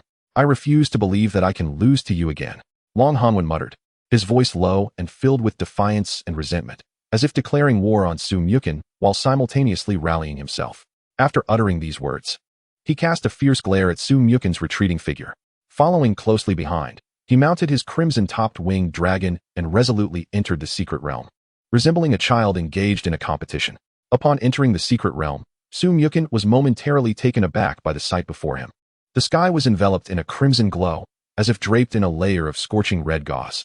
The once azure horizon was now thoroughly dominated by this peculiar red light, casting a mysterious and fervent hue over the entire secret realm. While Su Muchen was observing the surroundings, a celestial and ethereal crane call suddenly resonated within the secret realm. Following this, the crimson light intensified, and an elegant celestial crane gracefully descended from the radiance. Its feathers were as white as snow, its long neck slightly arched, and atop its head was a vibrant vermilion crest, dazzling like a ruby. With wings spanning several dozen feet, it gently flapped, stirring a refreshing breeze that rustled the surrounding red thorns. The crane's gaze fell upon Su Muchen and Long Hanwen, although no words were exchanged. The sight left Long Hanwen alarmed. What is going on? How can I encounter the celestial crane so soon after entering? Isn't there supposed to be a test before we meet? Today is a day of countless updates. Long Hanwen's thoughts were in disarray, filled with confusion. In contrast, Su Muchen quietly observed the celestial crane, attempting to assess its strength through his ability. Celestial crane, talent, crimson star, endures a special mission in a special place. At a special time, unyielding and eternal. Quality, attribute, sacred, wind, realm. Skill, crane dance, ethereal mist. Evolution type, crimson sky, sacred crane. Evolution requirement. The celestial crane must be together with the beast masters of Huaxia to protect justice, pursue freedom and equality, and resist foreign invasions to achieve spiritual transcendence. Upon seeing the panel, Su Muchen felt a chill run down his spine. It seemed he had encountered something extraordinary. Crimson star. Undisclosed qualities and realms, along with that unique evolution method. Such an existence, what was it that it needed help with? Even though we possess the talent of dimensional word entries as an advantage, we are still ordinary people, aren't we? Su Muchen silently lamented in his heart, feeling he should not have come today. Now that he was here, he might be swept into an unimaginable vortex, potentially entangling him at a national level or even affecting the entire direction of the beast world. What was he in front of such a colossal being? The celestial crane seemed to sense the thoughts of the two. It gently shook its feathers, breaking the brief silence. Do not be alarmed. The test will commence in due time. The crane's calm voice slightly steadied their previously frantic hearts. Long Hanwen took a deep breath, striving to compose himself. He clenched his fists, determination igniting in his eyes. No matter what, he absolutely cannot lose to Su Muchen this time. Yet, the celestial crane paid him no mind, as if he were merely an inconsequential passerby. With a gentle flap of its wings, an invisible force enveloped Long Hanwen, leaving him no chance to react before he fainted. As if drawn into a test of his own, the celestial crane then slowly turned its head, its gaze first resting upon Su Muchen as though seeking to penetrate his very soul. Next, it glanced at the little Qilin standing beside Su Muchen. Finally, its eyes landed on the multi-eyed cute dragon. After lingering for a moment, it spoke. Qilin, Xuanwu. Its voice was melodious and ethereal, imbued with an ineffable sense of antiquity and gravity. Su Muchen was momentarily stunned, a multitude of questions surging within him. He understood that the Qilin referred to the little Qilin, but what of Xuanwu? Was it related to the Xuanwu skill learned by the multi-eyed cute dragon? What was the meaning of all this? Unable to contain his curiosity, he respectfully inquired, Predecessor, does the Xuanwu you speak of pertain to the multi-eyed cute dragon? I humbly request your clarification. The celestial crane nodded gently, its gaze again falling upon the multi-eyed cute dragon. It slowly articulated. It has encountered Xuanwu and received a gift from it. Upon hearing this, Su Muchen was left with a face full of questions, unable to suppress his inner thoughts. The difference between what you have said and what you have not is negligible. His face displayed a mix of confusion and helplessness. Noticing Su Muchen's bewilderment, The celestial crane appeared unfazed. It cleared its throat and proceeded to explain. It turned out that the great nations capable of existing to this day have all birthed divine beasts. These divine beasts have evolved from the national treasures of each country. Taking Huaxia as an example, there are 5 sacred stars. The 5 sacred stars have evolved into 5 divine beasts: Qilin, Qinglong, Xuanwu, Zhuke, and Baihu.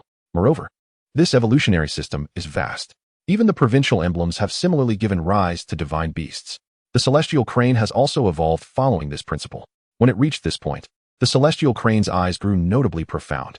It paused momentarily, then solemnly stated, "My root is red. However, it is merely a part of the red." Muchen was momentarily taken aback, swiftly connecting the series of events in his mind. In other words, do divine beasts like Xuanwu and Qilin truly exist in the world? Does my Su family have a connection to Xuanwu? The multi-eyed cute dragon found Xuanwu in their home last night, and the red that the celestial crane referred to seemed to embody countless meanings. Predecessor, does the red you speak of signify the enduring spirit and belief of the Huaxia people? Muchen tentatively asked. The celestial crane regarded him with approval, nodding affirmatively, stating, "Indeed, every spirit has given rise to divine beasts that protect justice, progress, passion, heritage, and resilience. The source of our divine beast's power lies therein." Muchen experienced an epiphany, feeling a heightened sense of reverence and understanding for this world. No wonder, even when he had not met the celestial crane before, he felt an inexplicable respect upon seeing it. As a child of Huaxia, honoring that shade of red is only right. Yet simultaneously, a multitude of enigmas surfaced in Muchen's mind. The celestial crane spoke of nations that have endured until now. What of the ancient great nations that have fallen? Could it be true, as his father once said, that a group of great villains might invade? Furthermore, what assistance could the celestial crane require from him? With just a small calami, what could he possibly contribute? Including the notion of the celestial crane's offspring, such conceptual divine beasts should wield authority, right? Could they even possess the ability to bear young?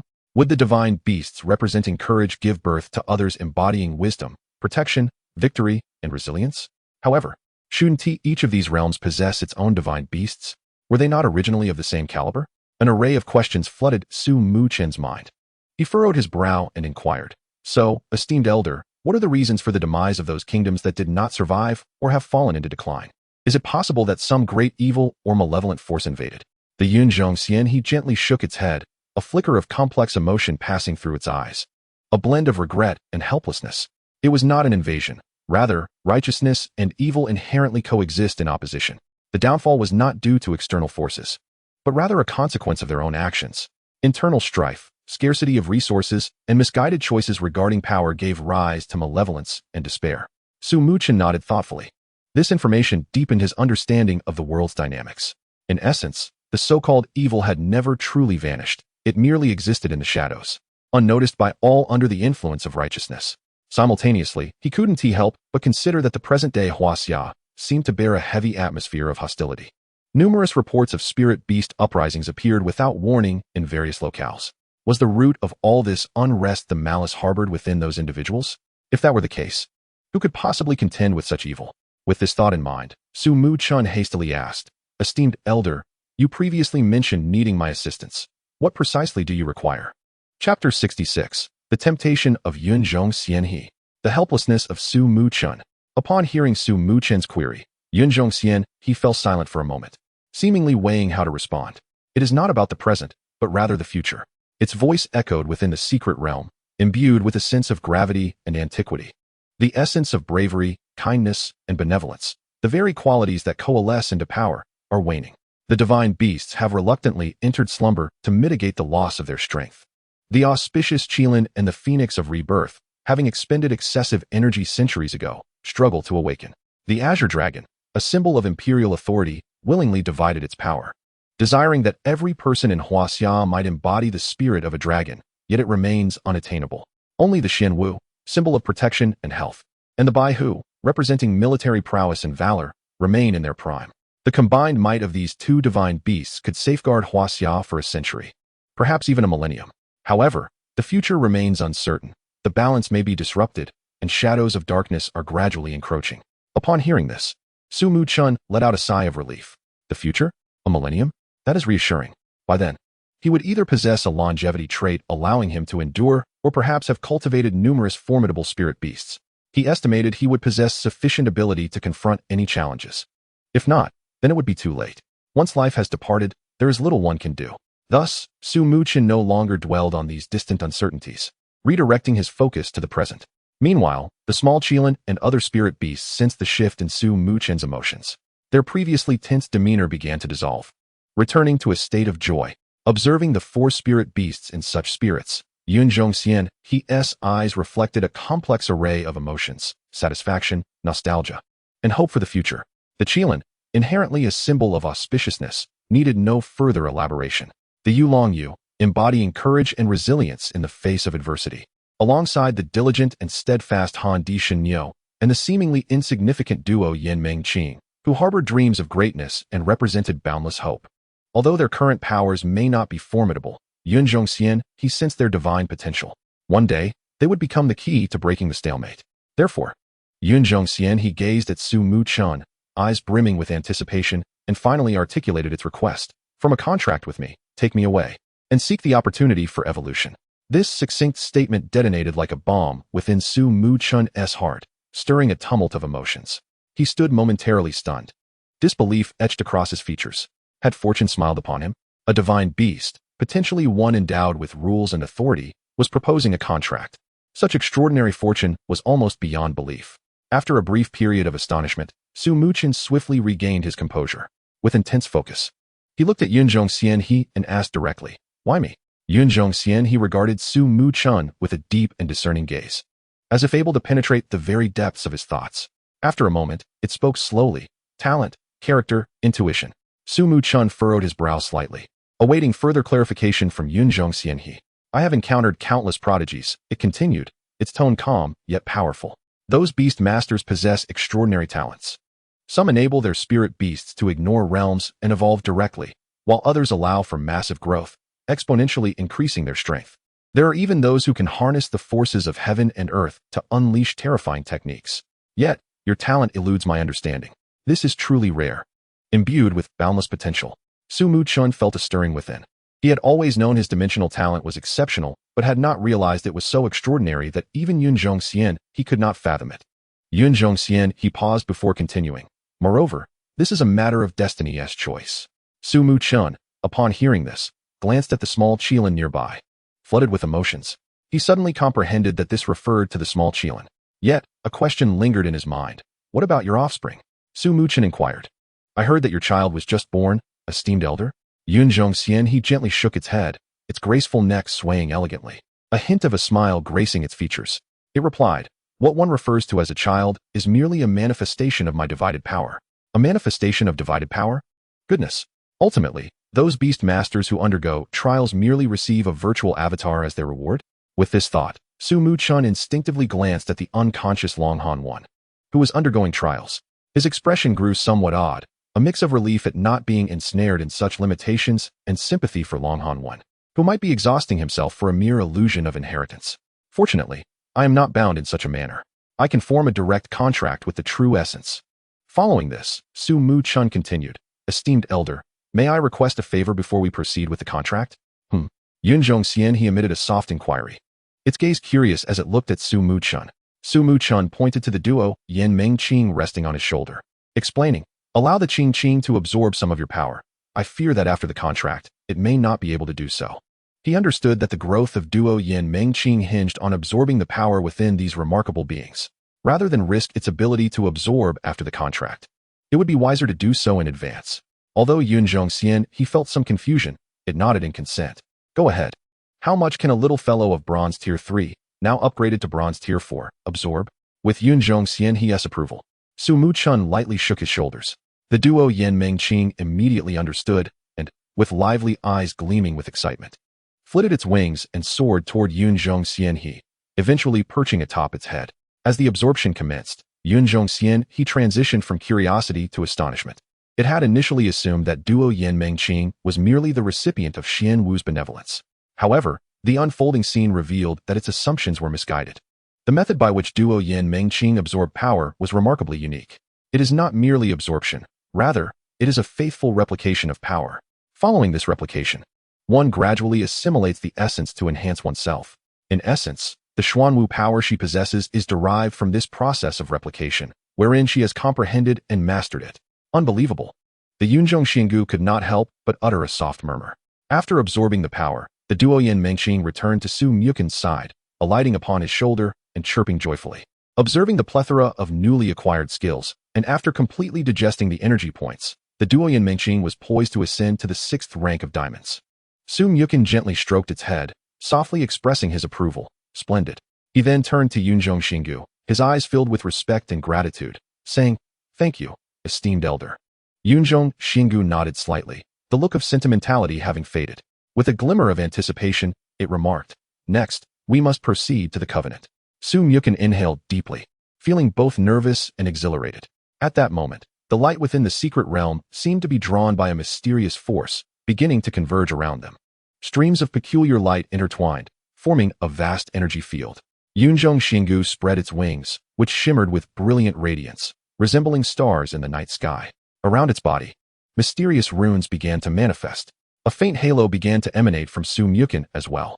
Two forces flowed between them, continuously merging and intertwining.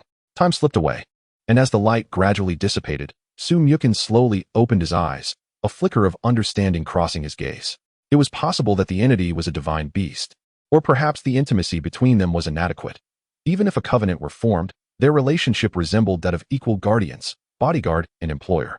Nevertheless, this was of little consequence. What more could one desire than to have a divine beast as a protector?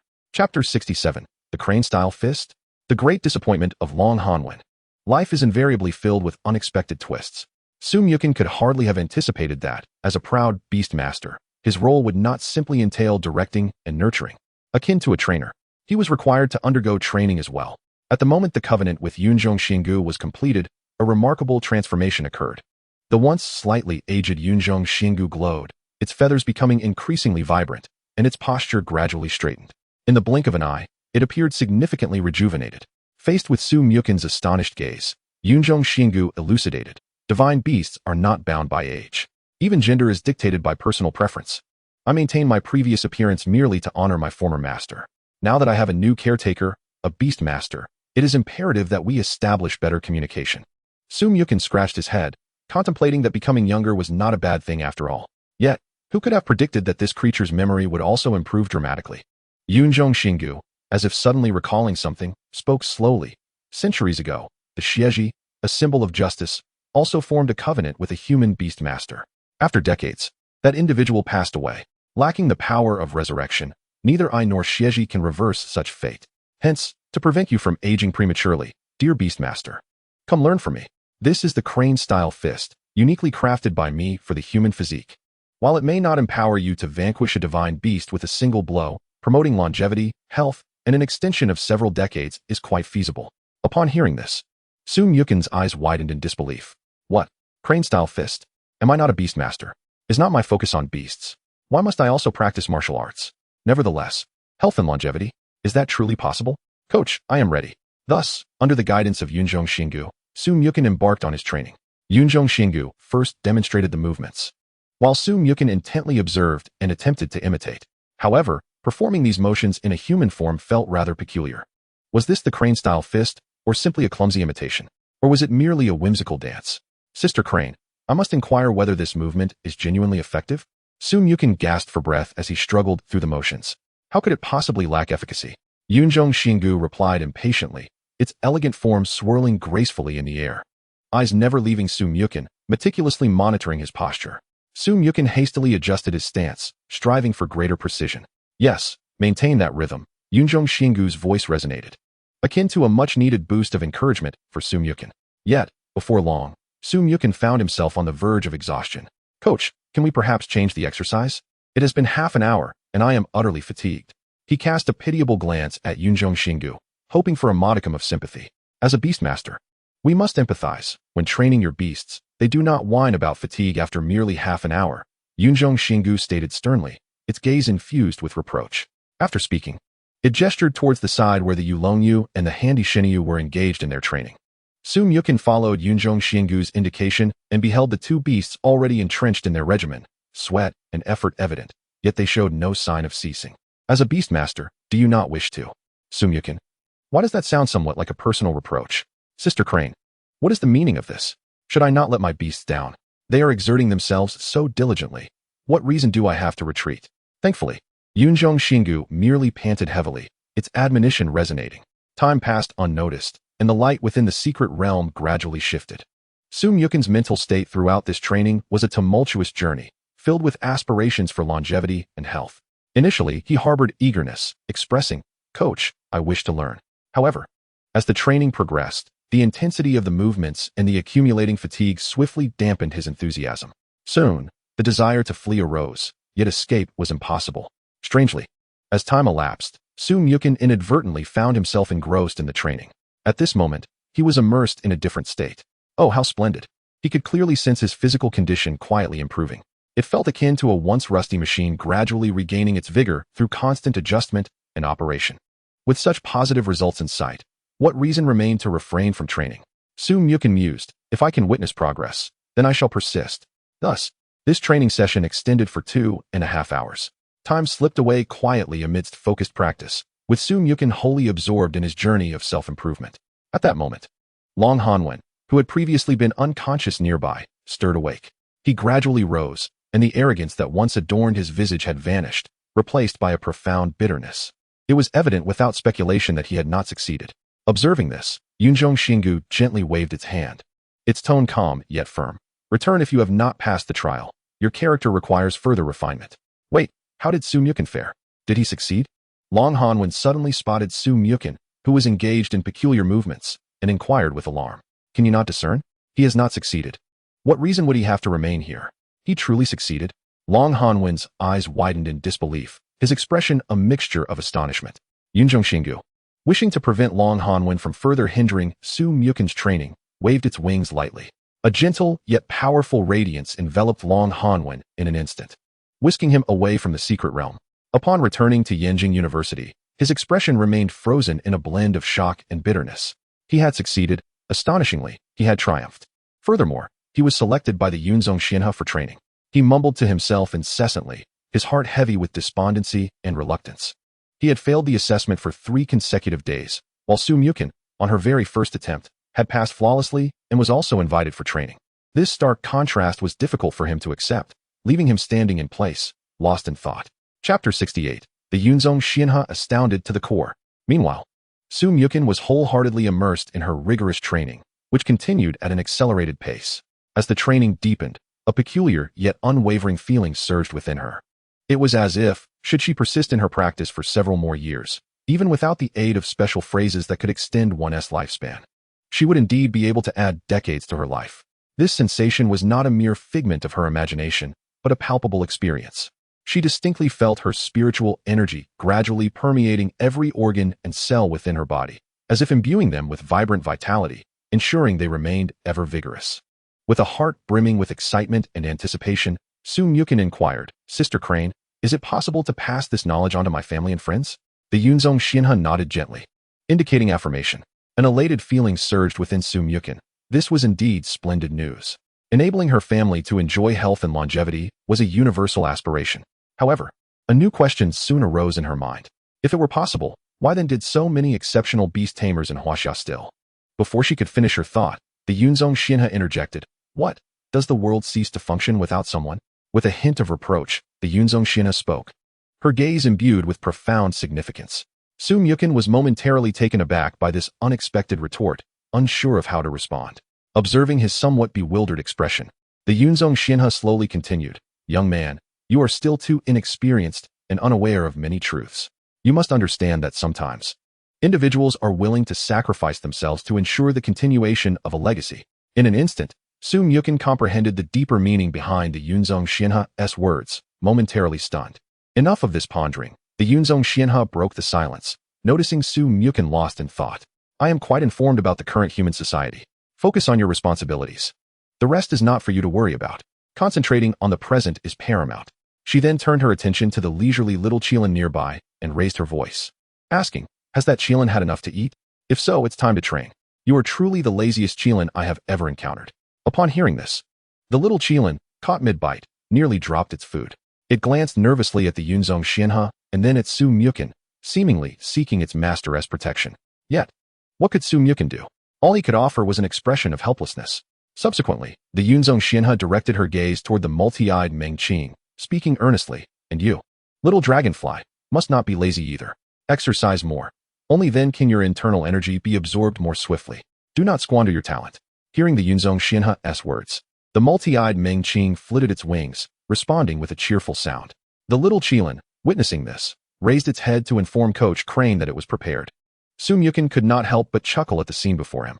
The little Qilin voluntarily engaged in training, a truly rare sight, especially ever since it recognized its extraordinary talent and learned skills almost instantaneously, it had been preoccupied with eating and drinking, showing little regard for training. Previously, Su Muchen had been at a loss for how to compel it to train diligently. Yet, bolstered by its rapid skill acquisition, it had dismissed training as inconsequential. Now, however, with a command from Sister Crane, the little Qilin dared not disobey and earnestly began to practice the skills it had learned. It inhaled deeply, its muscles tensing in an instant. Soon, an ethereal image of the Qilin manifested, merging with its internal spiritual energy, and it lunged forward with tremendous force, creating a faint explosive sound in the air. Thereafter, it agilely turned in midair, executing various skills. Under the watchful gaze of the Yunzong Xianhe, the little Qilin repeatedly unleashed these skills, each time more fluidly and powerfully than the last, its proficiency soaring at an astonishing rate. Turning to the multi-eyed Meng Qing, the little creature, being the youngest in Su Muchen's team and having received little training due to recent events, began targeted training under the Yunzong Xianhe's attentive guidance. Utilizing her formidable power, the Yunzong Xianhe continually replenished the multi-eyed Meng Qing's energy. With this newfound strength, the little dragonfly focused on mastering various eye-related skills, occasionally emitting mysterious rays of light that intertwined to form a complex web of illumination. It experimented with controlling the intensity, direction, and shape of the light, sometimes concentrating it into a point and shooting it toward a distant target, leaving a small yet profound hole in its wake. As for the Han Di Shinyo, its training was remarkably straightforward, requiring no instruction, only relentless effort. The principle of heaven rewards diligence would naturally take effect. Each stomp and each impact of its horns would enhance its strength and technique. Naturally, all of these attacks targeted the Yulong Yu. Pulu. Ouch. Pulu. That hurts. Pulu. Oh, that feels good. Pulu. So satisfying. The actions of the Yunzong Xianhe indeed brought immense pleasure to the Yulong Yu. Its cries crescendoed, and amidst the onslaught of attacks, it exhibited a peculiar state, embodying a blend of pain and a hint of indescribable exhilaration. The excitement intensified, intertwined with a unique sensation of pleasure. This spectacle left the Yunzong Xianhe nearby utterly speechless. Is it truly possible that one moment of suffering could lead to enhanced strength in the next? Even more astonishing was the fact that when the Yulong Yu could no longer endure and merely bowed to the little Qilin, its injuries would heal instantaneously. Such a method of becoming stronger, did it genuinely exist? If so, did it signify courage, pain, or desire? Beast Tamer, your beasts truly astonish me beyond words. Have these creatures not received the legacy of divine beasts? The Yunzong Xianhe paced beside Su Muchen, attempting to find a rational explanation for these beast tamers. Yet the results only deepened its confusion. It could not see clearly. It truly could not see clearly. Each of these beasts harbored endless secrets and possessed terrifying strength, all converging in the hands of a single beast tamer, Su Muchen. Was this mere luck, or did Su Muchen possess a unique allure that attracted these extraordinary beasts? Or was it merely the choice of fate? The Yunzong Xianhe could not fathom it. Perhaps it was precisely these unfathomable mysteries that compelled it to initially choose to contract with this beast tamer. I sense my previous conjectures were misguided. The Yunzong Xianhe's gaze once more fell upon those beasts. The future of these beings eludes my understanding. It silently observes every beast, filled with countless emotions. The Yulongjiu and Duoyin Mengqing are two entities it has misjudged. However, as training progresses, the inexplicable power of lightning released by the Xiaocacolin carries both a chilling aura and a penetrating essence of water. Is such extraordinary lightning truly possible in this world? It shatters the conventional boundaries of elements, unveiling an astonishing new form of power. The Handi Shinyu, despite bearing no additional burdens, constantly emanates an overwhelming pressure. With every effort, it grows stronger under this weight, as if the pressure catalyzes its development. All of this broadens the horizons of the Yunzong Xianhe, continuously reshaping its perceptions through these beasts. As it walks, it ultimately comes to a halt, suddenly reminded of a phrase once uttered during the disintegration of the Qinglong: "I in the heavens, not vanished." The Huaxiao people, each like a dragon. In times of prosperity, they remain hidden. In times of turmoil, heroes like dragons will emerge, striving to uphold the heavens. Reflecting on these words, the Yunzong Xianhe falls into contemplation, sensing that this era may be different. The awakening of the Xuanwu and its own choices. Could it be that fate has chosen this young boy this time? Chapter 69, New Entry, Violent Troop Flow? A combination skill played to exquisite perfection. Power does not arise from thin air. It is the result of persistent accumulation over time. It is the consumption of resources infused with spiritual energy, growing under the nourishment of this energy. It is the transformation through intense battles, honed in the crucible of real combat. It is the dedication to monotonous training, solidifying the foundation and refining techniques. For the majority of beasts, these efforts often yield no immediate results. In the secret realm of Yenjing University, Su Muchen, Xia Qilin, Yulangju, Handy Xinyu, and Duoyan Mengqing have already lived for 2 days. For them, immediate results are not a concern. Thanks to momentary efforts, the Xia Qilin has successfully ascended to the 4th rank of silver, while the Duoyan Mengqing has progressed from its initial naivety to achieve the 9th rank of bronze after commencing training. However, the situations of the Yulangju and Handy Xinyu are somewhat unique. By the standards of human beast masters, both have become invincible within their ranks, easily surpassing their levels. One could say their cultivation results are remarkable and impeccable. Yet, in the eyes of the Yunzong Xianhe, their foundations exhibit certain flaws compared to the Xia Qilin and Duoyan Mengqing. For instance, the Yulangju currently possesses strong resilience and decent speed, yet struggles to fully unleash its latent power.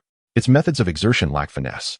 Therefore, the Yunzong Xianhe advises that the Yulangju should diligently train various methods of exertion. In this way, when it transforms into a dragon and its body undergoes change, it can perfectly release its hidden power and achieve a qualitative leap. As for the Handy Xinyu, its rapid increase in power is a result of the principle of diligence rewarded by the heavens, coupled with the pressure from the original Imperial city. This has led to difficulties in controlling its strength. Consequently, the Yunzong Xianhe has been guiding the Handy Xinyu in specialized training to enhance coordination, ensuring that its swift power increase does not pose latent dangers. Thus, although their realms have not significantly improved, their strengths have undergone a qualitative transformation. In contrast, Su Muchen, benefiting from the ascensions of the Xia Qilin and Duoyan Mengqing, has also successfully risen to the 8th rank of bronze and received a new entry, illusory form. Effect, enhances the overall strength of the doppelganger by 20. Upon seeing this entry, Su Muchen's eyes instantly sparkled with excitement. This entry is quite remarkable. In this world of beasts, it is not uncommon for beasts to fight using doppelgangers. For example, the phantom type Qilin is a typical beast that relies on shadow clones in battle. According to records, without any innate enhancements, its shadow clones can possess up to 60 of the original strength. If one were to contract a Qilin and combine it with the illusory form entry, wouldn't it reach 80? Just imagine, thousands of doppelgangers, each possessing an overall strength of 80, appearing on the battlefield simultaneously. What a stunning spectacle that would be. On the side, you are all surrounded. Opponent, is it just you? On the side, doppelganger, how about now? Opponent, what the hell, a single-person army. A violent troop flow. Merely contemplating this fills Su Muchen with uncontrollable excitement. Is this not the legendary one-person army, a classic violent troop flow strategy? Thus, he decides to set this entry aside for now, waiting to see if the next beast under the reincarnation ring can possess a doppelganger ability after ascending to the Silver Realm. If not, he will contract a Qilin to specifically cultivate a violent troop flow beast. The Xia Qilin can experiment with combining the sacrificial rain with the lightning field, merging rain clouds and lightning to form thunderclouds. Then, harnessing this power, it can condense lightning into the form of a Qilin and launch it from the sky. The Handy Xinyu can try to leverage the pressure to leap and execute the Taishan Crush. Throughout the training process, Su Muchen is not merely a bystander. Let us not forget, he is a transmigrator. Having witnessed numerous techniques in anime and novels from his previous life, he possesses considerable knowledge.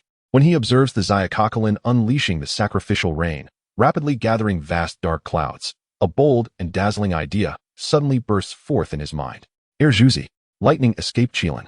The Xia Qilin currently masters a variety of techniques, and the challenge of creating dark clouds and humidity is effortlessly addressed by the sacrificial rain.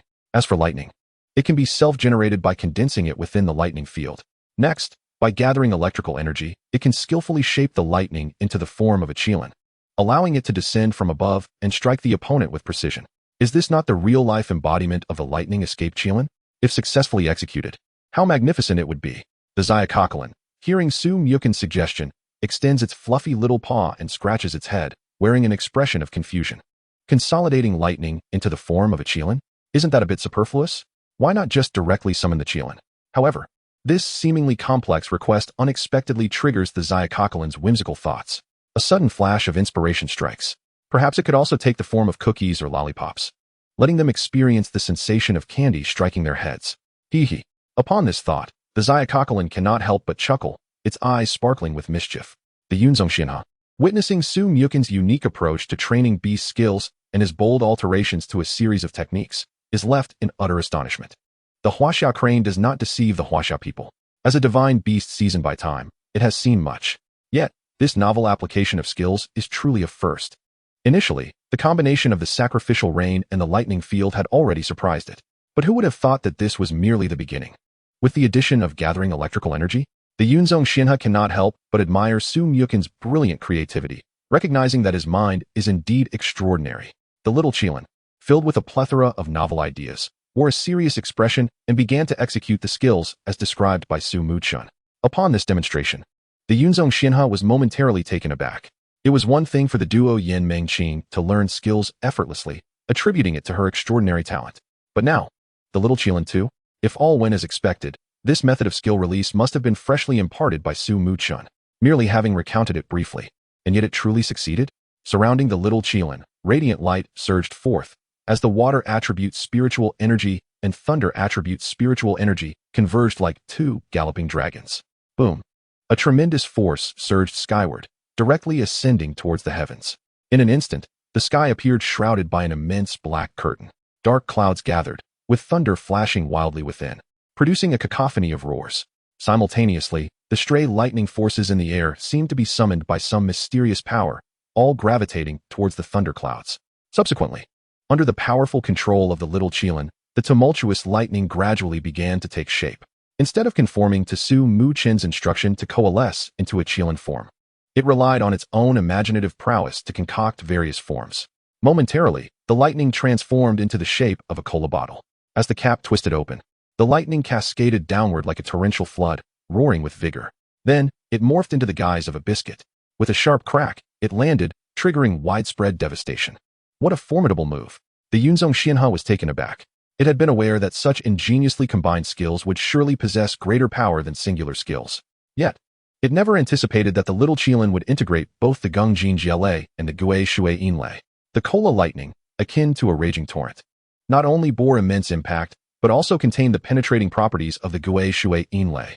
The biscuit lightning, imbued with the sharpness of gold, was unstoppable wherever it struck. The fusion of these two potent forms of lightning rendered the skill even more unpredictable, amplifying its power several-fold. Standing proudly in the secret realm after executing the skill, the little Qilin surveyed the scorched earth left in the wake of the lightning's wrath, brimming with pride. Tilting its head, it gazed intently at its beastmaster, Su Muchen, as if to say, "What do you think? Impressive, isn't it?" Su Muchen generously offered his praise, his face radiant with satisfaction and pride. Although the little Qilin had not executed the Thunder Escape Qilin as he initially envisioned, the unique method of skill release evidently bore numerous advantages. Not only was the release time shorter than that of the Thunder Escape Qilin, but in the fast-paced realm of battle, this undoubtedly provided a strategic edge. Coupled with the peculiar shapes of the cola bottle and biscuit, it was highly deceptive, leaving opponents defenseless. To his delight, the power appeared to be even more formidable. This perfectly illustrated the notion of a masterful instructor guiding a keen pupil. As the little Qilin, with just a similar conceptual approach to skill usage, autonomously developed such a powerful technique, leaving Su Muchen utterly elated. The Yuelongyu, observing the little Qilin's remarkable performance, was filled with confusion and envy.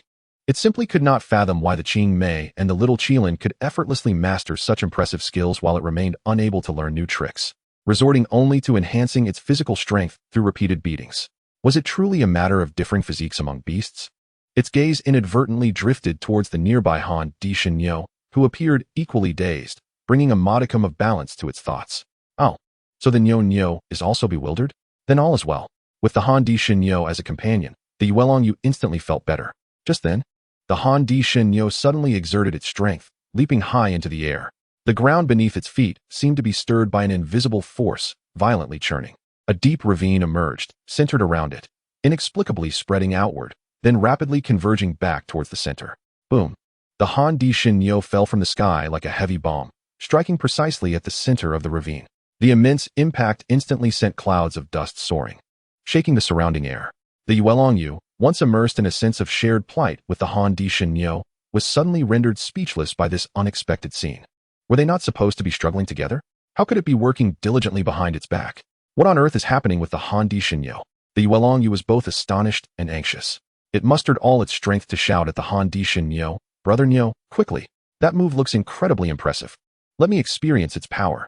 The little Qilin's sacrificial thunder, combined with the duo Yin Mengqing's evasion and butterfly dance, alongside the Han Di Shenyo's ravine paired with the weight of Mount Tai, significantly enhanced the accuracy. Su Muchen's imaginative combinations of skills had truly brought forth a spectacle of creativity. The Yunzong Xinhe felt somewhat numb. It could only utter, "Instructor Su, I wish to learn as well." Chapter 70, Departing the Secret Realm. Once again igniting a sensation. All right, let us focus on training for these next 2 days. Your current strength is too weak. You are still incapable of refining your essence and require fresh meat and vegetables for nutritional supplementation. The voice of the Yunzong Xinhe echoed gently within the secret realm, while Su Muchen's Beastmaster space was stocked with ample supplies. A person incapable of cooking could only rely on self-heating hot pots at best. This could only satiate hunger and meet basic survival needs, falling short of sufficiently supplying the nutrients necessary for sustained high-intensity training and growth.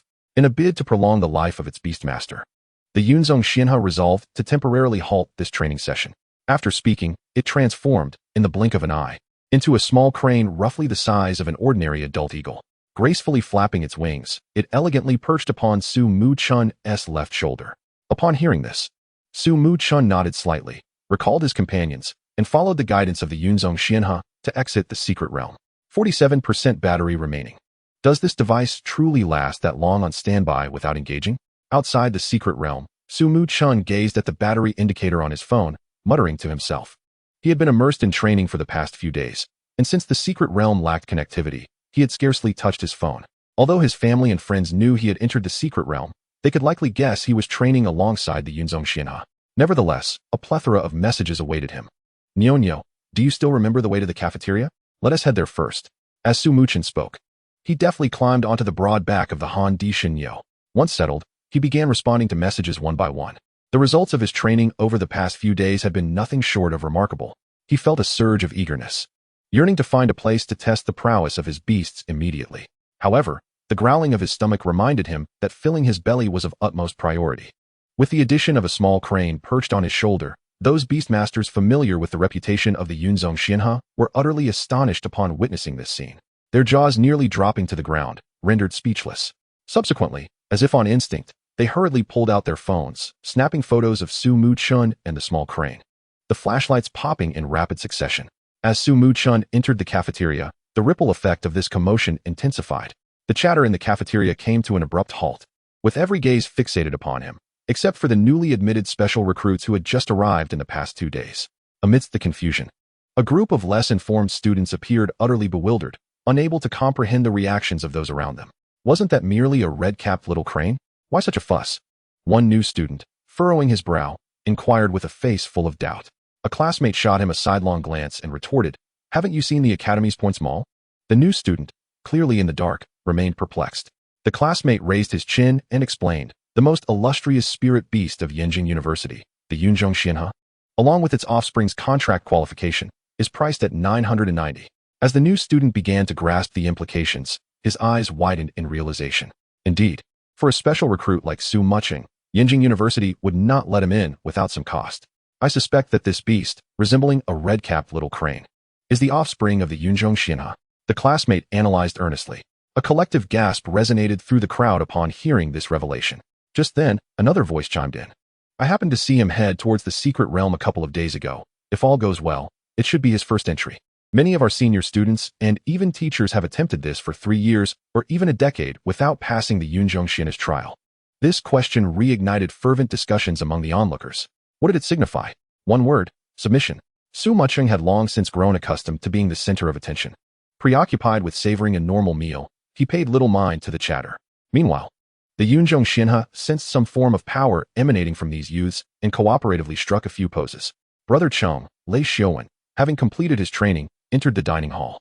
Following the gazes of his peers, he quickly located Su Muchen's table. "Nice work, Xiuwen." Your training results are evidently remarkable, Su Muchen remarked, his gaze falling upon the transformed iron dodo beside Lei Xiaowen. It was clear that significant changes had occurred since their last encounter. The small horns had grown larger, and a radar-like device had appeared, even allowing it to hover mid-air. It was evident that it had evolved following a couple of days of training. Lei Xiaowen beamed with pride, exclaiming, "Yes. Just the other day, Teacher Lu had a rocket dragon. After 2 days of special training, it evolved just in time. The teacher asked me to take the jet dragon for daily activities to familiarize it with its evolved body." Su Muchen nodded slightly. The little fellow had indeed fulfilled its aspirations. Lei Xiaowen affectionately patted the jet dragon's head, reflecting, although it was tough. Witnessing Dodo realize its dream made it all worthwhile. His eyes sparkled with joy and pride at witnessing his partner's growth. The sweat and fatigue from training transformed into a profound sense of accomplishment. Then, shifting the subject, Lei Xiaowen, curiosity brimming in his eyes, turned to Su Muchen. "Brother Chum, what about you? Have you gleaned significant insights in the secret realm these past few days? When I first arrived, it seemed everyone was talking about that little crane. Could it truly be?" As he spoke, his gaze fell upon the little crane-shaped manifestation of the Yunzhong Xianhe on Su Muchen's shoulder. Observing the curiosity and anticipation in Lei Xiaowen's eyes, Su Muchen couldn't help but chuckle inwardly. Yet, he refrained from providing a direct answer, allowing a mysterious smile to play at the corners of his lips. What could he say? Should he outright declare it a divine beast? Who would believe him? Admitting it would be tantamount to lying. The Yunzhong Xianhe originated from the red. What if he lied, and it caused some unforeseen trouble? Thus, silence emerged as the most prudent response. Conversely, the Yunzhong Xianhe found itself intrigued by Lei Xiaowen, but chose to merely express appreciation with a soft call, avoiding any commotion. This only solidified Lei Xiaowen's suspicions, amplifying his admiration. "All right, enough talk. Let us eat. Afterward, I intend to head to the battle zone. Would you care to join me?" "The battle zone?" "Certainly." Lei Xiaowen's eyes brightened. He, too, wished to ascertain the extent of Su Muchen's current prowess. At that moment, the Yulong Yu halted its actions of foraging for food. "The battle zone? A fight? This time it should be my turn. I witnessed the entire process of the last battle with the little Qilin. From my perspective, the little Qilin was utterly wasteful. So many different spirit beasts and skills squandered. I must experience the flavor myself. If it is unsatisfactory, I'll eliminate the opponent. If it is delicious, I shall indulge further." Chapter 71. Instructor In Hongtao and the Battle of Yulong Yu. If one were to seek a method that fosters the rapid growth of every spirit beast, battling would undoubtedly be the answer. Hence, Yenjing University has spared no effort in constructing the battle zones to perfection. Almost every high-traffic area within the campus features a battle zone, allowing students to engage in sparring at any time and place. After finishing their meal, Su Muchen and Lei Xiaowen, under the fervent gaze of the crowd, proceeded toward the nearby battle area adjacent to the dining hall. Many students, witnessing Su Muchen's departure toward the battle zone, eagerly followed suit. New students were filled with anticipation, eager to witness firsthand the disparity in strength between themselves and Su Muchen. Second-year students harbored different thoughts. They sought to gauge Su Muchen's overall strength, hoping to devise a strategy to best him during the upcoming freshman competition, thus achieving fame. As they walked, Lei Xiaowen exclaimed in surprise, "Brother Chong, look! The news of your contract with the child of the Yunzhong Xianhe has spread like wildfire on the campus network." He turned his phone screen towards Su Muchen, revealing a flurry of discussions and shares regarding the matter. "Everyone is speculating about our journey to the battle zone, wondering if you will bring it into the arena. They are eager to witness just how formidable the offspring of a divine beast can be." Upon hearing this, Su Muchen couldn't help but chuckle. Bringing a fully leveled divine beast to a novice village battle? Would that not ruin the game for others? Not to mention the Yunzhong Xianhe. Even the currently powerful Han Di Shenyo and the fully unleashed little Qilin would find it somewhat unfair to battle these classmates. Thus, Su Muchen decided that the primary combatants in this round would be the duo Yan Mengqiong and Yulong Yu. He intended for duo Yan Mengqiong to engage in combat with new students to expedite energy absorption through real combat, facilitating further evolution. Conversely, Yulong Yu would face senior students to experience various techniques and prepare for its forthcoming evolution. Ah, what a coincidence. You all are heading to the battle zone too. Just as they entered the arena, the slightly surprised voice of In Hong rang out. He was accompanied by his mentor, In Hongtao, and several senior brothers. Having arrived at the same time, noticing the dense crowd entering the battle area, he quickly spotted Su Muchen and Lei Xiaowen at the forefront. "Just finished training and came to test our current levels," Su Muchen replied with a smile. He then turned to the elegant figure in front of In Hong, respectfully greeting. "Hello, Teacher In." His memory served him well, recalling that this was In Hong's initial mentor, In Hongtao. Su Muchen, congratulations. In Hongtao's gaze fell upon the little crane manifestation of the Yunzhong, Xianhe resting on Su Muchen's shoulder, a fleeting glimmer of envy flashing in her eyes. Su Muchen humbly smiled. It was merely a stroke of luck. He then shifted the conversation, asking, Teacher Yin, have you brought your students here for practical training? As he spoke, he paused slightly before continuing. Could I trouble Teacher Yin to have a few senior students engage my Yulongyu in some activity? Yulongyu? In Hongtao's expression momentarily froze, revealing a look of surprise. However, as her gaze fell upon the Yulongyu, she quickly grasped the situation. At this moment, the Yulongyu was soaring gracefully through the air, its form becoming increasingly agile and strong. Its shape was increasingly reminiscent of a dragon, clearly on the brink of evolution.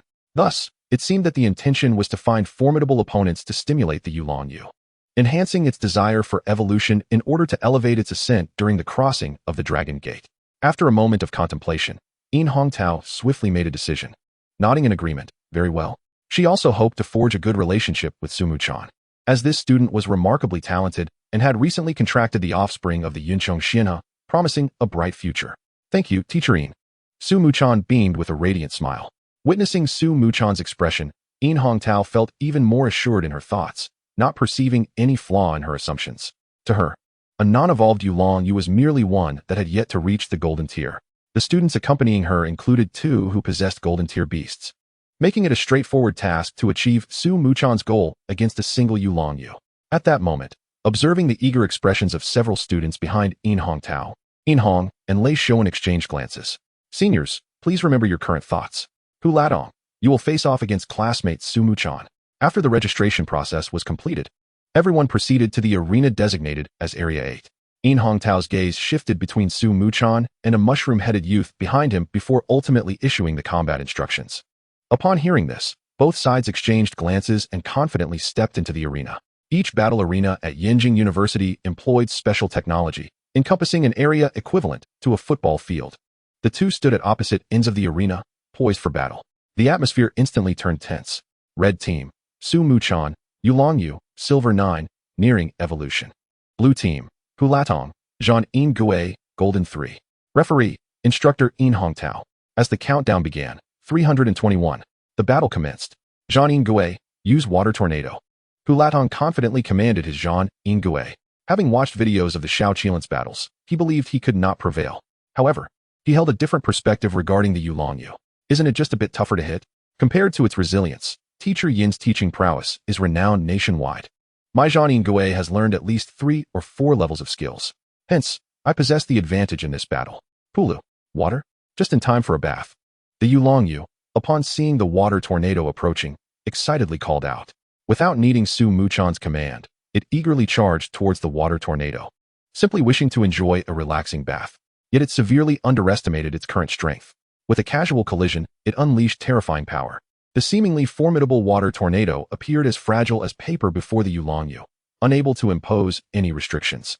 The Yulongyu effortlessly broke through the water tornado, crashing directly into the hard shell of Zhan In Gui. The immense impact sent Zhan In Gui flying several meters backward. What speed is this? Golden Flash? Red Lightning? And this power is astounding. It actually broke through the water tornado. This Yulongyu is incredible. The spectators, each expressing their astonishment, wore identical expressions of shock. It is worth noting that the water tornado skill belongs to a high tier among water-type skills. In typical battles, when an opponent unleashes such an attack, most people's immediate reaction is to evade and wait for the water tornado to dissipate, or to counter with an equally leveled skill. However, the Yulongyu's response was entirely different. It appeared to have merely bumped into the attack, executing the motion with remarkable nonchalance. Yet, this seemingly casual collision pierced through the water tornado and simultaneously inflicted a knockback effect on its opponent. This scene resembled a game where the Yulongyu casually executed a basic attack and effortlessly broke through a powerful move from the opponent. The stark contrast profoundly impressed everyone present, allowing them to deeply appreciate the Yulongyu's extraordinary strength. Pulu? The Yulongyu widened its eyes, filled with confusion. This situation was not as expected. It had anticipated a delightful bath within the water tornado, yet why was this water tornado so feeble? In its memory, the Zhan In Gui from Tidal Island had not exhibited such weakness. Back then, the water tornado flowed violently, brimming with power. Pulu? The Yulongyu called out to Zhan In Gui as if asking, "Can you unleash that again?" Chapter 72, Su Muchen's Thoughts. Special training for Yulong-Yu. The Yulong-Yu, displaying an expression of adorable helplessness, conveyed its words imbued with provocation. Coupled with the passive effect of Dragon Battle in the wild, it had effectively maxed out its provocation skill. Zhang Yingui was instantly enraged. At this moment, it completely disregarded Hu Latang's commands and fell into a frenzied state. Various skills erupted from it, like a machine gun. The furious Zhang Yingui shot a powerful stream of water towards the Yulong-Yu. Yet, the Yulong-Yu calmly enjoyed this impromptu massage. Seeing this, Zhang Yingui became even more incensed, unleashing a barrage of water jets upon the Yulong-Yu. Zhang Yingui, trembling with fury, charged forward. Unable to use magic attacks, it resorted to close combat. The Yulong-Yu dismissed it as weak. After expending all its energy, Zhang Yingui finally drooped its head in exhaustion. The onlookers, once immersed in the tense battle atmosphere, were now left utterly stunned, their jaws nearly dropping. Countless expressions mirrored each other, all conveying disbelief. Even Yin Hongtao widened her eyes, filled with astonishment. She could never have anticipated that the situation would unfold in this manner. Her earlier assumptions were entirely misguided. Initially, she believed Su Muchen intended for the Yulong-Yu to experience pressure during the battle to stimulate its evolution. Yet, it now appeared that Su Muchen had brought the Yulong-Yu to exert pressure on others instead. No, that wasn't quite right. It seemed more like allowing the Yulong-Yu to enjoy being hit. After a moment of daze, Yin Hongtao quickly regained her composure, cleared her throat, and announced loudly, "This battle need not continue. Zhang Yingui has lost the ability to fight, and the victor is Yulong-Yu." She then turned to Hu Latang. Speaking earnestly, "Hu Latang, your Zhang Yingui's temperament still requires training. Acting impulsively in response to provocation often leads to one's own demise. In true combat, maintaining calmness and rationality is of utmost importance." After saying this, she turned to another student in the group and called out, "Next, Dofunao." Upon hearing Yin Hongtao's words, Hu Latang felt a wave of disappointment wash over him. He understood the truth in her statement. Silently, he recalled Zhang Yingui into the beast space and left the arena with heavy steps. At this moment, he no longer exuded the confident demeanor he possessed at the beginning. He resembled a frostbitten eggplant, wilted and diminished. The LNJISHU, sharpening its defenses amidst the fray, invoked the skills of protection, stone shield, and shell retreat. DUFNO had already witnessed the formidable prowess of the ULNY, and thus would not act recklessly like HLTing, hastily commanding his beast to attack. Instead, he adeptly applied the knowledge imparted by his mentor, YNHNGTO, recognizing the character of the ULNY. He seized the opportunity during its moment of hesitation to rapidly enhance the defenses of the LNJISHU. In an instant, the creature shimmered with a radiant glow, unleashing a torrent of defensive skills as if they were waves crashing upon the shore. The skill-sharpening shield fortified its scales, while protection conjured an ethereal barrier around its surface. The stone shield summoned solid rocks to encircle the LNJISHU, and shell retreat allowed it to curl its body, concealing its vulnerable areas beneath layers of defense. This dazzling array of skills dramatically amplified the creature's defensive capabilities. Witnessing this, YNHNGTO's eyes glimmered with admiration. Indeed, survival begets opportunity. By understanding the characteristics of the ULNY, he first fortified his defenses, exhausting the opponent's stamina to secure victory. In her eyes, DUFNO's approach was a textbook strategy against such a formidable adversary. This predicament posed a challenge. YNHN's gaze fixated on the battlefield, his expression shifting. The students who were familiar with YNHNGTO's teaching style, as well as DUFNO and his LNJISHU, shared his concern. They understood that YNHNGTO was renowned for her expertise in defensive skills.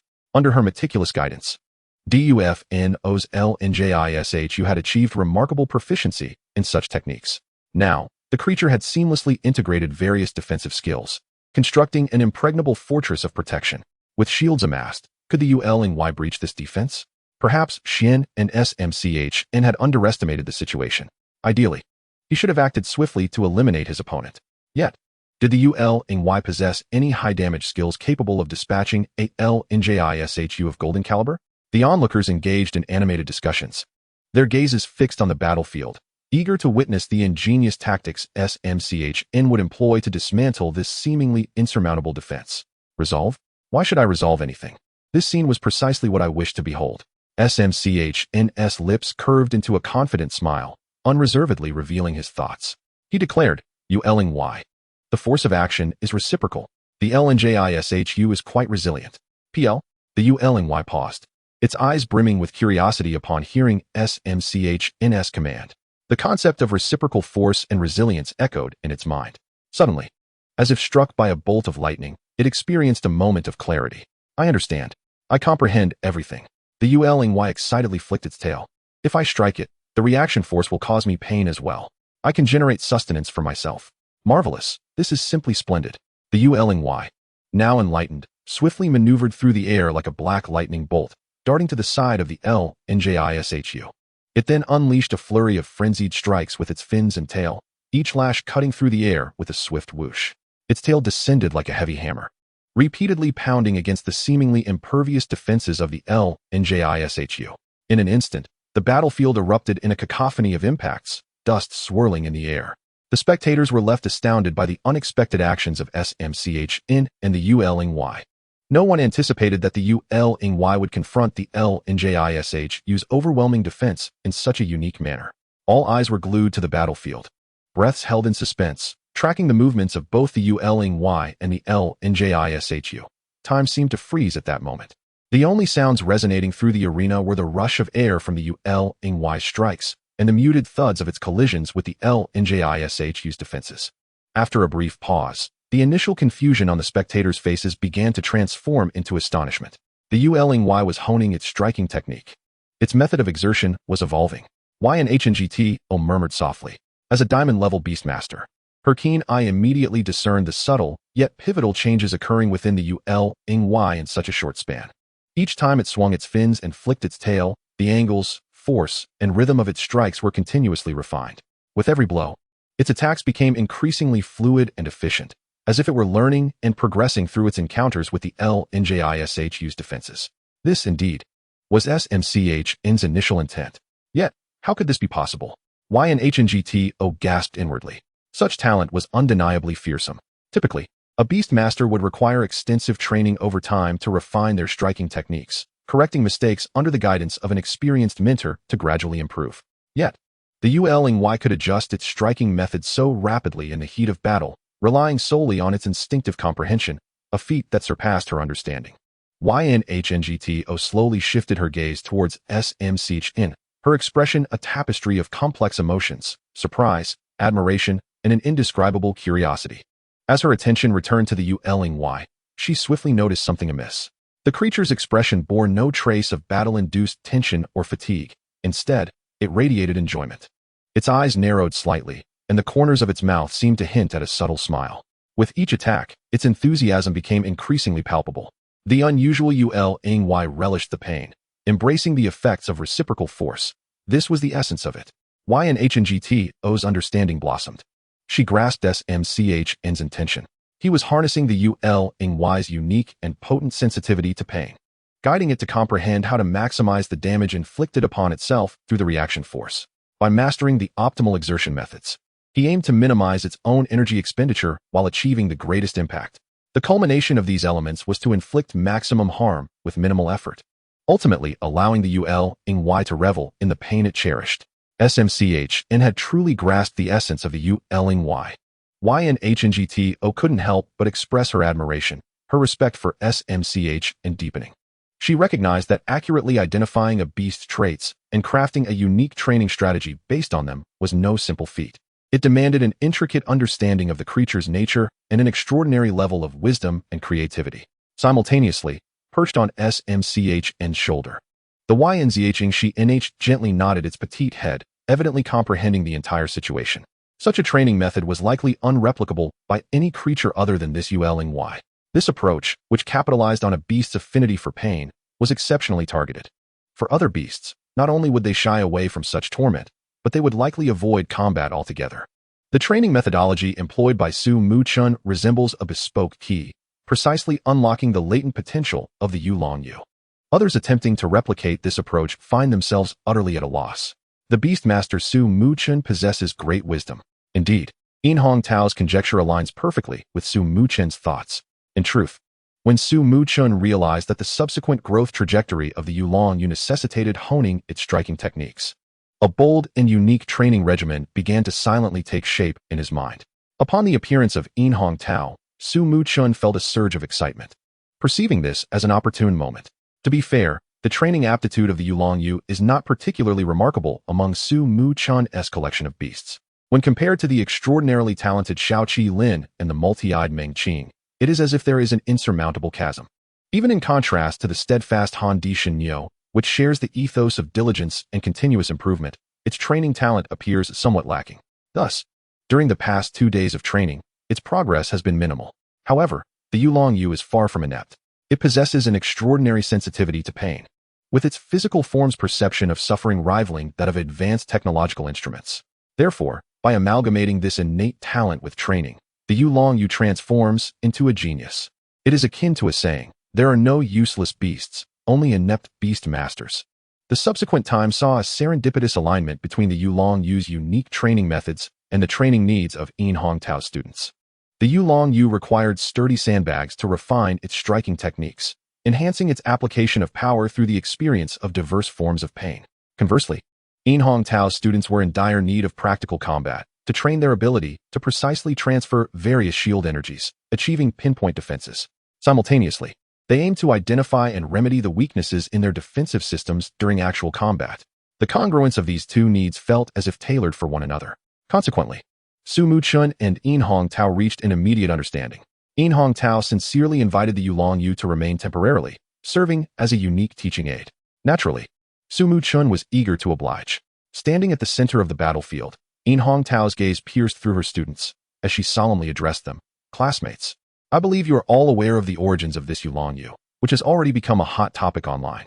She paused briefly, then continued, her tone imbued with both sentiment and expectation. "A Yulong-Yu, contracted by our classmate Su Muchen for less than a month, already possesses such formidable strength. It is evident that the efforts behind this are beyond the imagination of most." Her voice gradually crescendoed, laced with a hint of severity. "Those who are stronger than you are still striving tirelessly. What right do you have to choose laziness?" In Hongtao's words struck like hammers, resonating deeply within each student. As anticipated, the presence of this vibrant and powerful benchmark beast ignited the latent fighting spirit within the students. Even the beasts accompanying them felt stirred by a competitive spirit. However, all students who entered Yanjing University are elite talents, once the pride of their respective cities. The disparity they felt in comparison to Su Muchen was akin to their relentless efforts being overshadowed by another's casual prowess. It was inevitable that many would struggle with their mental fortitude, leading some to a state of despair. In response, In Hongtao spoke again. "First and foremost, I do not intend to discourage you. The strength demonstrated by Su Muchen is indeed unparalleled among us, and this is an undeniable fact." She cast a gentle gaze upon each student. "However, let us consider a different perspective. Why must we choose to compare ourselves to him?" In Hongtao slightly raised her head, her eyes reflecting a profound understanding of the world of beast masters. "In my view, the core purpose of allowing our beasts to engage in training is singular, to ensure that today's companions surpass those of yesterday. Witnessing the growth and increasing strength of one's companions is the most gratifying experience for a beast master." Meanwhile, with the multi-eyed Meng Qing, when Su Muchen brought it to another battlefield, the atmosphere turned somewhat awkward. Following a recent spar with a freshman, a dramatic scene unfolded as no one was willing to step forward for further contests. This left Su Muchen feeling quite vexed. "What's with those expressions? Are you afraid of a bronze-rank cute girl?" The crowd merely stared silently at the nearly petrified arena, remaining mute. Yet internally, they were fervently lamenting. "Is it that we do not wish to fight? How can we contend against such an abnormal opponent?" The multi-eyed Meng Qing immediately employed its petrification skill, turning opponents into living targets, forced to endure until their combat capabilities were depleted before they could recover. With such a duration of control, who could possibly respond? It was simply too absurd. Why were all of Su Muchen's beasts so extraordinary? In an instant, a shared thought arose among everyone in the combat area. "Are there any second-year seniors? Perhaps you could send a gold-ranked beast to give it a try?" Su Muchen remained undeterred, attempting one last effort to ignite the competitive spirit among the crowd. Upon hearing this, the second-year seniors shook their heads in unison. "Refusing? No way. I refuse. Winning a bronze with gold is nothing to boast about. If we lose, having a gold defeated by bronze across 2 major realms would be utterly humiliating. Winning earns 1,000 credits, losing costs 100. Su Muchen's words were abruptly cut short when a figure swiftly entered the arena. The crowd gasped in astonishment. "Wow, that person is so fast." Su Muchen, who had been slightly disheartened by the lack of challengers, suddenly brightened upon recognizing the newcomer, his delight evident. Meng Zhujia. The newcomer was named Zhong Meng Zhu. a name easily encapsulated by the phrase long black hair. Zhong Mengzhu's grandfather, Zhong Zhongzhe, was a close friend of Su Muchen's grandfather, leading to a long-standing acquaintance between Su Muchen and Zhong Mengzhu. Upon hearing Su Muchen's familiar call, Zhong Mengzhu smiled in response. Long time no see. At that moment, someone in the crowd reacted first, eyes widening in astonishment as they shouted, "It's Senior Zhong Mengzhu." This exclamation caused an immediate uproar, akin to a splash of water in hot oil, as the crowd erupted in excitement. "No way, it's really her." The crowd marveled, their gazes magnetically drawn to Zhong Mengzhu. It seemed a thrilling spectacle was about to unfold. A student rubbed their hands together, eyes gleaming with anticipation. "Is she really that famous?" A new student, still unfamiliar with the scene, inquired with a puzzled expression. "Indeed, Senior Zhong Mengzhu is currently recognized as one of the strongest students in our university." A supportive senior chimed in, pride radiating from their demeanor. When she entered as a freshman, she exhibited terrifying strength, dominating the freshman competition without a single defeat, even against second-year students. By her sophomore year, she represented our Yanjing University in the intercollegiate competition. In the finals, her performance was nothing short of divine, single-handedly defeating 3 formidable competitors from MOD University, decisively diminishing their momentum. A young woman excitedly added, "I remember Senior Zhong Mengzhu was preparing to apply to become a school mentor last month." Upon hearing this, several individuals gasped in astonishment. This implies that she now possesses at least one platinum-level beast. The crowd exchanged glances, their eyes filled with shock and reverence. After all, owning a platinum-level beast is the dream of countless beast tamers. It represents an entirely different realm of power. Chapter 74. Is this the disparity between people? The exclamations of the crowd echoed above the battle arena. Yet, Zhong Mengzhu appeared oblivious, her gaze fixed upon Su Muchen, having known each other since childhood. She had just returned to Yanjing after completing the platinum-level beast tamer assessment and submitting her tasks. She had seen a series of astonishing reports about Su Muchen online, especially upon returning to the school and overhearing discussions among students in the cafeteria. This only intensified her desire to witness the prowess of her exceptionally talented younger brother, who had always been different from his peers. In recent days, her younger brother Muchen had been the center of attention, having not only contracted the Shenglin beast and the Yulongyu, but also the Yunzhong Xianhe. Zhong Mengzhu began to speak, her voice melodious and clear. However, midway through, her words faltered, her smile freezing into a mask of shock and disbelief. For her innate talent to sense nature's rhythms allowed her to perceive a terrifying reality. The crimson-crowned little crane perched upon Su Muchen's shoulder emanated an aura of deep red in her perception. This sensation was unique. No other beast could evoke such a feeling in her, and the essence they exuded was nearly identical. Just then, as Zhong Mengzhu stood in stunned silence, the ethereal voice of the Yunzhong Xianhe resonated softly in her mind. With a sudden gulp, she instinctively swallowed, her heart racing like tumultuous waves, difficult to calm. Her eyes widened as she fixed her gaze on the seemingly ordinary, yet profoundly mysterious crimson-crowned little crane. In that moment, her mind went blank, unsure of how to respond. It was not until the eager calls of the duo Yin Mengqing interrupted the battlefield that Zhong Mengzhu snapped back to reality. Realizing she was present in the combat arena, taking a deep breath, she endeavored to recover from the overwhelming impact she had just experienced. Once her emotions settled, she gently raised her hand, a soft green glow illuminating her palm. Subsequently, a slender beast resembling bamboo, holding a bamboo shoot in each hand, appeared before the spectators. "This is my newly contracted bamboo Shao Di, possessing the strength of a silver 9. It should be the most suitable opponent," Zhong Mengzhu introduced confidently. The referee, noting both sides were prepared, promptly announced the commencement of the match. Instantly, the atmosphere in the arena grew tense, everyone holding their breath, eyes glued to the center of the field. Duo Yin Mengqing launched the first assault, its eyes flashing with fierce light.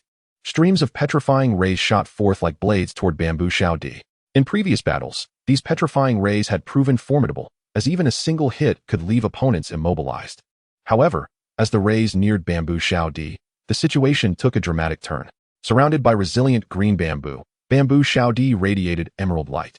The areas touched by the petrifying force were rapidly petrified, only to be dispelled in an astonishing manner, akin to spring bamboo breaking through the earth. Was this the talent of nature's rhythm? Due to the disparity in their realms, she detected the weakest point of the petrifying force, allowing bamboo Shao Di to break free almost instantaneously. Upon realizing this, Su Muchen's eyes flickered with surprise, but he swiftly issued another command.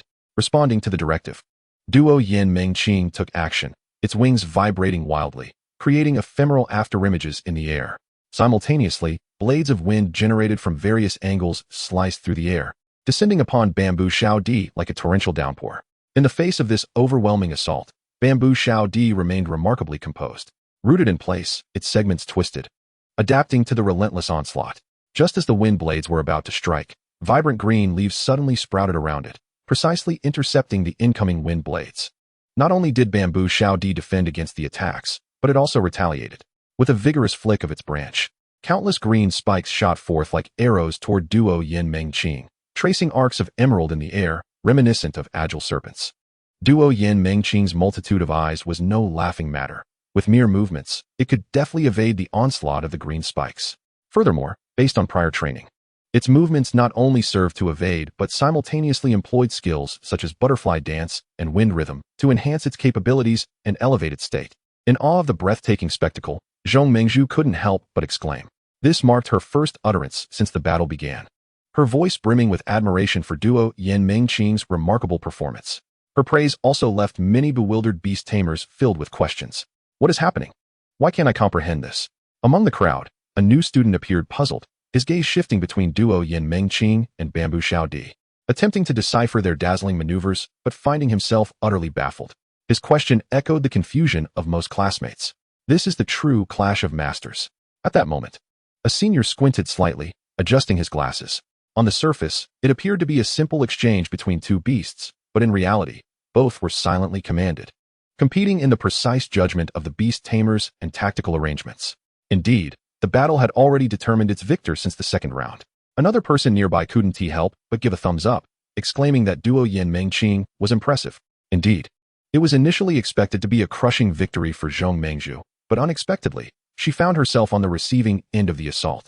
A female observer remarked, her eyes filled with admiration. She had assumed the bronze-level Duo Yin Meng Qing would stand no chance against the silver-level Bamboo Xiao Di. Yet the unfolding battle was entirely beyond her expectations. From the outset, Bamboo Xiao Di had failed to seize the initiative, leaving little hope for victory. The three individuals conversing were friends of Zhong Mengzhu, all part of the same club and former representatives of Yenjing University in the intercollegiate competition. Their formidable skills allowed them to easily discern the situation at hand. Yet, their somewhat confused remarks only served to perplex the surrounding students further. Wait, are you guys just pretending? If you know, then just say it plainly instead of keeping us in suspense.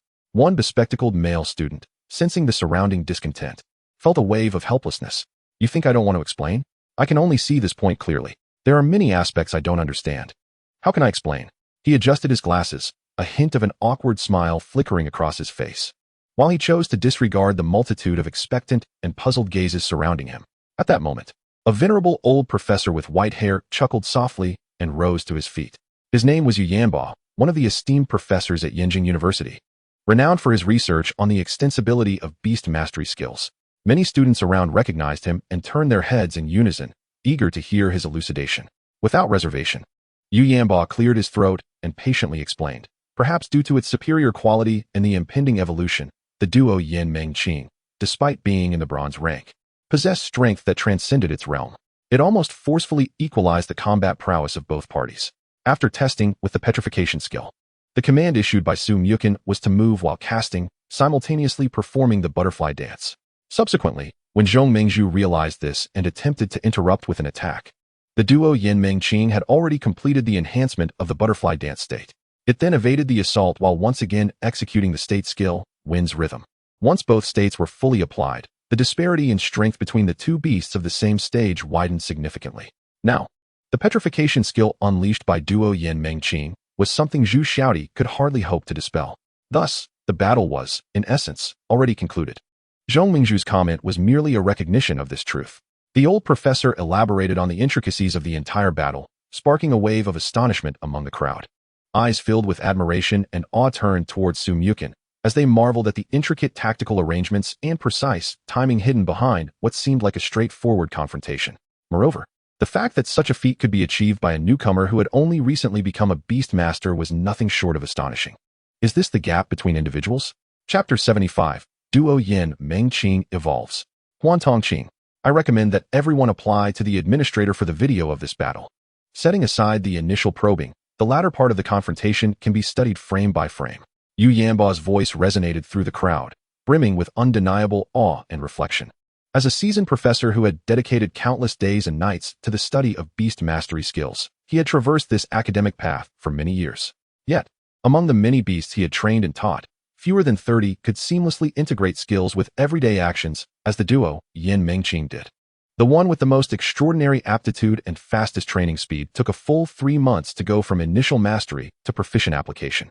In contrast, Muchen's duo Yin-Meng-Qing, having been contracted for but a short time, displayed this proficiency with seemingly no training at all. In battle, its attacks, evasions, and the layering and switching of state skills flowed seamlessly, as if those skills were an intrinsic part of its being, effortlessly manifested. Yu Yanba couldn't help but shake his head in admiration, acknowledging, Muchen's cultivation of duo Yin-Meng-Qing is truly exceptional. Of course, the talent of duo Yin-Meng-Qing must be extraordinary as well. Meanwhile, the battle unfolded just as he had surmised.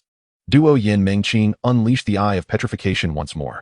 This time, the beam emanating from its eyes was markedly more substantial. Where the light touched, the air seemed to petrify and solidify. Faced with this formidable force, Zhu Xiaodi could no longer respond as effortlessly as before. Despite desperately harnessing its natural power to resist the petrification effect, the magical energy contained within the beam was overwhelmingly potent. In the blink of an eye, Zhu Xiaodi's body was rapidly enveloped in a layer of grayish-white stone, transforming it into a lifelike statue that stood in the center of the battleground, decisively declaring the outcome of the battle. I truly cannot believe such command capability belongs to a novice beastmaster. Furthermore, the ability to command presupposes that the beast can perform the skills. How many beasts can learn those techniques that Professor you just mentioned? It is utterly terrifying. If the duo Yin-Meng-Qing possesses such strength at the bronze rank, what might it achieve upon ascending to platinum? As duo Yin-Meng-Qing triumphed over Zhu Xiaodi, a thunderous cheer erupted across the battlefield. Thanks to Professor Yu Yanba's explanation, they grasped the events that had transpired. Yet, sometimes, the more one understands, the more astonishing it becomes. As the saying goes, if you do not enter the realm of beast mastery, you may regard me as a moon viewed from a well. If you enter the realm of beast mastery, you will see me as an ant gazing at the vast sky. Because of awareness, one realizes the difficulty, and thus admiration deepens.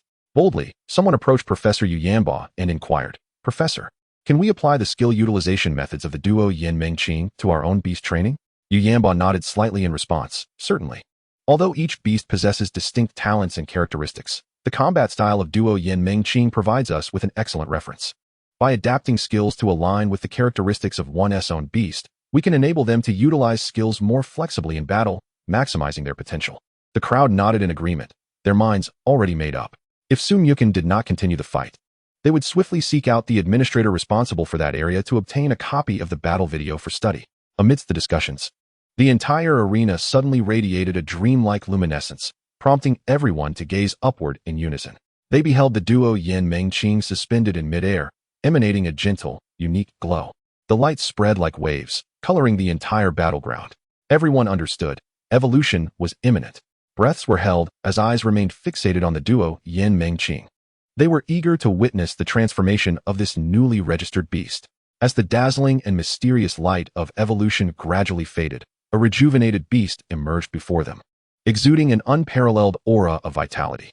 Its slender form sparkled in the sunlight, no longer resembling the previous duo Yin-Meng-Qing. Its wings had become broad and translucent, flowing with ethereal light. A gentle flutter brought a refreshing breeze, imbued with subtle waves of illusionary power. Its body displayed more fluid lines, radiating grace and resilience. Most striking were its eyes, each resembling a profound star, twinkling with inscrutable depths. It was named Huantongqing. This name perfectly encapsulated its newfound power and form. Huantongqing gracefully flapped its wings, hovering in midair, the light within its eyes harmonizing as if celebrating its evolution. So beautiful. Countless voices whispered in unison, their sounds intertwining. At that moment, all gazes were irresistibly drawn to Huantongqing.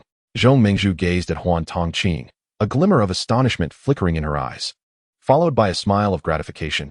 Muchen, congratulations on the successful evolution of duo Yin-Meng-Qing. Muchen looked at Huantongqing, his heart brimming with joy. This was all thanks to Zhong Mengzhu and Zhu Xiaodi. Without them, the Qing would not have evolved so swiftly. Huantongqing circled in the air a few times before lightly landing on Muchen's shoulder, affectionately nuzzling his cheek as if sharing its excitement post-evolution. The setting sun cast a warm orange hue over the campus. Su Muchen gracefully weaves through the throng under the warm glow of the ambient light. Today's mission has concluded splendidly, with duo Unimaginable successfully evolving into the illusory by Dragonfly, marking a qualitative leap in power. The Yuelong fish, too, has achieved the stringent standards of perfect evolution as specified by the cloud-soaring crane after a rigorous afternoon of targeted training.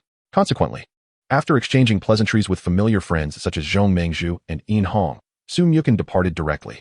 His intention was to procure some essential supplies before returning to his dormitory for a much-needed rest, recharging his energies for the journey to the Yellow River Basin tomorrow, where he would assist the Yuelong fish in leaping over the Dragon Gate to complete its evolution.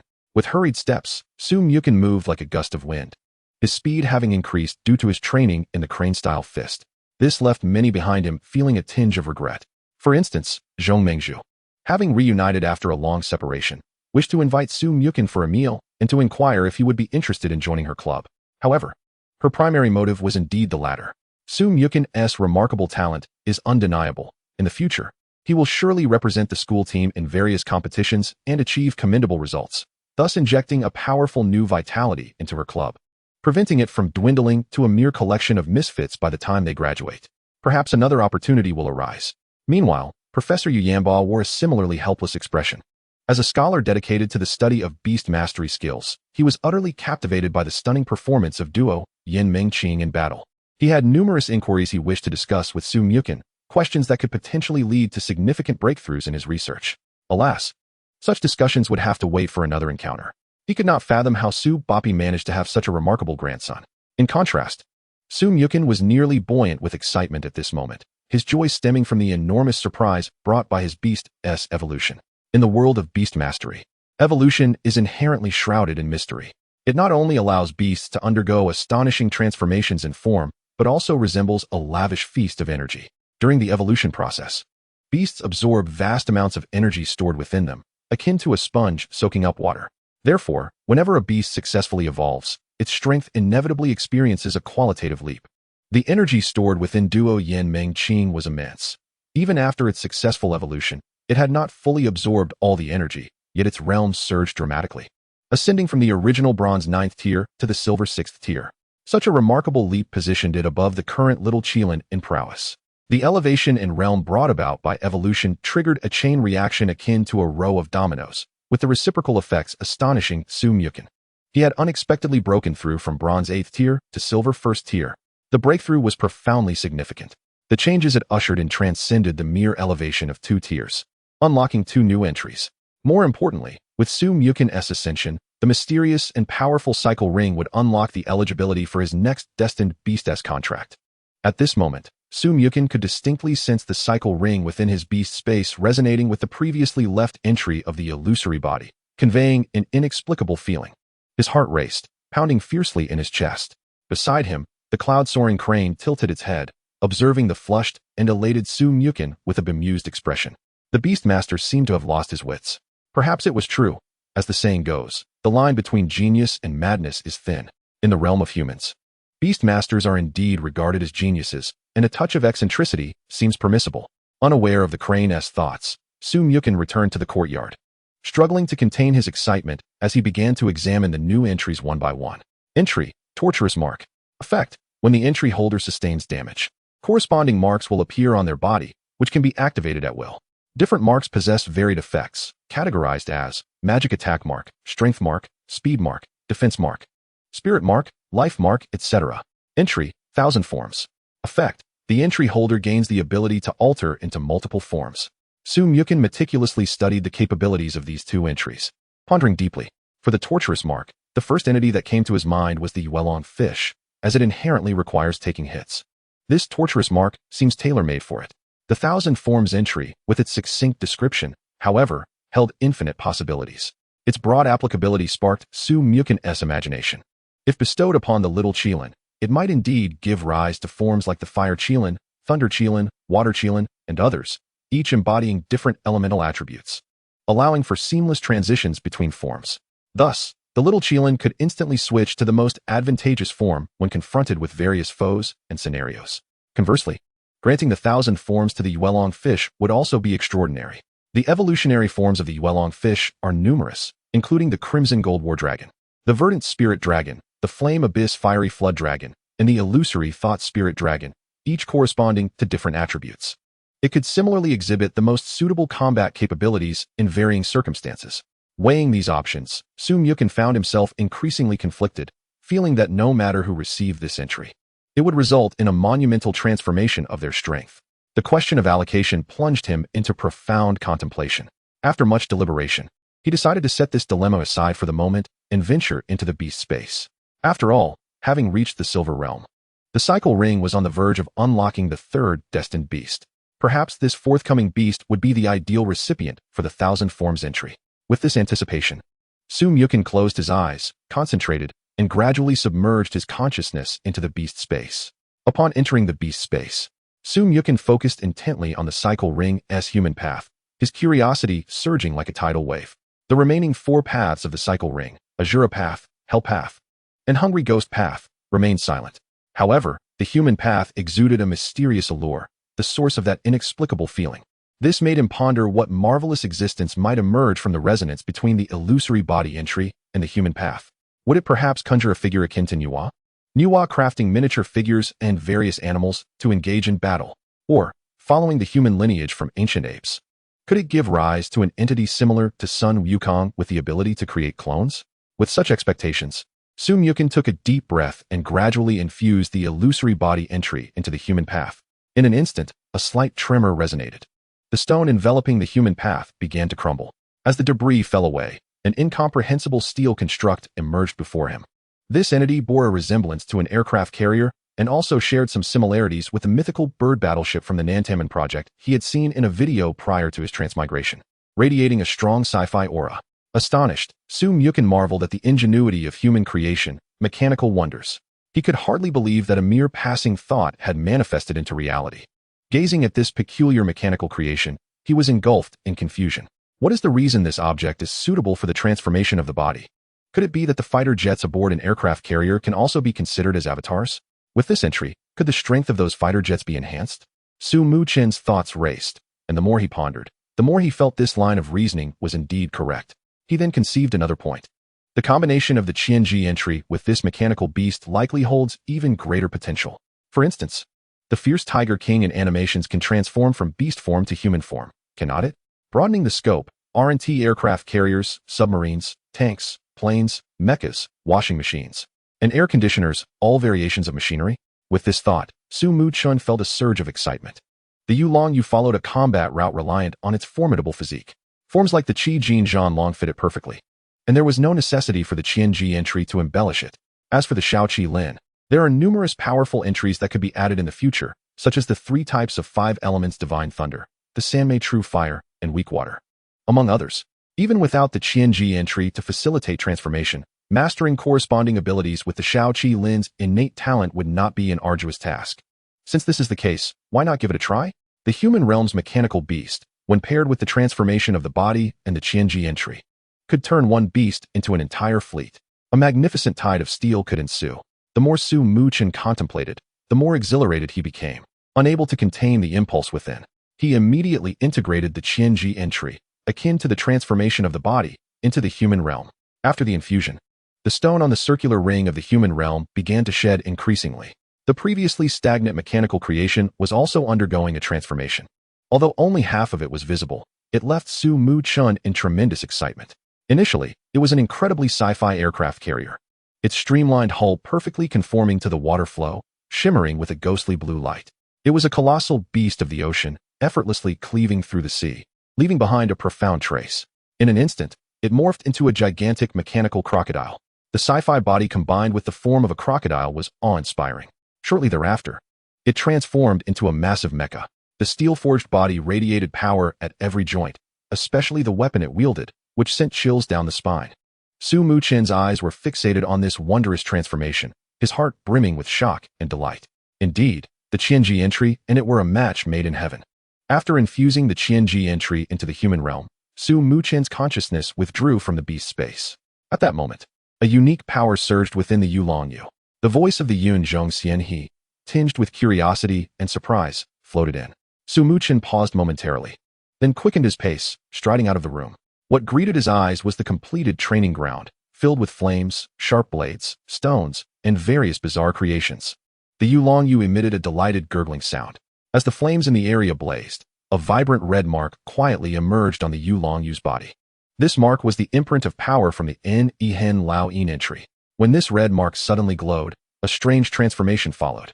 The aura surrounding the Yulong-Yu surged as if ignited by a fierce fire. Its already agile form was now imbued with a more robust momentum. It then abruptly swung its tail and struck the nearby bluestone with a resounding thud. The massive bluestone shattered, sending debris flying. With the naked eye, one could clearly see the significant enhancement in the power of the Yulong-Yu's tail. Upon noticing Su Muchen's presence, the Yulong-Yu swiftly swam over, affectionately rubbing against his arm. The soft touch seemed to convey endless gratitude. The Yunzhongxian, he fluttered its wings and gracefully landed on Su Muchen's shoulder. Tilting its head, it first gazed at the vivacious Yulong-Yu, then shifted its attention to Su Muchen, murmuring, "Truly remarkable. Due to your ascension, the Yulong-Yu is also undergoing changes."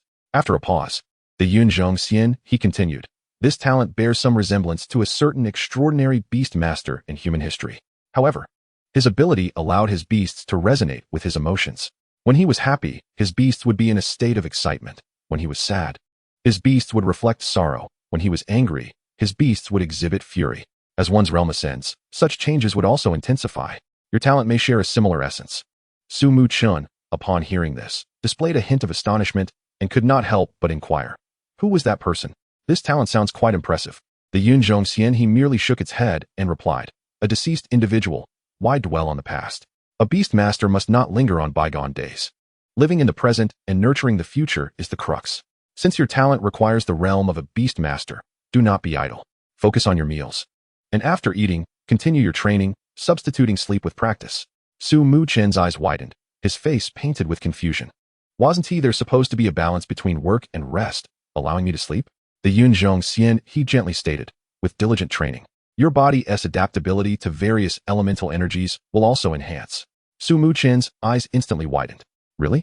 The Yunzhongxian, he cast a sidelong glance at Su Muchen and replied with irritation, "Am I deceiving you? Consider whether you wish to train or not." "Train. Absolutely train," Su Muchen declared firmly, his eyes sparkling with excitement and anticipation. The surprise came rather unexpectedly. Why was it a surprise? The reason is simple.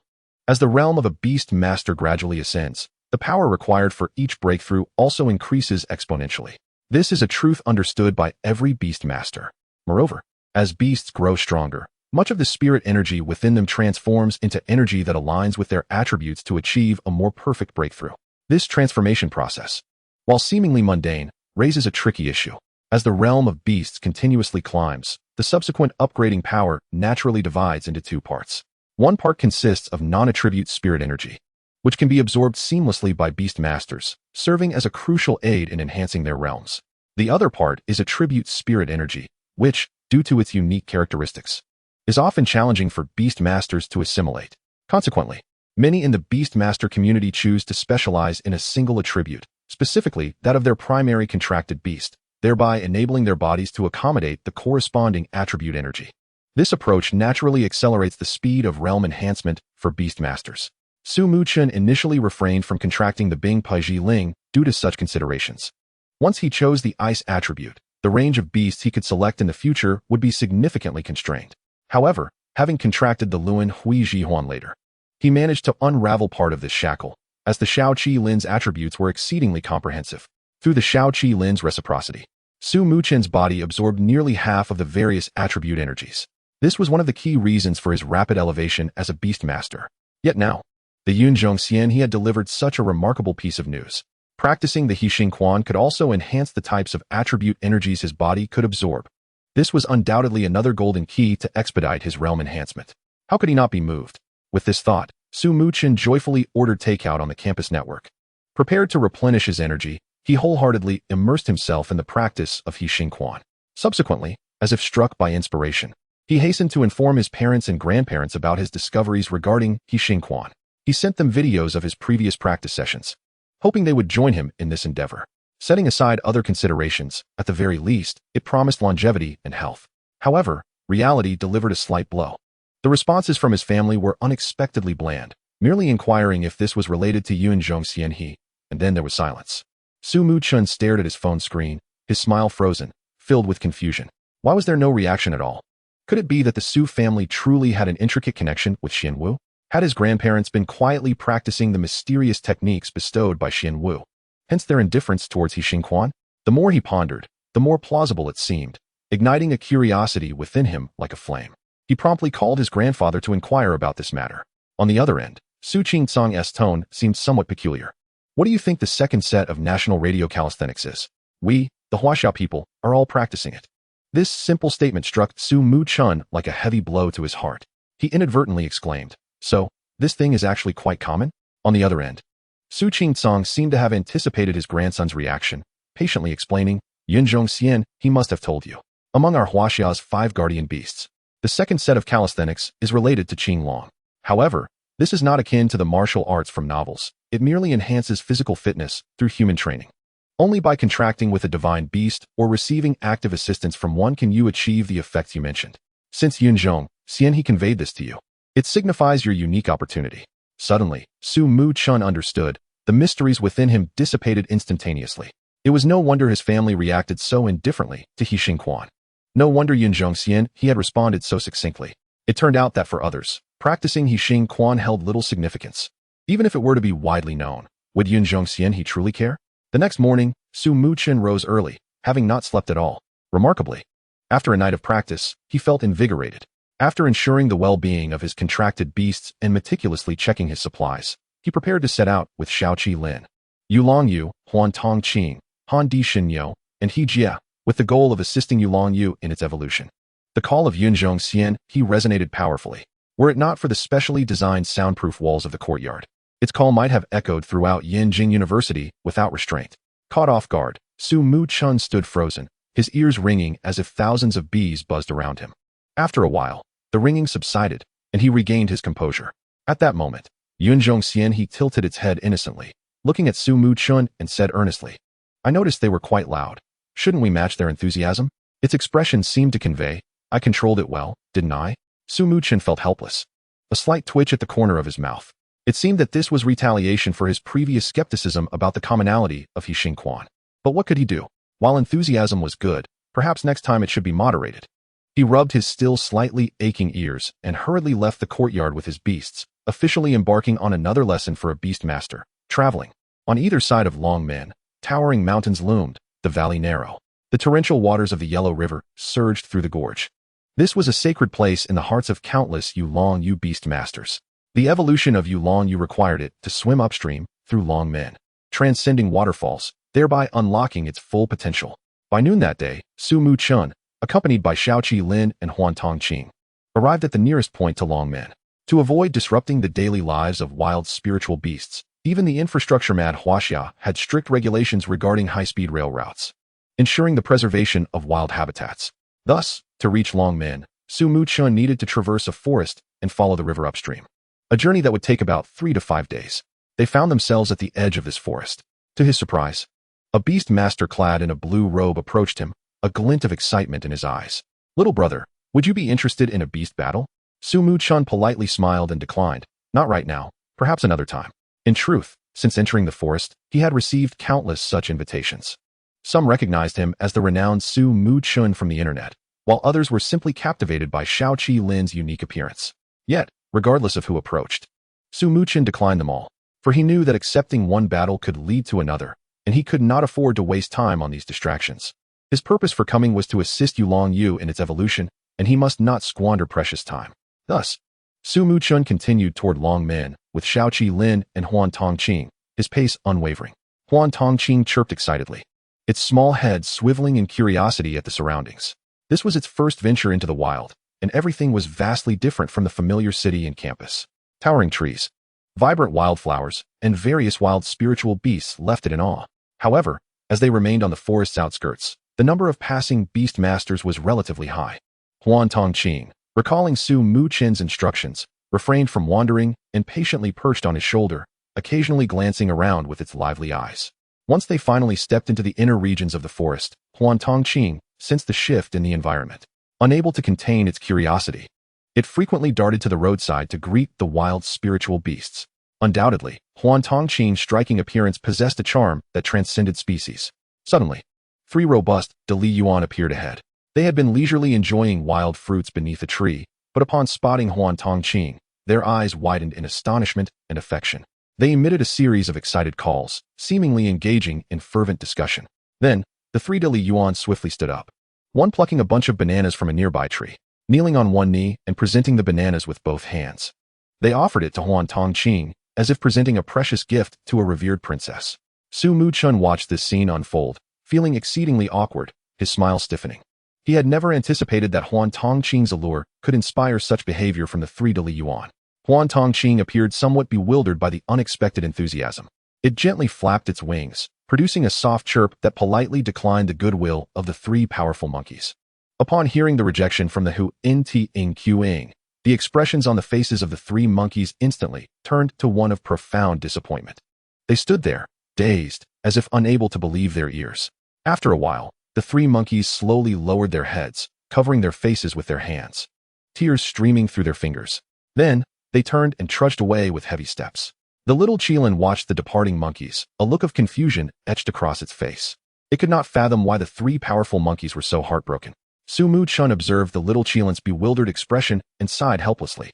How could he explain? There was no need to concern themselves with them. He gently patted the little Qilin on the head, conveying his thoughts in this manner. The little Qilin nodded, appearing to comprehend, and then followed Muchen, continuing their journey towards Longmen. Meanwhile, the Qing danced joyfully above them. The earlier scene merely a fleeting interlude that did not disrupt their progress. Muchen strolled leisurely along the forest path, reveling in the blissful communion with nature. The little Qilin and Qing shared in this tranquility. However, for most novice beast tamers, the wilderness was fraught with uncertainties that rendered it far from idyllic. The wilds were rife with uncontrollable factors, posing dangers at every turn. Who could predict whether a venomous spirit beast might suddenly leap from the underbrush, or if they might encounter a volatile pack of spirit beasts without warning? Provoking such creatures could lead to fierce battles, exhausting them in the process. Thus, to bolster their sense of security, most novice beast tamers opted to travel in pairs, offering mutual support against the unknown risks and aiding one another in times of peril. Yet, Muchen harbored no such worries. Setting aside the presence of the YNZH within his beast space, the guardian spirit contained within his necklace provided him with ample assurance. At a certain riverbank in the Yellow River Basin, an intense battle was unfolding. Waterflower Fairy unleashed the leaf storm. A clear and resolute voice rang out. It was Zhongming Zhu commanding the fray. Before her stood a uniquely shaped beast. This creature possessed an adorable doll-like face, enveloped in layers of blue and green leaves. Its plump form reminiscent of a bun, exuding a charming demeanor that belied its hidden prowess. It was Zhongming Zhu's capable partner, the Waterflower Fairy. As Zhongming Zhu issued her command, the green leaves of the Waterflower Fairy radiated a brilliant glow. The leaves then began to spin rapidly, forming a formidable leaf storm centered around the Waterflower Fairy. The leaves sliced through the air like sharp flying daggers, propelled by an overwhelming force towards the creatures on the riverbank. The beings on the riverbank were less aptly described as spirit beasts and more fittingly as ferocious beasts. Cloaked in inky blackness, they appeared as if they had crawled from the depths of a dark abyss, their eyes gleaming with a frenzied and bloodthirsty light. All vestiges of benevolence had vanished from their presence, replaced only by an insatiable desire for slaughter.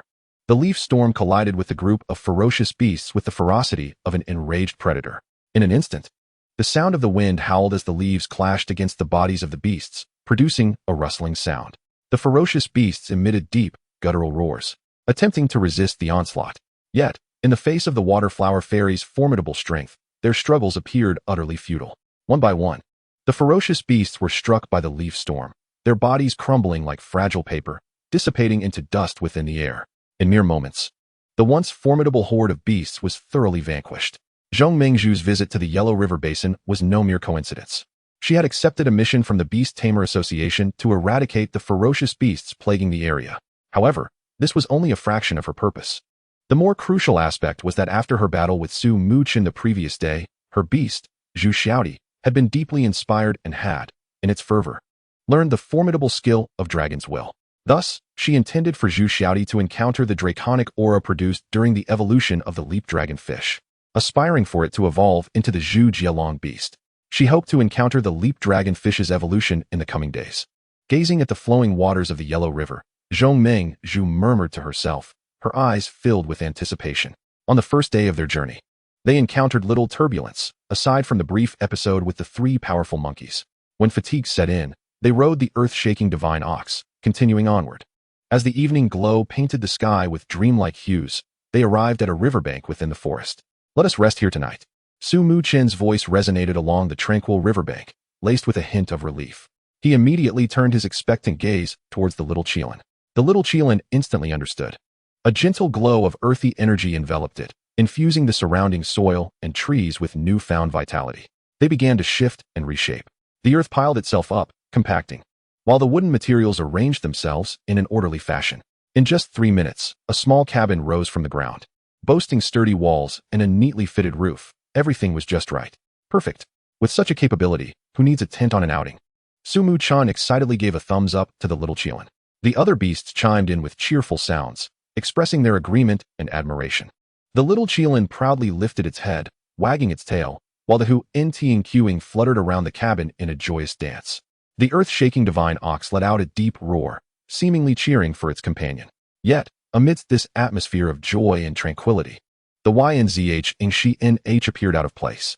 It stood silently on a branch, its sharp gaze fixed on a certain spot along the yellow river.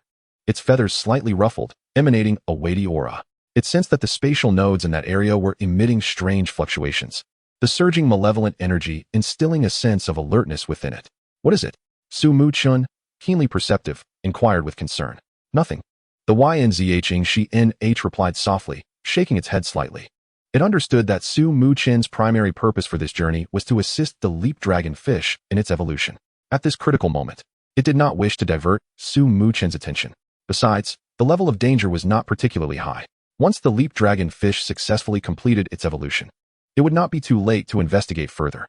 Seeing that it did not wish to elaborate, Muchen refrained from pressing further. After a long day of travel, his stomach rumbled. In this vast world, nothing is more important than a meal. Aware that this outing would require considerable time, Muchen's supplies were bountiful.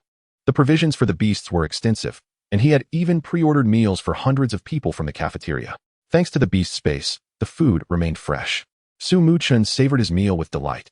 After dining, the moonlight cascaded down like water, cloaking the entire world in a silvery veil. Muchen walked to each of his beasts, offering careful instructions. He approached the earth-shaking divine ox, gently stroking its robust neck, and earnestly advised, "Tonight, we shall forego training. In the wild, it is crucial to preserve our strength." The earth-shaking divine ox nodded heavily in response. Muchen understood its temperament well and felt reassured. He then turned to the eagerly waiting leap dragonfish. "Leap dragonfish, bear with it for another 2 days. Once we reach Longmen, you shall enjoy it to the fullest." The pressure of the Yellow River at Longmen is formidable. A tremendous impact reverberated throughout its entire being.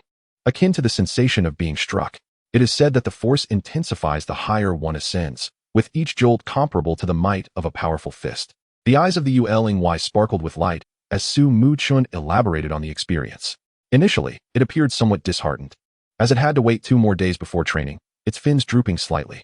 However, upon hearing the exhilarating description of Longmen, its gaze transformed into one of focus and determination, its body beginning to tremble with anticipation, as if readying itself for battle.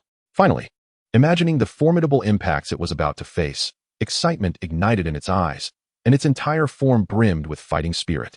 "PL!" The Qilin exclaimed with enthusiasm, as if loudly declaring, "Charge!"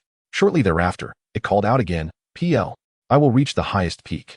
After calming the Qilin, Muchen turned to the little Qilin, who was squatting nearby, curiously observing its surroundings. Muchen crouched down to meet the little Qilin's gaze, and, with a serious expression, cautioned, "You too, do not wander about at night." WW. The little Qilin, meeting Muchen's earnest eyes, nodded obediently. Although there weren't many wild spiritual beasts active at night, and the little Qilin's strength would likely keep it safe unless extremely unfortunate, caution was always prudent in an unfamiliar environment. As for the Huentian and Yinzh, Muchen did not offer extensive warnings. The former had already fallen into a peaceful slumber, calm and gentle, never causing mischief. The latter was of little concern, for if a divine beast were to encounter danger, it would likely be of apocalyptic proportions. Sleep, sleep. Once everything was arranged, Muchen stretched widely and yawned before stepping into the cottage, lying down on the bed, and soon drifting into slumber. The night passed without incident. The following morning, Sunlight streamed through the dappled leaves like golden threads, gently cascading upon the cottage. Muchen awoke languidly, rubbing his sleepy eyes and stepping outside. Looking around, he noticed the YNZH had disappeared without a trace. He paid it little mind. Such a large beast was no longer a mere child, and he need not worry about it being abducted by poachers. Good morning, little ones. After greeting them, it was time for the little Qilin to get to work. Flames ignited around its form, and simultaneously, a spring of water surged forth from the ground.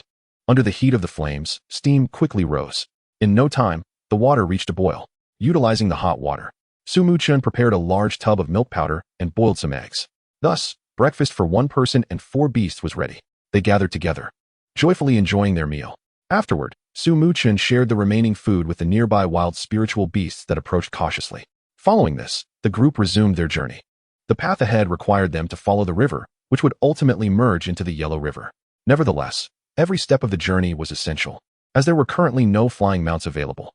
Muchen looked up toward the sky, spotting a massive griffin soaring gracefully, its feathers shimmering with a metallic luster in the sunlight.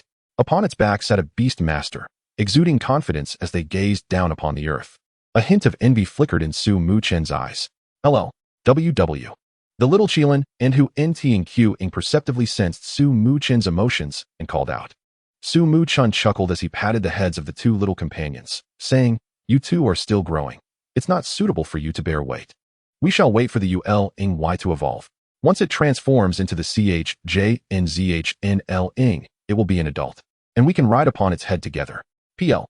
The ULNY eagerly responded, nodding vigorously. Muchen retrieved his phone, displaying an image of the striking CHJNZHNL for all to see. The little Qilin, who NT&Q, and even the usually composed H and DSHNNI could not suppress their excited calls.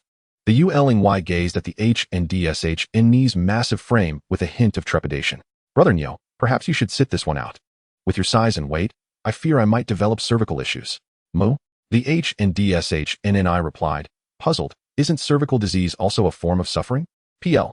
The ULNY paused, then realized, that seems to be true. "Mu." The H and DSHNNI continued, "I am the eldest. The big brother. Since everyone rides on me now, you are the second eldest. When you evolve, riding on you would be no problem, right?" PL. The ULNY quickly affirmed, "No problem."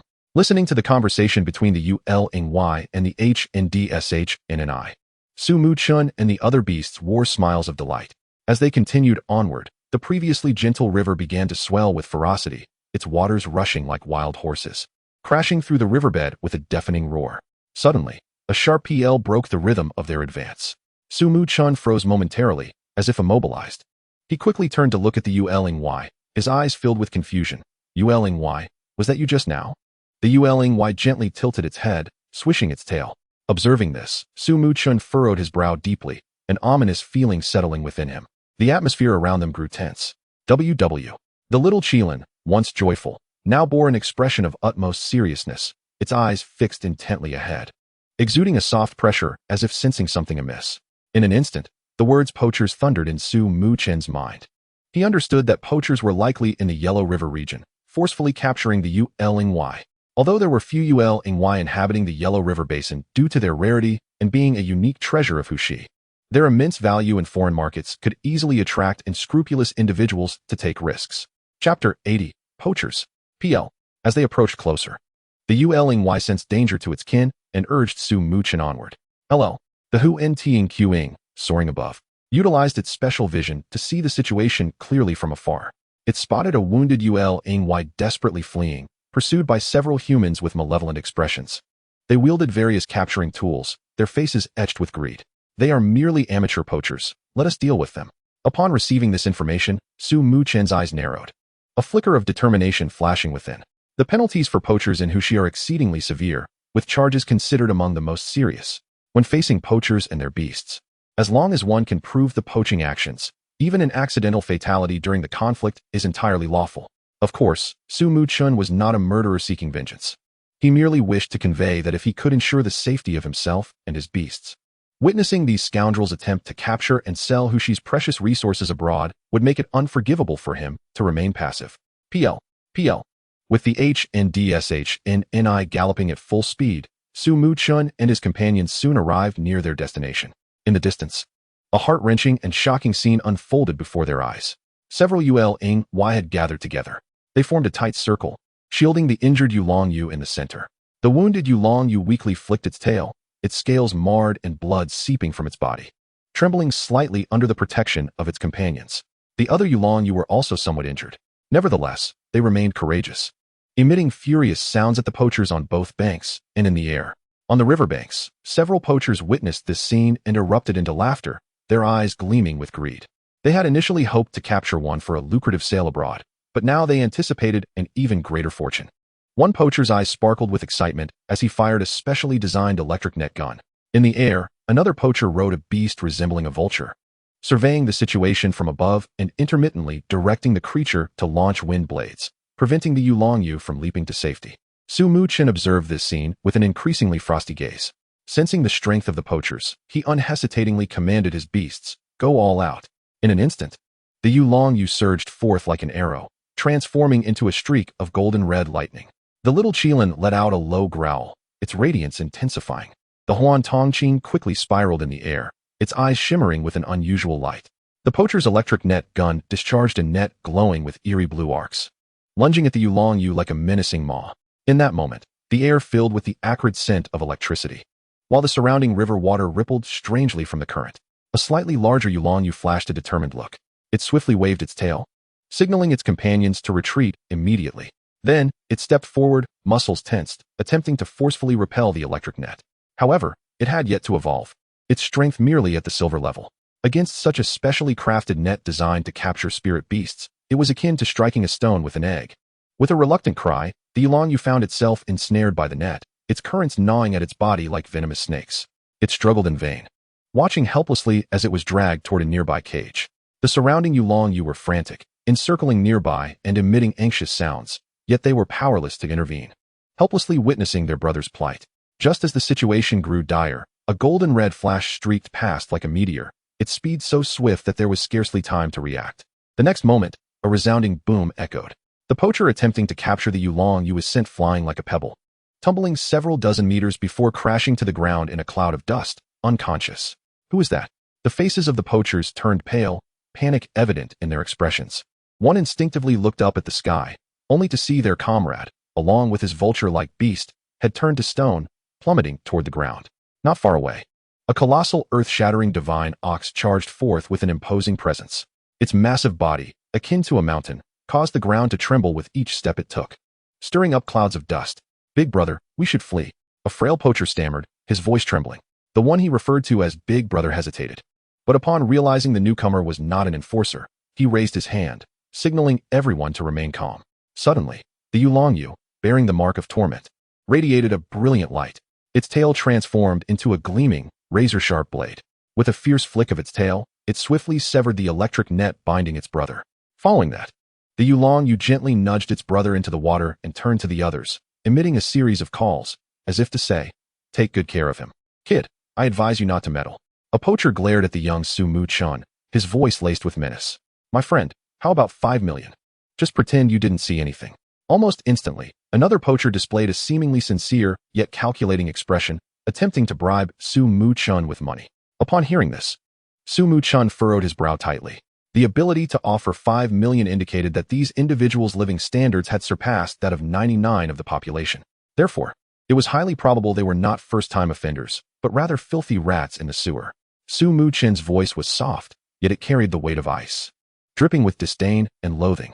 "No, even rats are superior." His words fell lightly upon the poacher's ears, yet they pierced like a sharp dagger into their most sensitive spots, igniting a surge of uncontrollable rage within them. "You dare to offend us?" One poacher, his face darkening with fury, bellowed, veins bulging on his forehead. Accompanying his roar, his spirit beast, a porcupine covered in sharp quills, sensed its master's wrath and emitted a low, menacing growl. Its previously sparse quills stood erect, glinting coldly in the sunlight, each one resembling a poison blade, brimming with aggression. It seemed poised to charge at the enemy at any moment. Muchen merely chuckled coldly, disregarding the poacher's blustering threat. He slowly turned his head, giving a slight nod to his spirit beasts, who instantly understood the unspoken command. Yet before they could act, a voice rang out from the sky. "Thank you for your assistance. Leave the rest to me." Yao Ling Shijiao, execute a flying wing assault, and eliminate them. With this shout, a massive Yao Ling Shi Jiao flapped its wings, golden blades of light shooting forth like lightning, creating a sharp whistling sound as they sliced through the air. The poachers' expressions changed dramatically, fear overtaking them as they beheld the sudden onslaught. Though the porcupine was aggressive, it appeared small and helpless against such overwhelming force. Instinctively, it curled up, attempting to shield itself with its quills. Yet the golden blades effortlessly pierced through its defenses, leaving behind gashes of blood, and the porcupine let out a wretched cry. The one issuing the attack command was a well-built beast master clad in agile attire, his sharp gaze fixed on the scene, riding atop the Yao Ling Shi Jiao like a divine warrior descending from the heavens. He quickly directed, "Now use the prison of wind to confine them." The Yao Ling Shi Jiao flapped its wings vigorously, causing the surrounding air to swirl, forming visible columns of wind that encircled the poachers, tightening and binding them within, rendering them utterly unable to escape.